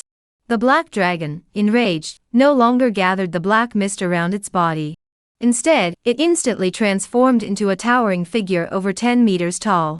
The figure was hideously grotesque, covered in countless faces, all screaming simultaneously. Just looking at it was enough to make one's scalp tingle. Even the monsters within the crimson smoke, when faced with such a demonic creature, could not help but. Chapter 94, Luoxing's Prophecy, The Jade Elephant of Treasure Light. Please subscribe and vote for this chapter. During the brief battle, the already severely wounded and dying ghostly figure, weakened by its depleted yin energy, was struck by 2 massive beasts brimming with yang energy. Additionally, the blood of numerous beasts splattered onto its body, causing it to be completely annihilated. All that remained at the site was a ghostly treasure the size of a palm. However, its brilliance far surpassed any ghost treasure Su Guang had ever seen. A rare treasure. Su Guang eagerly put it away. He returned to the side of the Swallowing Bones corpse. The Swallowing Bones was a rare find, every part of it was valuable. Besides the inner dan that had been swallowed by General Wei, there was also the transverse bone mentioned by Zhao Chun on its body. Su Guang searched the throat area for a long time before finally finding the transverse bone, which appeared ordinary on the surface. He wasn't entirely sure, but this bone didn't look very appealing. However, it was likely the bone that best matched Zhao Chen's description of the transverse bone. It was roughly the size of a heart, with a blue-red hue, and the only difference from other bones was its color. Zhao Chen stated that after refinement, this object could. Chapter 95, Martial Arts Simulation, Mental Limit. Yet man 13-word update. Please subscribe. Su Guang recalled the final blow that Luoxing Daoist had struck against General Wei. He knew in his heart that General Wei's ability to refine the horizontal bone was likely due to the efforts of this Daoist master. He felt deeply grateful, and decided to bring more meat pills to Luoxing Daoist when he went up the mountain the next day. However, the next day, Jingming Monastery was deserted. Under the 3 statues, there was a note. Our karmic connection has come to an end. Su Guang felt a sense of loss. He hadn't even succeeded in changing his profession yet. He sighed softly. Returning to Qingshuo County, Su Guang resumed his previous life as a reclusive scholar, but now he had 2 additional tasks, studying Taoist classics, and refining the swallowing bones pill, while also contemplating how he should depart from Qingshuo County. The resources here were too scarce, and the difficulty of advancing alongside General Wei was too great. In short, no matter which major faction he joined, his current strength would never allow him to fare as poorly as he had in Qingshuo County. He was going to go somewhere where he could legitimately latch onto a powerful figure. Chapter 96, The 9 Tribulations of the Jade Cicada. The sound of the cavities Seikei. First update. 1.5 days had passed. Su Guang appeared unchanged, but he sensed an odd sensation lingering around him. Over 10,000 points of experience have been used to elevate the 3 postnatal cultivation techniques to their peak. The results are satisfactory. Su Guang stepped out of the secret room, released his spiritual energy, and found himself able to sense 70 meters, 80 meters, 100 meters. Is 100 meters the limit? The dispersal technique of the postnatal cultivation methods was already having little effect on him. Over the past 2 days, he had cultivated the 3 postnatal cultivation techniques of the Iron Robe Sect, the Night Robe technique, the Cold Wind Autumn Absorption technique, and the Great Snow Mountain Continuous Force technique. 2 days were insufficient for him to reach the peak, but it was enough to master the basics. The first of the 3 posthumous level techniques, the Night Robe technique, when mastered to its peak and dispersed, roughly increased his absolute perception by 15 meters. The second, Dakshushan Lianjinggong, increased it by around 10 meters. The third, the Cold Wind Autumn Absorption technique, was even more remarkable. Chapter 97, One Man Forms an Army. I am the Elephant Lord, please vote for the monthly ticket. As the fireworks exploded, Songdi raised his head. He wasn't as composed as he appeared on the surface. Emir Su, they've started. Su Guang could hear the obvious tremor in his voice. It was the uncontrollable chaos of a situation spiraling out of control. From the commotion, this wasn't the assassination they had anticipated. It was a brutal attack by overwhelming numbers. They were acting with impunity, targeting Song Di's life. The agreed-upon time was midnight last night. If Chu Biao and his men hadn't shown up, with Tai Kuang's men and their warhorses, they could have rushed back to Qingshuo County by now. Yet they had not returned by now. They must have been held up. Who could it be? His own so-called brothers? Or did Chu Biao bring in more help than he had anticipated? He quickly thought of the worst possible scenario. Lu Kuan had betrayed him. Su Guang paid no heed to Songdi's thoughts. His mental power was vast. Chapter 98, The Shen Family. One arrow destroys the city. Please vote for this month's best chapter and subscribe. Everyone's gaze toward General Wei fell into a stunned shock. This shock quickly turned into envy and admiration for Su Guang. No one was a pushover.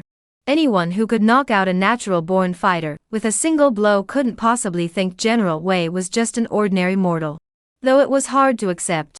Songdi watched helplessly as the blood mist rained down, staining his pristine white robes. His lips grew dry. He knew too whose strength he wasn't an ordinary innate. He was a true innate with the complete inheritance of the Ghost Horse Sect. Though not as polished as the geniuses nurtured by prominent clans, he was undoubtedly a skilled practitioner among the innate. But with just that one strike, he was blown to pieces. Li Tong, who had been observing from the shadows, looked as though he had seen a ghost. Su Yan knew of General Wei's background, though she didn't know the details. She did, however, know that General Wei had arrived last year. Chapter 99, Chuannan Prefecture, urging the city to surrender. I'm willing to pay with my life. Spare me. Su Guang remained silent, but General Wei halted his actions. The black-clad man was well-mannered and removed his mask. I am O Nan Yu of the O family from Chuannan Prefecture. I am willing to offer 30 spirit crystals in exchange for your mercy. He did not know Su Guang's name or his identity. Even in the intelligence reports from the Dark Tower, there was no mention of this man. But precisely because of this, he found Su Guang terrifying. Su Guang stroked his chin, feeling quite tempted. He was truly wealthy. He had saved Songdi's life, yet he had only received 10 spirit crystals. Su Guang waved his hand, sending dust flying and obscuring the scene before him. This deal is worth making. First, Onanyu's identity had been exposed, which was a huge liability. The Dark Tower was, after all, a disgraced organization in the underworld. Of course, this weakness depends on who knows it. Most people only know that Onanyu is part of the Dark Tower. Chapter Yetba, Forging Armor, Second Job Change, Feast of Blessings. This bow is named Chuicheng, and the arrows that accompany it are named Bashan. Chuicheng and Bashan were the former glory of this bow. Alas, while Chuicheng still exists, Bashan is no longer with us. Su Guang carefully felt around and wiped it gently. This bow should be better than the sword of Buddha. However, according to Tai Kuang, this bow is cursed, and shooting arrows with it steals one's lifespan. Yu Xiaohua was struck by this bow, losing an arm, with no possibility of recovery. I wonder if it's true. Perhaps I should try it out in the wilderness during my free time. He thought to himself. Unexpectedly, someone else arrived. Su Guang looked at the woman before him with some surprise. Though she was beautiful, what left a deep impression was not her appearance, but the aura emanating from her.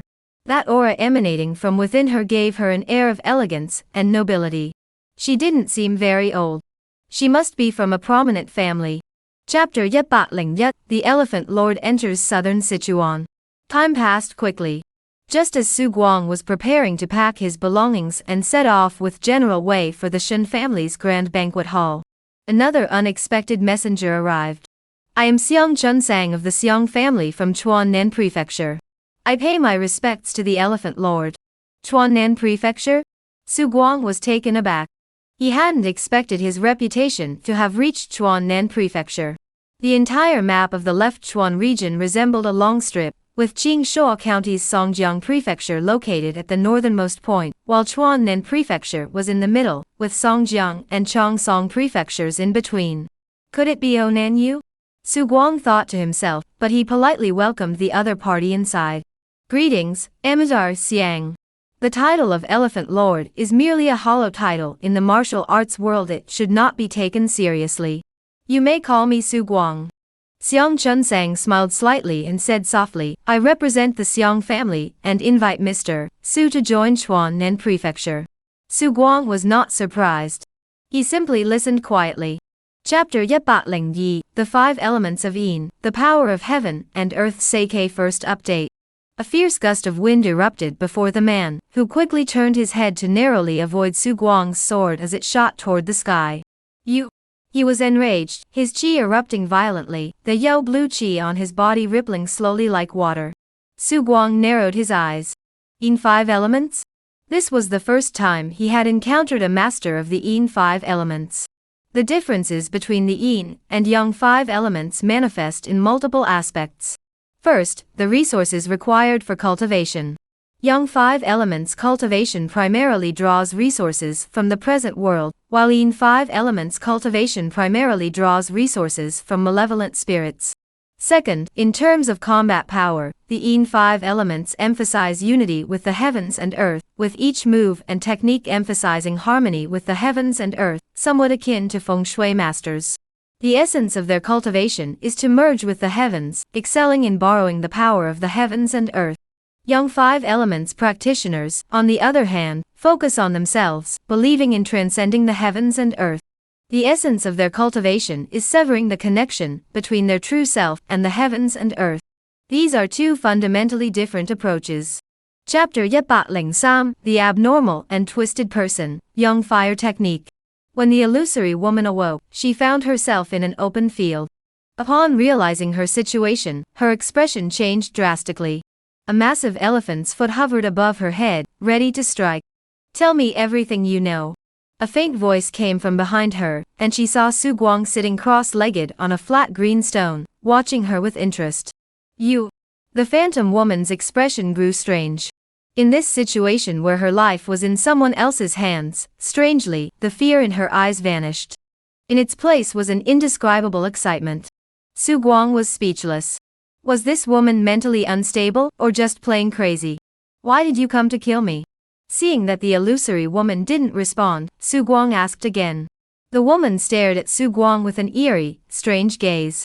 Suddenly, she began to twist her body in excitement. Chapter Yetbatling Say, Promotion, The Bird-Faced Man, and the Undead.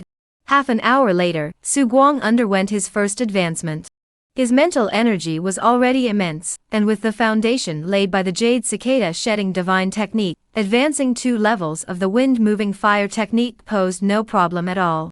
However, Su Guang paused and took out the spirit crystals previously given to him by Onan Yu, beginning the refinement process. The refinement process was straightforward. With the meditation diagram in hand, one simply held the spirit crystal and absorbed its spiritual essence. Half a day passed. Su Guang's body seemed to be on fire, but strangely, these flame-like qi currents did not affect his clothing in the slightest. Opening his eyes, he furrowed his brows. The wind-moving flame technique at level Sam still hadn't reached the 7th grade minor cultivation level? So that means I've reached level say. That would roughly correspond to the 6th rank advanced cultivation level at around level 2. Continue upgrading. Su Guang crossed his legs and sat down, focusing his mind, his consciousness in his sea of consciousness. Chapter Yep Bat Ling 4th rank heavenly scroll. Please subscribe and vote. The Black Guardian stood before Su Guang, his eyes flashing with cold light. A thread of qi gathered on his body. He too was a Yin 5 elements innate cultivator. You go first. He didn't know how Su Guang had found this place, but it didn't matter. He had come here to kill him anyway. Since he had come to him, there was no need to continue searching for him. Su Guang glanced at Black Hao, as if ignoring him, his gaze fixed on the illusory woman beside him, his eyes filled with a strange expression. How did you survive? I saw you being crushed into a pulp by General Wei with my own eyes. His mind was filled with countless fantasies. An opponent with the ability to rise from the dead must not be allowed to leave alive. He took a step forward. General Wei followed suit, and the terrifying force instantly destroyed the entire courtyard. The illusory woman turned and walked toward the exit. Black Hao blocked her path, threads of energy gathering around him. She walked. Chapter Yep Bat Ling Lo, inheriting the heavenly scroll technique, making a name in the southern province. Regardless, eliminating the illusory woman was a cause for celebration. Su Guang looked at the 2 celestial scrolls in his hands, one larger than the other. The mysterious ancient script on them was clearly more intricate and wondrous than those on the phantom woman's body. The grade of these celestial scrolls was very high. In fact, not only were the inscriptions on the phantom woman's celestial scrolls intricate, but even the celestial scrolls in Black Hao's possession were more intricate than those he currently held. At least they were all 8th grade or higher celestial scrolls. Su Guang fell into deep thought. Those who wield such celestial scrolls and have been blessed indeed pose a greater threat than ordinary martial artists of the same realm. He Ho is a 6th rank great cultivator, but the strength he displays is 2 tiers above Kuei Shi, let alone compared to the 2 Biao brothers. No wonder Song Di coveted the celestial scrolls so much. Su Guang couldn't help but think of the unlucky Song Di again. However, he did not attempt to have General Wei refine the celestial scroll. Chapter Yep Bat Ling Tut, the 3 ancestors see the signs, forecasting the crisis. With no threats in sight, they encountered no other skilled fighters along the way, only a few reckless bandits. Even without Su Guang intervening, the men he had brought with him were more than sufficient to handle them. At a relay station about 10 miles outside Chuan'an Prefecture, Su Guang encountered an acquaintance, Xiang Chuanxiang. The man greeted him with a broad smile, his hands clasped together in a respectful gesture. Greetings, Elder Su. Upon hearing news of Su Guang's arrival in Chuan'an, he had been waiting here for 3 days. Su Guang did not show much enthusiasm, but he was not cold either. Along the way, he had figured out the purpose of the wine monk asking him to affiliate with the Xiang family. This was a safety net if he didn't have enough strength. The position of head of Chuan'an would likely be unstable. The Xiang family was his final safety net. What the Xiang family could gain was a free Xintian elder, and the benefits promised by the wine-drinking monk. In this world, everything ultimately boils down to interests. Chapter Yep Bat Ling Ba, the floating Qing immortal of Jiufeng Mountain, 2 professions 4 updates. Please subscribe. 2 days later. At the foot of a mountain 60 miles outside Chuan'an Prefecture, the area was bustling with people and horses. As one of the most prominent sects in the left Chuan region today, countless individuals lined up daily to seek a master. The crowd was diverse, some were parents bringing their young children, staying for years, others were young prodigies with some fame in the martial arts world, traveling thousands of miles to seek martial arts training. Due to the sheer number of people seeking to become disciples each day, a settlement comparable to a small county town had formed at the foot of the mountain. Su Guang even noticed that there were already initial scalpers offering to queue on behalf of others. Indeed, the world is never short of clever people. The ways to make money that people in the past could think of are naturally also thought of by people in this life. The founding of the Nine Feng Mountain Sect was naturally welcomed by the authorities. Almost every day, people passed the tests and became disciples. This was a godsend for the many wandering martial artists, who were constantly searching for resources and struggling to make ends meet. Sorry everyone, there was an error in the chapter release earlier. The scheduled update malfunctioned, causing the chapter order to be incorrect. It has been corrected. Please refresh by long pressing if you are subscribed. We sincerely apologize for the inconvenience caused. Chapter Yet Batling Gao, Forging Soldiers, Rainstorm, and Loans. Please follow and vote for us. Both professions can be considered as requiring years of accumulation before achieving success. Due to the need to feed General Wei, and the herbalist immune to all poisons, who required tasting hundreds of herbs, Su Guang's research into plants had become quite extensive. Add to that the time he spent planting trees recently, it's no surprise he was able to change professions. As for the forger, there is no need to elaborate further. He personally participated in the process of forging armor and weapons with Xiong Kuei, exchanging knowledge along the way, so his career change was also expected. Both professions have considerable potential. Since we're developing, let's level up all professions first. Jiufeng Mountain spans 10 peaks, divided into inner and outer sects. The main peak is vast, mostly inhabited by outer sect disciples, with 13 outer sect elders, most of whom are Xintian. Upon reaching the 7th rank Great Cultivation Realm, one can take the examination. If passed, one becomes an inner sect disciple. Inner sect disciples choose one of the 9 academies, where they are taught innate cultivation techniques. Each academy has its own unique techniques, and Jiufeng Mountain. Chapter Yet Bak Yasup, Divine Descent, Dragon Elephant True Form. With ample resources, even if obtained through loans, Su Guang still planned to remain on Jiufeng Mountain, and not venture out until he could effortlessly defeat a 5th rank opponent. Currently, he feels inadequate in repaying his senior sister, Floating Qingjinren. He could only strive to cultivate himself as quickly as possible, to bring honor to Floating Qingjinren, which would also serve as repayment for the debt of gratitude. Su Guang made up his mind. He immediately took out the Covering Rain manual and began studying it. This cultivation technique was the primary innate cultivation method of the Manhwa Academy, and it was the innate section of the Academy's Fuhai Zhengong. The Fuhai Zhengong is a true cultivation technique directly aimed at the 4th rank transformation realm, divided into 9 levels, with each level more difficult than the last. The Fuyu is one of the lower 3 levels. It has a deep yet accessible nature. Combined with this, the visualization diagram for Fuyu was also incredibly simple lines. Su Guang felt that the diagram was not rain itself, but rather a representation of its fundamental true technique, and should be related to the sea. Compared to most inner door disciples of the Wanhua Monastery, he possesses an advantage. Compared to most inner disciples of the Wanhua Monastery. Chapter Yet Bak Yasup Yet, Extraordinary True Blood, First Divine Descent, Slaying Demons and Swallowing Evil, the Divine Might of the True Lord. On a nearby mountain peak, Jiang Ziyun watched the distant scene, especially the moment when General Wei completed his evolution, his eyes filled with awe. What is that? The purple weasel in his arms let out a slightly regretful cry. Jiang Ziyun seemed able to communicate with the purple weasel, discerning the regret in its voice. It seemed that the treasure the purple weasel had been coveting had been devoured by that monster. The monster in the distance suddenly trembled violently, and streams of mist and dust swirled around it, shrouding the valley in darkness. Jiang Ziyun knew that she had been discovered by the other party. How sharp its perception was! She was startled. However, since the monster was on Jiufeng Mountain, it must belong to someone. Since the other party had reacted this way, it must not want her to disturb it. She would wait here quietly. She merely intended to wait a while, apologize to the other party, and not pry into its affairs. As for the treasure, she would ask about it. If the other party was willing to answer, she would offer compensation if not.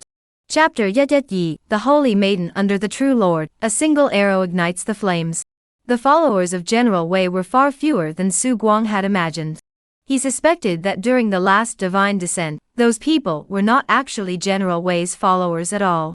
They had merely found a statue resembling General Wei and, by chance, had attracted him.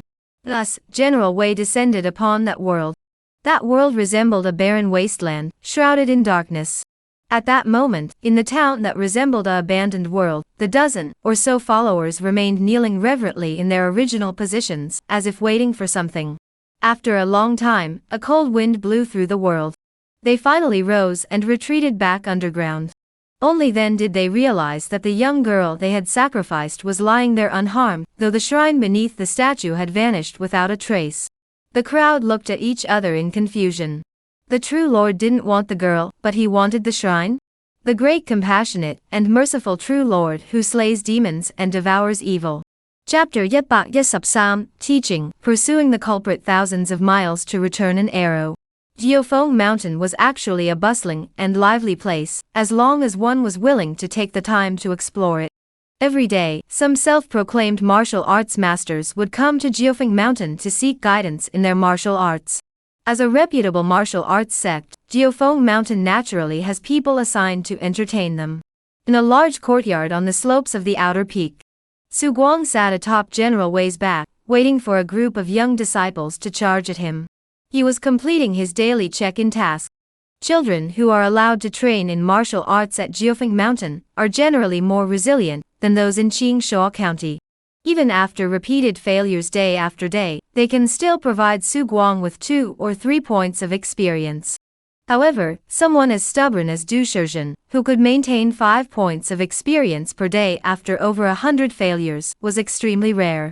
For this reason alone, Su Guang knew that his first disciple, the one who had opened the mountain, would achieve great things in the future. With time, he would be able to demonstrate his strength to his senior sister, Fu Qing. Chapter 114, The Grand Ceremony of the Nine Peaks, Welcoming Senior Sister Shen. Before long, another month had passed. Lu Qingze was, after all, just a disciple of the Tai Alliance. Although he was an inner-door disciple with innate talent, he was already dead, and the turmoil he had caused had largely subsided. This was only natural, such was the way of the martial arts world. Once a person is dead, no matter how prominent they were in life, death is final. Time will eventually erase all traces of their existence. Su Guang no longer cared.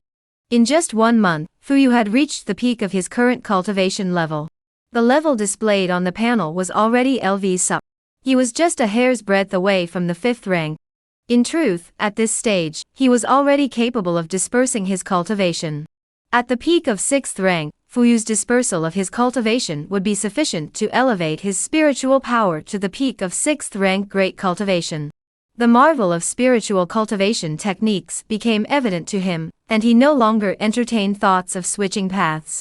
As for the innate cultivation techniques he had been practicing at the 6th rank, once he broke through to the 5th rank. Chapter 115, Daoist name Floating Light, Have Him Come See Me. Shen Muyu's generosity left Su Guang speechless. That sacred relic even a 5th rank expert would find it difficult to obtain, wouldn't they? The items she brought truly resolved Su Guang's urgent need. He had been hiding in the mountains lately, and whether it was his own cultivation, or the growth of General Wei, he had consumed a lot of spirit crystals. The spiritual crystals he borrowed from floating Qingzhenren had already been depleted, but fortunately, after slaying Lu Qingze, he obtained another 10 or so spiritual crystals. Tang Yuming walked in from outside the valley. General Wei glanced at him, recognized him, and then turned around leisurely, heading toward the corner of the flower-covered forest. Su brother, I heard you went to greet Shen Shirshi a few days ago? Su Guang emerged from the wooden hut, glanced at Tang Yuming, and nodded. Tang Yuming looked puzzled and whispered, Do you know about the rumors circulating in the sect about you? Su Guang remained non-committal, simply staring at him. Chapter 116, Now a 5th rank official, he should be a true man. 2 old silver coins. At such a young age, one is more cunning than the other. He had come into contact with Shen Suyao and Shen Suyong of the Shen family. Especially Shen Suyong left a deep impression on him. He had already suspected that the incident at the 100 Flowers Palace was not her doing. He began to suspect that it was the eldest son of the Shen family, known to the outside world as the martial arts fanatic, who had sent someone to do it.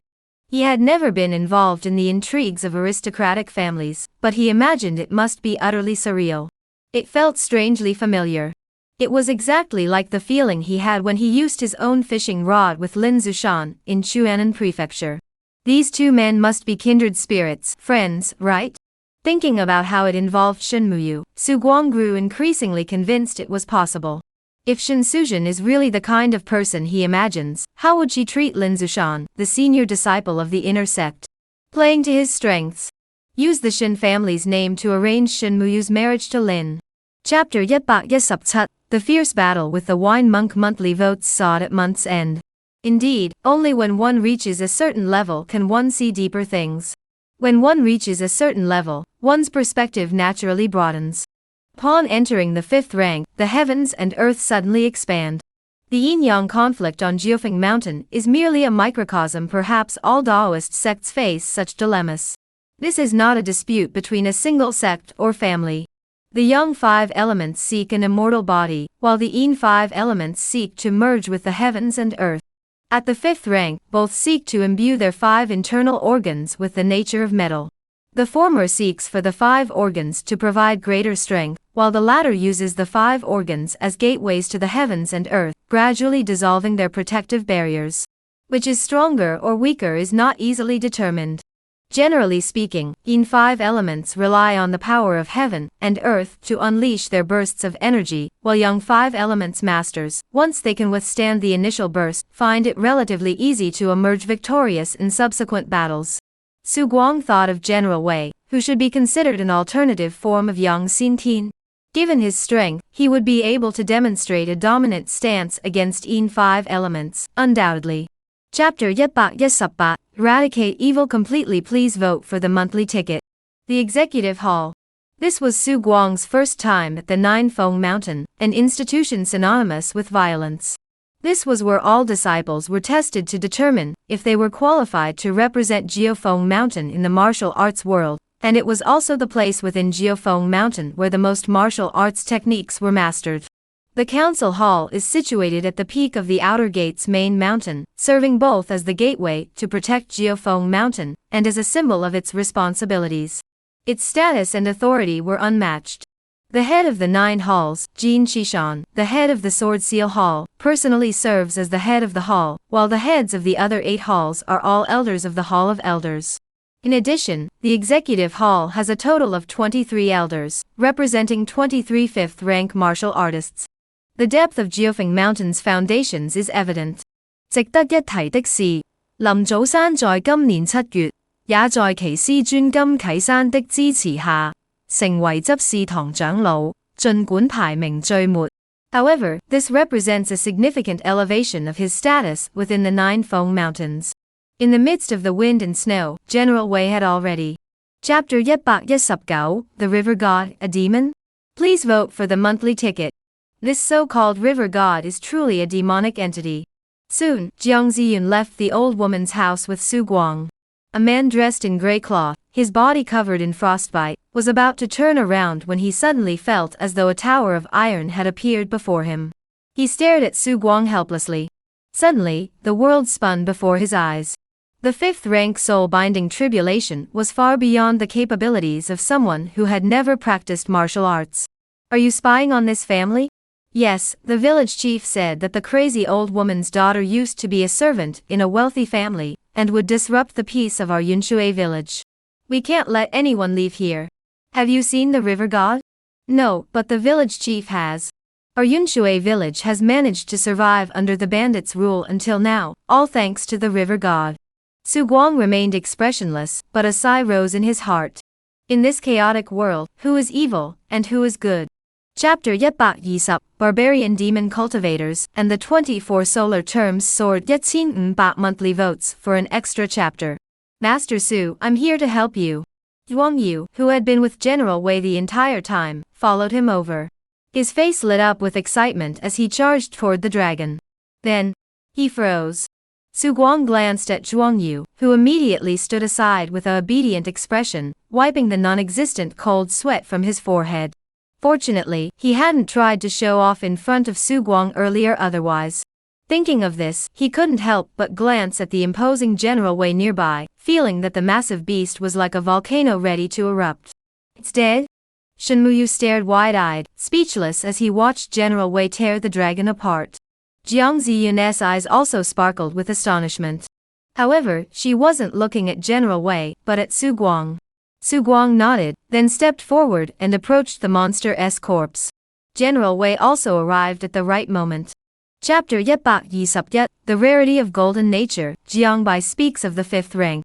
The dragon blood obtained from slaying the ghost shark was insufficient to cause any noticeable changes in General Wei's body.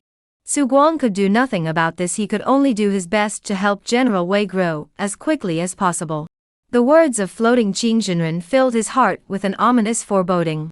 Chongsong Mansion, the Shen family. Shen Suyao returned to her room. A dark figure appeared silently behind her. Why did you rush me back here? Something has happened in Yunshui village. Shen Suyao spoke calmly. But the dark figure suddenly raised its head, looking startled. Yunshui village was a place well hidden by that mysterious elder. Who did this? The shadow's hoarse voice carried a hint of urgency as he asked. Su Guang, the elephant lord of Jiufeng Mountain. Su Guang? The shadow fell silent. Chapter Yetbak Yi Sup Yi, Alliance, the 5 Luo.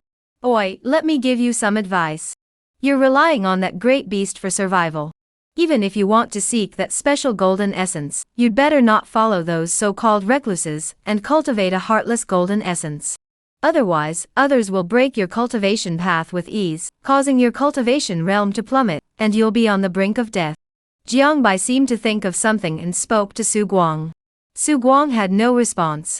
He truly had no intention of cultivating those abstract, idealistic paths. Moreover, as a practitioner of the Yang 5 elements, he wasn't well suited for those paths. The Yin 5 elements placed greater emphasis on mental cultivation, didn't they? Master, I am a genuine Yang 5 elements cultivator. You need not worry about that. It is precisely because you are a Yang 5 elements practitioner that I am warning you not to stray onto the path of the heartless way. Jiang Bai remained expressionless. Thank you for your advice, senior. What else could he say? Night. Chapter Yetbak Yi Sup Sam, The Dragon Falls, and the Heavens Weep, a single arrow slays 5 ranks. Su Guang's divine sense spread out, able to perceive objects over 20 miles away. Combined with Wei's own terrifying sensory perception from his elephant legs, the two combined could detect all innate experts within 60 miles. He could clearly sense Jiang Bai, including the floating Qing immortal by his side. As a warm current rose in his heart, a hint of confusion flashed in his eyes. Were the ones who killed him really only these people? Was the person behind them sending them here to die? Or was the enemy so cautious that they kept their distance beyond 100 miles? Su Guang did not know the answer. He simply said to Wei General in a quiet voice, Wei, it's up to you. Wei was already renowned, facing 7 and 8 level opponents alone should be no great feat. A furious roar suddenly echoed from the mountains. Moments later, figures emerged from the dense forest, accompanied by the 7 and 8 experts. Chapter Yetbak Yi Sup Say, are you saying that my junior disciple also practices barbarian arts? Su Guang was somewhat surprised that Shen Suzhen had managed to survive. It wasn't until his divine sense detected the remnants of a 5th rank expert's golden essence within the forest that he suddenly understood. Most of the power had been blocked by that 5th rank expert. He had never even seen that 5th rank expert before. After the distant mountains exploded, the heavens and earth fell silent, leaving only 3 or 4 monkey-like innate beings, driven by General Wei's whip, leaping and darting about. They were on the brink of death.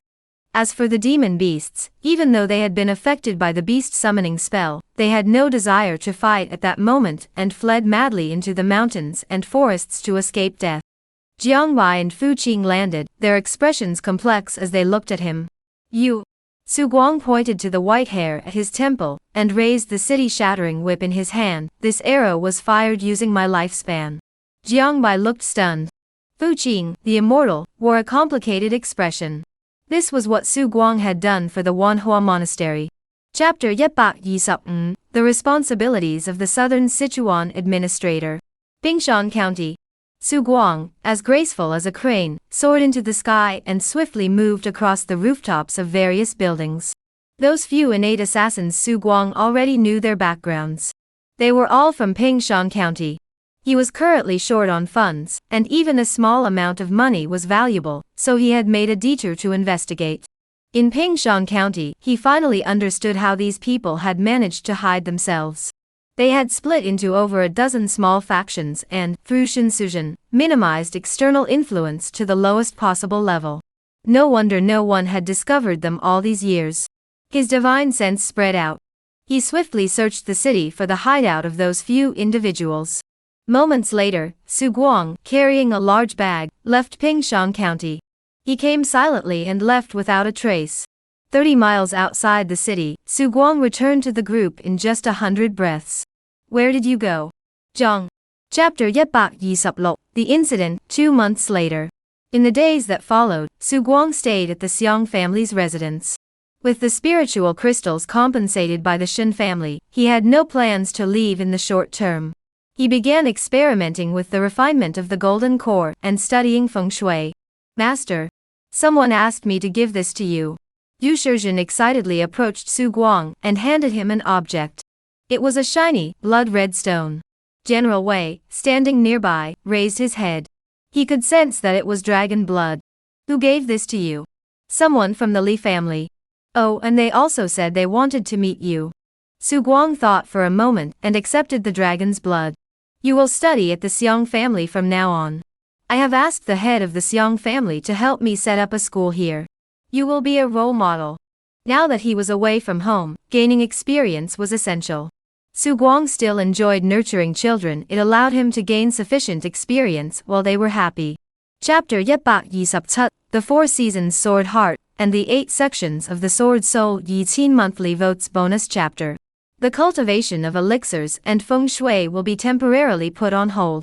This can be considered a bottleneck, primarily due to the current low skill levels. To address this, Su Guang currently has 2 ideas. The first is to acquire new professional skills. However, the star feng shui technique that his senior sister, Floating Qingzhenren, obtained for him from the Shen family has yet to appear on his skill panel. This may require further in-depth research. The second is to upgrade his profession level, but this requires an enormous amount of experience points.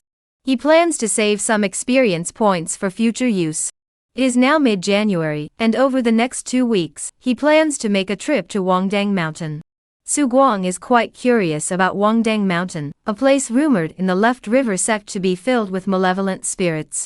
Half of the spiritual crystals in the Left River Sect originate from there, and over Bafanzi Samsup of 6th grade or higher medicinal herbs and forging materials also come from there. For martial artists, it is a true treasure trove. But it is also filled with danger. This is a place of true danger. Chapter 128. The True Lord Slays Demons. The second transformation opportunity. Please subscribe and vote for me. That strange sensation surfaced once more. Though it was only the second time, both Su Guang and General Wei seemed to have grown accustomed to it. The spiritual projections of the two seemed to be trapped within the divine statue. Su Guang wasn't in a hurry. This was a good opportunity to observe. He activated his feng shui qi reading technique to determine the level of the malevolent spirit they were facing. Then his entire body trembled. This is... What kind of place is this? Where had he and General Wei been summoned to? All he could see was layer upon layer of thick, blood-red aura, resembling dark clouds that refused to disperse. Terrifying ghostly figures lurked in the shadows, restless and menacing. Piles of white bones formed mountains, and rivers of blood flowed everywhere. Su Guang's prideful divine consciousness could not penetrate the divine statue to see outside. The divine statue seemed to be held by someone, and the perspective was constantly shifting. This one is truly exceptional. His body is filled with thick young energy. Truly. Chapter 129. New Profession Traveler, Protected by the Stars. Su Guang looked at everything before him. The demons bowed their heads, all consumed by the pure young flames, reduced to ashes. All that remained were the remnants left behind by the demons after their deaths. Of all kinds, they were all excellent materials for alchemy and weapon forging. What surprised Su Guang was that these demons were capable of devouring malevolent spirits raw, and each demon's body contained varying amounts of ghostly treasures. These items were naturally Su Guang's spoils of war, and also the offerings he would present to the deity. He could take them all with him. As each of his offerings was taken away, Su Guang and General Wei's bodies slowly became ethereal, as if they could vanish at any moment. However, there seemed to be no spirit crystals. In the final moment, he looked at Han Xiang. Su Guang knew who Han Xiang was. She had been present on both occasions when General Wei descended. He even suspected that this woman might be the reason General Wei could manifest himself. Chapter Yep Bak Sam Sup, Corpse Refinement, the 5th grade pill formula. Another 2 months passed, and Su Guang had become fairly familiar with life in Chuan-Nan Prefecture. The only addition was a new duty as a manager, requiring him to handle errands at the county office daily. In truth, there wasn't much to do. After all, he was only the 7th manager, and his authority wasn't as great as he had imagined. The Chuan-Nan Martial Arts Academy was the only achievement he had to his name at the moment. Of course, whether the Nine Feng Mountain recognized this achievement was something Su Guang did not know. After 2 months, in terms of feng shui, he had already gained some initial understanding of the art of celestial feng shui, and it might not be long before it appeared on his interface. As for alchemy, his progress was even more rapid. Since obtaining a lost alchemy technique from Tangcheng of Luyuan County, he has successfully mastered the basics in just 2 months. This has significantly increased the success rate of refining 6th grade elixirs, and among them lies a 6th grade elixir formula. This is currently the only 6th grade Danfeng in Su Guang's possession, the Moon Restoring Dan. Chapter Yet Bak Sam Sup Yet, the substitute Jade Cicada outwits the 5th grade, the Divine Elephant clashes with the Corpse Refining Array. Suspecting the whereabouts of the Cha family, the news immediately caused a stir at the head of the household's office. In Chuan-Nan Prefecture, including Su Guang, there were a total of 7 officials, 1 each from the Longmen, Tai Alliance, and Jiang family, and 2 from the Jiufeng Mountain. Su Guang and the Wine Monk, both openly recognized as peak 6th rank experts. The final 2 officials represent the various factions of Chuan-Nan Prefecture, hailing from the Yang family of Chu Shan, and the Lu family of Feng Shan. These 2 individuals represent the indigenous forces of Chuan-Nan Prefecture. Of course, the affairs of the prefectural office were primarily handled by these 2. Soon, except for the head from the Longmen faction, the other 2 heads, Jiang Bai from the Jiang family and Xie Xian from the Tai Alliance, had arrived. Su Guang and Jiang Ziyun briefly explained the details of what had happened and then stood aside. Xie Xian of the Tai Alliance looked peculiar, not because of the appearance of the zombie, but because of Su Guang and Jiang Ziyun's behavior. Had the 2 of them encountered the corpse reanimator while strolling on the street? He remained silent. Chapter Yet Bak Sam Sup Yi, Harvest and Speculation. Su Guang's battle with Cha Sun, with the participation of General Wei, was a grand spectacle. On the outskirts, hundreds of people were already watching, though most were outside, with only a few staying close. Su Guang landed on General Wei and walked toward the crowd. Several figures turned pale and fled in all directions. But the next moment, a purple-colored small weasel seemed to burst forth from nowhere. It swiftly passed through several figures. Bang! The sound of heavy objects hitting the ground caused the crowd to let out shrieks of terror. Jiang Ziyun, sword in hand, slowly emerged from behind the crowd. Su Guang gave her a smile and lifted the white piglet in his hand. This fish has no scales. It does look quite delicious. Jiang Ziyun's face lit up with a smile.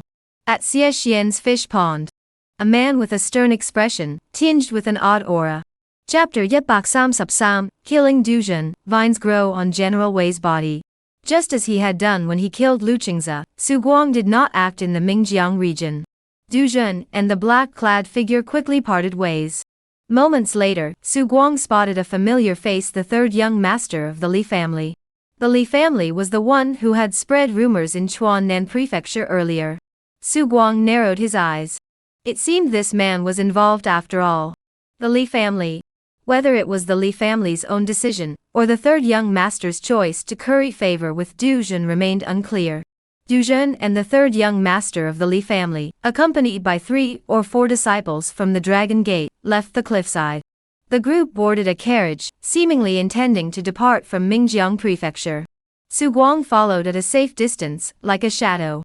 They seemed to have a specific destination in mind. Half a day later, at the border between Mingjiang Prefecture and Xuanbai Prefecture, there was a rather low-key estate. The nature of dragons is lustful, and Du Zhen, along with the other Dragon Gate disciples, often needed to find women to vent their desires. This place.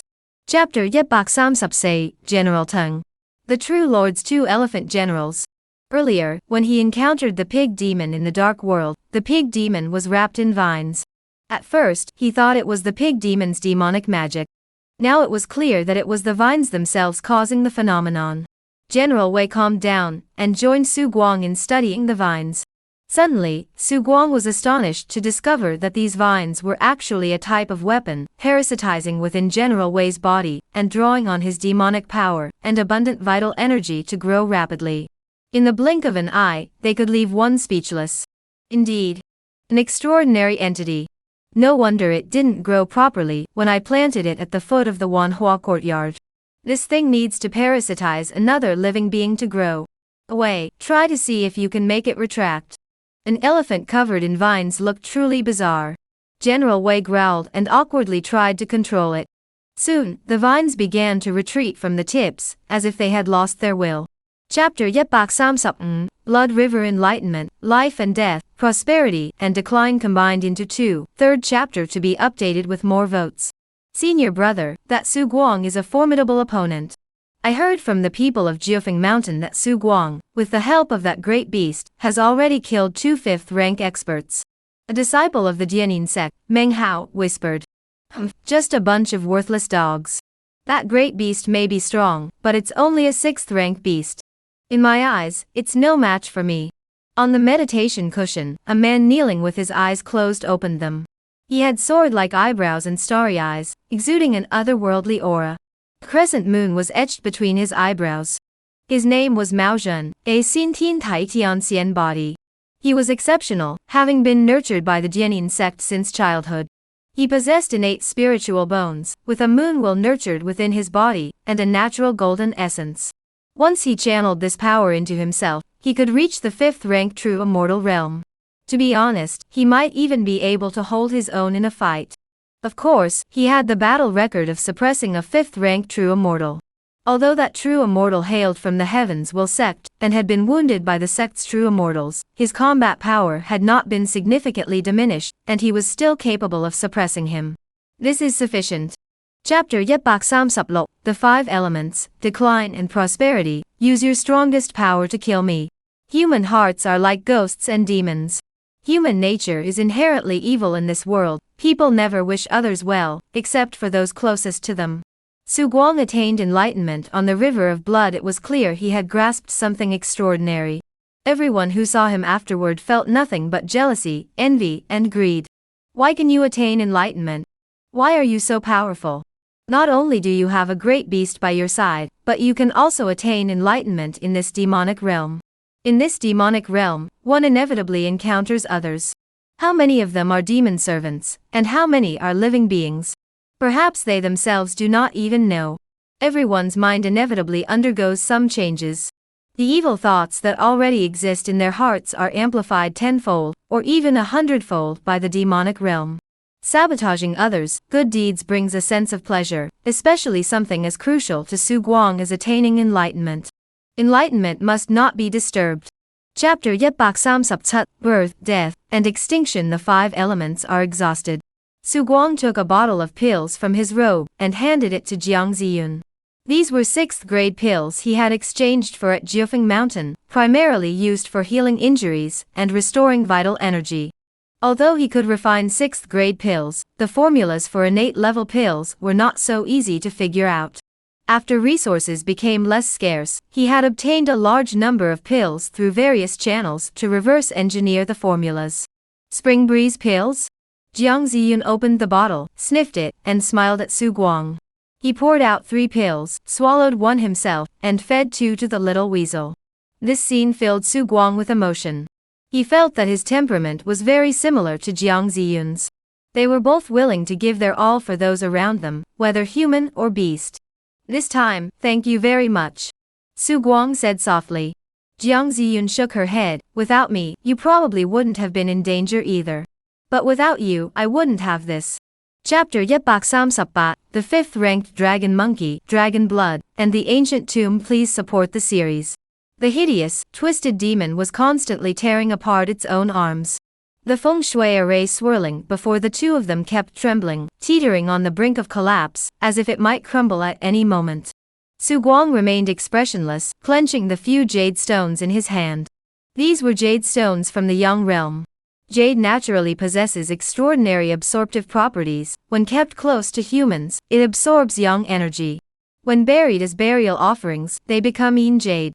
These jade stones were carefully selected by Su Guang, each of great value. Though not inherently supernatural, they had been nurtured by the vast vital energy of Su Guang and General Wei, making them nearly pure Yang treasures. When the monster pulled out its own arm for the 3rd time, the Yao Blue Feng Shui array before his eyes finally collapsed. A flash of bloodlust and greed flickered across the monster's lips. Though the vengeful spirit lacked consciousness, it possessed the instinct to kill, and despised all beings that harbored Yang energy. Once detected, it would never rest until its target was destroyed. Chapter Yetbak Samsapgao, the Passage of the Shadow Army, the Land of Death, and the Mysterious Bronze. General Wei heard Su Guang's words and immediately stepped forward, his massive form as towering as a mountain. During the previous battle with the dragon ape, it had not used its divine ability to shrink its body, still maintaining its mountain-like form. With a flick of its ivory tusk, it seemed poised to tear open the grave mound. The earth cracked open, and the ground of the mass grave filled with ghostly energy. One by one, hideous, twisted ghosts emerged, resembling maggots burrowing underground, flailing their limbs as if about to go mad. But a massive foot descended from the sky, extinguishing the ghosts. Su Guang frowned, staring at the grave mound before him, which remained almost unchanged despite the devastation wrought by the General of Might. He exchanged a glance with Jiang Ziyun, then stepped forward and flew forward. I'll go take a look. Su Guang leaped forward, his body suspended in midair, supported by his powerful qi. His expression suddenly changed. Away, retreat. Fall back. Su Guang gave the order, and Wei followed. Chapter Yetbak Seisup, dominating the world, unmatched by any combined chapter. Please subscribe, and vote for monthly tickets. Although there were no changes in the celestial phenomena within the demonic realm, the environment was far from static. The collision between demon realms produced various strange phenomena. Su Guang watched as a well grew into an inn, and a ghost dressed as a waiter, holding a tray, approached the two with a deathly smile, looking utterly terrifying and sending chills down their spines. Sir, your heart has fallen out. May I ask if it was a golden heart, a silver heart, or a copper heart? Rule-based ghosts? This is one of the easier types of ghosts to deal with. When they ask you a question, they have already predetermined the answer. If you respond with the same answer they have in mind, they will not bother you further. However, Su Guang had no need for such tactics. He extended his hand forward, and an endless surge of energy erupted. General Wei let out a low growl. The ghost remained motionless, its body bathed in a divine light, already showing signs of decay and rot. Yet it seemed oblivious, continuing to ask its question. Chapter Yetbak Seisup. Yet, the jade cicada has not died? In the mountains. Jiang Ziyun looked out at the surroundings with a touch of emotion. Even though this place was too close to the Wangdong mountain, the environment had undergone numerous changes, with plants bearing flesh and blood fruits, and three-headed birds flying about. However, fortunately, the nauseating stench of death and blood had vanished. This place was no longer within the boundaries of Wangdong mountain. He walked alongside Jiang Ziyun, while Shen Muyu sat atop General Wei's back. They had already emerged from the realm of the dead. Unless something unexpected happens, after the final extortion, there should be no one left who can compete with the three of them for the spot. The three of them left the demonic realm smoothly, with almost no complications. For many people, leaving the demonic realm was a difficult task, especially in a demon realm as vast as the one covered by the mass grave. The forest had grown extremely dense, and time had already entered. Chapter Yetbak Seisup Yi, the depths of human hearts, entering the forging spirit pool. No one responded. Su Guang remained expressionless, his aura terrifying. General Wei approached him and growled, as if asking Su Guang what had happened. Wei, do you feel something extra on my body? Wei's eyes flickered with confusion. Su Guang's expression darkened. He now suspected that Yu Chan had left some sort of contingency plan. He even suspected that the person was still alive, attempting to possess his body. For a master of mental martial arts, this wasn't an impossible feat. However, after careful consideration, this possibility seemed quite low. With his current understanding of martial arts, he knew that even the divine consciousness of a fourth-rank martial arts master could not survive indefinitely after leaving the physical body. Yu Chan had died 80 years ago. It was highly unlikely that he was still alive. However, since Yu Chan came from the Point Seal Sect, he might possess some unimaginable techniques that allow his soul to endure forever. Chapter Yepbak Se Sapsam, Guiding the Stars, the Nine-Headed Dragon Elephant. As Jin Shishan activated the Jade Token, the divine mist before them parted to reveal the inner celestial realm. At the center of the peak stood the legendary Forging Spirit Pool. The pool's water was not ordinary water, but rather resembled solidified starlight or melted jade essence. It shimmered with a profound and ever-changing hue, transitioning from the deepest jade blue at the pool's center to a translucent emerald green at the edges, and finally fading into a thin layer of golden red dawn light, like melted sunset hues floating on the water's surface. Just looking at these sights is enough to leave one dazzled and spellbound. It is said that beneath the Sword Seal Peak lies a terrifying demon sealed away, capable of absorbing the power of the stars. Every few years, this starlight transforms into the Forging Spirit Pool. In the past, when suppressing this demon, the Point Seal Sect paid a heavy price. Therefore, while the Forging Spirit Pool appears to be located on Jiufeng Mountain, it is, in a sense, jointly owned by the two sects. Enter, he said. The deeper you go. Chapter Yepbak Se Sapse, the source of the great chaos in Zhuchuan Dao. As Su Guang clapped his hands, the Vine General swiftly retracted. It still hadn't developed any wisdom, only a vague awareness, like plants sensing sunlight.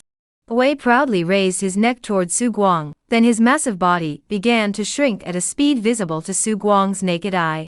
The star rings surrounding it swiftly retracted, and an odd gravitational pull emerged as its form continued to compress. This was the gravitational change caused by the extreme compression of mass. Just like the legendary black hole.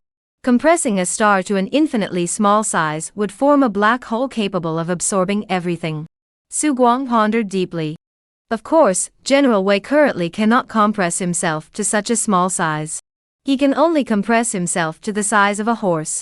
This is already quite astonishing. This means that General Wei now has the potential to hide himself. This is your new chapter Yepbak Se Sup. Do you know the Guangma wind? The alter ego and its origins. July Subsam Th. Su Guang signed in again. Yu Shizhen cautiously ran over and whispered. Master, the person you asked me to watch has emerged. He was a true disciple, though only an 8th rank cultivator, and thus an outer disciple. However, among the outer disciples, everyone fawned over him, making it easy for him to recruit followers. Yu Shizhen, though reckless in combat, had grown accustomed to flattering others due to his humble origins. After gaining some power, he was constantly suppressed by Su Guang, which further shaped his character. This had shaped his carefree and outgoing personality, earning him a good reputation among the disciples. In just over a month, he had already gathered a significant following around him. Su Guang was unaware of the current role these individuals played. However, observing people within the Nine Feng Mountains still yielded some useful insights. You're doing well. Su Guang said softly, when you return, tell your young brother not to say a word and remember to give. Chapter Yepbak Se Suplok. Soaring through the clouds, the imperial family of the great Zhou dynasty, the future ruler of Longmen. Is there anyone else here? The old man spoke softly, still smiling. You've risen from a commoner to this position. To be honest, I admire you. But Zhuchuan Dao is not a place where you can do as you please. If you make mistakes, you must face the consequences. Su Guang no longer looked at the old man, but turned his gaze to the young man, vaguely discerning some features resembling Duzhen's face. No doubt, this must be Dupeng, the first disciple of the inner sect of the Dragon Gate. Is that what you mean? Dupeng smiled at Su Guang. Please trouble Su brother to make the trip. Right from wrong, the Dragon Gate will deliver a fair judgment. Fair? Su Guang scoffed. He casually tossed Tang Feng, who lay on the ground like a dead dog, onto the ground. I see. You're here to die. How dare you? Su Guang's words instantly enraged the old man before him, who now looked like a madman. Chapter Yetbak Se Sup Tut. This world can't wait to hear the story of the young warrior. Su Guang regained his composure, his expression as calm as a still pond. He was no longer a destitute vagabond willing to risk his life for someone else's empty promises. Even if Li Qian spoke with all the flair of a storyteller, if he couldn't back it up with anything concrete, Su Guang would simply dismiss him as a braggart. 80 years after the collapse of the great Zhou dynasty, the imperial bloodline might still be regarded as noble by the common people, but in reality, true martial artists believed in strength. How many people would still regard the imperial family with any respect? Becoming the master of long men is indeed tempting, but Su wants to know why Li the prince chose me. Li Qian chuckled lightly. Because you killed many members of the Heavens Will Sect, especially that Tang Feng. He was able to infiltrate the Jianin Sect, a prestigious martial arts sect. The Heavens Will Sect must have paid a huge price for that. Based on this alone, I believe you are not a member of the Heavens Will Sect. And the Heavens Will Sect hates the Li clan of the great Zhou dynasty to the bone. The enemies. Chapter Yetbak Se Sup Ba. The path ahead. Su Guang stroked the scars on his shoulder, feeling resentful. He was not an invincible immortal, not even having reached the realm of a second-tier true immortal. He had also underestimated his own strength. The three transformations of a true immortal were vastly different from one another. The injuries on his body were inflicted by a second transformation true immortal at the peak of his power. Su Guang slowly calmed his internal energy and looked at General Wei. Away, thanks to you. In the three battles, aside from the first one, which was relatively easy, the other two encounters were far from straightforward. The technique of overwhelming opponents from a higher realm was ineffective against him, so he could no longer crush them as swiftly as he had done against Tang Feng and Mao Zhen. Fortunately, among those pursuing him from Long Men, there were no true immortals at the third transformation stage, otherwise, he might not have been able to escape unscathed. However, this was to be expected. A three-transformation true immortal was already at the peak of the true immortal realm, having undergone 3 transformations, with enough golden essence accumulated within their body. Chapter Yetbak Se Sup Gao. To be a Buddha's disciple. Shouyang Mansion. The Fan family is also a fairly ancient clan, with a lineage spanning over 300 years. Within the entire Shouyang prefecture, aside from the Jiang family and a few declining clans, the Fan family was the oldest. Within the Fan family mansion, Ban Hai sat humbly before the Buddha statue, while an old monk quietly wiped the dust from the platform beneath the statue. That was the head monk of the Luohan Hall at the suspended temple. Master, after the 3 transformations, how should one choose the most suitable alternate form? Ban Hai asked with a hint of anticipation. He was 68 years old, but had already attained the status of a 3-transformation immortal. In his youth, he had once been a prodigious talent renowned throughout the region. Master Yuanji of the suspended temple seemed not to hear him, meticulously wiping the already spotless platform until it was perfectly clean. Amitabha Buddha, all things come and go according to fate. This is your attachment. Let go of your attachment, or... Chapter Yetbak Sup Micah. Shi Moyun felt an urge to curse. How could he have actually encountered this disaster? He knew Su Guang had fled to Wangdang Mountain, but he had no idea which of the many demonic realms Su Guang had entered. Wangdang Mountain was teeming with such places, and he didn't think he'd have the misfortune to stumble upon Su Guang. As for why he had entered the Wangdang Mountains, it was naturally because the Dragon Gate was in chaos, and who knew if he might be found by Dragon Gate's people. Nan Xianshangsher had cleverly turned internal conflicts into external ones to secure his position as the leader of Long Men, and had marked him as a target to be eliminated. This strategy had worked well in the past, allowing Nan Xianshangsher to solidify his position. But for him, it wasn't good news. Any stirrings within Long Men meant he had to be on his guard. Fortunately, Master Nan Xian had provided him with ample compensation beforehand, and the resources he received far exceeded those of the right minister. Over the years, he has managed to evade detection by the Dragon Gate faction. Chapter Yetbak Sup Yet. The Mysterious Golden Pearl, the Secret of Immortality, and the 6th Use. The earth-shattering tremors finally ceased, and the heavens and earth were shrouded in a layer of dust, intertwining with black-red mist to form intricate cloud-like patterns. Suddenly, a dazzling light erupted from the center, resembling crashing waves, pushing the dust particles in all directions. The low growl of General Wei echoed from the dissipating dust. Su Guang looked at the exhausted General Wei, whose left side was covered in hideous scars, each containing a golden essence. His expression darkened as he glanced at General Wei's wounds, then at the lifeless body of Shi Moyun, over 100 meters away. What on earth is this thing? This demonic being, who had roamed the left river path for over a decade, and been hunted by numerous major sects, possessed unimaginable abilities. Cornered beast fights back. Such a person's final desperate attack is always terrifying. Su Guang had no confidence in his abilities, so after confirming that Shi Moyun was beyond saving, he had never dared to approach him. Fortunately, he was cautious enough. Chapter Yetbakken Subyi, the Cold Water Tyrant, the Lengyue Imperial Dynasty. Su Guang did not leave with Tang Yuming, but waited until he had gone before beginning to think about the matter. As expected, there would be no shortage of 5th-rank experts, and there might even be 4th-rank experts. He was curious why the 36 Great Bandits, upon discovering the mysterious Divine Hall, had not organized their own people to enter first, but instead leaked the information to the underworld, causing turmoil in the surrounding major states. Su Guang pondered for a moment, and decided to stay out of the commotion for now. He would wait until he understood the true reason behind the 36 Great Bandits attracting so many people before deciding whether to get involved.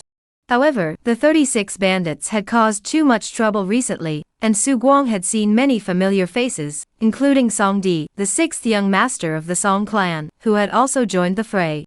2 years had passed, yet his cultivation had not broken through the Xintian realm, remaining at the 7th rank. He really wasn't afraid of death. Without reaching the Xintian realm, in this treacherous place, one couldn't even distinguish between illusions and reality. If he went there. Chapter Yetbakken Subsam, the Primordial Divine Land, Slaying the Ancient Gods. At a distance of dozens of miles from that eerie blue mountain peak, Su Guang sat on General Wei's back, reuniting with Sun Chang'an and Su Yan. The place where they gathered was not particularly secluded, and there was no one else around.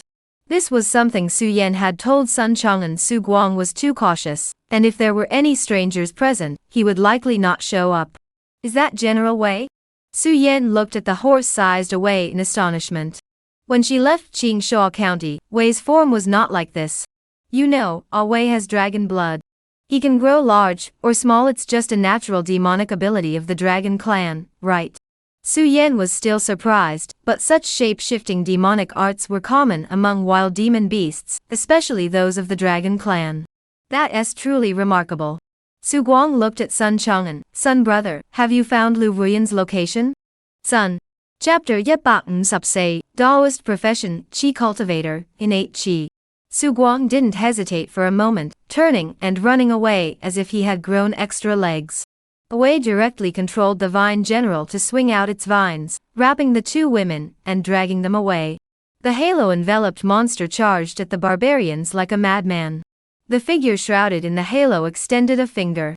A burst of flames erupted, the heat scorching the ground. The surrounding area was engulfed in flames, with many cracked fissures in the earth. As many as 7 or 8 barbarians, whose innate qi had just begun to unfold, were reduced to ashes in the flames, as if completely annihilated. A force that seemed to have existed since time immemorial began to transform. The barbarians let out piercing screams, but the being within the halo showed no mercy. With a single step, countless stone pillars collapsed. Suddenly, the stone forest erupted with countless strange phenomena, and cries resembling the wails of ghosts filled the air. Immediately afterward, Su Guang and the others witnessed a scene they would never forget. Chapter Yetbakken Subn, the Second Metamorphosis. Could it be that the terrifying expert who appeared and slew the barbarians was a Qi cultivator? The secret of the Divine Hall on Blue Mountain is related to Qi cultivators? Thinking about how the Qi cultivator mentioned on his interface would be struck by heavenly retribution, he couldn't help but ponder. If that were the case, it would explain Xian Nanyan's strength. He didn't know how the cultivation levels of Qi cultivators were divided. However, he felt that his newly born Xintian Yet was at least equivalent to a 6th-rank Xintian expert, and in some aspects, whether it be auxiliary skills like alchemy and weapon forging or combat power, he should surpass even Sintin experts. Su Guang couldn't help but marvel once again. This profession was truly too powerful. Looking toward Blue Mountain, he felt an urge to go there and investigate further. The Celestial Hall was rumored to harbor the 6U, a great opportunity that could allow martial artists to undergo a second transformation, and it was closely tied to the Chi cultivator profession. He found it hard to resist. Should we go to Blue Mountain? Chapter 156, The Remnants of the Golden Dawn, Gathering of Storms. Upon entering this temporary gathering place, Su Guang could finally grasp how efficient humans could be in this extraordinary world. The Jiang family's experts had deployed feng shui masters to sort out the earth-south veins of this place, sealing out the ghostly energies. Even within a mass grave, one rarely felt any clear yin energy. The environment here felt entirely different from the outside world. Moving inward, most of the structures were crude tents, but buildings were beginning to emerge. At the very center, a 7-story tower already stood tall. It is called the Bell Tower. Every so often, a bell tolls from the Blue Mountain Immortal Hall. Martial artists who hear the bell toll can accelerate their cultivation. After a 5th-rank expert broke through here and successfully mastered a divine technique, rumors about the bell's effects spread like wildfire. Many 5th-rank peak experts have already come here to listen to the bell. The location of the listening to the bell tower is precisely this place. Chapter 157, A single sword slashes through the path of life and death. The death of Yuan Feng. The auction had not yet begun. Su Guang found a corner to sit down, waiting quietly while listening intently to the discussions of the experts from various provinces about the latest developments in the world. The bell tolling from Blue Mountain, do any of you know what it is? It is said to be a precious artifact of an ancient immortal. If it moves, it will shatter the world. This information was found in ancient texts of the barbarian tribes by the 36 bandits. Now, the Blue Mountains are gathering storms. It is said that the Blue Mountains appear in this demonic realm only once every few hundred years. The last time it appeared was during the reign of the great Zhou Emperor, and it is said that the emperor once ascended the mountain to perform a ritual. Is that true? I heard that Blue Mountain is the sacred mountain of the barbarian tribes. How could the emperor have gone there? Why would I lie to you? It's all true. You must know about the Emperor Taizu slaying the dragon, right? That dragon came from the heavens, and there's a legend that the immortals of Blue Mountain were dissatisfied with the Emperor Taizu's ritual and sent their divine dragon to destroy him. Chapter 158, Danger in the North, please. All of you face north. Su Guang looked at Yuan Feng's corpse, his expression complex. Yuan Feng's behavior before his death had caught him off guard. He couldn't tell if Yuan Feng was genuinely emotional, or if he knew he was about to die, and was trying to win Su Guang's approval with such bravado in order to cling to hope for survival. Perhaps he was truly caught up in the situation, and had no choice but to act as he did, but that was not a reason to harm Su Guang. Su Guang had never had any dealings with him, and there was no conflict of interest between them. The hearts of those in the underworld are complex who could truly understand. All he could do was eliminate the threat completely. There was no need for unnecessary mercy. Therefore, he slowly took a step forward, and the Earth Immortal Dragon sword suddenly appeared in his palm. The sword fell. The head fell to the ground. Yuan Feng was likely truly dead. Su Guang turned around, shedding the jade cicada robe from his body, and murmured softly, Dubo was exchanging the jade cicada robe for your life worth it. Chapter 159, The Fall of the Sun, The Fall of the Sun.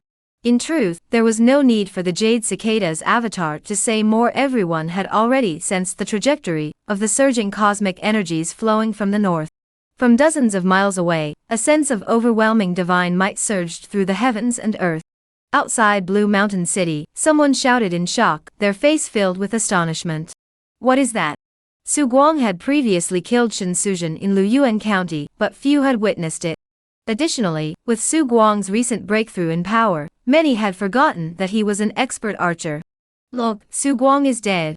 Someone shouted, and saw that the Jade Cicada clone in the distance was slowly disintegrating.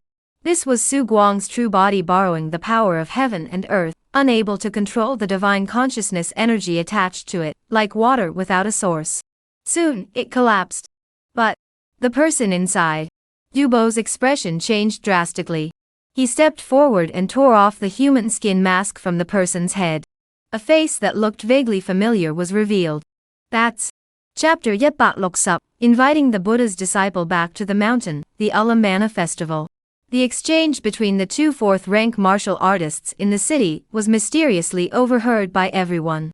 Thus, a new round of discussions began, focusing on Su Guang's actions and the words he spoke before leaving, were they true or false.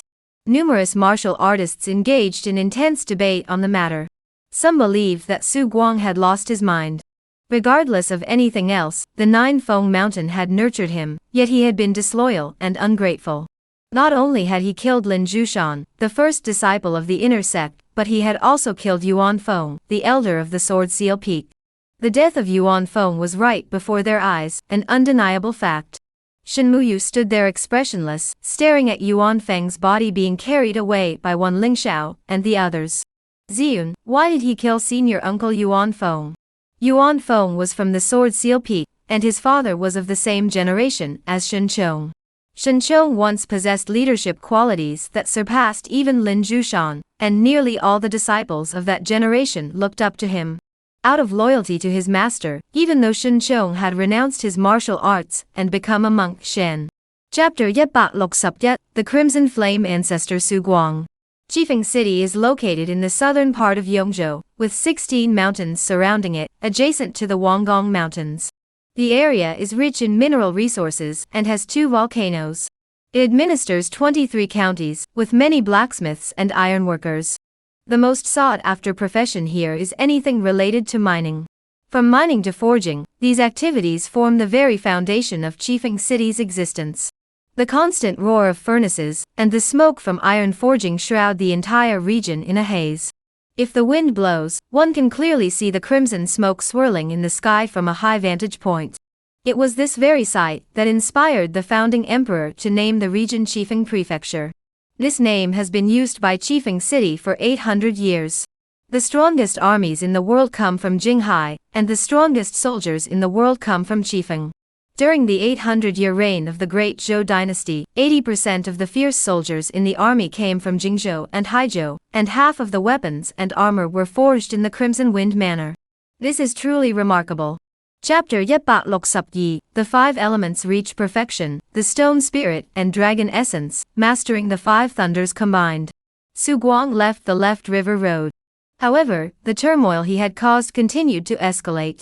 The bounty offered by Longmen grew increasingly higher, and even treasures capable of shaking the very foundations of Longmen had begun to appear. The martial arts world sprang into action, frantically searching for Su Guang's whereabouts. At that eerie cliffside, the undercover agent from the right minister's office on Jiufeng Mountain walked in with a calm expression, looking at the features formed on the smooth rock wall, and sighed inwardly. It seems that Su Guang has truly angered his master. He had come to this place countless times to meet Nenxian, but it had always been him waiting for Nenxian. This was the first time Nenxian had waited for him. Greetings, master. How is the investigation going? The right minister slowly raised his head, revealing his full appearance before the master of Nanxian.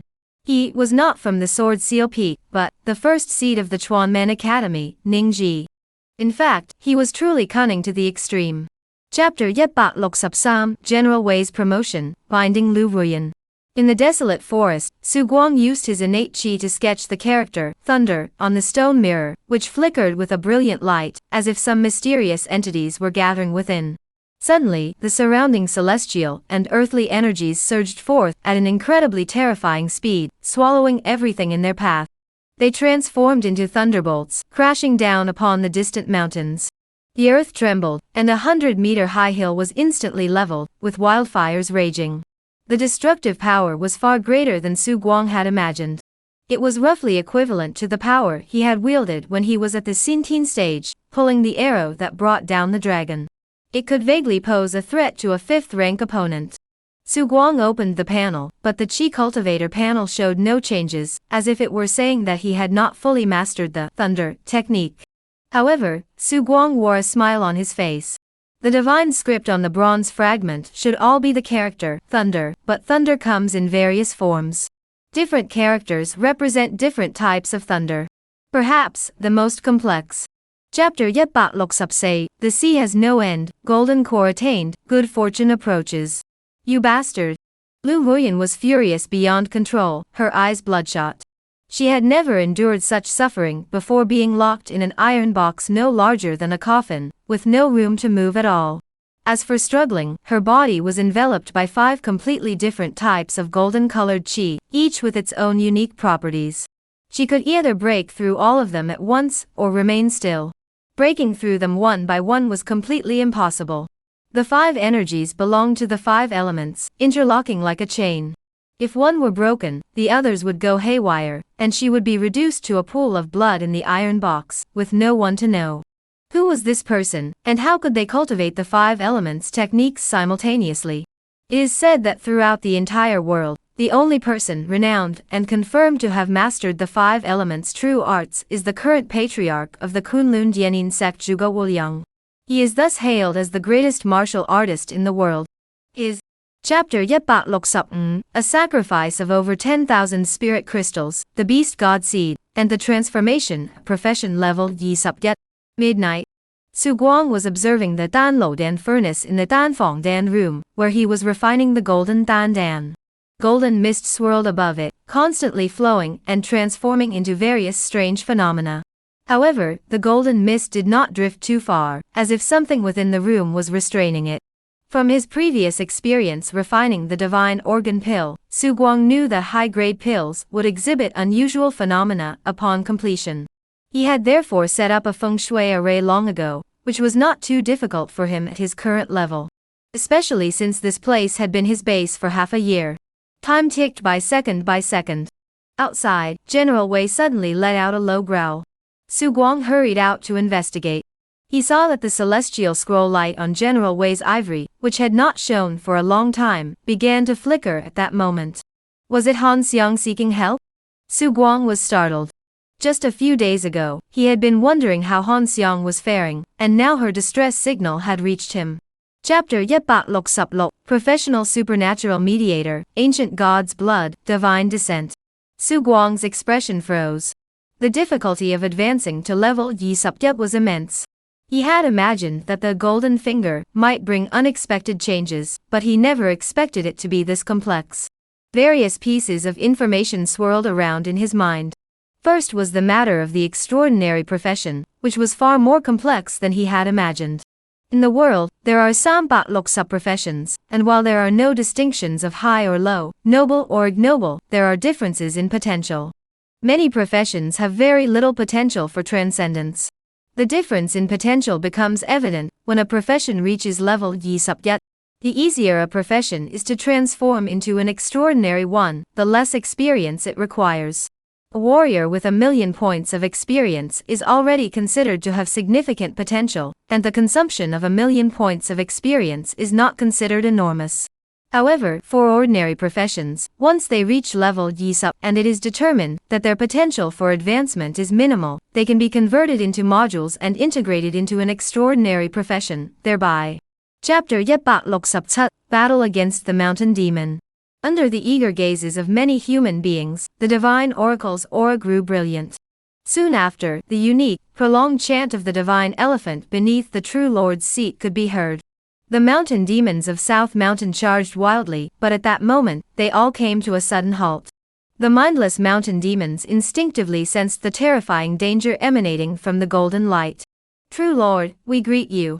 Amidst the swirling shadows of demons, all the human tribes knelt on the ground, facing the golden light, bowing their heads repeatedly. Han Xiang's expression was humble. Eong. General Wei landed, his body radiating a brilliant light, and dozens of mountain spirits instantly turned to ash. Su Guang paid no heed to this, his eyes fixed on the offerings on the altar in the distance. Gaze at the offerings on the altar in the distance. The mountains of spirit crystals piled up before him made his eyelids twitch. These are all for me. He snapped back to reality and looked at the terrifying mountain demon rising from the ground. This was truly a great demon that had cultivated from a mountain, seemingly. Chapter 168. Ancient God's Blood. Su Guang thought for a moment and directly tossed the mountain demon's inner core to away. This thing could also be used for alchemy, but alchemy was merely to purge the vicious demonic energy within. For Wei, such an inner core could be consumed raw. Wei smiled happily. Su Guang suddenly thought of something. Wei, in that world, can't you summon the Vine General? This was something Su Guang had wanted to ask during Wei's battle with the mountain demon. Wei nodded. Su Guang fell into deep thought. He had managed to appear in that world by exploiting a glitch. Although the Vine General originally belonged to that dark world, after entering this world, it seemed to have undergone some unknown changes. Although he seemed to have grown stronger, he had lost the ability to enter that dark world. Next time, he would try using the Traveler's class abilities to see if they could affect General Teng. Otherwise, General Teng cannot participate in such a major battle, which is somewhat